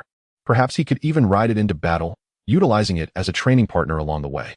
In the distance, the black bear's spirit trembled, a chill coursing through its spine. It quickly dismissed its unrealistic thoughts and clutched the robe in its hands, feeling a surge of joy. The garment was exquisite, and it was unclear who had bestowed it upon Elder Goldenpool. One thing was certain: the elder was unworthy of possessing such a treasure. Previously, the bear had been deceived by the elder's boasts, but now it recognized the truth. The robe must have been acquired through theft. However, that was of little consequence now. The robe was firmly in its possession, and its next move was to invite its friends to admire its newfound treasure. While Sun Wukong seethed with anger, contemplating how to deal with the black bear spirit, Tang Sung pondered the best approach to confront it. Yi Sun, however, queried about the whereabouts of the robe, wondering if it had been lost. His question intrigued Sun Wukong, while Tang Sung remained indifferent, viewing the robe as merely an article of clothing. Yet, Sun Wukong held a different perspective. The robe was his responsibility, and if it were lost, he would bear the burden of that failure. Thus, Sun Wukong addressed the gathered crowd. Where has the cassock gone? What could have happened to it? The onlookers exchanged glances. While they had indeed noticed the cassock during their flight, they had not considered its fate. Many speculated that it might have been destroyed by the fire. Upon hearing this, Sun Wukong was instantly enraged. How could that be? This cassock is impervious to both water and fire. Even if I were to strike it with my staff, it would remain unscathed. A mere flicker of flame cannot possibly ruin it. It would fare better in the 8 trigrams furnace of the Supreme Lord Laozi than at your hands. Speak, did you conceal it? If not, I shall crush you all immediately. Terrified by Sun Wukong's threat, the crowd fell to their knees, bowing repeatedly as they pleaded, "Grandfather, spare us. We have not seen the cassock. Last night, the black bear demon came. If it has been taken, it could only have been by that creature." They were utterly unaware of the true power of the cassock. And upon learning that it was indeed a magical artifact, they recognized its value had increased significantly. Yet, despite this realization, they lacked the audacity to claim such a treasure. For their lives were at stake. If they were to possess it, they would inevitably have to confront the formidable Sun Wukong. And they feared they would meet a swift demise. Observing their trepidation and frantic gestures, Sun Wukong surmised that they could not have hidden the cassock. As they had suggested, it was possible that the black bear demon was involved. But who was this black bear demon? As the terrified crowd looked at Sun Wukong wielding his staff, they explained to the monk and Sun Wukong that the black bear demon was the king of the Black Wind Mountain, a creature that had previously maintained a cordial relationship with their master. They recounted how the demon had been active the previous night and had departed after the eruption. However, one of them continued, "I did glimpse a wisp of black smoke amidst the flames. If it were mere smoke, I would not have given it a second thought. Yet it circled the sky before vanishing. That smoke was located precisely where our master resided. If it is true, then the Black Wind King is involved." Sun Wukong pondered. It seems this Black Wind King can transform into the wind to escape. Such magic is commonplace among demons with a modicum of power. I, too, possess such abilities, though I disdain using them due to their slow speed. A single somersault can carry me thousands of miles, rendering such lowly spells unnecessary. Contemplating their words, Sun Wukong considered the possibility that the demon had indeed taken a liking to his cassock and spirited it away. He was eager to discover which demon dared to pilfer from the hands of the great sage equal to heaven. With that, he brandished his staff and demanded, "Reveal the location of that demon." Chapter 30, Black Wind Mountain. After the crowd's explanation, they turned their gaze towards the looming Black Wind Mountain. The mountain appeared shrouded in dark clouds, perpetually obscured from the sun, with ominous mist swirling around, a clear indication that it was no safe haven. Occasionally, the clouds would part, allowing a sliver of sunlight to illuminate the mountain, but such occurrences were rare, typically only seen when Elder Jinchong ascended the peak. Thus many regarded it as a divine spectacle. Unfamiliar with the mountain's geography, Sun Wukong seized a monk and urged, "Come with me quickly. I must confront that wretched black bear demon." The monk, trembling in fear, was none other than the leader, Guangji. He was well aware that Sun Wukong often directed his inquiries toward him, and he felt a deep unease at the thought of facing the Black Bear King. He would rather contend with Sun Wukong's wrath than confront that demon. Yet, as Sun Wukong's staff loomed above him, he hesitated. The mountain was rife with demons. and without their elder's protection, they could no longer coexist peacefully. Please, spare me, master. Do not take me with you. The monk's desperate pleas did not elicit any sympathy from Sun Wukong, who raised his staff, poised to strike. Fortunately, Yi Sun intervened, grasping the staff just in time. Sun Wukong was taken aback. Yi Sun appeared far from capable of halting his weapon, though he had not exerted much force. Even a fraction of his strength was enough to overwhelm an ordinary person. Yi Sun's cultivation level was well known to Sun Wukong. It was unfathomable that he could withstand such an assault. As Sun Wukong pondered this anomaly, Yi Sun gently moved the staff from the monk's forehead and proclaimed, "Allow me to handle this. I shall protect you. Though my combat prowess is lacking, safeguarding you will pose no issue. This should suffice, correct?" The monk, still skeptical of this seemingly innocuous child, found himself questioning Yi Sun's ability to protect him. Yet, recalling the events of the previous night, he contemplated the possibility that everyone in their group might be demons in disguise, each possessing powers of their own. Ultimately, Guangxi conceded, "I trust you. Let me accompany you." The primary reason for his acquiescence was the sight of Sun Wukong, who had raised his staff, his demeanor suggesting that any dissent could lead to a swift and brutal end. Sun Wukong, somewhat exasperated, remarked, "I possess magic and can traverse the skies swiftly on my cloud somersault. Do you possess any such abilities? I recall that you do not know any relevant spells. Your strength lies solely in martial prowess, which may prove burdensome. Let Yi Sun and I scout ahead to assess the situation before returning for you." Despite Sun Wukong's unmatched combat abilities, he was devoid of magical skills. His power stemmed purely from his physical strength, capable of shattering mountains with a single punch. Yet he could not conjure a drop of water or a flicker of flame. His magical aptitude was indeed remarkable, considering the logic in their arguments. Tang Sung decided to remain behind, overseeing the monks. He would ensure they organize the remnants of the temple and excavate usable items for future restoration efforts. Additionally, in the wilderness devoid of protection, they might encounter wolves or tigers, which the monks would be ill-equipped to fend off. Since they were all of the same sect, there was no reason to disregard their well-being. Thus, Tang Sung resolved to safeguard them. Yi Sun and Sun Wukong soared on the cloud somersault to Black Wind Mountain. Yi Sun's cloud and Sun Wukong's cloud were, in truth, one and the same, albeit Yi Sun had the ability to manipulate a portion of it for swift ascent. Meanwhile, the monk had fainted from fright, overwhelmed by the dizzying speed of their passage, which eclipsed that of an ordinary train, akin to a supersonic fighter jet. Had Sun Wukong not shielded him, the force of their speed would have surely stripped him of his very skin. In that moment, he was utterly paralyzed by fear. He truly did not anticipate that being among this group would be so terrifying. Fortunately, Yi Sun possessed a body of indestructible strength. Although this indestructible body was somewhat lacking and nearly useless, it could still provide some protection against the winds. Moreover, being a practitioner of the same cloud technique, he could manipulate the surrounding air currents, freeing him from the fear of being engulfed by them. The monk, however, was unfortunate, but he brought it upon himself, as he had recently proposed the idea of eliminating Tang Sing. Now, it was he who was being tormented by Sun Wukong. He was complicit in these events, and thus, enduring this turmoil from Sun Wukong was a case of poetic justice. After the little monk pointed towards the cave on Black Peak Mountain, Sun Wukong swiftly arrived at the cave's entrance. Upon landing, he tossed Yi Sun and the little monk together and instructed them to wait, stating, "Stay here while I investigate." Curiously, Yi Sun asked, "Brother Monkey, why don't you just charge in?"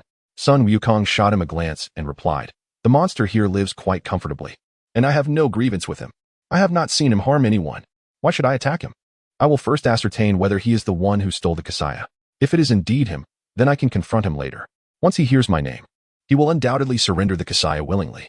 Upon hearing this, Yi Sun acknowledged the rationale, understanding that Sun Wukong was no bandit. He was merely following his own conscience. If he mistakenly accused the wrong person, it would be quite embarrassing. Nodding in agreement, he watched as Sun Wukong dashed into the cave, leaving Yi Sun and the monk outside. At that moment, the monk felt a chill run down his spine. He glanced around and then at the young boy beside him. Thinking that Yi Sun was young and likely gullible, he asked, "Little brother, what is this monkey?" He claims to be Sun Wukong, the great sage who wreaked havoc in heaven, which sounds rather impressive. Though unsure of the monk's thoughts, Yi Sun decided to enlighten him. "Do you see this monkey? He was once a celestial being in heaven, and he was also a demon king. The monster ruling Black Peak Mountain is even more formidable, with a larger territory. At one time, he was utterly lawless. After ascending to heaven, he rebelled against the heavenly authorities, leading to a great battle. Ultimately, he accompanied Tang Sung to the west to obtain scriptures. I must say, the abbot of Jinshi must have been bewitched by this so-called treasure. That kasaya was meant to be offered willingly. Without the capability, one cannot even wear it, let alone steal it or set it ablaze. Even if you did manage to ignite a fire and draw us in, it would be of no use, for among us is a powerful demon king. Do you know the horse under Tangsen? It is transformed from a dragon. Such flames hold no threat to us. They would merely singe yourselves. Last night, we played late and likely fell asleep, which is why you were able to set the fire without waking us. If such a situation arises again, I doubt you will survive the second night. If Brother Monkey knew, he would have eliminated you all without hesitation, and there would be no need for this trouble now. Upon hearing this, the monk broke into a cold sweat, realizing the immense stature of this monkey. Although he was unfamiliar with the title Great Sage equal to heaven, he recognized its significance, as there are descriptions of heaven within Buddhism. Sun Wukong's power was evident. The thought of attempting to harm such a deity or powerful demon was akin to courting death. Regretting his actions, he wished he had not conspired against such a formidable figure. Meanwhile, Sun Wukong transformed into a small bee and circled within the cave, observing and eavesdropping on the chatter of lesser demons. They spoke of their king acquiring a precious item and inviting two friends to admire it. Curious, Sun Wukong wondered what this treasure might be. The demons revealed it was a magical garment, which clarified for Sun Wukong that it was indeed his kasaya that had been stolen. Infuriated by the audacity of this thief, he resolved to make them aware of his might. With determination, Sun Wukong returned to the outside, addressing Yi Sun and the monk with a stern gaze. Step back. Witness how I turn this place upside down for daring to steal from me. This is a death wish. Chapter 31. I want to eat. After Sun Wukong's declaration, Yi Sun and the monk hastily retreated. Given the gravity of the situation, they understood that they could no longer partake in what was to follow. Upon uttering those words, Sun Wukong's aura surged, dark clouds gathered, and the sky erupted with lightning and thunder, creating an atmosphere of impending doom. The previously overcast sky now resembled a stormy precipice. And within this tense ambience, Yi Sun felt the weight of Sun Wukong's power for the first time. The original narrative often depicted Sun Wukong as being restrained by various demons, yet in truth, none could best him in direct combat. The strength of demons typically stemmed from their divine abilities and, most importantly, their individual combat prowess. In terms of divine abilities, only the likes of the Buddha could rival Sun Wukong, while the treasures surpassing Yi Sun's capabilities belonged to the Supreme Lord Laozi. Many of Sun Wukong's past defeats were due to Laozi's artifacts, which were among the most formidable in the three realms, thus placing him at a disadvantage. At that moment, Sun Wukong exhibited the power he wielded during the rebellion in heaven, fueled by indignation that his kasaya had been seized by a vile black bear demon. Such an affront was intolerable. Gripping his staff, Sun Wukong struck the mountain peak with a force that trembled the earth. Turning to the demons inside, he called out, "Black bear demon, come forth. If you do not emerge, I shall break in and turn you into paste, obliterating your lair." Startled from his slumber, the black bear demon emerged, having been sound asleep until now. Upon seeing Sun Wukong's imposing figure, he grumbled, "What is this? A mere monkey dares to provoke me?" Sun Wukong could hardly contain his laughter at the absurdity, realizing the demon believed himself to be a bear, underestimating his own stature. The black bear, dismissing Sun Wukong, retorted, "What audacious little monkey dares to demand something from me? You should weigh your worth."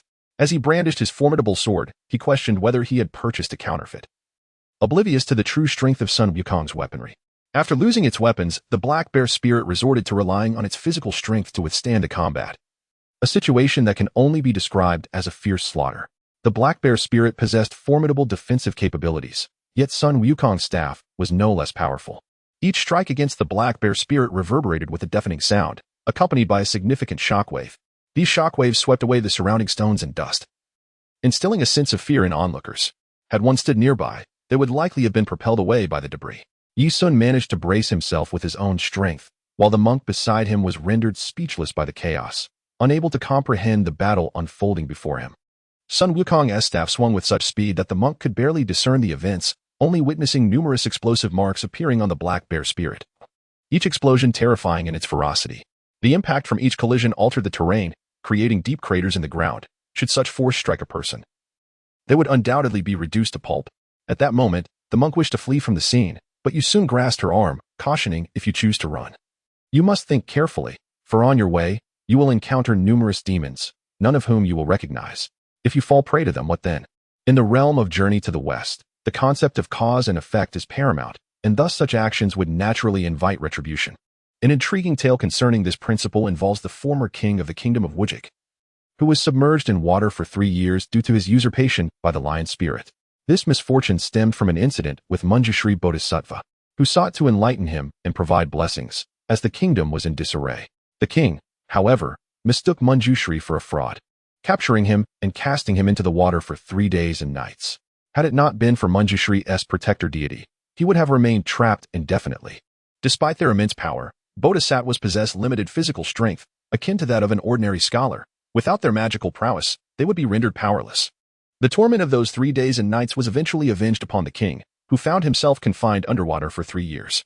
Meanwhile, due to the king's poor governance, when Mangekyou's steed arrived, it managed to restore order to the kingdom without incident. Thus, although he lost 3 years of his life, the king did not perish, nor did he cause the bodhisattva's demise. The monk before us now mirrors this predicament. Having set fire to the entire Guanyin Zen temple, retribution is inevitable. Orchestrated by Yi Sun and Sun Wukong, it is astonishing to witness that the Black Bear Spirit's strength surpasses even that of the fully armed Neza. Despite Sun Wukong's previous victories over Neza being somewhat fortuitous, nonetheless, there is undeniable skill employed in this confrontation. The Black Bear Spirit's thick hide presents no vulnerable openings. Unlike Neza, whose formidable artifacts are countered by a relatively frail physique. In the midst of the battle, the Black Bear Spirit, clearly intimidated, pleaded, "Hold on. I haven't finished my meal yet. Let me eat first, and then we can continue." At this point, the Black Bear Spirit was genuinely frightened, feeling the weight of Sun Wukong's strikes, which were no ordinary blows. Though he relied on his tough skin to withstand the hits, the force of the staff was undeniable. Yi Sun, observing the scene, couldn't help but cover his forehead. He recalled that in the tales of Journey to the West, those who utter such words often do not emerge alive from their hideouts. When the Black Bear Spirit retreated into its lair, Yi Sun approached Sun Wukong and asked, "Are you simply going to let him escape? What if he doesn't come out? If he doesn't, will you go in after him? How will you manage to catch him then?" However, adhering to his principle of trust, Sun Wukong remained outside, patiently awaiting the Black Bear Spirit's return. Yet, after a prolonged wait with no sign of movement from within, impatience began to gnaw at him. Yi Sun sensed this and thought, surely this monkey isn't contemplating letting the Black Bear Spirit remain hidden indefinitely? Sun Wukong, hearing this, became anxious. How can this be? I've waited so long for him to show himself, and now he chooses to hide? Is he mocking me? Thus, Sun Wukong brandished his staff and shouted into the cave, "Black Bear Spirit, come out. Let us continue our duel." At that moment, the Black Bear Spirit remained utterly silent. In Chapter 32, the Bald Head Opens the Mountain, it was as if the Black Bear Spirit had vanished from the cave altogether. Upon entering, Sun Wukong encountered only a trembling little demon, with no sign of the Black Bear Spirit. Eventually, Yi Sun watched as Sun Wukong exited, exasperated. "So, this coward has sworn not to emerge, has he?" Sun Wukong nodded, his expression one of disbelief. "I never imagined this creature would be so timid as to remain hidden. What could he possibly be doing in there?" After all, the Black Bear Spirit could not escape, while the monk was bound to wait at the temple. By noon, Yi Sun, Sun Wukong, and the monk finally regrouped. They were astonished by the display of power from Tang Xing, who effortlessly lifted several hundred heavy staffs from the rubble with a single hand, moving collapsed Buddhist statues weighing over 1,000 pounds with just a finger. Had they known of Tang Xing's capabilities, they would have never dared to confront him. Such strength could easily spell their doom. Now, their urgency to obtain the cassock and present it to Tang Xing grew, for they could not allow him to remain here. Such power was too formidable. Sun Wukong was the first to voice his frustration. "I'm furious. That wretched Black Bear Spirit, in the midst of battle, has the audacity to hide in its cave. I searched everywhere within, but found no trace of him. Even the little demons I questioned had no idea, given his determination." It was clear how hard Sun Wukong had searched, yet the Black Bear Spirit had cunningly concealed its whereabouts. The monk comforted him. "In that case, you stay here and watch over them. I shall ascend the mountain to engage them in battle and see if I can coax the Black Bear Spirit out." With Sun Wukong's staff capable of withstanding the Black Bear Spirit's might, it followed that his own fists would be equally formidable. This was an opportunity he could not forsake. Thus, it was imperative to locate the Black Bear Spirit to demonstrate the power of his fists, fulfilling his desire for confrontation. Sun Wukong pondered this and realized that if he approached, the Black Bear Spirit would likely emerge, for surely, it would feel emboldened by the prospect of facing someone new. Sun Wukong agreed to accompany Tang Xing to confront the Black Bear Spirit, and upon hearing this, Tang Xing felt a sense of relief. This troublesome monkey had long denied him the chance to participate, and now, at last, he was eager to engage. As Sun Wukong prepared to whisk Tang Xing away on a cloud, he paused momentarily. Due to the fact that his cloud of transformation cannot accommodate others, Sun Wukong's ability to carry Yu Sun and the monk by his side is entirely reliant on Yu Sun's assistance. He grasps one individual while Yu Sun employs the cloud to lift Tang Xing. However, according to the regulations along the journey to the west, Tang Xing is prohibited from utilizing any flying spells and must ascend step by step. This predicament leaves him in a quandary, of which Tang Xing is acutely aware. He reassures the others, saying, "Do not worry. You go ahead. I will arrive shortly." Sun Wukong, perplexed, inquires, "What do you mean, shortly?" To which Tang Xing simply replies, "Why concern yourself with so many details? Just hurry and fly on." Finding that his goodwill is not welcomed, Sun Wukong loses interest in engaging further with Tang Xing and, alongside Yu Sun, once again takes flight toward the Black Peak Mountain. Meanwhile, Tang Xing bends down, pressing his hands to the ground, his legs curling beneath him, causing the entire temple to tremble. Countless pebbles are thrust skyward, a testament to his formidable power, as an unseen force propels the surrounding stones. Tang Xing concentrates all his strength at his feet, and, with a sudden leap, a sound like the tearing of wind is heard. Yu Sun, astonished, gazes upward to see Tang Xing soaring into the clouds like a missile, his impact creating a significant rupture in the cloud cover, propelling him skyward at an astonishing speed. If he continues at this pace, he may very well reach the heavenly court, and indeed, Tang Xing finds himself at the southern heavenly gate, his bald head coming into view of the heavenly soldiers. The heavenly beings are taken aback, bewildered by the sudden appearance of a bald figure emerging from the clouds. Tang Xing greets them, "Good morning, brothers. Have you eaten breakfast yet?" His words leave the heavenly soldiers at a loss, and they choose to ignore his inquiries. Returning to their posts, after his greeting, Tang Xing swiftly vanishes, plummeting through the clouds. Meanwhile, Yu Sun and Sun Wukong arrive at the entrance of the Black Bear Cave, only to find no sign of Tang Xing. Sun Wukong remarks, "This monk only knows how to jump around recklessly, without a proper flying spell. Relying solely on his leaping ability is akin to a blind cat stumbling upon a rat. If he hits something, it's a win. At such speeds, he won't even know where he'll land. He might end up in the west to meet Buddha himself." Just as Sun Wukong is grappling with his frustration, a thunderous noise erupts from the sky, followed by a piercing sound as the previously cracked clouds break open once more. A bald figure emerges, plummeting like a cruise missile. And it's evident to Sun Wukong that it is Tang Xing. He is left utterly dumbfounded, unable to fathom that Tang Xing would descend in such a manner. And shockingly, the landing spot is right at his feet. Realizing the impending collision, Sun Wukong hurriedly shoves Yu Sun aside, exclaiming, "Get out of the way." A massive bald head comes crashing down onto Sun Wukong's monkey head, resulting in a shower of sparks from the collision, igniting the air around them and creating a scene of spectacular chaos. Yu Sun, realizing the gravity of the situation, jumps away just in time. He manages to land awkwardly on the peak, witnessing a shocking sight. The Black Peak Mountain has split in two, a clear indication of Tang Xing's powerful impact. The scene is utterly astonishing. Tang Xing's head has cleaved the mountain as if it were a tiger opening a path through the earth. Who could withstand such force? At this moment, it is Sun Wukong who bears the brunt of it all. The force of Tang Xing's descent has split the mountain, and his landing spot is precisely on Sun Wukong's head. Sun Wukong finds himself unceremoniously thrust downward, as if the mountain's edge were an axe. With his body taking the impact of Tang Xing's fall, the entire peak threatens to descend into the underworld, and upon regaining his bearings, Sun Wukong discovers that he is submerged in lava, alongside Tang Xing. Bewildered, he exclaims, "You insufferable monk, why won't you listen? We cannot fly and can only run. Yet you've plunged me into this lava. What a predicament." Tang Xing, feeling somewhat guilty, touches his own head sheepishly and replies, "I had no idea that leap would carry me all the way to the southern heavenly gate. It has been ages since I exerted myself fully in a jump, and I must have overdone it. How do you feel, Wukong?" Sun Wukong gives him an exasperated glance as he climbs out of the lava, shaking off the molten rock. "I am made of steel and iron. This lava cannot harm me. However, your collision has left my head spinning." The impact of such force would jolt even the most resilient, and Tang Xing can only chuckle sheepishly. They gaze upward, observing that the Black Peak Mountain has indeed split in two, resembling a watermelon sliced in half, and they find themselves thousands of meters below ground. This volcanic eruption is no coincidence. Black Peak Mountain itself is a volcano. Chapter 33, The Black Bear Calamity. At this moment, the Black Bear spirit is soundly asleep in his lair, confident that Sun Wukong cannot summon him. Yet, as he enjoys his slumber, a cataclysm shakes the earth, creating a sensation as if the very heavens are about to split apart. Even within his home, he senses something amiss. What could be causing such intense tremors? Could something be emerging? The Black Bear spirit begins to suspect that perhaps his recent misdeeds have invoked divine retribution, for he does hold some regard for the Buddha. The ground continues to quake violently, and as he glances upward, a large rock plummets toward him, Fortunately, he dodges just in time, otherwise, it would have struck him squarely on the head. It is at this moment that the black bear spirit realizes the severity of the situation. If he does not flee, he will surely meet a disastrous fate, potentially crushed beneath falling stones. Though he possesses tough skin and flesh, being trapped beneath a mountain is still daunting. His magic is of the wind, not the earth, and he lacks the ability to burrow underground, as his powers are bound by inherent limitations.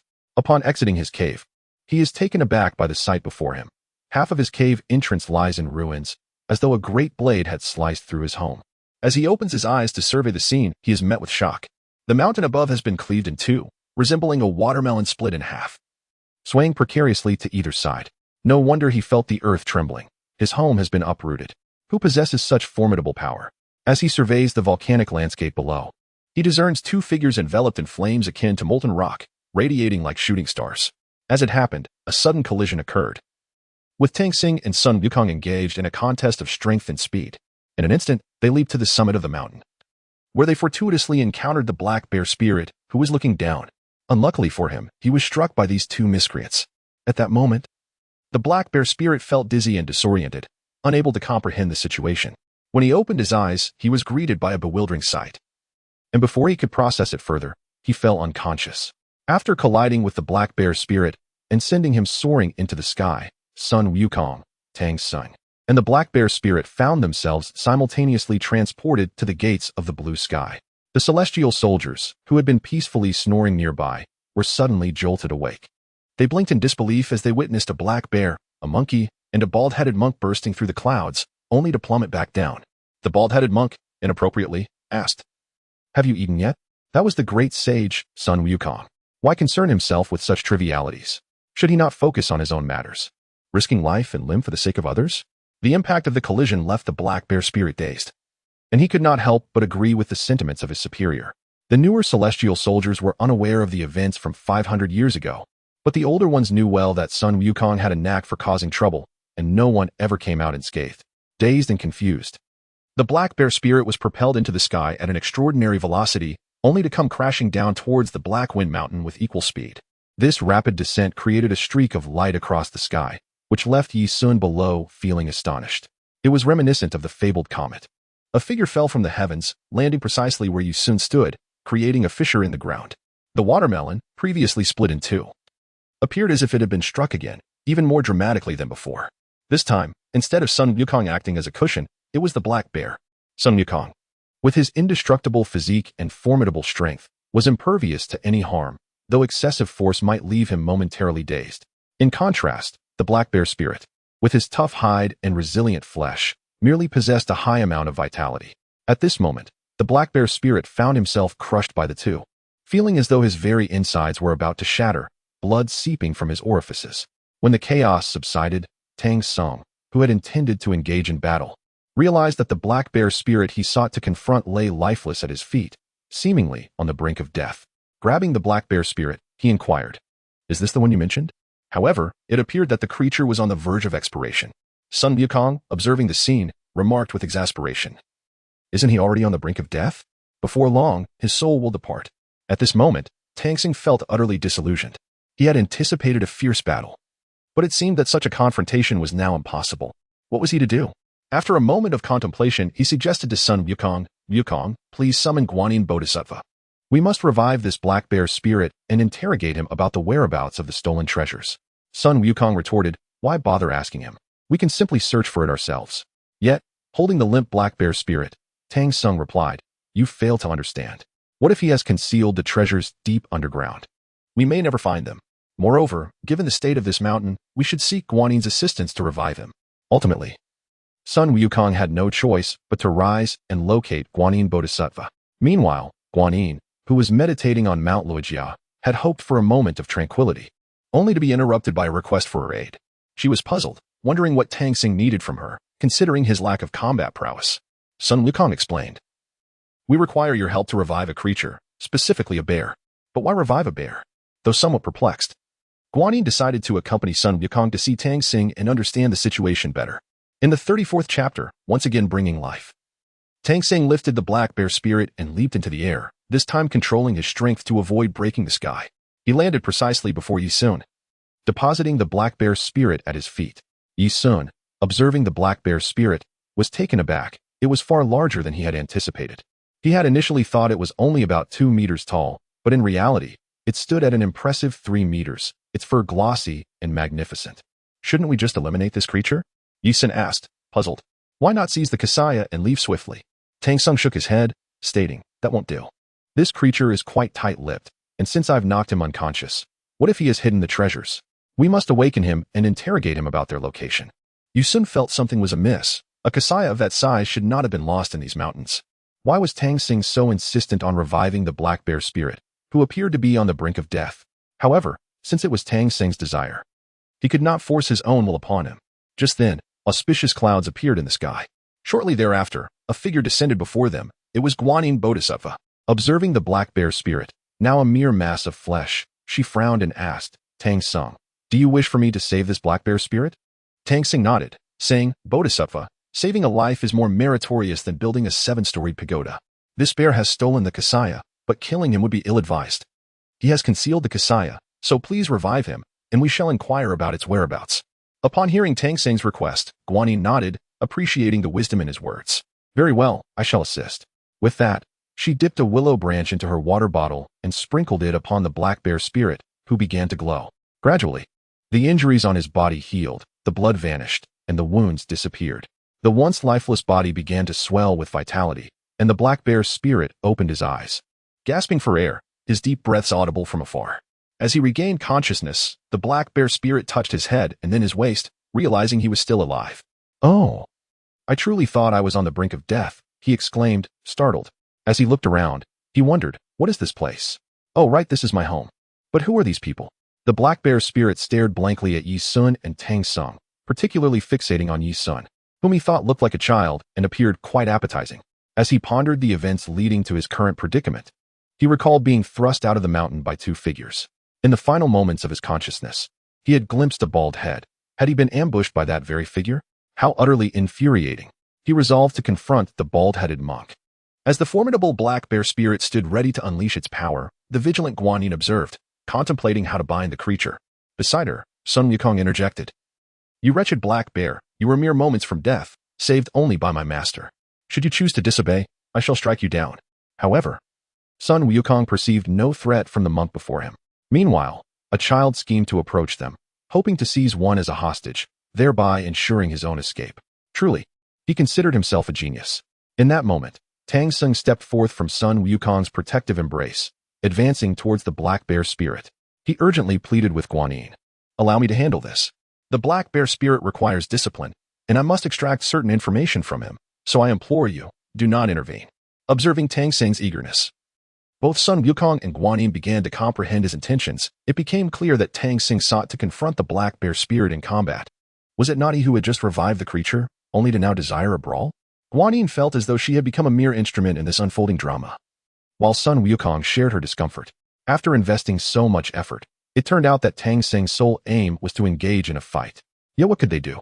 The monk was resolute in his desire to battle the black bear spirit, and they could not undermine his resolve. Ultimately, Sun Wukong resigned himself to the sidelines. Awaiting the conclusion of this clash, Tang Sing's strength was formidable, and as he engaged the black bear spirit, his garments tore, revealing muscles that appeared as if forged from iron. Each punch he delivered resonated against the black bear spirit's form, causing it to wince in pain as its skin felt the impact. Confident in its own resilience, the black bear spirit retaliated, launching powerful strikes at Tang Sing. In the midst of their fierce exchange, it became evident that the bear's aggression was escalating, its aura coalescing into a formidable armor. You, a mere human, have reduced me to this state. I shall make you pay dearly. I will crush your bones and scatter your ashes. The black bear spirit declared. Tang Sing, unfazed, responded with a grin. If you truly possess the strength to scatter my ashes, I shall commend you for it. As their fists collided, the sound of cracking bones echoed, reverberating from the bear's palm to its arm. The realization struck the bear. Its opponent was unexpectedly potent. Meanwhile, Tang Sing reveled in the thrill of the battle. Though for the black bear spirit, it was a veritable nightmare. Chapter 35. The compassion of Guanyin. At last, the black bear spirit's ordeal came to an end. Its once aggressive demeanor now reduced to a feeble state. Guanyin, witnessing the creature's lamentable condition, felt a surge of compassion. It was astonishing that the black bear spirit could withstand Tang Seng's onslaught for such a duration, hinting at its latent capabilities, which, albeit limited, could still serve a purpose. Unable to bear the sight of the defeated spirit, Guanyin decided to take it under her wing.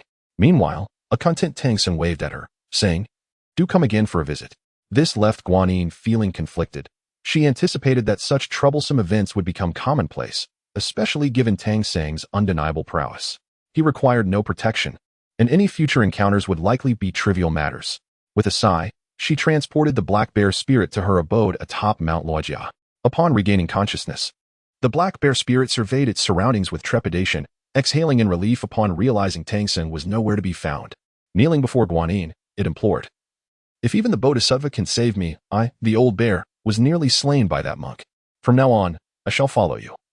Should you command me to head west, I shall not waver eastward. Your word shall be my law."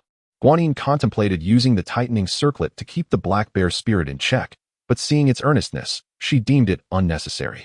Originally intended by the Buddha to aid Tang Seng in subduing disobedient disciples, it seemed that only Sun Wukong would require such a tool. Yet Sun Wukong was not present.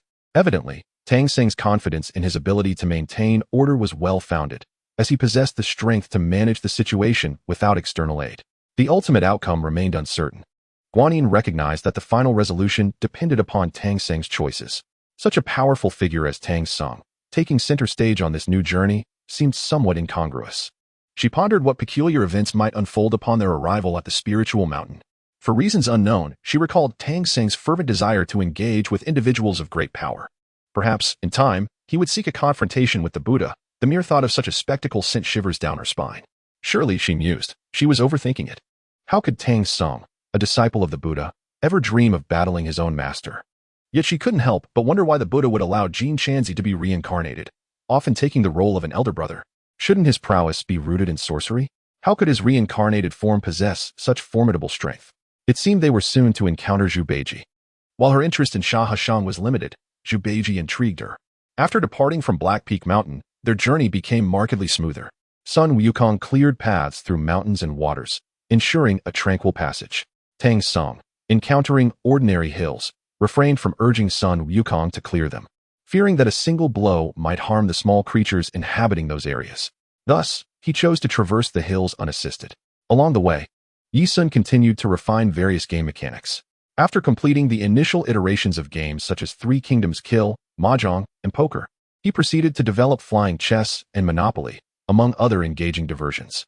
In addition to these games, he introduced tabletop gaming to this realm, capturing Sun Wukong's attention, as he discovered a game that allowed players to embody his past adventures, culminating in a journey to the Southern Heavenly Gate, filled with encounters and challenges, including insights into his own cultivation. Recalling his training at Ling Taifeng Siyun Mountain, Sun Wukong admitted, "My memories are hazy. I only recall acquiring numerous spells there," which piqued Tang Seng's curiosity. "So, you learned spells from others? I assumed you were born with such knowledge," he remarked. Sun Wukong retorted, "I, old son, was taught by someone. Do you truly believe I emerged fully knowledgeable?" Yi Sun, observing Sun Wukong, speculated that perhaps the monkey truly lacked understanding, given that the Lingming stone monkey and the six-eared macaque possessed discernment and profound knowledge. The six-eared macaque likely mirrored Sun Wukong's abilities. Ultimately, only the original author of Journey to the West could elucidate the true nature of the characters and events within the tale, relying on one's interpretation to analyze subsequent events. The fluctuations in Sun Wukong's combat prowess do not stem from significant battles, but rather reflect a change in character, becoming more composed. The primary reason for this, as per Yi Sun's analysis, likely lies in the differing eras in which Journey to the West was written. The author transitioned from youthful exuberance to a more tempered perspective.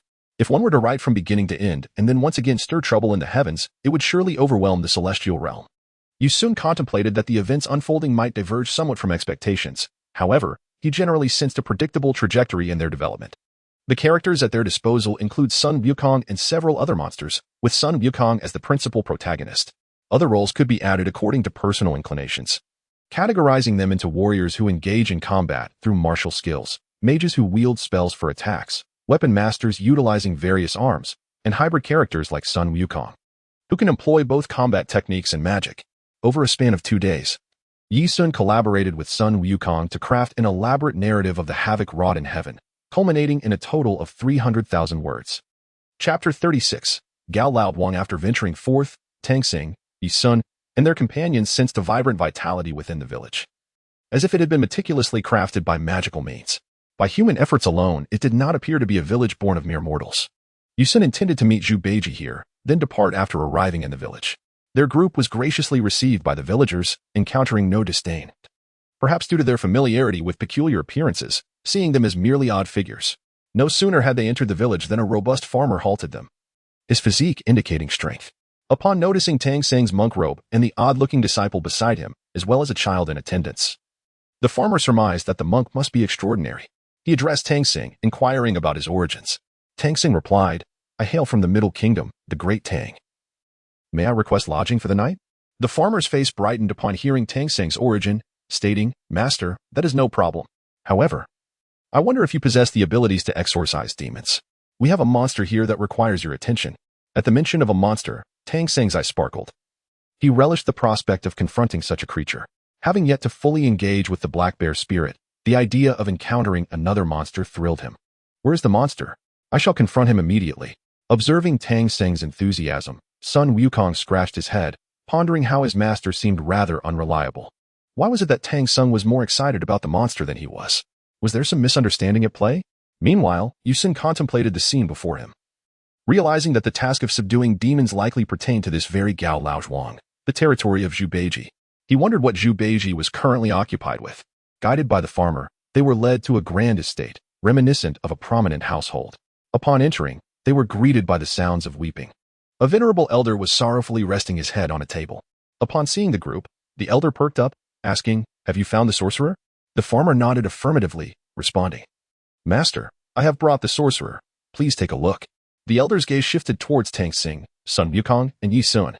While Tang Xing and Yi Sun appeared relatively ordinary, Sun Wukong, with his fur-covered form, clearly resembled a formidable monster, causing the elder to faint in fright. Though the elder's fainting was inconsequential, it was evident that the focus remained on the pressing matter at hand. Once the elder was settled, the farmer lamented, "Our Gao Lao Wang once thrived in harmony, but one day a pig demon arrived at the elder's home. Initially, this pig demon was industrious, but over time, its laziness grew, lounging about and monopolizing the elder's daughter. The elder wishes for someone to drive this pig demon away, preferably to dispose of it entirely." Tang Xing clenched his fists, declaring, "Rest assured, I shall not let such a pig demon, who forcibly takes women, escape justice." Sun Wukong furrowed his brow, questioning, "You say this demon is inherently lazy, yet the layout of your village appears far too refined for mere human effort, with such neatly arranged mountains and stones. Are you certain it wasn't crafted by a demon's magic? For a creature possessing such powers, how lazy could it truly be? Does it refuse to employ its abilities?" The farmer, caught off guard by Sun Wukong's inquiry, stammered, "This demon is indeed a menace. Its presence is detrimental to our home. Please, master, help us rid ourselves of it." Tang Xing nodded, seemingly resolute in his decision to confront the demon, while Sun Wukong harbored a lingering skepticism. Feeling that the pig demon might not be entirely at fault, it seemed rather cruel to call for its demise. However, the villagers were adamant, presenting testimonies against the creature for its supposed transgressions. The elder's tears stemmed from the fact that today marked the pig demon's wedding to his daughter, causing him profound heartache. He sought a powerful sorcerer to deal with the demon, lamenting the previous inadequacy of other sorcerers who had attempted to subdue it. The villagers hoped that this time, they might find someone truly capable. Other sorcerers had merely brought along inexperienced apprentices, while Tang Xing, accompanied by a monkey demon, clearly possessed genuine skills. How could they possibly refuse such a sorcerer? It was imperative to have him eliminate the demon, lest it continue to wreak havoc. Thus, Tang Xing resolved to confront the pig demon, while Sun Wukong mused, "Master, the pig demon is accompanied by a woman. If a battle ensues, it would be unfortunate to harm her, so I shall devise a plan to lure the pig demon away." After some contemplation, Tang Xing agreed, acknowledging the potential risk to innocence.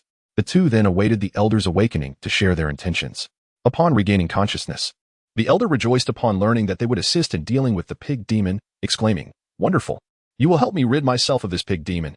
Please, allow me to prepare a feast for the esteemed sorcerers." During the meal, Tang Xing, mindful of his dietary restrictions, ensured that the offerings included pork, dog meat, and lamb, while abstaining from beef, as he found all other meats acceptable. Once the vegetables were arranged, the old man cheerfully inquired of them, "I wonder if these dishes suit your tastes. If not, I can have the kitchen prepare more." At that moment, Sun Wukong nodded and remarked, "Delicious, you are quite thoughtful." Meanwhile, Yi Sun quietly observed Sun Wukong, feeling a tinge of sympathy for Zhu Beiji. After dinner, Sun Wukong intended to confront Zhu Beiji, with Yi Sun following closely behind. Noticing Yi Sun approaching, Sun Wukong queried, "What are you doing following me? Aren't you going to play cards with Master and the others?"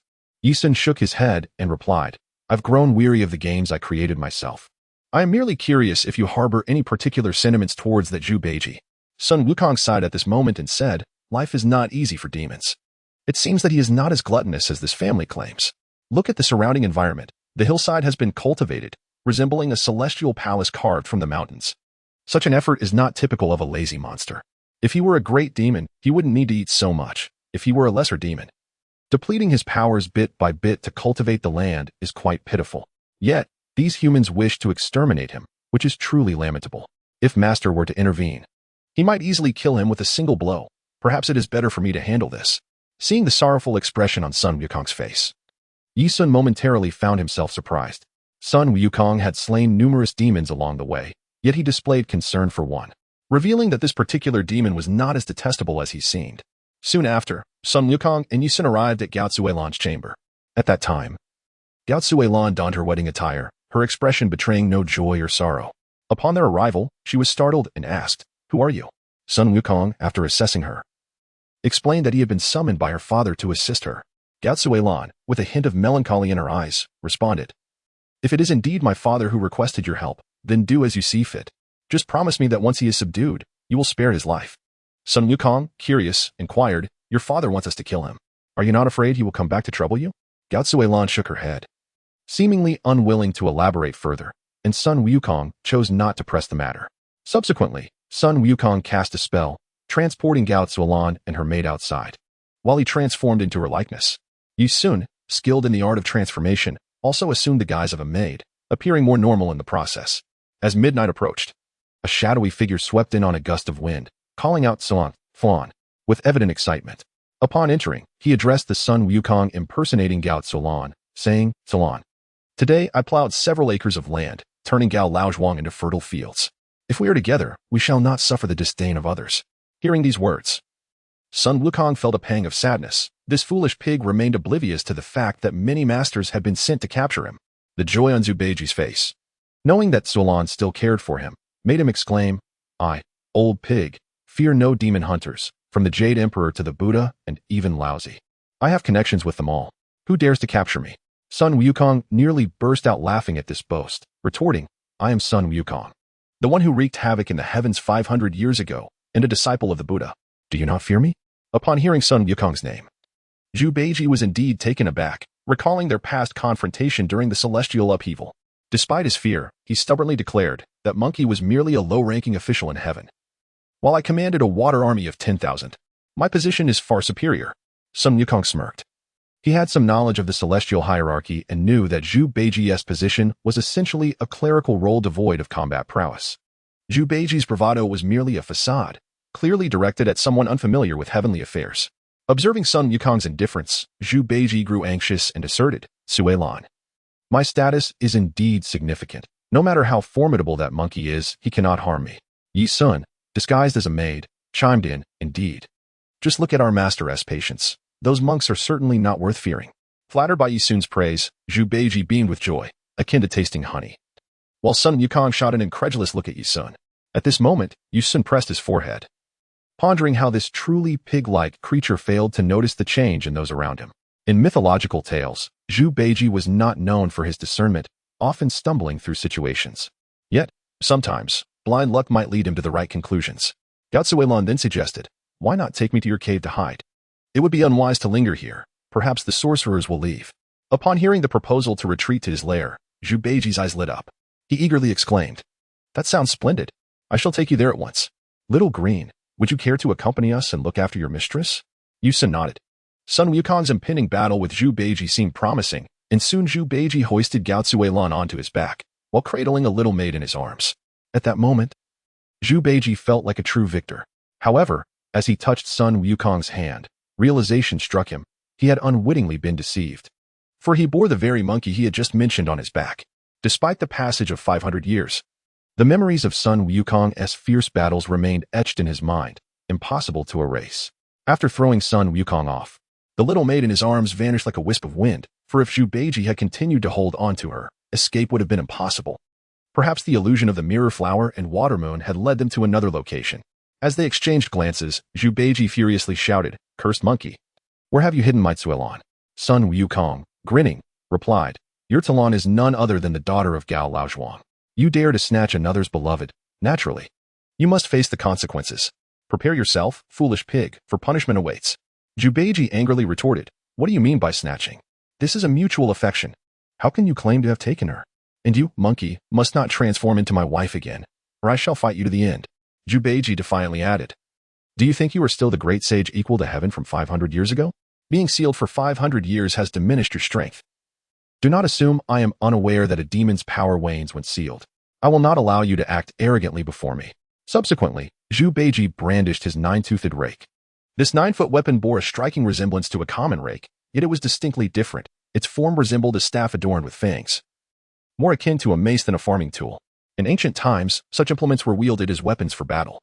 Nearby, Sun Wukong merely executed a flourish with his staff, appearing at ease and even playful, for if he truly struck, Zhu Beiji would scarcely withstand a few blows. The skirmish did not last long before Zhu Beiji found himself overwhelmed. Just as he contemplated fleeing, Sun Wukong conjured a rope and bound him. At this moment, Yi Sun curiously inquired, "Uncle Wukong, what do you intend to do with him?" In truth, upon realizing that his journey to the west was but a ruse, Sun Wukong's understanding of certain matters deepened.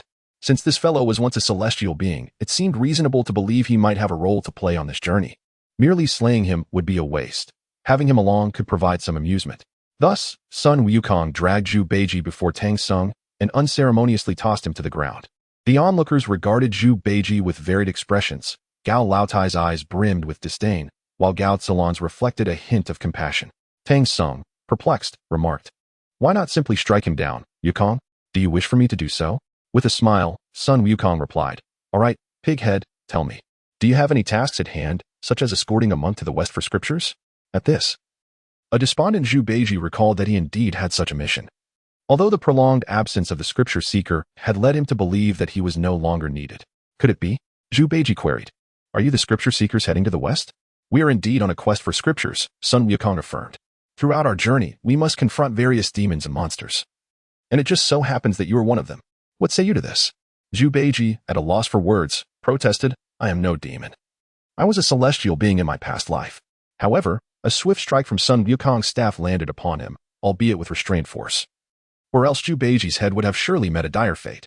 "Do not feign ignorance. How many have you devoured? Do you think I cannot discern your nature? Enough of this chatter. Master, this fellow has likely been instructed to accompany us. Thus, I shall spare his life and bring him along for company. After all, a journey with fewer companions would be rather dull." Tang Sing squatted before Zhu Beiji and tugged at his ear. Annoyed, Zhu Beiji opened his mouth to bite Tang Sing's hand, only to find his teeth nearly shattering upon contact. Tang Sing's hand felt as solid as steel. How has he cultivated such strength? Zhu Beiji marveled, astonished by Tang Sing's formidable prowess. Tang Sing gently ruffled Zhu Beiji's head and said, "This pig seems acceptable. Henceforth, he shall accompany us. As long as we have food, we shall ensure you are not left hungry." Zhu Beiji, incensed by the remark, retorted, "I, old pig, have never owed anyone anything. Who needs your charity?" Hearing Zhu Beiji's lack of tact, Tang Sung promptly loosened the ropes binding him. This startled Gao Laotai, who hurriedly stepped back, exclaiming, "Master, what are you doing? You just captured him. Now you wish to release him?" Tang Sing, flexing his hand, proposed, "How about this? Let us spar, and the victor shall dictate the course of our journey." Zhu Beiji, bewildered, pondered the meaning behind this challenge. Was this fool seeking his own demise?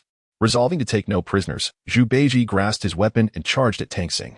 In response, a single punch from Tang Sung struck Zhu Beiji's head, sending him crashing to the ground, disoriented and unable to comprehend the sudden turn of events. As he lay there, he caught sight of Tang Sung, who was now massaging his fist, and heard the monk taunt, "So, do you wish to continue sparring and see who is mightier?" Zhu Beiji hastily shook his head, finally recognizing the impressive strength of Tang Sing. It was clear that he was no match for him. The thought of relying on the powerful scripture seeker, who had been awaited by Guanyin Bodhisattva, filled Zhu Beiji with a sense of foreboding regarding his future. Although labor in this realm often employed magical means, it was not truly arduous. Nevertheless, compared to ordinary beings, Zhu Beiji certainly felt the weight of toil. Now, following Tang Sing, he would find himself the weakest among them, likely tasked with resolving the most challenging matters. Contemplating this, Zhu Beiji felt a pang of despair as he glanced at Gao Zuolan, who merely turned away, seemingly unwilling to face him. Gao Laotai, upon hearing that Zhu Beiji was to depart, was elated, even going so far as to lavish treats upon Yi Sun and his companions, displaying remarkable politeness toward Zhu Beiji. Unlike his earlier threats, Zhu Beiji observed this with a shake of his head. While he scoffed at their annoying behavior, he knew it served no purpose. He would pursue his own desires without interference from these individuals. Though he was somewhat indolent, he considered himself straightforward and honorable. Alas, it seemed that despite his noble intentions, fate had other plans. Ultimately, as Zhu Beiji set forth with the group, Yi Sun departed that very evening, leading Zhu Beiji to mistakenly believe that Yi Sun was joining them on their pilgrimage to the west. To his surprise, Yi Sun chose to embark alone, leaving Zhu Beiji puzzled about his true identity. When he inquired of his master, Tang Xing merely referred to Yi Sun as a friend encountered along the way. However, the physical toll had been substantial. Based on his current state, Zhu Beiji felt he could only manage a fraction of his previous strength, and that was with minimal effort. In the absence of such efforts, he could not hope to control the vast energy within him. His physique remained too undeveloped and youthful. Regardless of the formidable beings or species he encountered, he could not unleash his full potential, not even a divine dragon. Zhu Beiji felt a sense of frustration. Upon returning to his chamber, Yi Sun drew forth his Zanpakuto, channeling his consciousness into it. Within the sloped terrain, the projection of his astral world emerged. Resembling a Taoist temple on Lingtai Fokzuan Mountain, clad in a Taoist robe, Wuxing sat within, and upon noticing Yi Sun's entrance, greeted him with delight. Yi Sun, however, dismissed him, directly asking, "Can you venture into the outside world?" Wuxing pondered for a moment before replying, "I believe I could venture outside, but why would I want to? It's quite comfortable here. What could possibly be better outside?" This left Yi Sun somewhat astonished. He had assumed that Wu Xian yearned for freedom or something of that sort. However, Wu Xian shot him a glance and said, "What use are such things to me? I was born from within your heart. This place is my home, just as it is yours. Do you feel more comfortable at home? Or do you prefer living in the outside world? Surely, it is your home where you find solace. Moreover, I do not need to see the external world. Through your eyes, I can perceive everything outside. Why would I need to venture out?" Yi Sun gazed at Wu Xian and inquired, "So, will you go out or not?" Wu Xian looked at Yi Sun, nodded, and replied, all right, I will go out.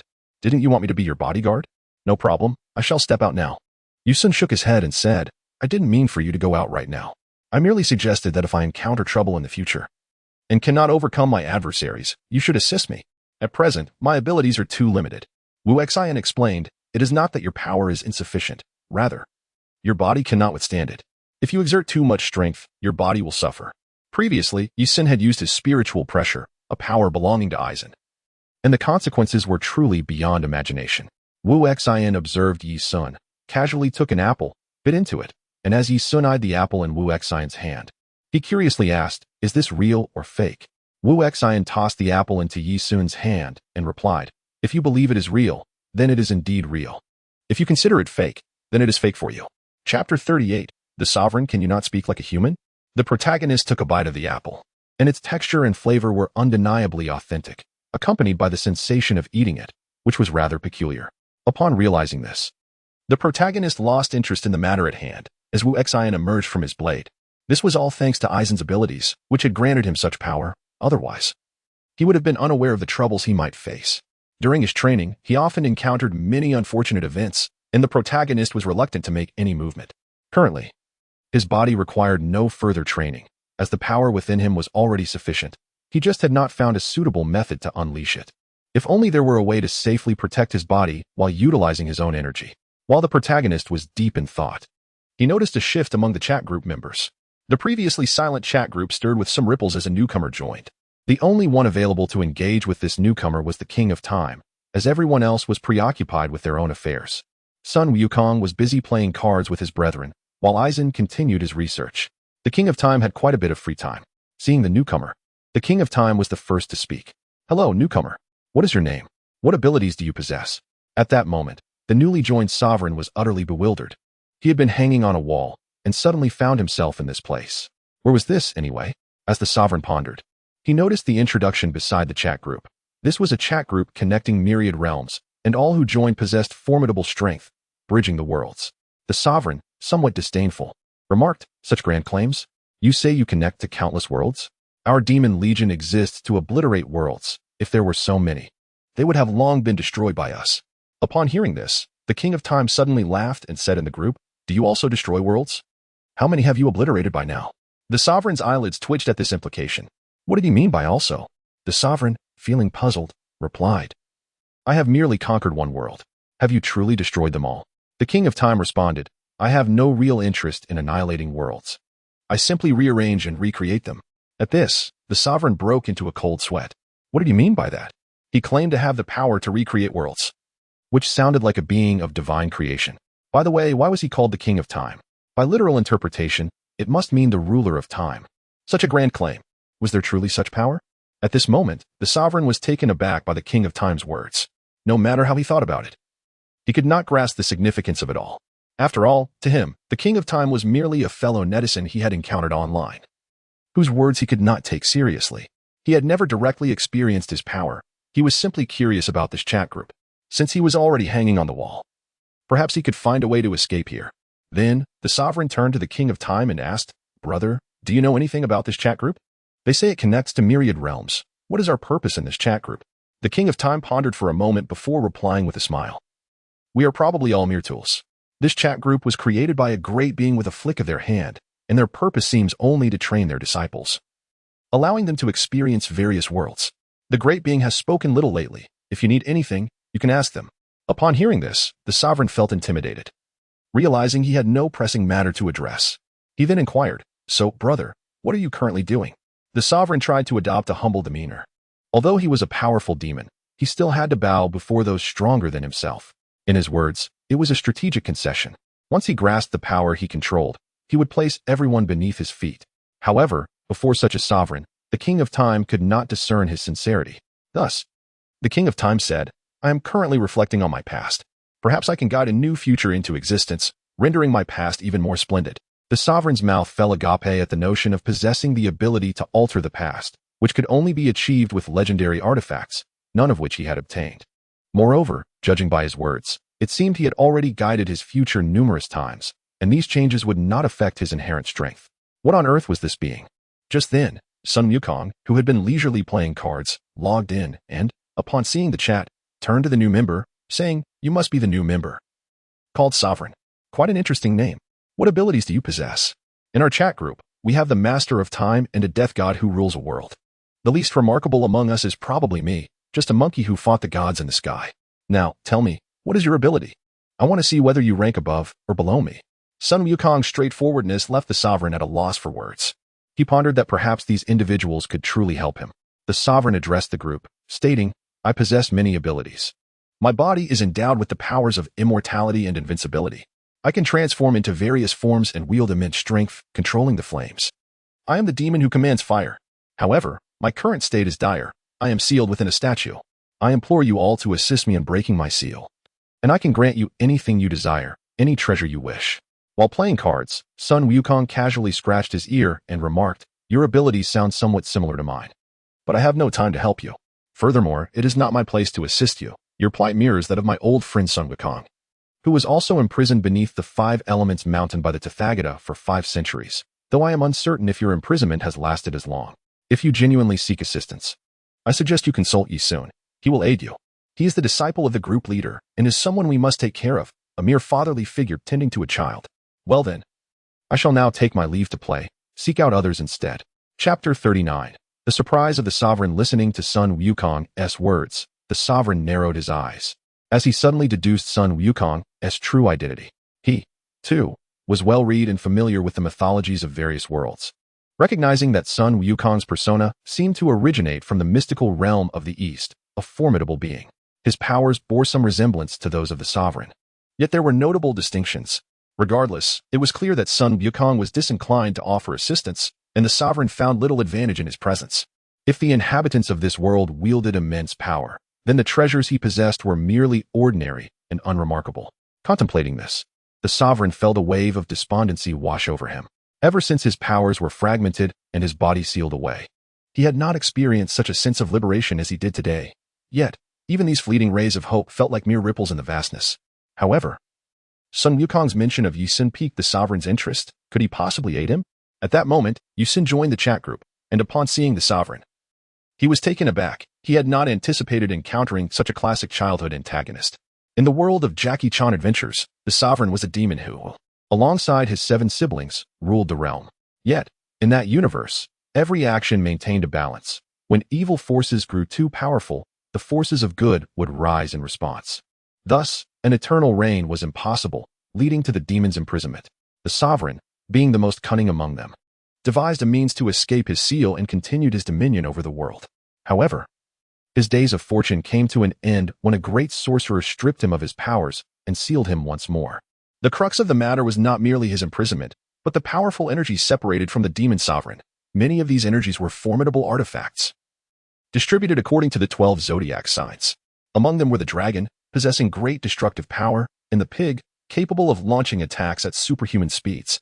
However, Yi Sun did not covet such destructive capabilities. Instead, he yearned for the dog and horse talismans. With these talismans, Yi Sun could wield his powers without the constraints of his physical form, achieving immortality and healing from all ailments. As for the tiger talisman, which could balance physical strength, Yi Sun felt no need for assistance. He already possessed an internal equilibrium thanks to his own abilities. The other talismans, such as the rat, were of little interest to him. Although the snake, monkey, and ox talismans each held some power, Yi Sun's own strength surpassed these abilities. According to the animation's depiction, the sovereign's strength could, at its peak, shatter mountains with a single blow. Similarly, Aizen's spiritual pressure could achieve comparable feats. And Yi Sun remained uncertain about the era of Aizen's power he had mastered. If it were after the story concluded, Aizen's formidable spiritual pressure alone could bring down the Soul King Palace, and shattering a mountain would be trivial. Moreover, with Sun Wukong's strength, it would be a simple task for him to level a mountain with a single swing of his staff. Hence, Yi Sun's aspiration was to acquire the sovereign's invincible abilities, particularly those energies that had been separated from him. Additionally, upon the sovereign's entry into the group, Yi Sun gained access to his powers. The sovereign possessed formidable fire magic. However, he regrettably did not acquire the power of the dog talisman. If he had obtained the dog talisman, Yi Sun believed he would possess invincibility. The addition of the sovereign's fire magic, although powerful, was not as potent as the divine flames of Amaterasu. Nevertheless, the sovereign's fire magic was still quite formidable, allowing Yi Sun to summon a massive fireball with ease. Compared to ordinary ninjutsu flames, the sovereign's conjured fire was more potent, akin to the explosive force of the dragon talisman. Importantly, this flame could be released with minimal energy expenditure, eliminating concerns of excessive consumption. Yet, despite its low energy requirement, the fire was of little use as it was vulnerable to water, unlike Amaterasu, which could burn even in the depths of water, receiving a somewhat superfluous ability. Yi Sun remarked in the chat group, "Sovereign, would you like to know your ultimate fate?" This statement intrigued the sovereign, for Yi Sun was evidently the disciple of the group leader he had recently been speaking of. Did he possess knowledge of the sovereign's future? The sovereign cautiously inquired, "Do you know what will happen to me in the future?" Yi Sun nodded, responding, "I am aware of your future and the events that shall transpire. But are you prepared to acknowledge this part of your destiny?" Yi Sun's words left the sovereign perplexed. Why should he acknowledge such a future? Was it one he would rather not witness? Did it imply that he would escape the sealed form? Observing the sovereign's expression, Yi Sun smiled. "Of course, your sealed state will easily be broken, and it will not be just once or twice. There will be many occasions for your emergence." From the shadows of the chat group, the King of Time chuckled. It seems the sovereign will be sealed multiple times in the future. Such is the price of being a demon, always defeated by the hero.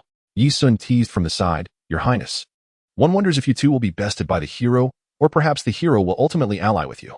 Upon hearing this, the King of Time laughed heartily. "It is indeed possible that I will be allied with them. After all, the hero could be my friend."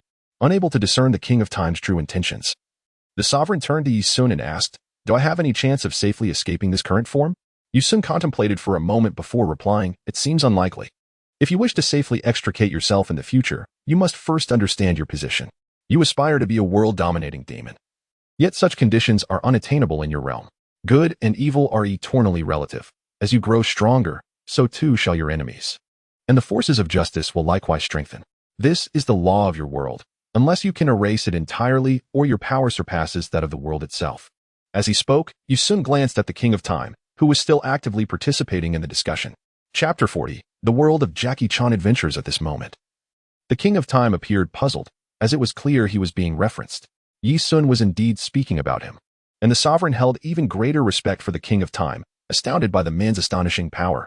So my world is truly inescapable. Am I destined to be sealed forever?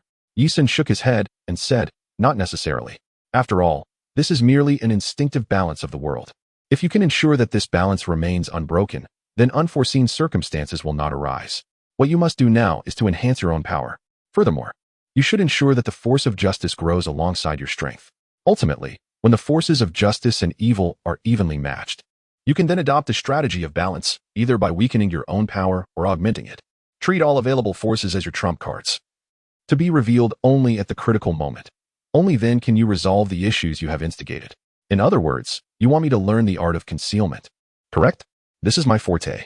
Yi Sun shook his head again. No, I merely suggest that you should not be defeated. In truth, you must retain more power to stage a comeback.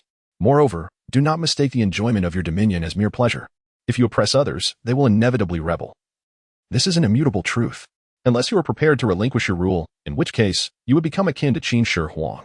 At this moment, the Holy Lord's eyes narrowed slightly. He began to understand what Yi Sun was implying. Yet ruling over all and reveling in that dominion was his lifelong pursuit. How could he possibly abandon it? Nevertheless, he could pivot around this point to continue his reign. Hence the Holy Lord merely acquiesced to Yi Sun on the surface. He then addressed Yi Sun. I currently lack capable aides. My subordinates are mere incompetents. I wonder if you could assist me, and in return, I shall reward you handsomely once my objectives are achieved. Yi Sun smiled and replied, then I require your talismans. Can you provide them? How do you know? The Holy Lord was taken aback. He had not anticipated that Yi Sun would naturally know his secret, a secret that should only be known to him. And how did you come by this information? The King of Demons replied to the Holy Lord before him, it is merely a glimpse into the future. There is nothing to be astonished about. His words left the Holy Lord speechless. The idea of merely peering into the future was something he could not claim to possess. However, Yi Sun's request for his talismans was intolerable to the Holy Lord.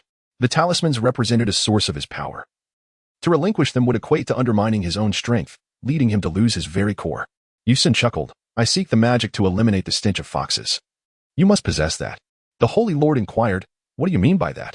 Yi Sun continued, talismans derive their power from the essence of demons. You have several siblings. Do you not? Why not extract their powers as well? I believe you must be quite interested in consolidating the powers of all demons to become the ultimate demon. The only price you need to pay is to yield a portion of your strength to me. Is this not an advantageous trade? If your world encounters turmoil, I shall endeavor to reshape it. At that moment, a figure adorned with the title of group leader appeared in the chat group. Upon hearing this declaration, the Holy Lord felt an indescribable pressure. Such an entity could dictate his world's reshaping with a mere statement. It was utterly overbearing. Yet, in the face of such tyranny, he felt utterly powerless. What could he do when someone declared their intent to reconstruct their world? At that moment, the Holy Lord felt immense frustration, for he could indeed gather all the talismans for himself. Why was he now being compelled to relinquish a part of his own power? Was there a mistake somewhere? The root of all this turmoil stemmed from the presence of this young man who sought to claim his strength. A being akin to a prince among the group, one could only say that the Holy Lord was simply unfortunate. Now that the powerful had spoken, what could he do?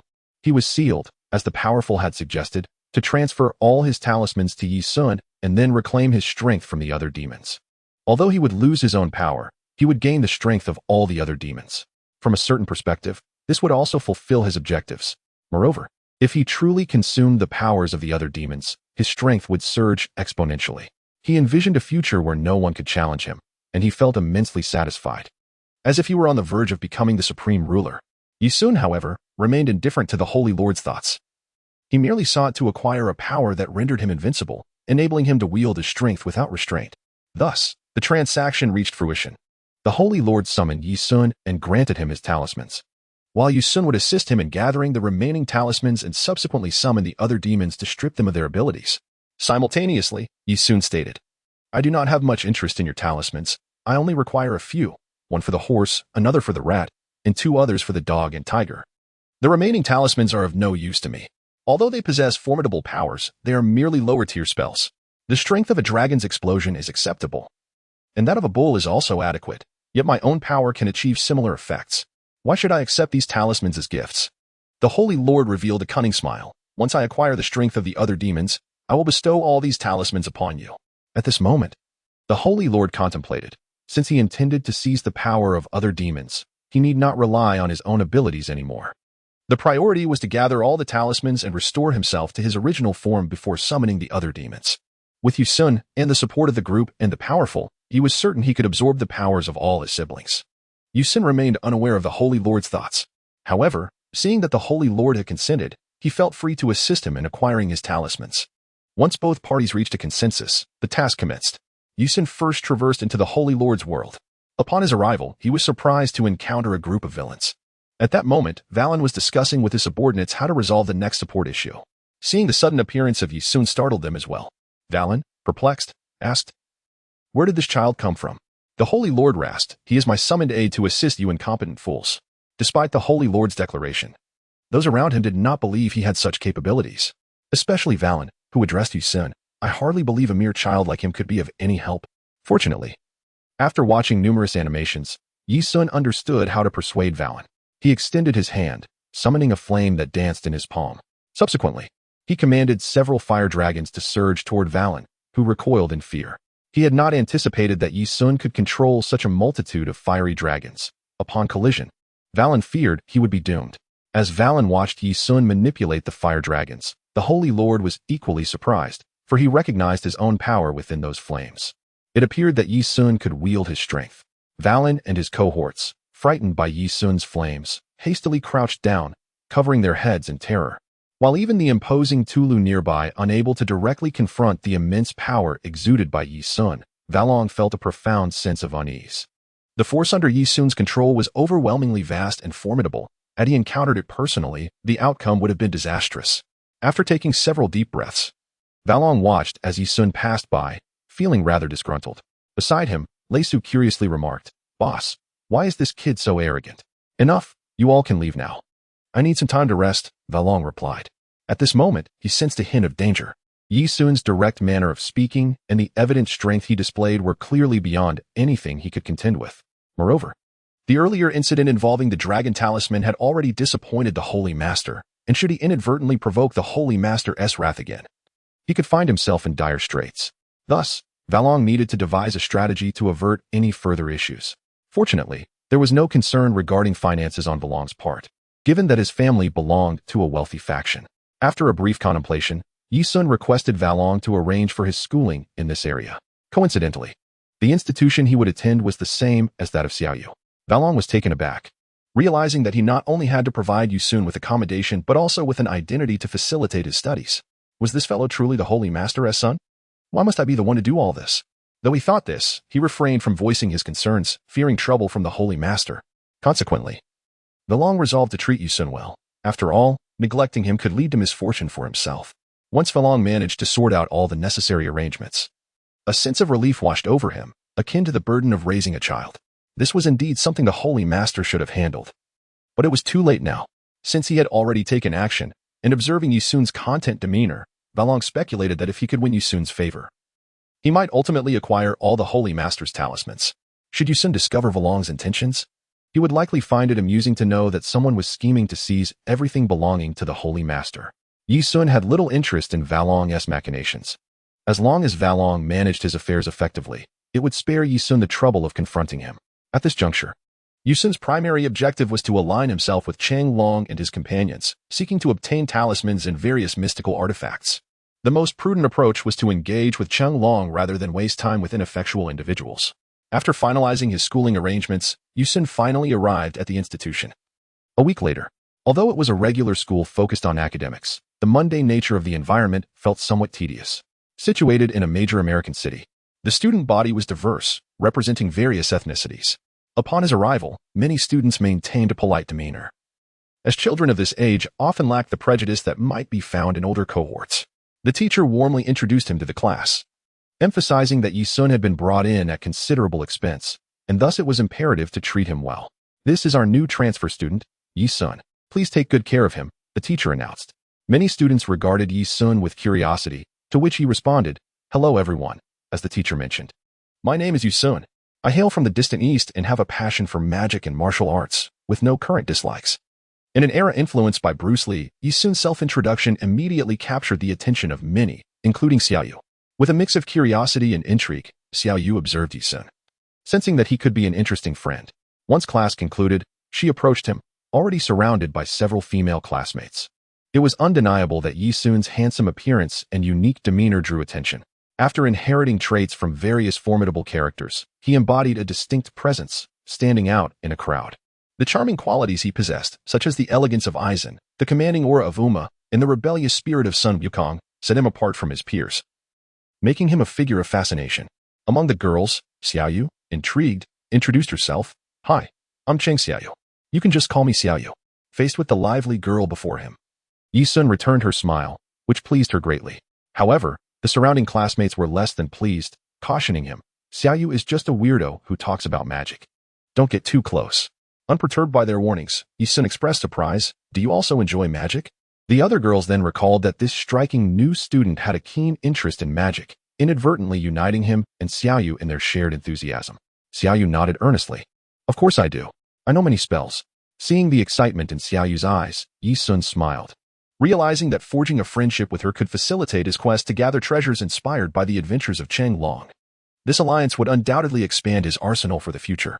Their shared interest made their conversation delightful, and after class, Xiaoyu even demonstrated her understanding of martial arts. However, her petite stature rendered her strikes less impactful, leading a tall, muscular classmate to comment, "Xiaoyu's skills are merely superficial. They lack any real strength." True martial arts are found in Taekwondo, as he seemed to be an enthusiast of that discipline. Yi Sun merely smiled at the comment and patted Xiaoyu on the shoulder, saying, "Come with me, Xiaoyu." Under her curious gaze, he led her to the back of the classroom, where a spare chair was kept for replacements. With a swift motion, Yi Sun raised his leg high, resembling a straight stick, and with a powerful downward strike, he shattered the chair before the astonished eyes of Xiaoyu and the frightened onlookers. Some classmates picked up the now splintered chair, confirming its authenticity and concluding that Yi Sun indeed possessed the strength to break it in half with a single kick. The display of such formidable power instilled a collective realization among the students regarding Yi Sun's martial prowess. Turning to the nearby classmates, Yi Sun provocatively asked, "So, what do we think about martial arts now? Are they real or not?" The chubby boy, trembling in fear, stammered, "They're real, they're real. Please don't hit me," and promptly fled the classroom in tears. When the teacher arrived to inquire about the commotion, she was taken aback but refrained from reprimanding Yi Sun, opting instead to remind him not to damage school property, as he had contributed significantly to her salary. During class, Xiaoyu pondered how Yeshuan managed to do what he did. Subsequently, he crumpled a piece of paper and tossed it behind Yeshuan. A trivial act that reminded Yeshuan of his past when he received a similar paper with the message, "How did you do it?" Upon seeing those words, Yeshuan crumpled the paper into a ball, and in his hands, a flower made of ice took shape. Each petal was inscribed with a character, only visible when the flower was rotated. When Yeshuan placed the ice flower behind him, Xiaoyu was left in awe. For such a creation could not possibly be retrieved from a refrigerator. It had to be the result of some extraordinary method. Was it magic? Remembering Yeshuan's previous declaration of his fondness for magic, Xiaoyu speculated that perhaps he could indeed wield it. If that were true, Yeshuan was truly remarkable. At this moment, Xiaoyu was utterly astonished, having never imagined that Yeshuan possessed such power. Yeshuan merely smiled at her, not performing any further actions, yet Xiaoyu's admiration for him grew immensely, filled with curiosity about the many mysteries surrounding him. After class, Xiaoyu led Yeshuan to a corner and inquired, "How did you achieve that?" Referring to the flower. Yeshuan opened his hand to reveal nothing, then clenched it, and upon opening it again, a flower appeared in his palm. This ice flower radiated a chill when touched, leaving Xiaoyu speechless. All she could think was, "Do you also know magic?" Yeshuan nodded, stating, "It's merely a little trick, like ice and fire." The ice flower transformed into a flame flower, vanishing shortly thereafter. Their small antics went unnoticed by others, who merely regarded Yeshuan as another eccentric in the classroom. Xiaoyu was overjoyed. If Yeshuan could perform magic, then finally, someone would listen to her stories. For the entire day, she excitedly recounted her experiences, how she had contended with the saint for charms, how she had defeated the shadow army. Not only did she narrate, but Xiaoyu also attempted to imitate Jackie Chan's flying kick, though she stumbled and fell, only to be caught by Yeshuan, resulting in both of them collapsing onto the ground. They exchanged laughter, for the simplest joys are often found in such moments of childhood.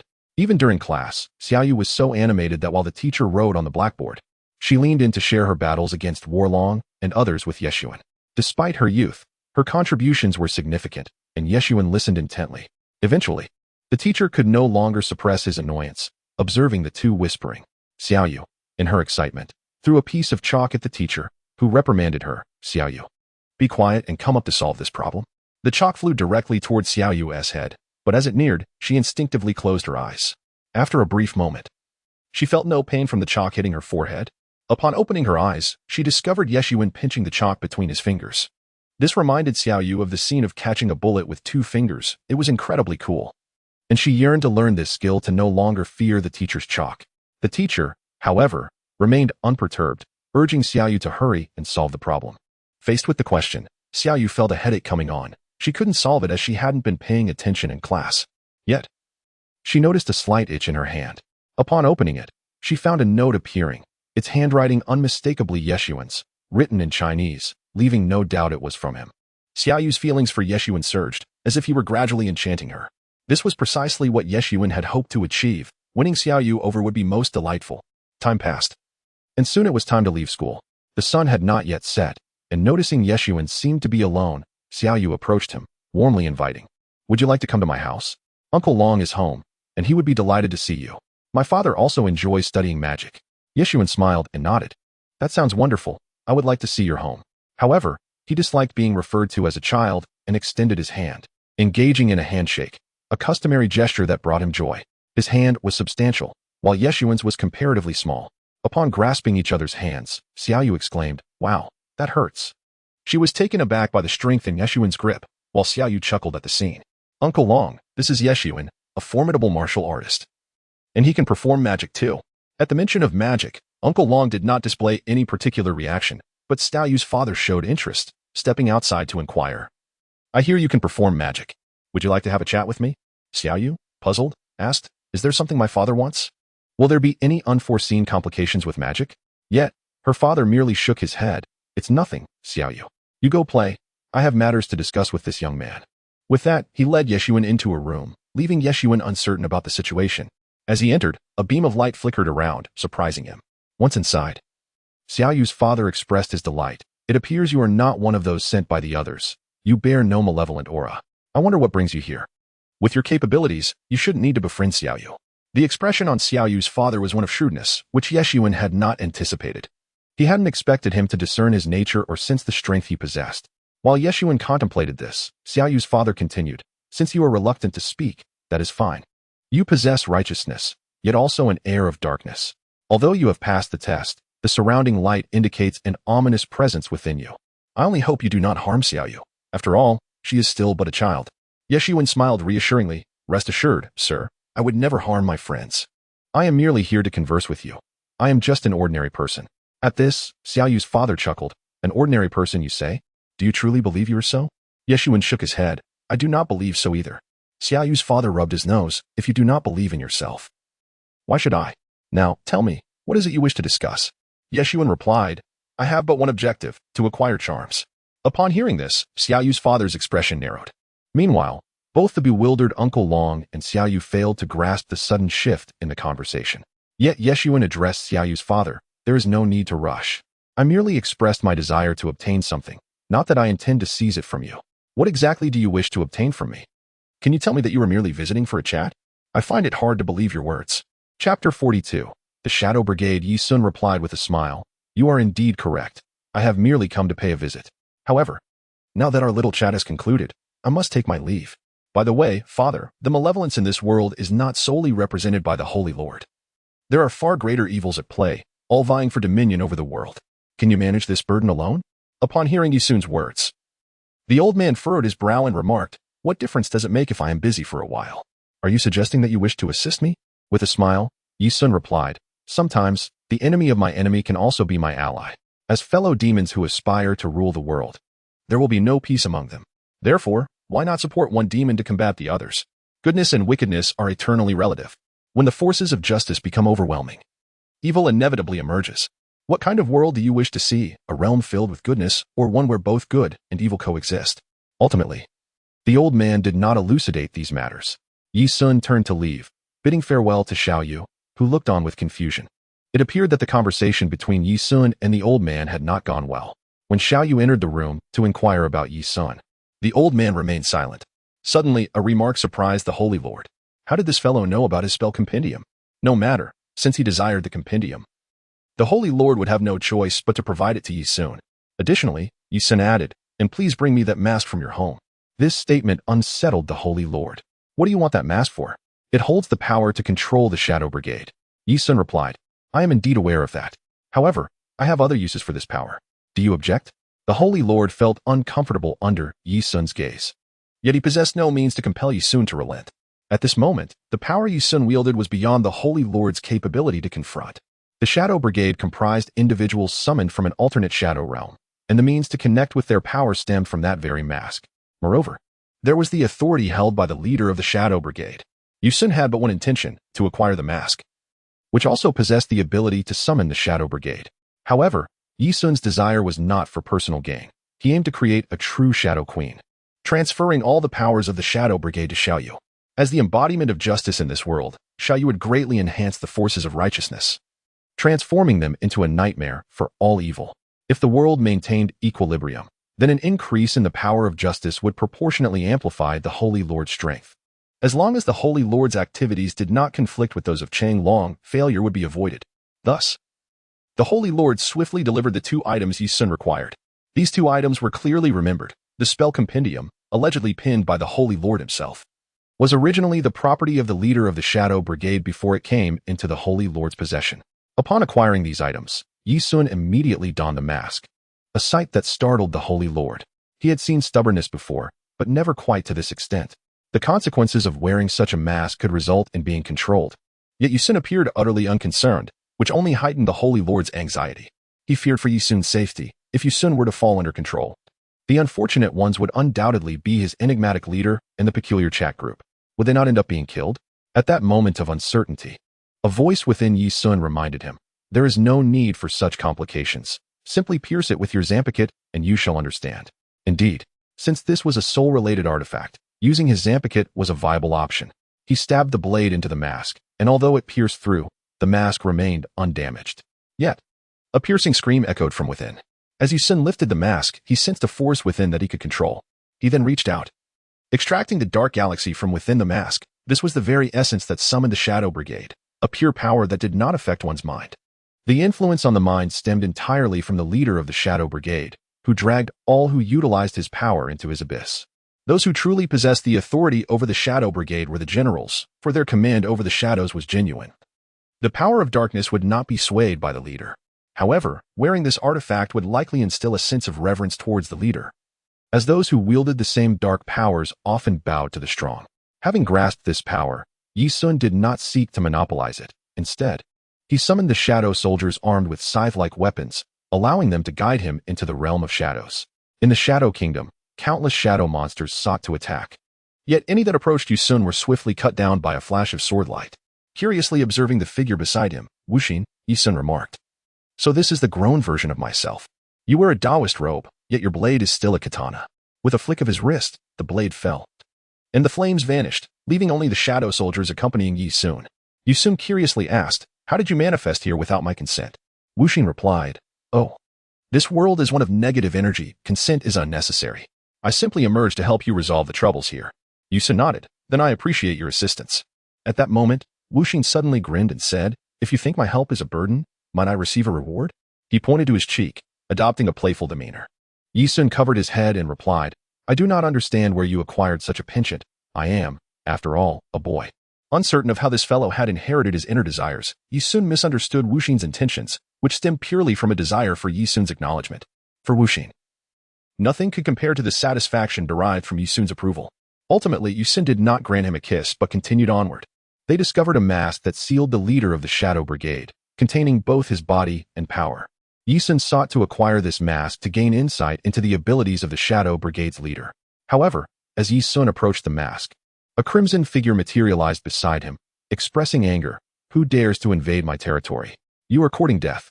Recognizing the figure before him as Taura, the leader of the Shadow Brigade, Yi Sun remained undaunted. He would not be deterred from obtaining what he sought. Stepping back, Wuxin positioned himself before Taura, who wore a disdainful grin. "You think you can challenge me?" Wuxin retorted with a smile. "Do you believe you can even meet my gaze?" Then, with a swift motion, Wuxin brandished his Zampicut, unleashing a fierce wave of sword energy that swept forth. Finally, the figure of Terra appeared before him, and with a swift strike, his face was cleaved in two. Terror gripped him. He had never anticipated that one day he would be wounded by a single blow. The assailant's attack directly affected the spiritual body. It was imperative to halt him, for at that moment, Terra was unwilling to part with his mask, his very essence for future resurrection. Accompanied by a swirling black mist, Terra had no choice but to flee, knowing that remaining here would lead him to a most dreadful demise. As for why Wuxin spared him, it was simply because Yu Sun had given Wuxin the directive to keep him alive for the time being. Killing him would serve no purpose and would only weaken the forces of darkness.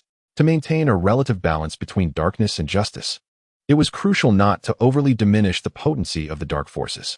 After acquiring the mask, Wuxin effortlessly drew his blade and shattered it, absorbing the dark energy contained within through Yu Sun, who preferred to compress this power rather than wield it directly, as it was somewhat cumbersome for him.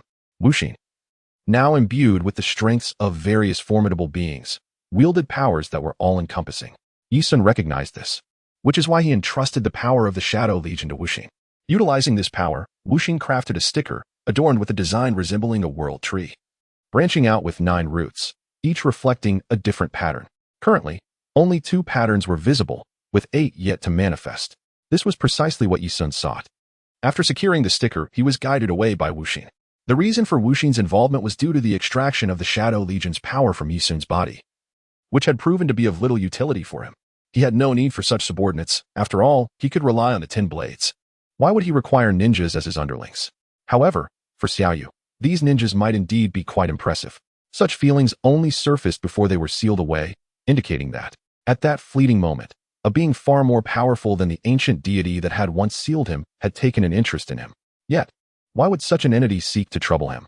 Yu Sun clapped his hands, a satisfied look on his face as if he had completed a significant task. Meanwhile, the Holy Master, observing Yu Sun's departure, appeared quite displeased, suspecting that the young man aimed to usurp his power. The charms rightfully belonged to him, and the notion of someone leaving with his possessions was utterly intolerable. However, faced with the formidable Yu Sun, the Holy Master found himself without a viable strategy to counter him. Once he regained his true strength, he contemplated capturing Yu Sun to extract secrets from him. Confident in his magical prowess, he believed he could erase memories, though he pondered whether this would go unnoticed, especially by that old, unyielding leader. Startled by Yu Sun's words, Xiaoyu exclaimed, "What do you want the charms for? Are you like those villains, seeking to exploit their power?" Yu Sun chuckled, "Not at all. I merely wish to utilize a select few charms, including the horse charm, the dog charm, and I intend to take the powers of the tiger and mouse charms as well." His candid revelation left Xiaoyu feeling uneasy, her mind swirling with questions about Yu Sun's intentions. Observing her confusion, Yu Sun reassured her, "Rest assured, I mean you no harm. I simply desire the charms. I also have a gift for you." Upon hearing the word gift, Xiaoyu's interest piqued, and she inquired about its nature. Yu Sun presented her with the tattooed sticker, to which Xiaoyu responded with skepticism, "Is this a toy? What purpose does it serve?" Stunned, she realized that Yu Sun had bestowed upon her a potent artifact, prompting her to nervously ask, "Will this affect me in any way?" Yu Sun shook his head. "It won't significantly impact you, but if you are fearful, there could be some peculiar effects. If your will is not strong enough, it may consume you. The dark power inherently carries risks, but do not worry. I have purged their darker aspects, and they will not devour you. Instead, they will become your strength. However, be mindful that these powers can accumulate. The Shadow Legion is not singular. There are many variations, and if you command them all, complications may arise. The most typical issue is that their powers could potentially harm you. Yet, if you can harness the power of the tiger charm, all of this will be resolved."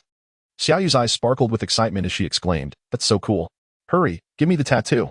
Yu Sun, holding the sticker, asked where she wished to place it. After contemplating for a moment, Xiaoyu raised her ankle and declared, "Right here." Yu Sun then pressed the sticker onto her ankle, and with a gentle touch, all the designs were imprinted upon her skin. Xiaoyu felt an exhilarating surge of power igniting within her. Yu Sun instructed her, "Try calling upon them, using your aspirations to summon them." With her eyes closed, Xiaoyu silently focused her thoughts and called out, "Arise, my soldiers." Simultaneously, she raised one hand in an exaggerated gesture, which, while somewhat melodramatic, was effective. Countless shadow soldiers emerged from the ground, bowing respectfully in a half-kneel. Among them were not only the ordinary ninja soldiers, but also fearsome warriors with claws like daggers, all appearing from every direction. They gazed upon Xiaoyu with fierce determination, pledging their loyalty. Overjoyed to wield such formidable power, Xiaoyu beamed with delight. Yu Sun advised her, "Xiaoyu, you must take care to control this power and ensure it does not fall into the wrong hands. If your father attempts to remove this mark, Do not allow him to tamper with it. This mark is not the source of your power. Rather, it is a manifestation of the strength you now harbor within. What he would erase is merely a display of your capabilities. Once all the Shadow Legion's powers are united, you shall become the true Shadow Queen. Upon hearing this, Xiaoyu felt a twinge of unease. What do you mean? Will you not be around anymore? Despite her youth, she possessed a keen sensitivity. And Yi Sun's words led her to surmise his intentions. Yi Sun nodded, smiling. Indeed, I am not from this world. Our meeting was a mere happenstance born of affection. Concerning the Holy Master, he will likely pursue collaboration with you in the future. Do not reject him. I have entrusted this power to you so that you may counterbalance him. Perhaps we shall be adversaries someday, and I trust you will not show me mercy then. Lowering her gaze, Xiaoyu felt a pang of sadness. Even with her newfound strength, joy eluded her. Due to the words spoken by Yi Sun, she felt deeply saddened. She remarked, I fail to comprehend why we cannot simply sit down and converse. Why must it be this way? Yi Sun shook his head and replied, Everything is beyond our control. Fear not, for brighter days shall eventually dawn. This dark force does not equate to malevolence. It is a part of your own strength. After finishing with a smile, Yi Sun departed, his figure gradually vanishing within the school. Xiaoyu gazed at his disappearance, as if caught in a dream, with only the surrounding shadowy figures remaining real.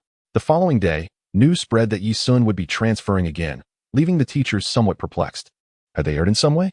Knowing all of this, Xiaoyu could not find peace in her heart. After the class division, they would undertake ninja missions to become true ninjas. Generally, classes were divided into teams of 3, but this time an unexpected issue arose regarding the allocation of students. Originally, there should have been 12 students perfectly divided into 4 groups of 3. However, with the addition of Yi Sun, an unexpected transfer student, it necessitated that he be placed in a class of his own. Alternatively, he could be integrated into another trio, which posed a dilemma for those in charge of the division. Ultimately, this matter was resolved by an order from the Hokage, placing Yi Sun in Naruto's class. The third Hokage was already astounded by Yi Sun's demonstrated abilities and deemed it prudent to keep him under close watch, a task naturally assigned to Kakashi. Initially, Kakashi was reluctant to accept this responsibility as he did not consider himself a caretaker of children. However, upon learning that one of the 4 was the son of his mentor, and the other 2 were the last surviving members of the Uchiha clan, he felt compelled to intervene. If he did not, he would regret it, especially concerning his own eye. Ultimately, Kakashi accepted the assignment, followed by the headache of managing the class. When Yi Sun received the news of his class assignment, he was quite surprised, having thought he would not be placed in Team 7. To his astonishment, he indeed found himself in that very team, which now had an additional member. His presence complicated the dynamics among the team members. When Iruka-sensei announced the class allocations, reactions varied. Sakura was delighted, while Naruto felt dismay. He had always harbored a dislike for Sasuke, who was always the center of attention in class, provoking Naruto's envy. Now, he would be in the same class as Sasuke. And to complicate matters further, the girl he liked, Sakura, had also developed feelings for Sasuke. This was truly a vexing situation. However, Naruto found solace in standing alongside Yi Sun. As long as he had Yi Sun, he feared nothing. To Naruto, Yi Sun was his most steadfast support, a fact that Yi Sun himself was not entirely aware of. For Naruto, friends were few, and his current progress was largely due to Yi Sun's assistance and that of others. Without their support, he would not have achieved his current stature. Now, Naruto was stronger than before, and with the armor Yi Sun had provided, he could easily combat Nin. The Hokage had once attempted to uncover the secrets of this armor but ultimately refrained, recognizing Naruto's unique status. As for his other teammates, he was indifferent toward them.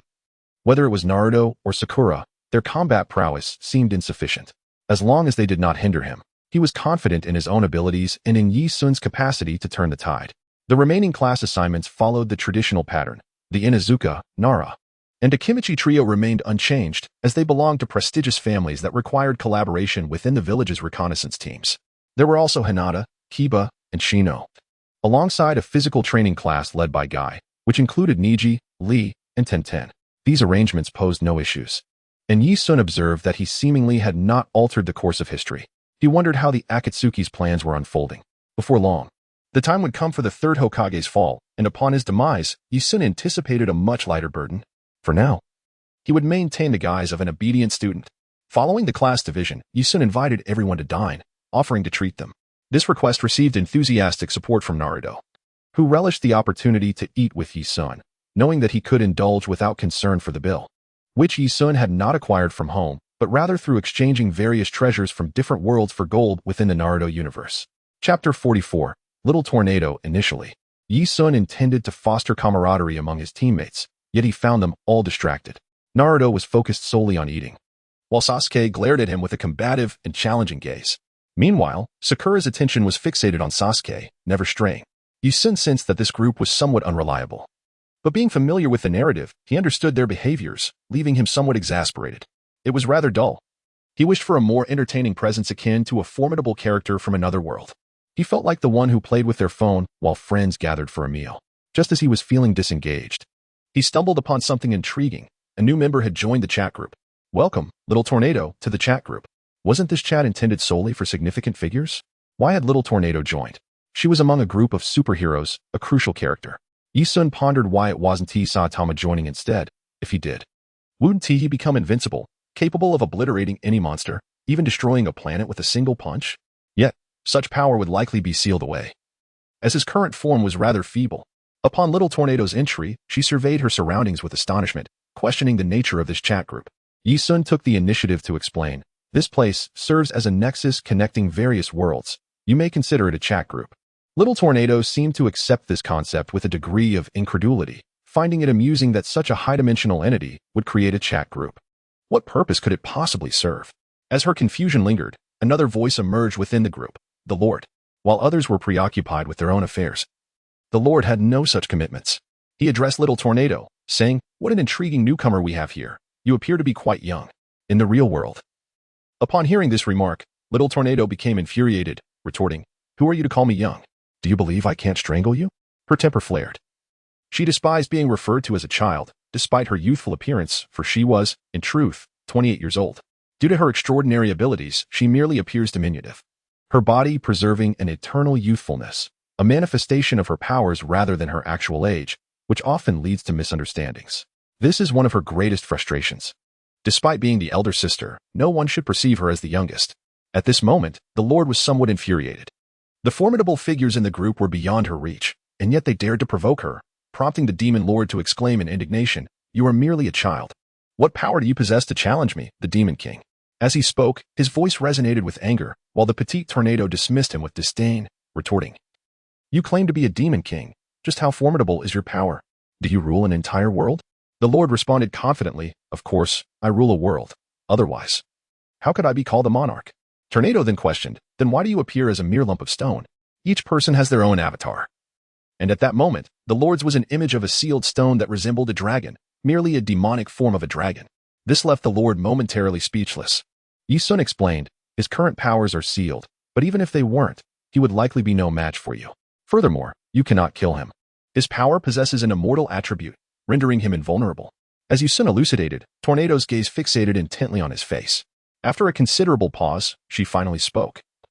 Leaving Yi-sun puzzled, was she occupied with a mission? As a hero in the One Punch Man universe, she was indeed quite busy. However, after a lengthy silence, Tornado suddenly exclaimed, "I find you utterly adorable." Accompanying her words was an emoji of sparkling eyes, radiating affection. Though she was unfamiliar with the various capabilities of the chat group, she decided to treat it as a typical social platform. In that moment, Yi-sun was taken aback, pondering what she meant. "Am I truly cute?" he mused, glancing at his avatar. Indeed, if one were to define cuteness, he could be considered quite charming. His youthful visage still bore traces of baby fat, and his sharp eyes conveyed a sense of determination. Yet, this adorable face could easily bewitch others, with a mere wig. He could pass for a girl. Yi-sun found himself momentarily stunned, unsure when his appearance had transformed into this. He had never paid much attention to his looks, as he was still growing, and there were no restrictions at home. Now, however, it seemed he had become excessively cute. The ability he had just acquired left him speechless. Although he possessed this power, upon witnessing what he had drawn, his incredulity only deepened. It was an ability that enhanced charm, proclaiming that from that moment on, he would become exceedingly adorable. How could he possibly endure this? At this moment, Yi-sun buried his face in his hands, finally comprehending why some people desired to kiss him or why he felt such pressure. Damn, his visage held immense allure for both older men and young girls. Perhaps the only one indifferent to him was someone like Xiaoyu. Rubbing his cheeks, he hastily dismissed the chaotic thoughts swirling in his mind and turned to Tornado, saying, "I have some understanding of your world. It is one rife with malevolent monsters, yet heroes protect humanity within it." At this point, the Lord scoffed. Realizing that this individual was a paragon of virtue opposing evil, he had assumed he was yet another of the numerous supervillains he had encountered. In truth, among the three he had previously faced, only Aizen could be deemed a true antagonist. The others, like Sun Wukong and Ohma Zi-O, were heroes in their own right. Sun Wukong, initially a troublemaker in heaven, eventually earned the title of the Great Sage equal to heaven, and was also known as the victorious fighting Buddha. As for Ohma Zi-O, he was a being capable of recreating the world to protect it, with only two true villains in existence. Just as the long-dormant Ohma Zi-O resurfaced, he posed a question to Tornado. Your world has heroes, correct? What are their experiences like?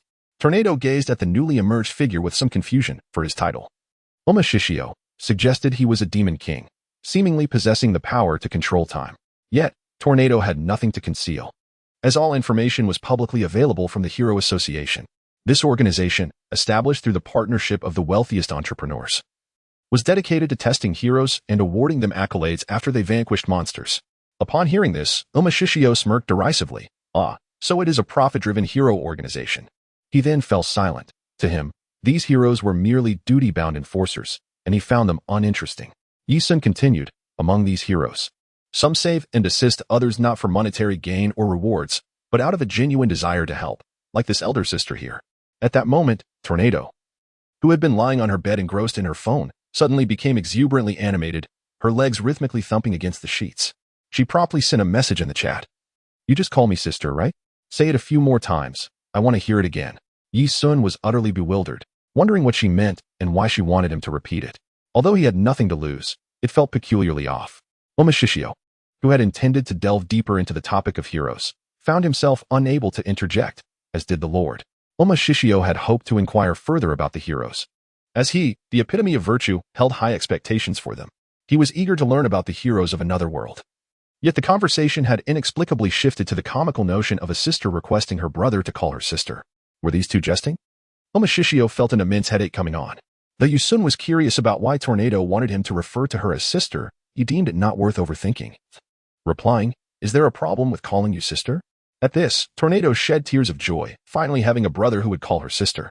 Unlike the one at home, who was a stubborn Sundara and refused to acknowledge her as such, infuriatingly possessing a more appealing figure that made others mistake her for the older sibling. Chapter 45, Becoming a Brother. Although Yi Sun was unsure why Tornado was so elated, he felt he had fulfilled her wish.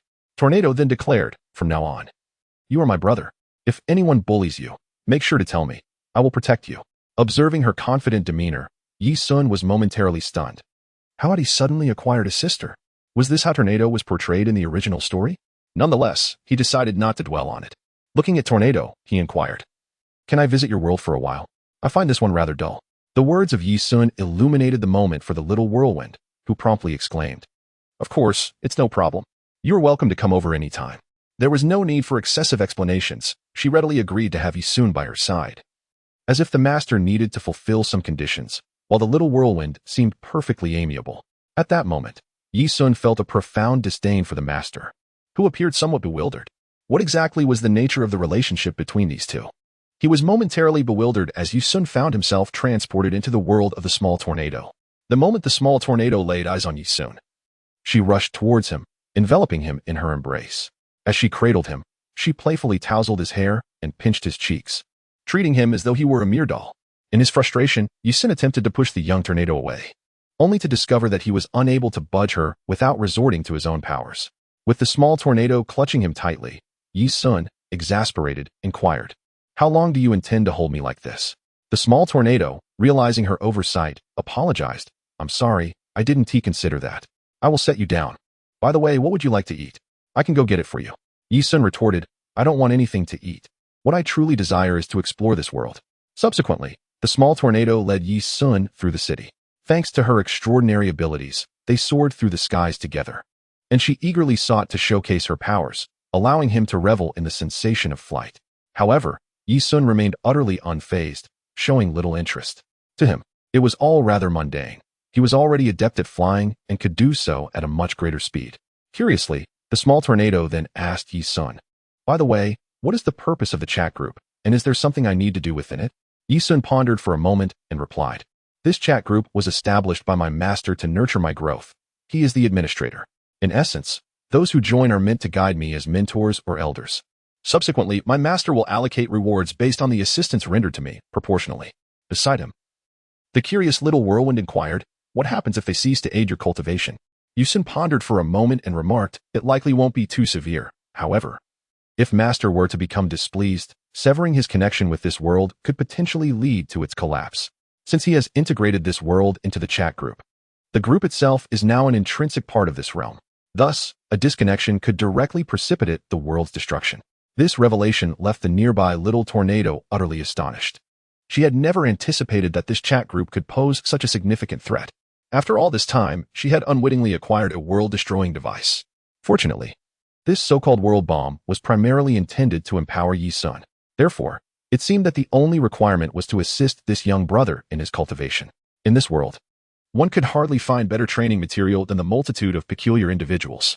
The small tornado beside him effortlessly transported Yi Sun to a certain location, nestled within a quaint forest. As he surveyed the surrounding woods, a flicker of trepidation stirred within him. He couldn't help but wonder, why had the small tornado brought him to this place? What intentions might it harbor towards him? Fortunately, the other party harbored no peculiar intentions, merely wishing to bully Yi Sun. Observing the confusion on his face, Yi Sun inquired, what is this? Subsequently, the petite whirlwind beside him replied, there is a peculiar individual lurking in this vicinity. If you are to undergo training, your objective is to uncover that strange being and ultimately eliminate it. I shall stand guard by your side. Yi Sun nodded, for he indeed lacked combat experience. Although his innate strength was formidable, his encounters in battle had been scant. Thus, any opportunity for advancement would be most welcome. With that thought, he unsheathed his Zanpakuto, attuning himself to the surrounding spiritual energies, the ethereal essence that would reveal the concealed entity. This peculiar being manifested as a tree, cleverly camouflaged, yet Yi Sun discerned its presence. He swiftly swung his Zanpakuto and charged at the strange figure. However, the creature's defenses proved formidable. Countless branches and vines converged with a ferocity that rendered them as resilient as steel. These branches, far sturdier than ordinary foliage, seemed infused with an iron essence. If that were indeed the case, its defensive capabilities would be exceedingly robust. Yi Sun's Zanpakuto had yet to harness such metallic might. His strength was insufficient, and the true purpose of his blade lay not in cleaving through defenses but in exerting control over others. Before him, the tree-like entity writhed and contorted, its form gradually morphing into that of a humanoid, a colossal tree creature. Yi Sun frowned at the daunting figure. It appeared rather formidable. Once peacefully recuperating, the creature had intended to prey upon unsuspecting humans but was now irked by Yi Sun's intrusion. It seethed, you wretched child. How dare you provoke me? I shall crush you and devour you whole. This creature harbored a deep disdain for children, a sentiment that had contributed to its monstrous transformation. Now, confronted by yet another child flailing about before it, the creature was resolved to obliterate this interloper. Determined to unleash its full might against Yi Sun, the creature lunged forward, brandishing its iron-like tendrils. Chapter 46. The strange being the creature was no mere pushover. Its arms swung incessantly, unleashing countless tendrils that struck at Yi Sun with fierce intent. Each tendril carved deep gashes into the ground upon impact, creating depressions of 20 to 30 centimeters. Attesting to the threat it posed, Yi Sun hastily parried these assaults with his blade, discovering that his movements grew increasingly fluid. In the past, wielding his sword necessitated a myriad of abilities, yet after his enlightenment at Ling Tai Fong Siyuan Mountain, his combat prowess had indeed seen an enhancement. That moment of realization allowed him to comprehend the myriad of techniques. Thus, as he engaged in battle, he felt a significant improvement. After severing the incoming iron tendrils, the creature's anger intensified. It had not anticipated this audacious child could repel its attacks with such ease. The indignity of it all was unbearable. Such an affront could not be tolerated. Since remote attacks proved ineffective, he decided to engage in close combat. He could hardly believe that with such a massive physique, he could merely grasp the diminutive figure before him without crushing him. The monstrous being then sprung from the ground, defying the laws of gravity. This leap resembled a colossal individual wielding a massive club, coming down upon him with tremendous force. Yi Sun hastily sidestepped to evade the impending strike. His agility allowed him to narrowly escape this assault, and he quickly pivoted around, a sense of trepidation washing over him from the ferocity of the attack that had nearly flattened him, until he acquired the talismans for the horse and dog. Yi Sun recognized that he must exercise caution regarding his combat capabilities. After Yi Sun repelled the overwhelming force, the creature beside him rose swiftly, clenching its fists and launching a relentless barrage of punches towards Yi Sun. Yi Sun deftly evaded all the attacks aimed at him through his agile movements. Observing from the skies, the little tornado nodded in approval, recognizing that Yi Sun was not as feeble as he initially appeared. He possessed the knowledge of combat and the skill to dodge his adversaries. It was evident that in future perils, he would navigate them with greater ease. After successfully avoiding the brute's punches, the peculiar adversary unleashed a devious maneuver. Suddenly, over a dozen fists sprouted from his back, all charging towards Yi Sun simultaneously, resembling the thousand-armed Avalokiteshvara in their relentless assault. Caught off guard, Yi Sun could only defensively wield his blade, realizing that it was impossible to block every strike. Consequently, he was sent hurtling away, a scene that stirred concern in the little tornado nearby. Fortunately, as the smoke cleared, Yi Sun rose. Seemingly unscathed save for a few tattered garments, he had indeed suffered no significant injuries. The little tornado had already applied her supernatural abilities to him, soon discovering that Yi Sun's capabilities were far from the insignificance she had imagined. Furthermore, he possessed formidable defensive strength, rendering the brute's attacks nearly ineffective against him. Yi Sun's body, akin to steel and iron, though not yet at its peak potential, mirrored the renowned defenses of Sun Wukong. In the realm of Journey to the West, even the celestial beings were powerless against him, asserting that Sun Wukong's resilience would hold firm in this world as well. There lingered a question of whether he could withstand an attack from Saitama, provided he turned into a villain. The grotesque figure before him now appeared even more fearsome, with his originally stout arms now accompanied by numerous skeletal limbs that instilled dread. As Yi Sun approached, the creature contemptuously remarked, "With your strength, do you really think you can defeat me? You are merely courting death." To which Yi Sun resolutely replied, "Let us see if you can withstand my might." With determination, Yi Sun gripped his blade and charged forth, eschewing conventional combat techniques. He understood that alternative strategies existed to vanquish this foe. As he neared, the monstrous figure unleashed a barrage of strikes with his myriad hands. At that moment, Yi Sun activated his Sharingan, granting him clarity to perceive each of the creature's assaults and nimbly evade them, swiftly maneuvering towards the source of the sounds. Yi Sun discarded his blade and initiated a rapid series of hand seals. Fire style. Great fireball technique. Yi Sun opened his mouth and unleashed a colossal fireball that engulfed the creature, whose body, as if forged from iron, was ill-equipped to endure the flames. The creature, startled, had not anticipated that this seemingly diminutive adversary would wield such a formidable fire attack, infused with chakra energy. Although it might not compare to the celestial flames, this fire burned hotter than ordinary flames, and soon the creature's body began to combust violently, fissures appearing on its form, inflicting immense agony and prompting it to howl in despair. "This is impossible. Why do you wield such power? Please, do not kill me. I must extinguish these flames." In the midst of its pleas, Yi Sun had already advanced behind the creature, raising his blade to pierce its neck, ultimately severing its connection to life and obliterating its essence. Amidst the inferno, Yi Sun stood triumphantly above the charred remains of his adversary, descending from the sky. The little tornado acknowledged, "Well done. There remains ample room for improvement. Keep training and come visit my home for further practice."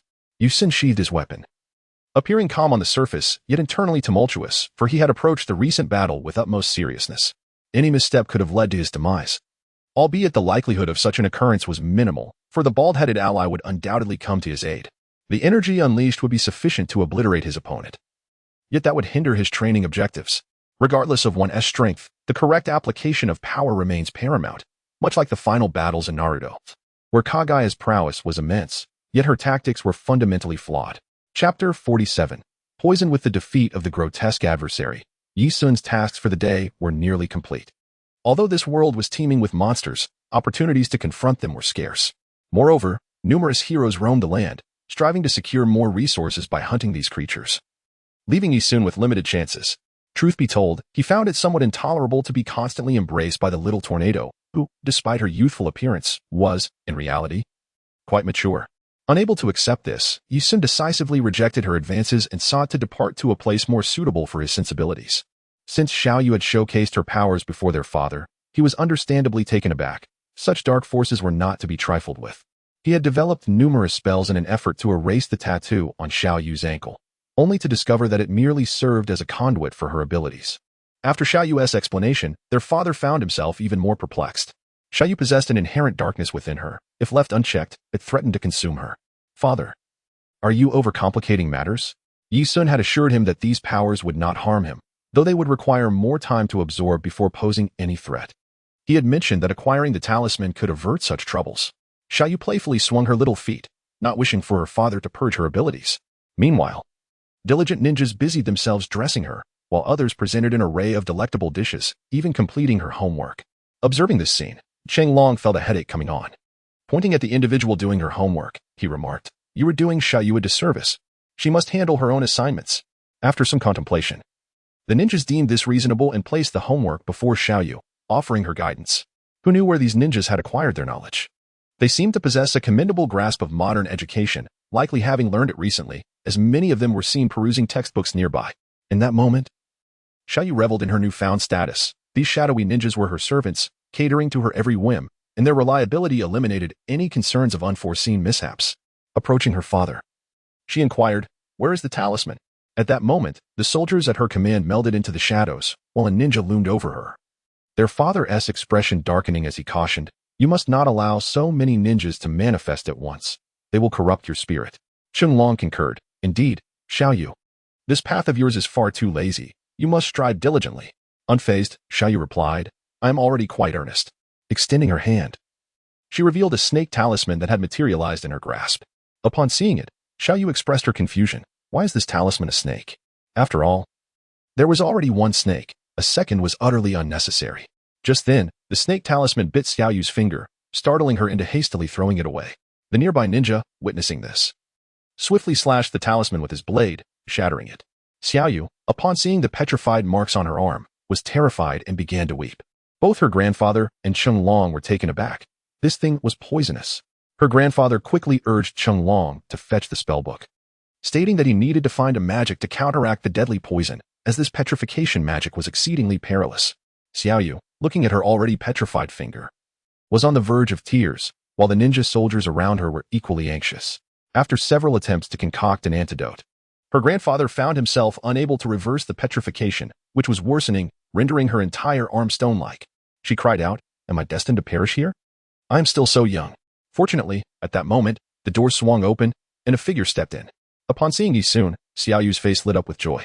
Qianlong and her grandfather grew serious, especially her grandfather, who found it utterly outrageous that his granddaughter had been turned into such a state, and that Yisun wielded the powers of darkness, an abomination indeed. Yet, Yisun seemed unfazed. Upon seeing Xiaoyu, he greeted her warmly. "Good afternoon, Xiaoyu. What seems to be the matter?" Xiaoyu, sobbing, waved her petrified hand before him, exclaiming, "My hand is turning to stone. Please, save me."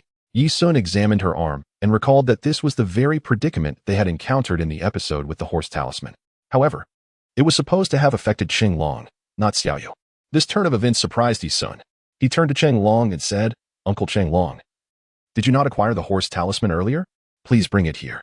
Qianlong, hearing this, retrieved the talisman from beside Jimin Jiang and handed it to Yisun, who placed it in Xiaoyu's hand and instructed, "Utilize the power of the horse talisman to cleanse your body of this affliction." Xiaoyu, puzzled, asked, "But how am I to do that?"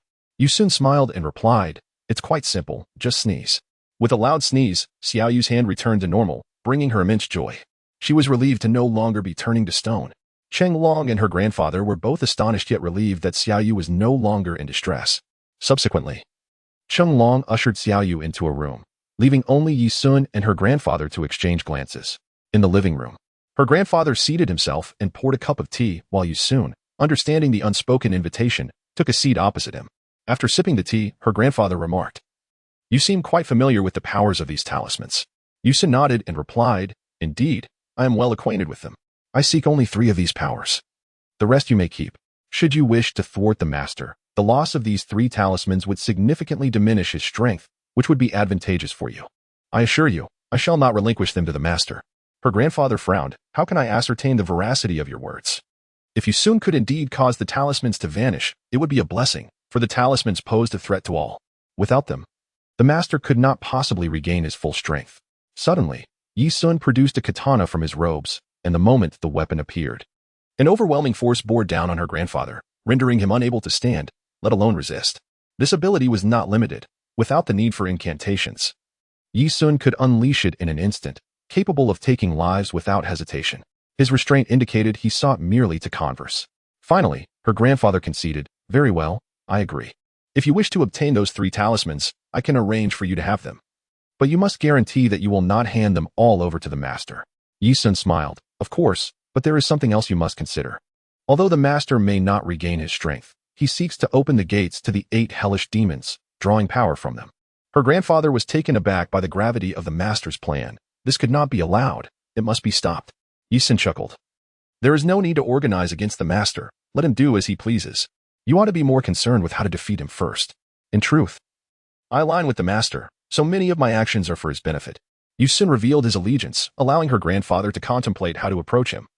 Understanding his true intentions, their conversation continued for a while before concluding. Later, Chang Long emerged, and Yi-san made his way to Xiaoyu's room. At that moment, Xiaoyu was diligently working on her homework, seated beneath the attentive care of two ninja soldiers. One was massaging her shoulders, while another sharpened her pencils. Even at her feet, two ninja soldiers were massaging her, making her resemble an aristocratic lady, akin to a princess, with such devoted attendance. Chapter 48. Kakashi upon seeing Yi-san's arrival. Xiaoyu exclaimed joyfully, "You finally made it. I have been waiting for you. Do you see how powerful my abilities are now? I can control many ninjas." Yi-san smiled at her, and Xiaoyu continued, "How long will you be staying this time?" Yi-san pondered for a moment. "Not long.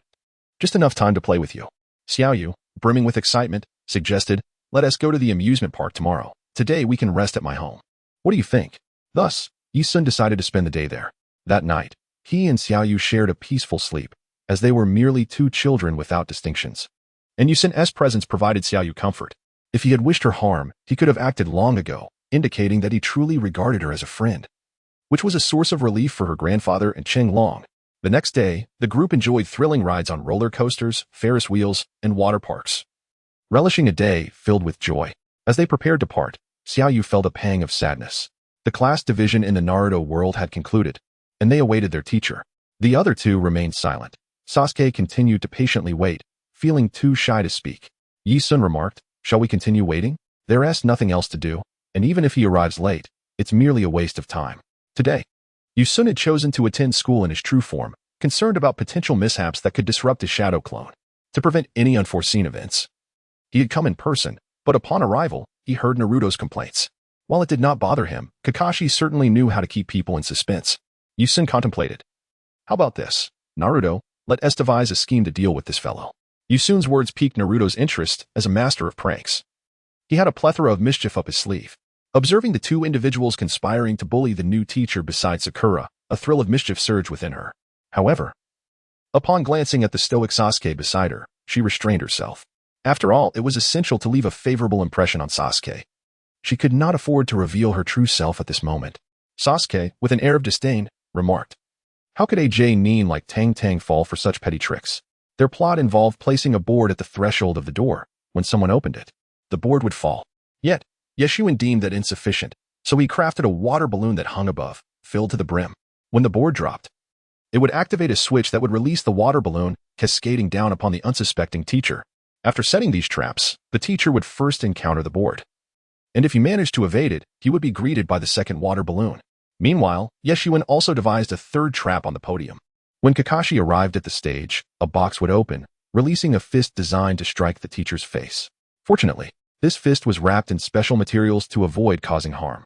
Perhaps this teacher was secretly observing them, but that was inconsequential, as long as they were entertained. That was all that mattered.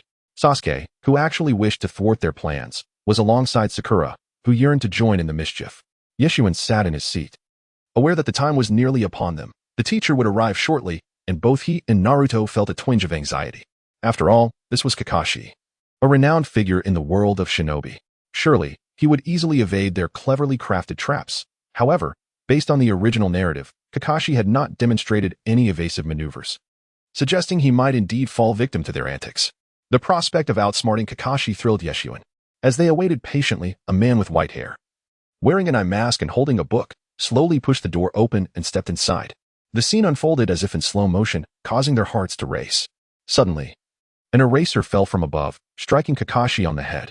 His already white hair seemed to turn even whiter, and as Kakashi opened his deadpan eyes to survey the scene, a water balloon plummeted onto his head, bursting and soaking him thoroughly. Naruto could no longer contain his laughter, exclaiming, "He actually fell for it." Haha. Yeshua clutched his stomach in mirth, praising Naruto's cleverness. In that moment, Sakura hurriedly interjected, "Teacher, I'm sorry. I tried to stop them, but these two wouldn't listen. Please don't blame us." Her apology was directed toward both Sasuke and Kakashi. Kakashi merely regarded Sakura with an expression of calm indifference. Inside, Sakura thought she had expected a competent J-nin, only to discover he was just a fool. Sasuke, too, observed with crossed arms, his demeanor cold. pondering how to navigate this unreliable teacher. Drenched, Kakashi made no effort to tidy his one-stepper appearance. He picked up the eraser from the floor and placed it on the podium. Ulati began, but before he could finish, an enormous fist sprang from beneath the podium, aimed squarely at his legs. Fortunately, Kakashi swiftly evaded the blow. Otherwise, he would have found himself half-kneeling to continue his lesson. Faced with this treacherous prank, Kakashi felt exasperated. These kids were thoroughly mischievous. Although Sakura had attempted to intervene, she had not warned Kakashi about the secrets hidden within the podium, indicating her own mischievous intent. Disposing of the offensive fist as one would throw away garbage, Kakashi utilized a technique to evaporate the water clinging to him. Naruto exclaimed, "Teacher, that technique was so cool. I want to learn it." Kakashi merely cast a calm glance in his direction, replying, "I'm afraid your current impression of me is exceedingly poor, so I have my doubts about teaching you." This response instilled fear in the group, worried they might truly be abandoned by their teacher, including Sasuke, who was reluctant to let go of the path to strength he had just discovered. Meanwhile, Yeshuen found amusement in the scene.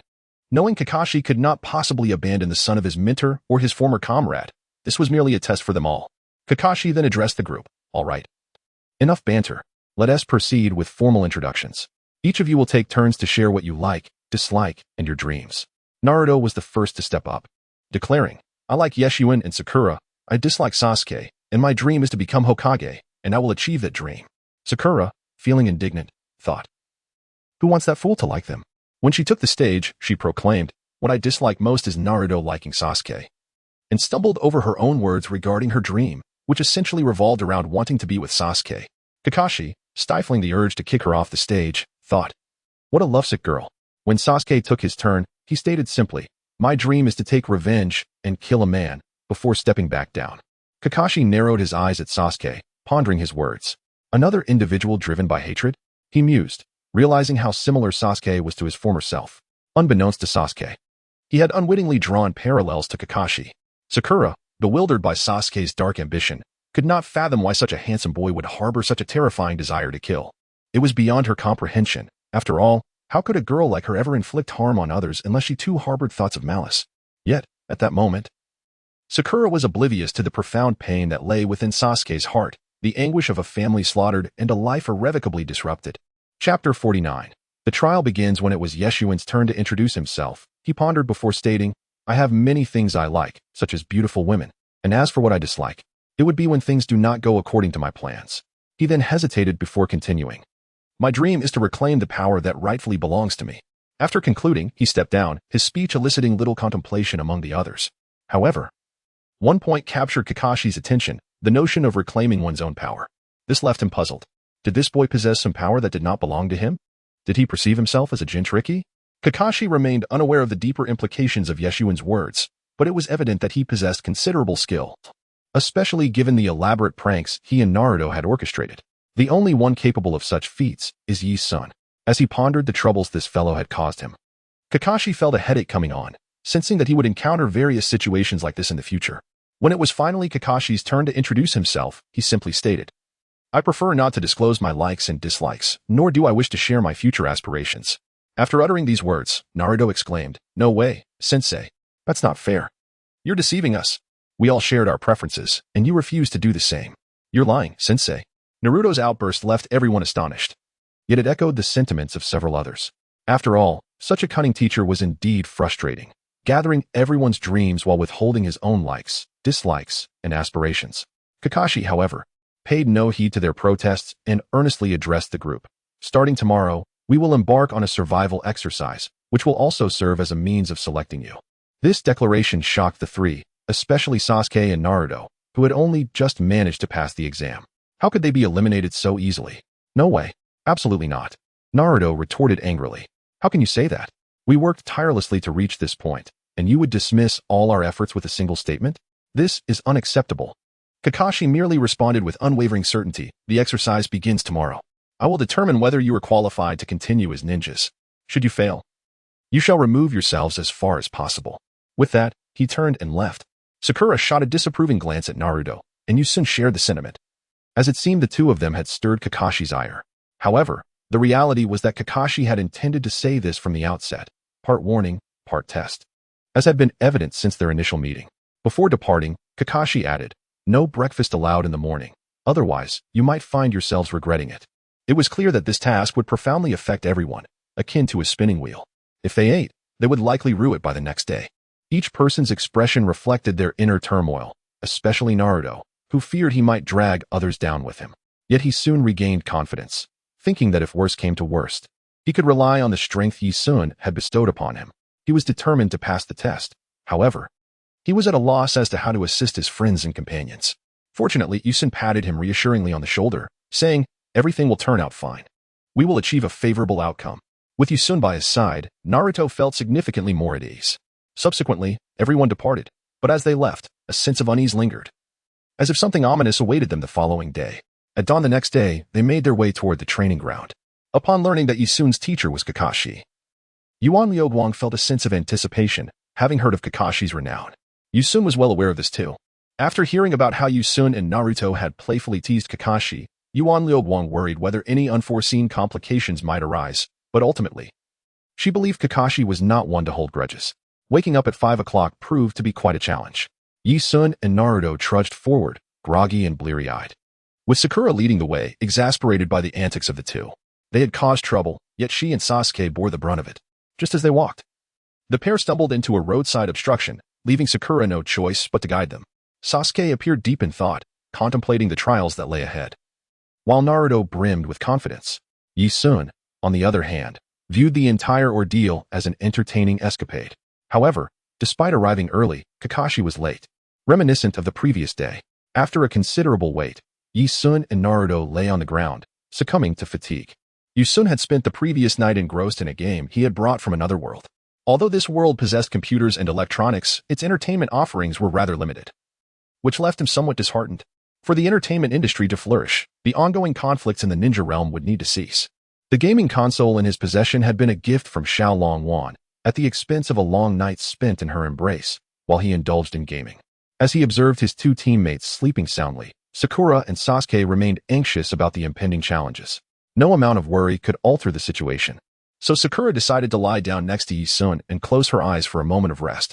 Feeling somewhat awkward, she asked Sasuke, "Aren't we supposed to wait for the teacher here?" Sasuke replied, "If the teacher is coming soon, we should conserve our energy for today's battle. I went to bed early last night, yet I still don't feel rested enough." At this moment, Sakura admired Sasuke's determination, and just as she contemplated lying down beside him, Kakashi arrived, greeting them with, "Hello, everyone." In a flurry, they scrambled to their feet, exclaiming, "You're late, sensei?" Kakashi sheepishly replied, "I was delayed by a black cat crossing my path." Yi-sun, rising with an amused expression, inquired, "So you like cats? But why is your summoning beast a dog?" This surprised Kakashi, who retorted, "How did you know my summoning creature is a dog? It seems you have gathered quite a bit of information about me." Hearing Yi-sun receive praise made Naruto beam with joy, and he declared, "Sensei, you should just concede. We will definitely win this time." Kakashi merely chuckled and produced 3 bells, outlining the rules for the upcoming challenge. Whoever seized a bell would earn the right to eat, while those who failed would be bound to a post and forced to watch others feast. In that moment, the group realized they had been duped. This was not an assessment of their spinning skills, but rather a cruel ploy to ensure they went hungry. Kakashi's antics were indeed rather malicious, and as realization dawned, they felt deceived, their youthful spirits deeply wounded. Naruto, particularly incensed, felt his face flush with anger. For him, food was of utmost importance, as he required more sustenance than others to maintain his strength. Skipping breakfast was a torment he could hardly bear. The others shared similar sentiments, and seeing their hunger-stricken expressions, Yi-sun rummaged through his pockets, producing 3 candies to distribute among them. Though not substantial, it would at least offer some relief. The sight of the candies brought a glimmer of joy to their faces. However, when Yi-sun reached into his pockets again, he discovered that his stash of candies had mysteriously vanished. Beside him, Kakashi smiled at Yeshuin and said, "I'll hold on to this for now. Once you all triumph in this trial, I shall return the candy to you." Su-yun, with a dark expression, retorted, "Teacher, you are just stealing candy from children." Kakashi swiftly unwrapped a piece of candy and popped it into his mouth, exclaiming with delight, "This is truly delicious." Yeshuin's face darkened further. That candy was an exceptional treat prepared for him by Little Tornado, a precious item that had now been seized by the scoundrel. Filled with indignation, Yeshuin warned, "Teacher, you might regret this." Kakashi chuckled, "Oh dear, I'm truly frightened. I am eager to see just how much strength you little ones can muster." Chapter 50. You force my hand. If you wish to obtain the bells, you must come at me with the resolve to defeat me. Otherwise, you will never achieve ultimate victory. I would relish the sight of all of you failing. This troublesome teacher was merely putting on a facade. However, at that moment, Naruto boldly declared, "Teacher, you can't even dodge an eraser. If I were to strike, I might hurt you." Kakashi, unimpressed, remarked, "Those who lack strength are often the loudest. If you truly have any power, then come and fight me." Being called weak, Naruto's anger flared, and he charged at Kakashi with a kunai. Yet, in an instant, Kakashi snatched it away, the weapon now pointed at Naruto's forehead.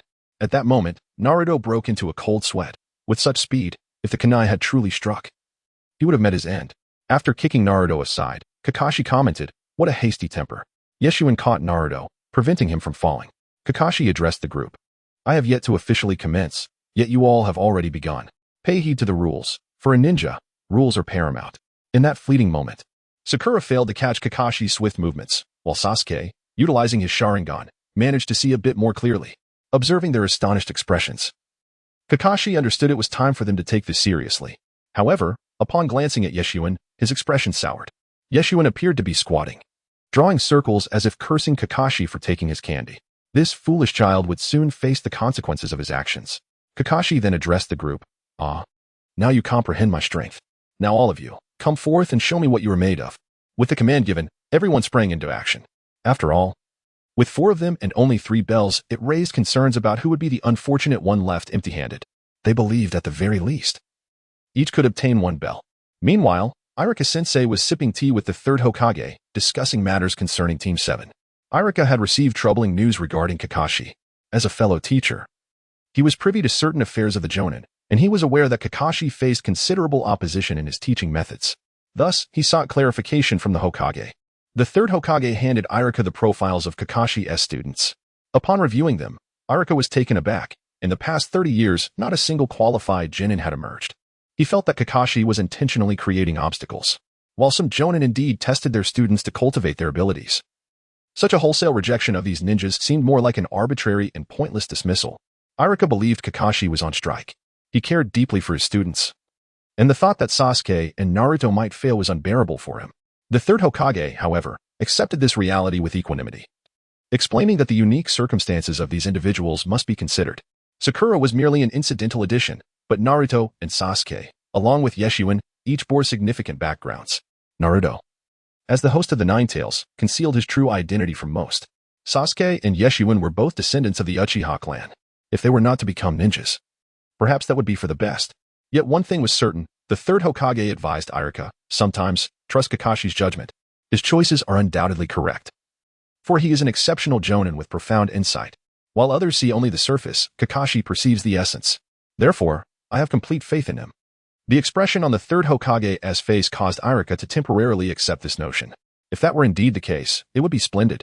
However, should it not be so, significant upheaval would ensue. He hoped that he was merely overthinking the situation, and that the undesirable outcome he feared would not materialize. As Iruka prepared to leave, the 3rd Hokage cautioned him, regardless of the outcome, "I hope you do not harbor resentment toward Kakashi, for these circumstances are not of his making." At that moment, Kakashi stood atop a great tree, observing the unfolding scene, primarily assessing the combat prowess of the participants. His skills were remarkable. After all, the title of 50-50 was not given lightly. He genuinely possessed the capability to contend with all adversaries from the Naruto universe. Be they the formidable Kaguya or Uchiha Madara, or even the most ordinary of ninjas, the reputation of 50-50 was well-deserved. Now, as they endeavored to complete their mission and achieve victory, the group began honing their stealth techniques. Overall, each individual performed commendably.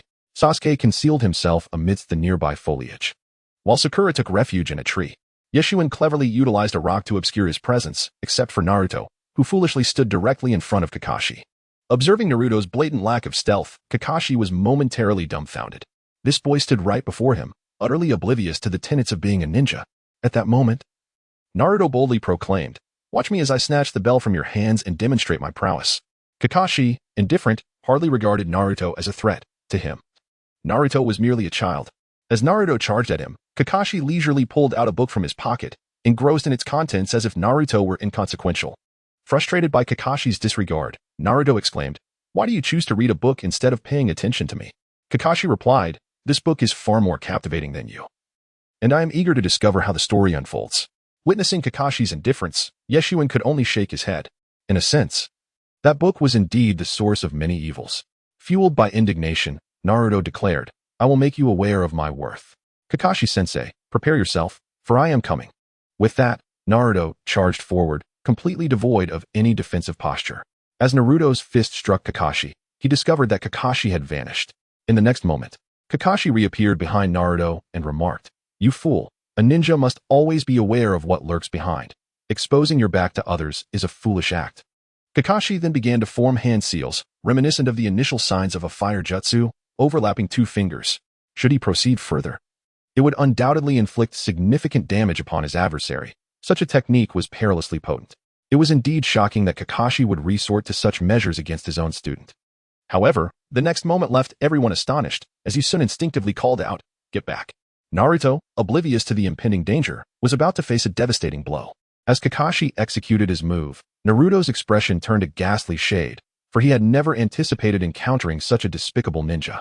In an instant, the excruciating pain propelled Naruto skyward, only for him to plummet into the water with a disheartening splash. Izun could scarcely bear to watch, as Naruto's suffering was truly unbearable.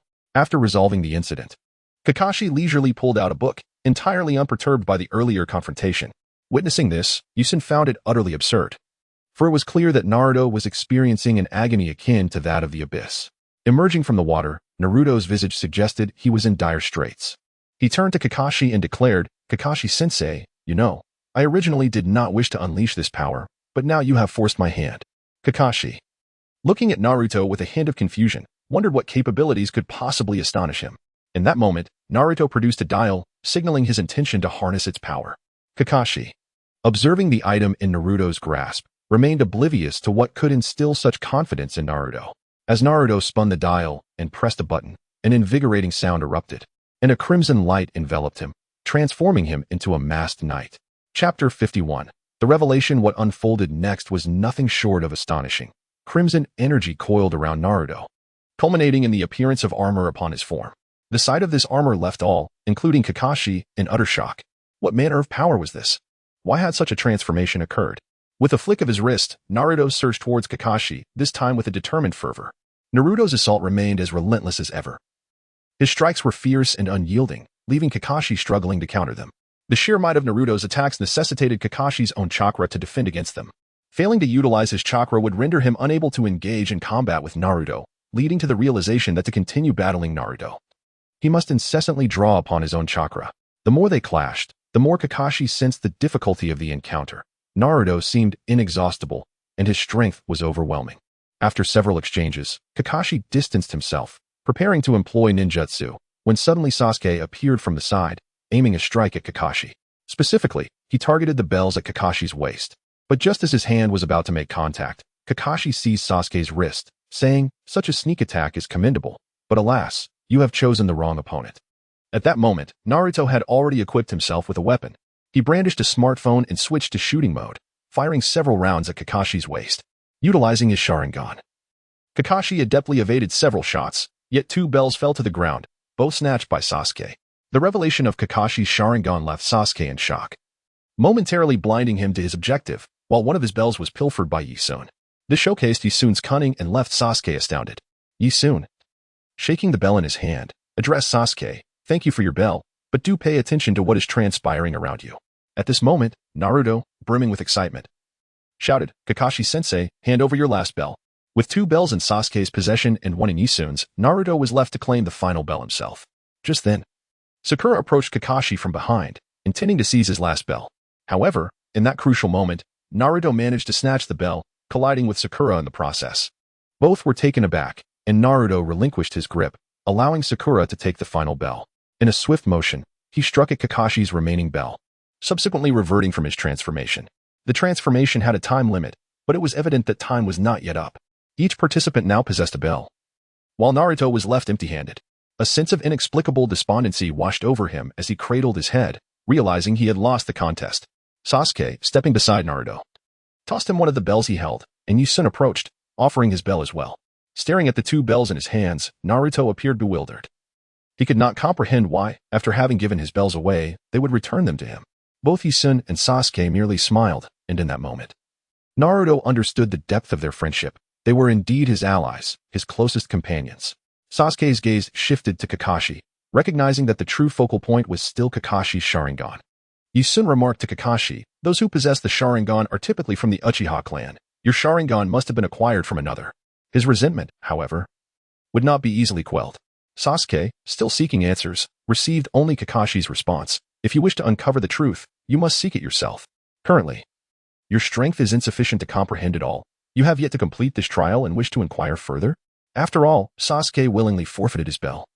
And Yisun did the same, meaning they both failed. At this moment, Naruto still possessed a bell. To whom should it be given? In that instant, Naruto found himself momentarily paralyzed. Giving it to Yisun seemed the wisest choice, yet Sasuke's timely act of handing him a bell compelled him to reconsider. As he did not wish for Sasuke to suffer, Kakashi addressed them. "What transpired earlier can only be deemed an oversight, as I admittedly underestimated you, particularly you, Naruto. Moving forward, I will unleash my full capabilities and grant you another opportunity. I possess 4 bells. If you can seize them all, I will acknowledge your status as Genin and allow you to partake in missions. However, should you fail even once, all tasks will be rescinded, and your chances of becoming Genin will be lost forever." A single phrase from Kakashi instilled a resolute determination within the group. They firmly believed they could indeed vanquish him and attain ultimate victory. By doing so, they would earn the recognition of this individual, Kakashi. However, due to the fact that both Yisun and Sasuke had lost their bells, they faced a slight penalty. They would be deprived of their lunch. To further ensure their hunger, Kakashi even had them bound to nearby posts. This scene was particularly disheartening for both Yisun and Sasuke, as the thought of enduring an entire day without food, especially after skipping breakfast, felt like a cruel torment. Bound to the posts, Yisun felt a sense of injustice. According to the original storyline, it should have been Naruto in this predicament. However, after bestowing the powers of the Kamen Rider upon Naruto, he had surged ahead, confronting Kakashi head-on and ultimately defeating him. This surprising turn of events left Yisun astounded. The most frustrating aspect was being tied up while he had anticipated a hearty lunch. Cursed be this day, it was undeniably his unluckiest. Kakashi had already departed, intentionally testing their resolve. Meanwhile, Sakura and Naruto were enjoying their meal nearby. Despite the restrictions, Naruto and Sakura were unwilling to let their friends suffer such treatment, and they discreetly handed food to Yisun and Sasuke. Sakura, especially thrilled at the chance to feed her beloved Sasuke, was filled with joy. They cautiously checked for Kakashi's presence, mindful of his warning that feeding them would result in disqualification. For the sake of the upcoming battle, they had to remain vigilant. Naruto squinted and remarked, "He wouldn't really do that, would he? Though he seems weak, he shouldn't stoop so low." Just as he spoke, Kakashi appeared, announcing, as expected, "Your eligibility for the competition is hereby revoked. A ninja who disobeys orders has no place here. You are no longer worthy to be called ninjas. Depart at once." The group was taken aback by this shocking development. In that moment, Yisun managed to free himself from his bonds and declared, "Since our teacher does not wish for us to gain the rank of Genin, we shall show him our strength by defeating him. Only then will he acknowledge our power." With this proclamation, the group felt a surge of motivation. Each member, including Naruto, summoned their utmost spirit. Naruto retrieved his transformation device, and as its brilliance flickered once more, the others were astonished to witness what transpired next. Chapter 52, The Mission. In an unexpected twist, Kakashi raised his hand in surrender, expressing his desire to understand the thoughts of this group. It was evident that he wanted to ascertain whether they were capable of protecting their comrades and surviving in the harsh world of ninjas. Consequently, he declared, "You have passed." Upon hearing this, the group was filled with joy. Had Kakashi continued to dangle their fate before them, they might have lost their minds. Kakashi observed the smiles on their faces and felt a sense of pride, for in a way, he saw reflections of his own past in them. If not for certain events, perhaps he would not have encountered so many unexpected twists.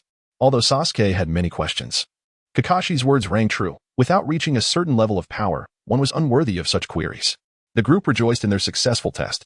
He then announced the official establishment of Team 7, informing them that they would commence missions starting the following day.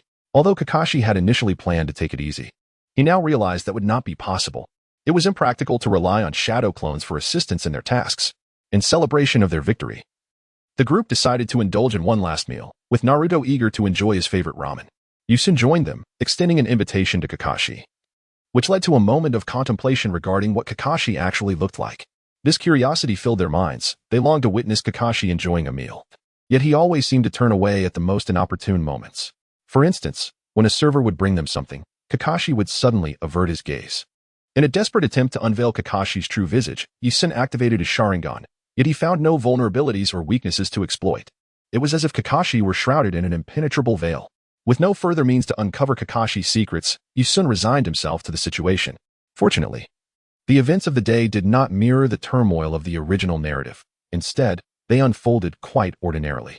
Meanwhile, the third Hokage observed from afar, feeling a sense of satisfaction as he witnessed the joy of the group upon gaining Kakashi's approval. These young individuals were the seeds of the future of Konoha, and as they flourished, so too would the village. The following day marked the commencement of their missions. Yusun found himself with little time to spare. Adhering to a strict schedule that required him to sleep on time at night, only to traverse into the world of One Punch Man each evening to rest beside Tatsumaki, who had gifted him many presents. Thus, he felt compelled to fulfill her wishes to be held while he slept, which was somewhat burdensome for him. As the second day arrived, they embarked on their missions, which consisted of simple tasks such as capturing stray cats or locating lost items. These were the most basic of assignments. Naruto, feeling somewhat frustrated, exclaimed, "Aren't there any more challenging missions? Perhaps escort duty?" Yusun chimed in, "Isn't there something more thrilling? Why not let us hunt?" He brandished his kunai, licking its blade, prompting Naruto to remark, "Yusun, you aren't poisoning your weapon, are you?" After 3 days of missions, Kakashi concluded that it was time for these young ones to confront the harsh realities of the ninja world. Therefore, he made a request to the third Hokage, seeking a mission suitable for Jonin, as the tasks assigned in the ninja world were perilous. Only elite Jonin could undertake such missions, otherwise it was tantamount to courting death. These assignments were typically designated by higher authorities to lower ranks, with varying rewards based on the mission's completion and difficulty level. However, most tasks were of the lower tier, which is why genin were so numerous. The likes of Naruto, who had only just entered the ninja world, could only expect to undertake the simplest of missions. Upon receiving the request to further challenge Naruto and his companions, the third Hokage was somewhat taken aback. He did not have any doubts about Kakashi's abilities. Rather, he was somewhat surprised by Kakashi's eagerness to train them. Kakashi addressed the third Hokage, stating that they were still oblivious to the treachery of the ninja world and thus required training. Furthermore, it was essential for this group to gain an understanding of the true nature of their reality, for otherwise, it would be detrimental to their future missions. Ultimately, a rather unique assignment was entrusted to Kakashi, which itself posed some challenges. However, with the assistance of the elite Jonin Kakashi, there should be no significant issues. Upon receiving the task, Kakashi delegated it to the team, and Naruto, brimming with excitement, inquired about whom they were to protect. A princess, perhaps? Kakashi shook his head and clarified that their protection was required for this individual instead. Kakashi then led Naruto and the others into a mission room, where they encountered an elderly man with white hair, glasses, and a bottle in hand, resembling a drunkard, which was quite unexpected. Faced with this old man, their initial impressions were far from favorable. Naruto, without hesitation, pointed at the old man and exclaimed, "So, we are to protect this guy?" The old man, displeased by Naruto's remark, retorted sharply, "Are you ninjas seriously expecting this foolish boy to guard me?" Kakashi nodded in agreement, while the old man appeared shocked, unable to believe that Naruto could protect him, given his rather unimpressive demeanor. Naruto, hearing the old man's insult, was instantly enraged and shouted, "You old fool, don't underestimate me. I am the strongest in this team." Kakashi, without hesitation, gave him a light punch on the head, admonishing him not to boast and reminding him that they should not harbor such animosity towards their protection target, as it would hinder their ability to fulfill their mission effectively. Their first meeting had certainly not left a pleasant impression, and at that moment, Yusun felt a slight headache. He was aware of the unfolding plot and what lay ahead, so he chose to adopt a watchful stance regarding the situation. Yuan Miogwang had thoughtfully prepared numerous tools for Yusun, including toxic traps and a plethora of survival gear. However, observing this array of items, he felt somewhat overwhelmed, wishing to express that he did not require such provisions, given his current capabilities. The next day, as they arrived at the gates of Konoha, Naruto exhibited immense excitement at the prospect of venturing outside. Having never left the village of the Hokage, he was elated, and Yusun smiled at him, understanding that Naruto had indeed been confined to the village and had never experienced the outside world. In contrast to the original story, this Naruto possessed formidable strength and terrifying abilities.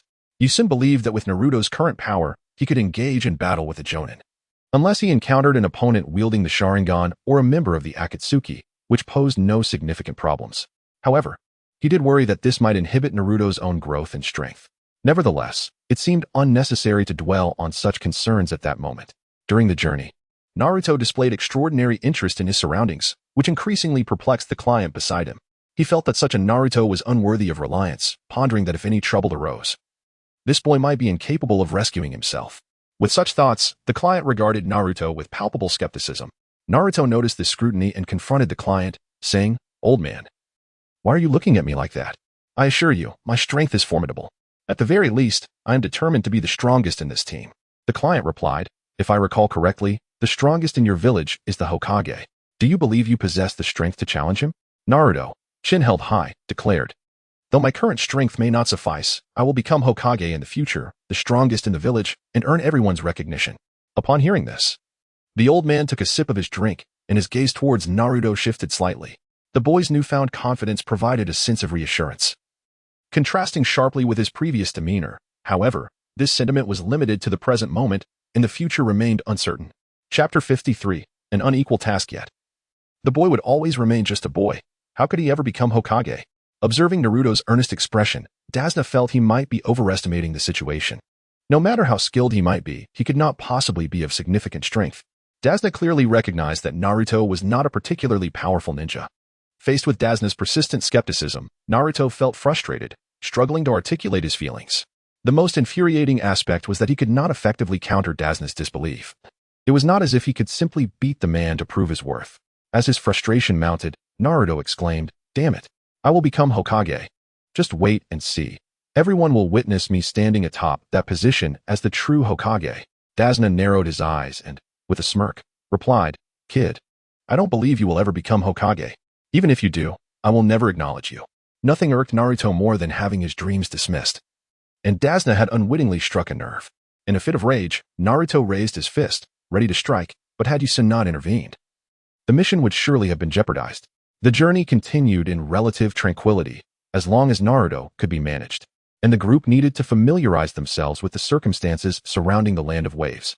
Kakashi provided a brief overview of the Land of Waves, noting how rare such a situation was in this world, where ninjas represented a strategic force, especially higher-tier tailed beasts. This was a result of the military dynamics of the era, where much of the military power stemmed from ninjas, and ninja villages served as the epicenters of strength. After all, each ninja wielded the potential power of a nuclear weapon, marking an absolute military force. The Land of Waves, being distanced from other nations, was not threatened, which naturally resulted in a scarcity of its own ninjas. According to some beliefs in Japan, several villages could coalesce to form a nation, and even on a remote island. It could be regarded as a major power, connected to the outside world by a single bridge. However, it remained impoverished, leading to few willing to venture there. A bridge builder, therefore, held a significant position in the Land of Waves. When considering the ninja world, Yisun was reminded of the countries most renowned within it: the Land of Wind, the Land of Fire, the Land of Water, the Land of Earth, and the Land of Lightning. Among these nations, each possesses its own village of ninjas, with the leaders of these villages referred to as shadows. And the Hokage is merely the most powerful among them. This knowledge was familiar to Yisun, yet when articulated aloud, it surprised the others. For Naruto believed that the Hokage should be the most esteemed individual, disregarding the aspect of strength. Even Sakura did not anticipate that the seemingly ineffectual Hokage could be so formidable. Naruto, however, found it hard to believe. Having consistently defeated the third Hokage, he reasoned that his ability to conquer the third Hokage indicated his own potential to become Hokage. Indeed, this was undoubtedly true. Observing Naruto's unwavering confidence, Kakashi found himself at a loss for words. Fortunately, Yisun took this moment to elucidate the strength of the third Hokage, who was a disciple of both the first and second Hokages, mastering all ninjutsu and earning the title of a true genius. After Yisun conveyed this information, Sasuke inquired, somewhat perplexed, how he had come upon such knowledge, as Sasuke himself was not well versed in it. He merely gathered that they were unwilling to collect information. "I asked my mother, and she informed me," Yisun replied. The mention of Yisun's mother caused Kakashi's brow to furrow slightly, as he harbored a less than favorable impression of her, a woman who relished breaking the rules.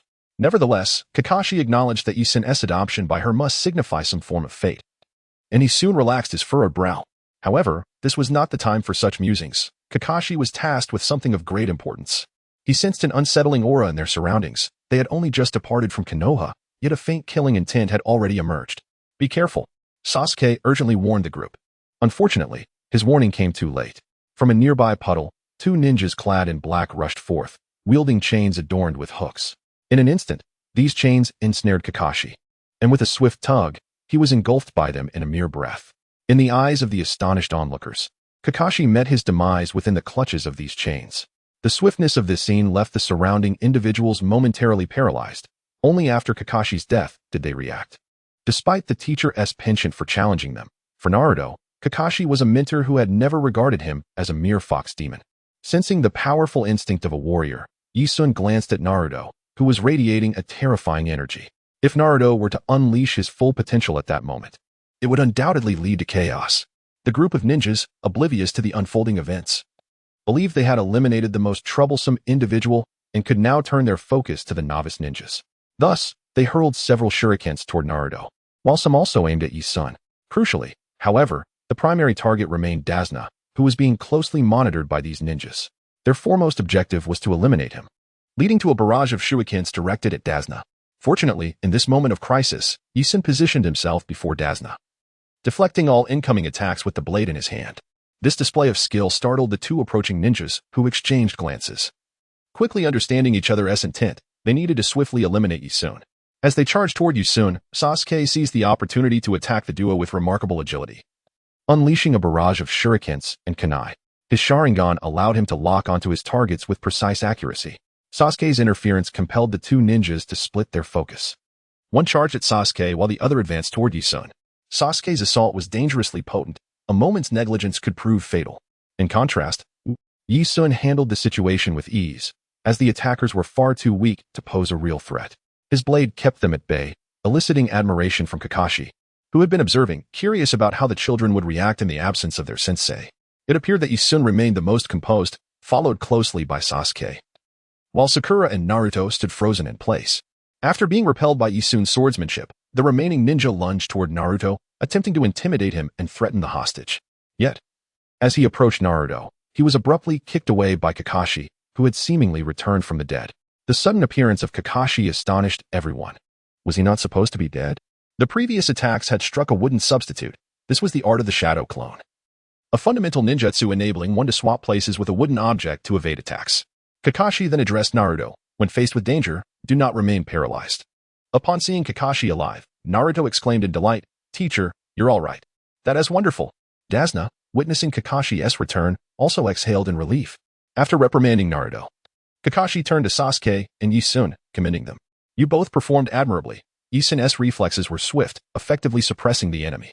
"Your swordsmanship has evidently benefited from your training with Wukong. And Sasuke, you two did well, responding quickly in combat. Sakura, you did marginally better than Naruto, at least you recognize the need for defense. However, relying solely on defense will lead to a grim fate. I do not wish to see your corpse again. Do you understand what you must do next?" Sakura nodded, comprehending her responsibilities. She resolved not to remain idle in such circumstances again. She was particularly astonished by Yisun and Sasuke, whose combat synergy seemed remarkably practiced. In the face of peril, their rapid responses had taken her by surprise. At that moment, Naruto, feeling disgruntled, remarked, "I just wasn't ready yet." Given more time, but just as he spoke, the two ninjas surged toward Kakashi again, evidently intent on swiftly dispatching him. However, Kakashi vanished once more, reappearing behind them. With a firm grip, he incapacitated them by seizing their necks, rendering them unable to react before they collapsed to the ground. The sight of these ninjas lying unconscious evoked astonishment. Kakashi then turned to Naruto. "Are you prepared now? In the world of ninjas, there is no concept of being ready, so stay vigilant." Naruto, absorbing Kakashi's words, felt less reactive, merely believing he could perform better next time. Yet, one of the incapacitated ninjas suddenly sprang to his feet and hurled a barrage of kunai in all directions. This unexpected eruption of energy left Kakashi momentarily taken aback. He had not anticipated that this individual could rise again, and he swiftly subdued him, even as the kunai were unleashed. Yisun protected Dazna and rendered all the shurikens in the vicinity ineffective. However, the situation was far from optimistic for Naruto, whose palm had been struck by one of the shurikens, while the others remained unharmed. The unexpected injury caused Naruto immense pain as he clutched his hand, feeling tears well up in his eyes. This moment made it clear to him that without proper preparation, death was inevitable. As he knelt on the ground and gazed at the wound on his palm, he realized the gravity of the situation.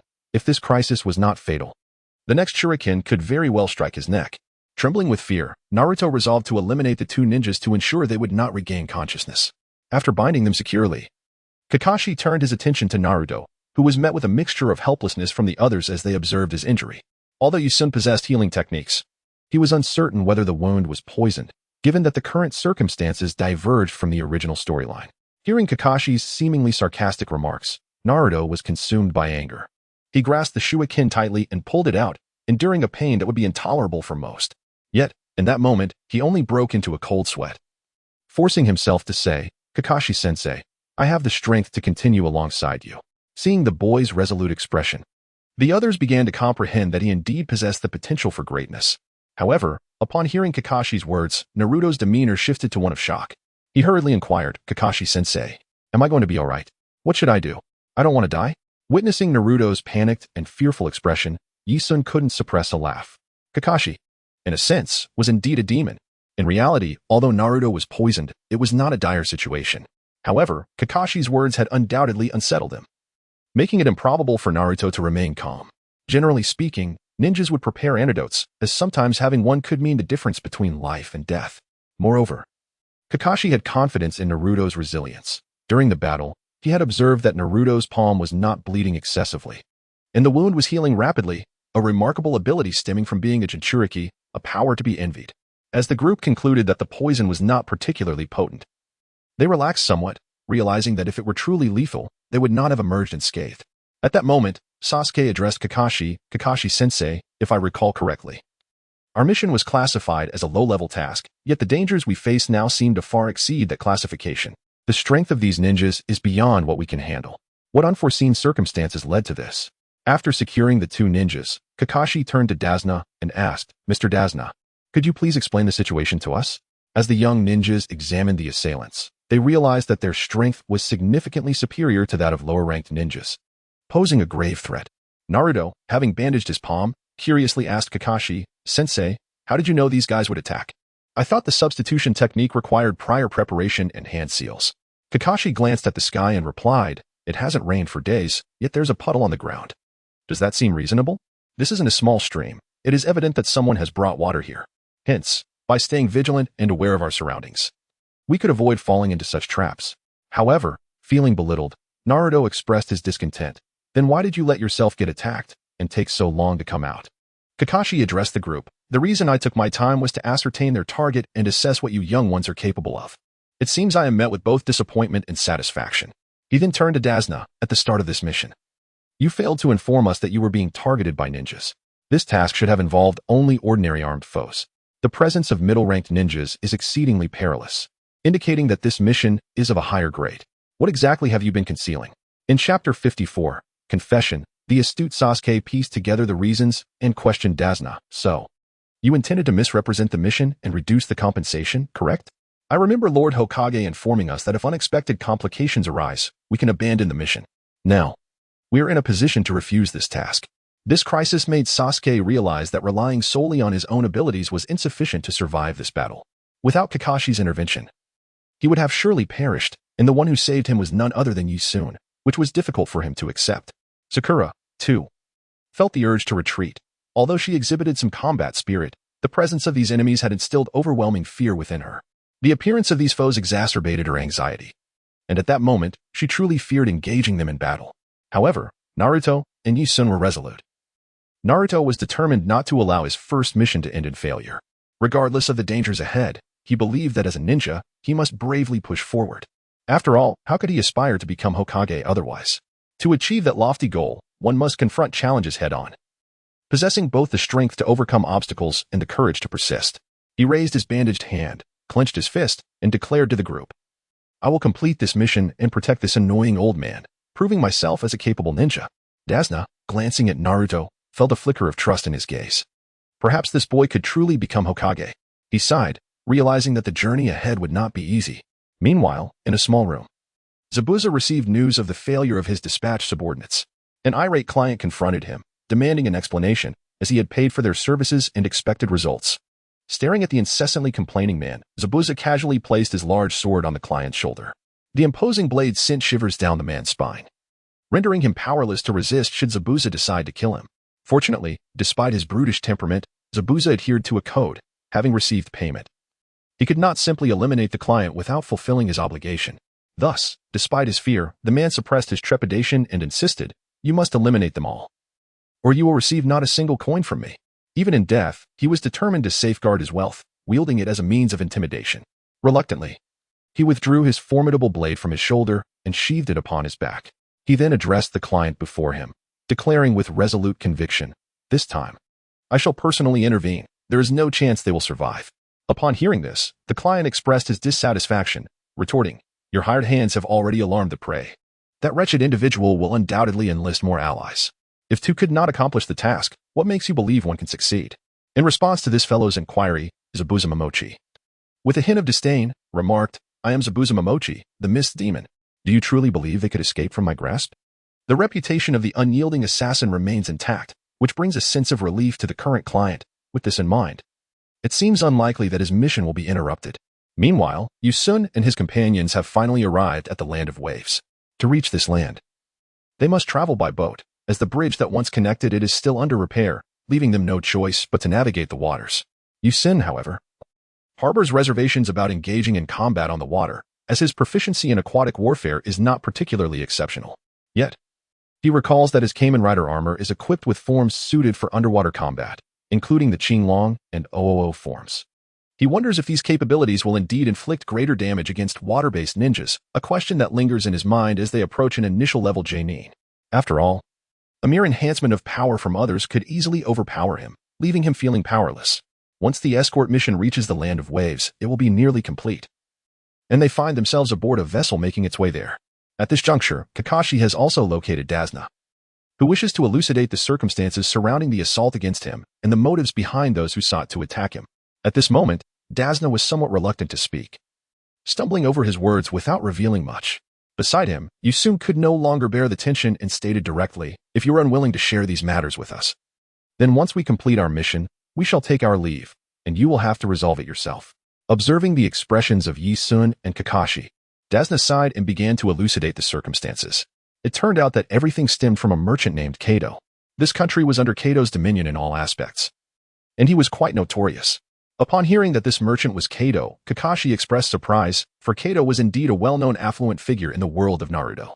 His primary business involved maritime transport, yet he engaged in many nefarious dealings, information that could be gleaned from the extensive intelligence network of the ninjas, which was remarkably developed, leaving little hidden from their watchful ears. Kakashi then elaborated on Kato's identity to the group. Upon learning of Kato's misdeeds, Naruto was filled with indignation, while Sasuke remained unresponsive. Having witnessed the hellish realities of the world, nothing horrified Sasuke, while Sakura too felt a surge of anger, leaving only Sasuke and Yusun calm amidst the turmoil. This situation dated back over a year, when Kato set his sights on the Land of Waves. The reason for this was that the Land of Waves was particularly easy to control. Its only connection to the outside world was a bridge that had yet to be completed. Therefore, by seizing control of the maritime routes of this nation, he could sever its ties with the outside world and successfully dominate this island nation. Given some time, Kato would likely be able to exert complete control over everything within the country. At that point, everyone would live under oppression, which was Dazna's greatest fear. Conversely, Kato's primary concern was the bridge that Dazna was constructing. As one of the most renowned bridge builders, once Dazna completed the bridge and connected the island nation to the outside world, Kato's sinister plot would unravel, leading to the demise of his grand ambitions. To prevent his dreams from shattering and to maintain his grip on the nation, he was determined to thwart Dazna's efforts. What puzzled the others was Naruto's inquiry. Why not let us bring more people to elevate the mission? If Lord Hokage were to intervene, this matter could surely be resolved with ease. Kakashi, sitting nearby, tapped Naruto on the head and remarked, "To suggest that we involve Lord Hokage in such a task is quite an imaginative thought, but this is not the kind of mission that can be accomplished so effortlessly. Once the Hokage takes action, it could potentially ignite a war between two nations. Thus, this is absolutely unacceptable." Beside him, Dazna helplessly remarked, "If only I could do that. It would be splendid. Our nation is merely a destitute little country, and even I cannot muster such a sum of money." Ultimately, it all boils down to finances. Kato seeks to amass greater wealth, striving to seize control over this nation. Yet, even if the elder wishes to defeat him, he must possess substantial funds. Otherwise, no actions can be taken here. I was abandoned by the ninjas of Konoha, regardless of the subsequent pursuit. Those ninjas hunting me down will likely leave me harboring a lifelong resentment towards Konoha. At such a tender age, how can he possibly survive in the future? Observing the profound sorrow etched on his face, Yusun felt an involuntary twitch at the corner of his mouth. How should one even describe this individual?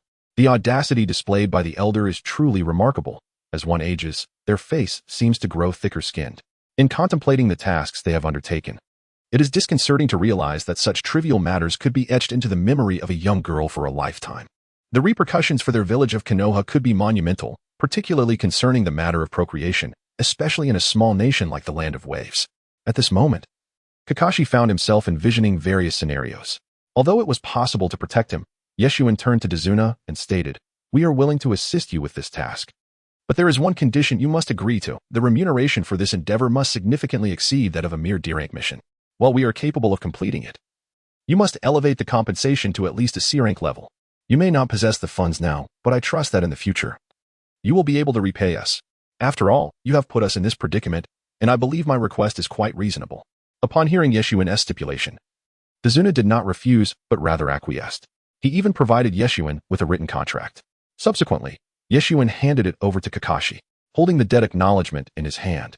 Kakashi mused that he might not have the opportunity to collect on this debt, especially if Dazuna truly possessed the skills to repair the bridge. In that case, the threats against him would likely persist unabated, leaving him with little hope of survival. Kakashi found a certain respect for Dazuna. Should he manage to complete the bridge, he would undoubtedly be regarded as an unsung hero for the people of the entire nation. As the group passed by the still under construction bridge, they were taken aback by its enormity. It appeared that only about 1/10 of it had been completed, and further progress seemed unattainable. Meanwhile, Sasuke inquired, "If we depart, will they dismantle the bridge?" Meanwhile, Yusun remarked, "Who can say? Perhaps by then we will have resolved all his dilemmas." At this moment, Kakashi was holding his head, feeling a twinge of discomfort, pondering the potential enemies he might face ahead. If he were to speculate, it was likely that he would encounter a Jonin, a pivotal combat force within a village. Confronting such an opponent while safeguarding these young ones would undoubtedly prove to be quite a challenge. While Kakashi was lost in thought, Naruto and Yusun began to compete in gathering dinner.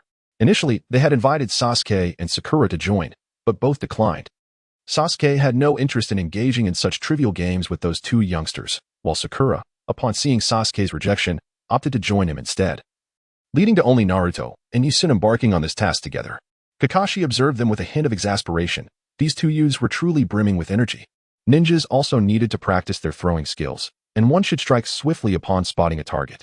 Naruto's aim was commendable, and Yusun's was equally impressive. With the added advantage of his Sharingan, Yusun could swiftly identify his desired targets, whether it be a bird soaring overhead or a rabbit suddenly emerging.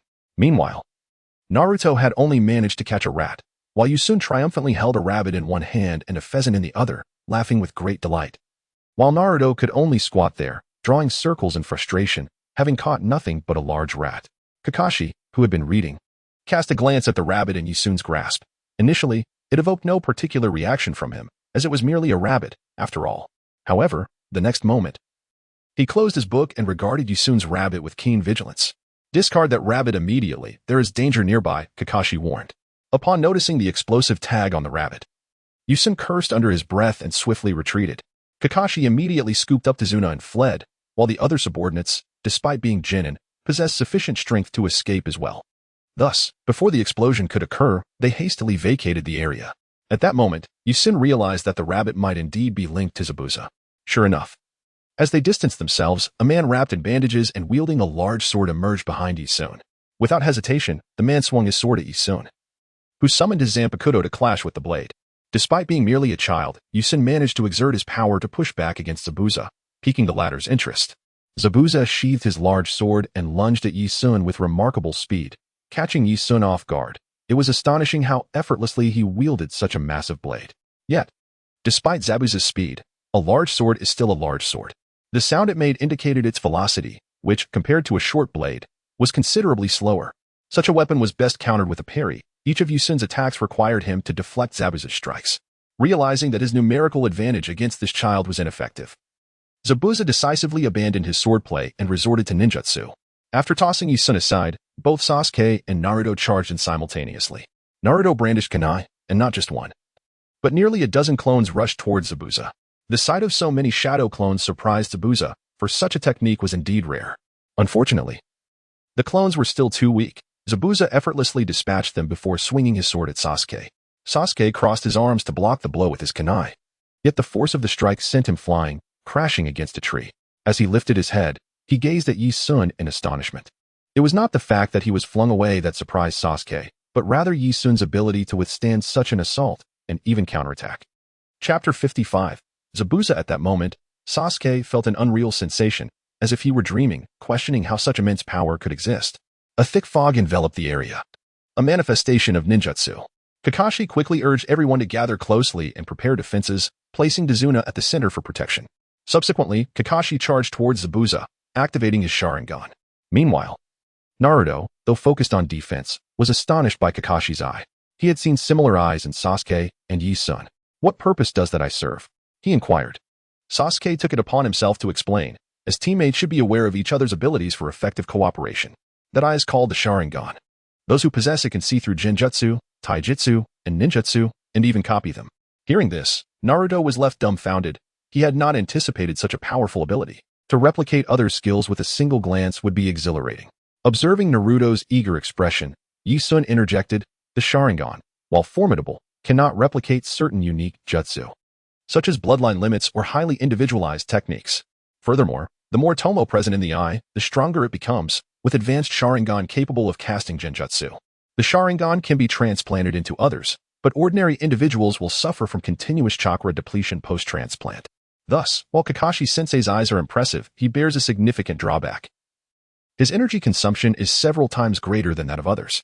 Meanwhile, Zabuza, reveling in the excitement of battle, chuckled, "It seems your team harbors a traitor."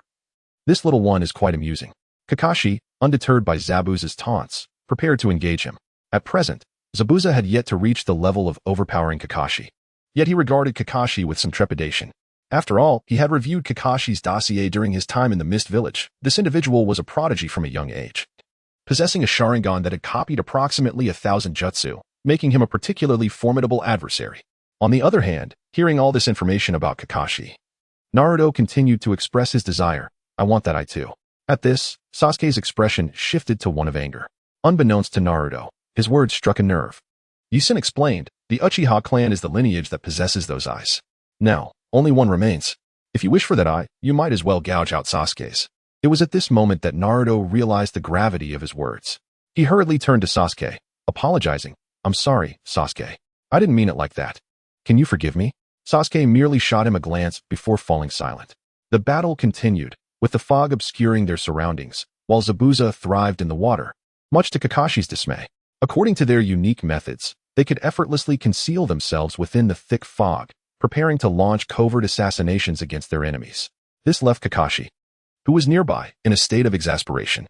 Under normal circumstances, Yi Sun should not have had to worry about Kakashi's combat abilities. However, this time an unexpected turn of events occurred. Not every confrontation ends in a balanced outcome, and this time, Kakashi was struck from behind, collapsing in front of Yi Sun. This was a stark deviation from the original narrative. Yi Sun hurriedly scooped Kakashi into his arms, but as he approached, Kakashi halted him with a hand. In this situation, one could never discern whether the person before them was an ally or foe. It was unwise to approach anyone indiscriminately. Kakashi rose, utilizing his Sharingan to survey their surroundings. Meanwhile, Zabuza, who had already concealed himself, seemed to be searching for his next target, and at that moment, Yi Sun felt the brutality of the battle. Upon witnessing Kakashi's injury, Sasuke, Naruto, and Sakura rushed to the scene, fear gripping them.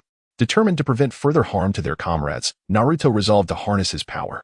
He gripped the dial in his hand, twisting it before pressing down, and at that instant, Zabuza appeared before him.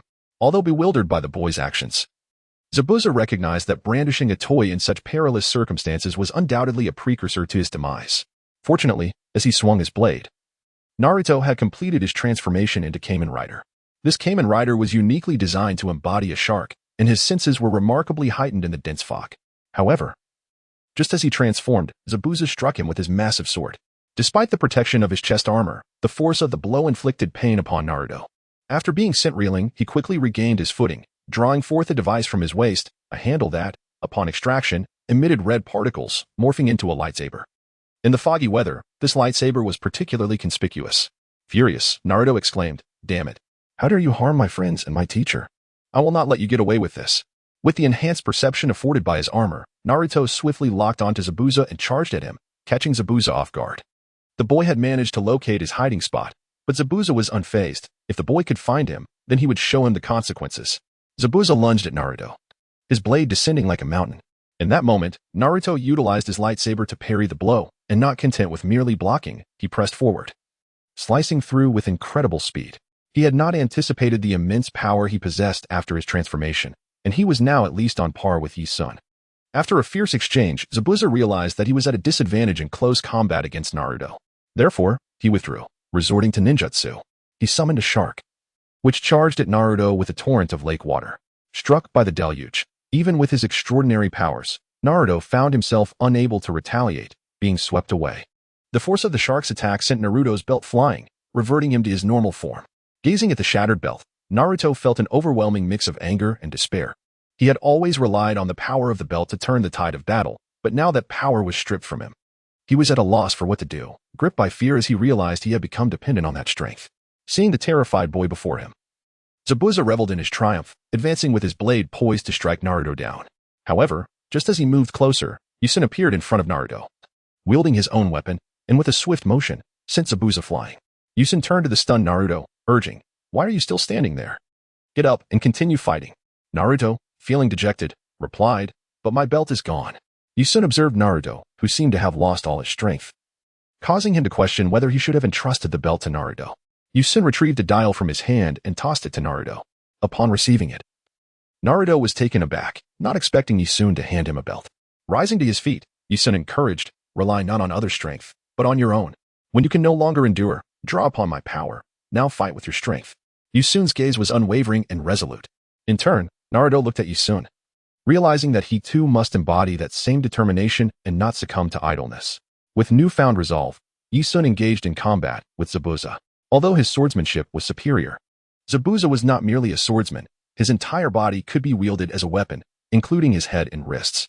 Every encounter required Yi-sun to be vigilant against attacks from various angles, rendering complete defense unrealistic. After successfully blocking one strike, Zabuza delivered a powerful kick to Yi-sun's chest, sending him flying. Regaining control with his weapon, Yi-sun charged back into the fray. This battle was perilous, but the conviction within him surged. He had to defeat Zabuza. At that moment, Zabuza discerned that both Yi-sun and Naruto lacked experience in countering ninjutsu, granting him ample opportunity to exploit their vulnerability. A smile crept across Zabuza's face. If these two were so troublesome, he would ensure they could no longer rise. Zabuza swung his blade, advancing toward Yi-sun, who readied his own weapon. Yet, in the next instant, a splash of water obscured Yi-sun's vision. Cursed be this foe for employing ninjutsu. Faced with such a troublesome technique, Yi-sun felt a headache coming on. He could not allow this situation to persist, lest he suffer severe damage. In a desperate attempt to repel the water clones, Yi-sun utilized his mental abilities to push them away, but to his dismay, his powers proved ineffective against the ninjutsu.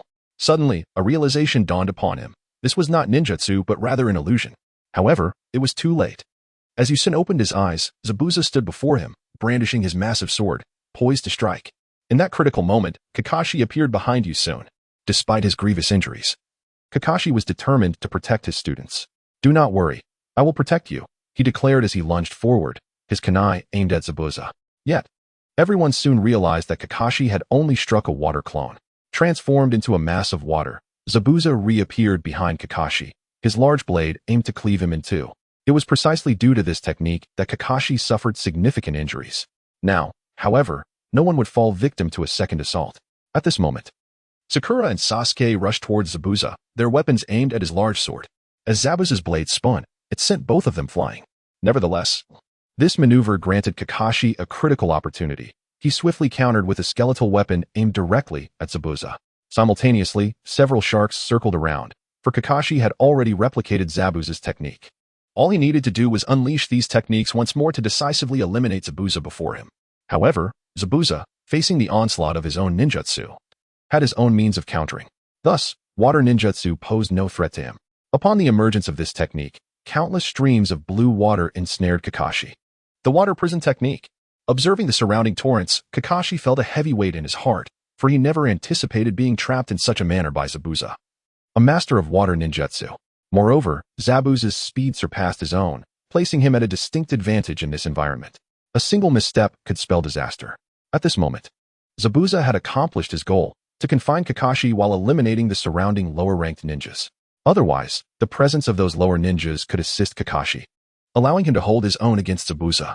Take, for instance, that yellow-haired boy. Had Zabuza not shattered his peculiar belt with a single strike, he could have easily been overpowered.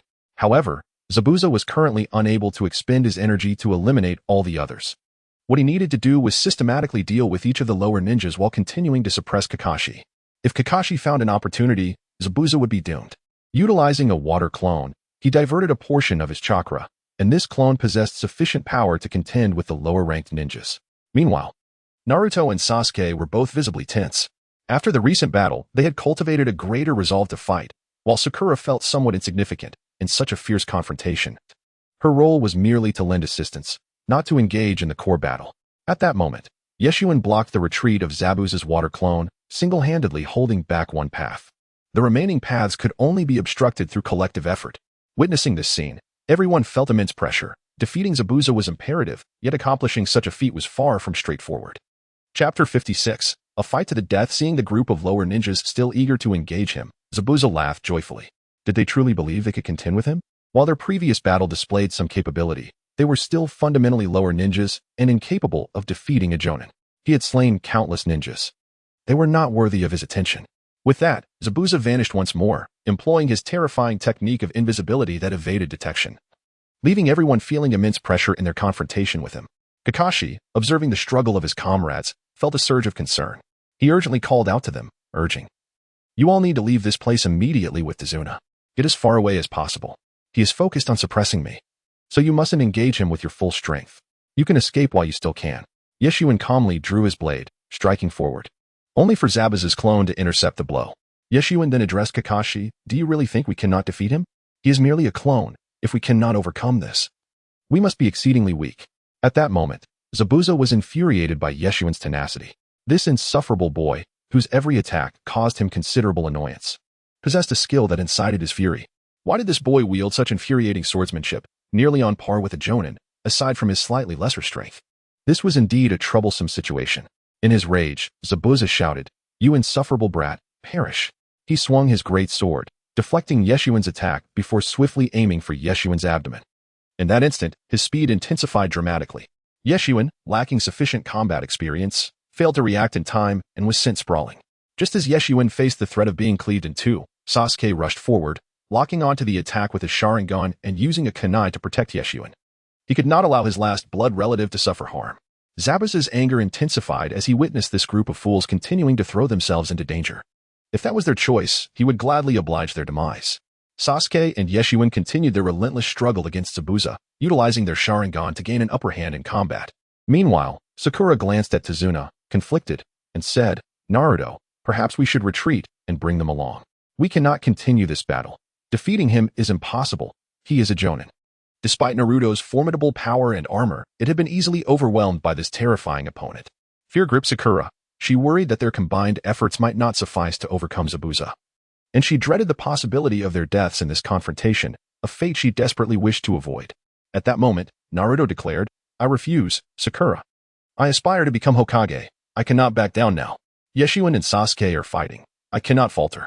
Glancing at his wristwatch, Naruto ultimately decided against using it, as Yeshuen suggested it should only be employed in the direst of circumstances. For now, he would rely on his own strength to defeat this formidable adversary. After repelling Zabuza's clone, Sasuke and Yeshuen quickly distanced themselves. Sasuke turned to Kakashi, imprisoned in the lake, and said, "We must work together to rescue Kakashi-sensei. He cannot attack us now, so if we can free him, we all stand a chance of survival." Facing a powerful Jonin head-on is not a wise decision. Just then, Zabuza charged at them with a maniacal laugh, swinging his sword at Sasuke, only to be met with Yeshuen's blade, which blocked the strike.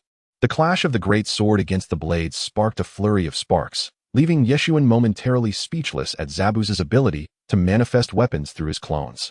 It was utterly shameless. With a derisive laugh, Zabuza taunted, "Do you truly believe you can save your comrade from my grasp? Such arrogance for mere children. Let me assure you, none of this will come to fruition." At this moment, Kakashi, filled with urgency, urged, "You must leave this place at once. Our paramount mission is to safeguard Dazna and ensure he remains unscathed by external forces. As long as he survives, our task will be deemed accomplished. So do not concern yourselves with me." Kakashi, despite his faith in their ability to perform miracles, understood that the price of such miracles was one they could not bear. Thus, he wished only for them to depart swiftly. Meanwhile, Dazna observed the group, feeling a profound unease as he witnessed their calm determination to aid their teacher. The old man grappled with guilt. Having deceived them, he now felt as if he were endangering their instructor's life. As a man, he ought to fight alongside them instead. Subsequently, Desna addressed the group. I am truly sorry, but do not fret over me. Focus on battling the formidable opponent before you and rescuing your teacher. Even if I were to perish, I would harbor no resentment towards you. The group turned to Desna, nodding earnestly before charging forward, liberated from any lingering doubts. Observing these audacious youngsters, Zabuza continued to laugh derisively at the group of genin. They were utterly unaware of the vastness of their own limitations, truly believing they could triumph over him. Though they wield peculiar implements, the distinction between a jonin and a chunin cannot be bridged by merely a handful of tools. Zabuza, gripping his blades, commenced a formidable rotation, transforming the weapon into a terrifying top that unleashed a tempest of razor-sharp winds, encircling the gathered crowd. Leading the charge was a multitude of Naruto's shadow clones, soaring into the air, yet their efforts proved futile, as they dissipated upon contact with the deadly blades. At this moment, Naruto found it nearly impossible to approach. Zabuza, seasoned by brutal combat, was not to be impeded by these mere children. Apart from the pressure exerted by Yeshuin, the others were hardly worthy of mention. In that trial, he had claimed the lives of more than a mere dozen. Having metamorphosed into a harbinger of death to fulfill that ordeal, Naruto stood in stunned silence, taken aback by Zabuza's words. Grappling with the realization of such a ruthless ninja mentality, unable to contain his curiosity, he inquired, what manner of trial was it that bred such cruelty? Listening to his words, every individual except Yusun shuddered in fear. At that moment, Kakashi spoke. I have heard that 10 years ago, a malevolent spirit emerged from the Mist Village. With singular prowess, he slaughtered 100 of his peers during the examination. That individual must be you. For it seems the rules have undergone some alteration since that trial. At this juncture, Zabuza, wielding his massive blade, turned to Kakashi and remarked, It appears you possess quite a bit of knowledge, copy ninja. In an instant of vulnerability, Zabuza launched another assault, sending his great sword and the circling water dragons hurtling towards the group, intent on mercilessly annihilating them. Yisun was taken aback by the treachery of this ambush, falling victim to Zabuza's cunning maneuver. As he attempted to retaliate with his blade, he discovered that his Zanpakuto had been forcefully knocked from his grasp by Zabuza's charged strike. Now bereft of his weapon, Yisun was rendered inconsequential. Meanwhile, Naruto and Sasuke rushed to his aid, with Yisun temporarily incapacitated. They had to ensure the safety of their ally, Desna. However, Zabuza paid little heed to the advancing Naruto, whom he perceived as a mere illusion. In a swift motion, Zabuza struck Naruto with the hilt of his sword, sending him crashing backward, while Sasuke quickly delivered a kick that sent Zabuza sprawling to the ground. Both of them coughed up blood, and Sakura, eager to assist, was reminded that she must prioritize the protection of Desna behind them. If no one stood before him, Zabuza's water clone could easily breach their defenses. What strategies must he employ to safeguard Desna from Zabuza's relentless onslaught? Yisun had no time to evade. He swiftly unleashed the binding technique, a white rope unfurling from his fingertips to ensnare Zabuza before him. The latter, momentarily bewildered by the unexpected attack, found himself unable to comprehend that one could release such a technique without the need for extreme shadows. At that moment, Naruto and Sasuke seized the opportunity to maneuver away from the fray. However, Yisun's ghostly technique could only restrain Zabuza for a fleeting moment, as he quickly broke free from the bindings and advanced toward Yisun with the intent to execute him on the spot. In this critical instant, Naruto positioned himself in front of Yisun, raising his wrist to press a button on the dial in his hand. A belt materialized around Naruto's waist, and as energy swirled, the gems upon the belt radiated a dazzling brilliance. Naruto's form transformed, his physique burgeoned with muscles, morphing into a monstrous being reminiscent of an insect, complete with large, expressive eyes. To onlookers, he appeared as a formidable creature, his vibrant red muscles bulging, and his compound eyes seemingly capable of perceiving every detail of his surroundings. Antennae resembling those of a scarab adorned his head, instilling an overwhelming sense of pressure. Upon seeing Naruto's belt, Zabuza scoffed and charged at him, believing that defeating him would suffice if he could merely dislodge the belt. This was a tactic he had learned when previously battling Naruto in such peculiar armor. However, when Zabuza struck at Naruto, he found the latter evaded expertly, only to be swiftly countered by Zabuza, who landed a powerful blow from behind. Yet, it left only a faint mark. Zabuza's focus was not on injuring Naruto, but rather on the belt itself. A kick aimed at the belt caught Zabuza off guard, as he discovered it was seemingly fused to Naruto's body, impervious to his attempts to dislodge it, like trying to kick a massive bone. Indeed, Zabuza found himself facing a formidable opponent. Meanwhile, Yisun quickly distanced himself from Zabuza and joined Sasuke. From his bag, he retrieved a shuriken with 10 blades. a preparation made for combat, which was now timely. After tossing the shuriken to Sasuke, Yi-sun remarked, "Sasuke, you should understand." Sasuke nodded and swiftly unfurled the Wind Demon Shuriken, launching it forward. While Zabuza engaged with Naruto, he glanced around to assess the situation, dismissing the large shuriken hurtling towards him. Confident in his ability to combat while intercepting this attack, Zabuza was taken aback when the shuriken elegantly arced around him. It was then that Zabuza realized that they aimed to strike at his true form. However, at that moment, Zabuza effortlessly caught the enchanted shuriken. Aware that in the face of absolute power, any struggle was futile. Yet, he had not anticipated one crucial detail. Concealed beneath the first shuriken was another. Propelled towards him, a technique Sasuke had trained in, requiring the cooperation of another teammate. Yi-sun, along with Naruto and Sakura, had all practiced this maneuver. And now it was time for its execution. Zabuza, who initially intended to intercept the shuriken, was startled to discover that it was Yi-sun descending from above, simultaneously slashing toward him. Zabuza hastily raised his hand to block the strike, but it weakened his earlier attempts to suppress Kakashi's jutsu, allowing Su-Yun to press the attack further. In the context of the original narrative, one would expect that at this juncture, the formidable Zabuza would be able to inflict significant harm upon the team. However, surprisingly, Zabuza had heightened his vigilance considerably. The unpredictable variable of Yeshun, coupled with various complications, had rendered him increasingly vexed by Naruto's displayed combat prowess. This awareness compelled him to remain cautious. Should he underestimate these two youngsters, he would undoubtedly find himself ensnared. Consequently, Zabuza had dedicated considerable effort to this confrontation. When he beheld Yeshun before him, he was not particularly astonished. Thus, he was obliged to engage in battle with utmost focus. With a swift motion, he deflected Yeshun's advance and hurled the recently acquired sealing shuriken towards him, employing a force markedly greater than usual. Yeshun managed to block this strike with his Zanpakuto, yet the overwhelming power sent him crashing into the water below. Currently, Yeshun had yet to master the art of walking on water, and thus found himself incapacitated upon immersion. Witnessing this, Zabuza chuckled, thinking that this pesky adversary would finally fall into his grasp. However, Zabuza soon encountered an unforeseen predicament, as he noticed the water currents around him beginning to shift. Distracted by his battle with Yeshun, he found himself unable to maintain the water prison technique. Yeshun, utilizing his telekinetic abilities, disrupted the tranquil waters, preventing the formation of the ordinary water sphere that had ensnared Kakashi. Ultimately, the water sphere shattered, allowing Kakashi to emerge unscathed. The expressions of surprise on the faces of those present were palpable. They could finally defeat Zabuza, and Kakashi was unharmed, an exceedingly fortuitous turn of events. Nevertheless, Zabuza was now infuriated, his focus shifting from Tazuna to Yeshun, the one who had repeatedly outmaneuvered him. He resolved that Yeshun must pay dearly for his insolence. Seizing his blade and charging at him, bellowing, "Boy, prepare to meet your end. I shall claim your head." In the water, Zabuza was as agile as a fish, while Yeshun was not. Thus, should they clash, the enraged Zabuza, wielding his innate strength, could potentially slay Yeshun with a single strike. Fortunately, Yeshun lacked the ability to walk on water, yet his companions did. Kakashi intervened, deflecting Zabuza with ease.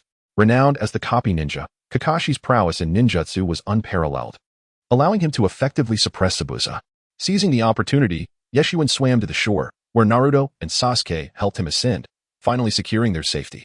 Kakashi, smiling at the group, remarked, "Well done, everyone. Your coordination was exquisite. Otherwise, I might have truly been trapped." Upon reverting to his original form, Naruto joyfully exclaimed, "Kakashi-sensei, it seems we are quite formidable after all. Now, the spotlight is on you."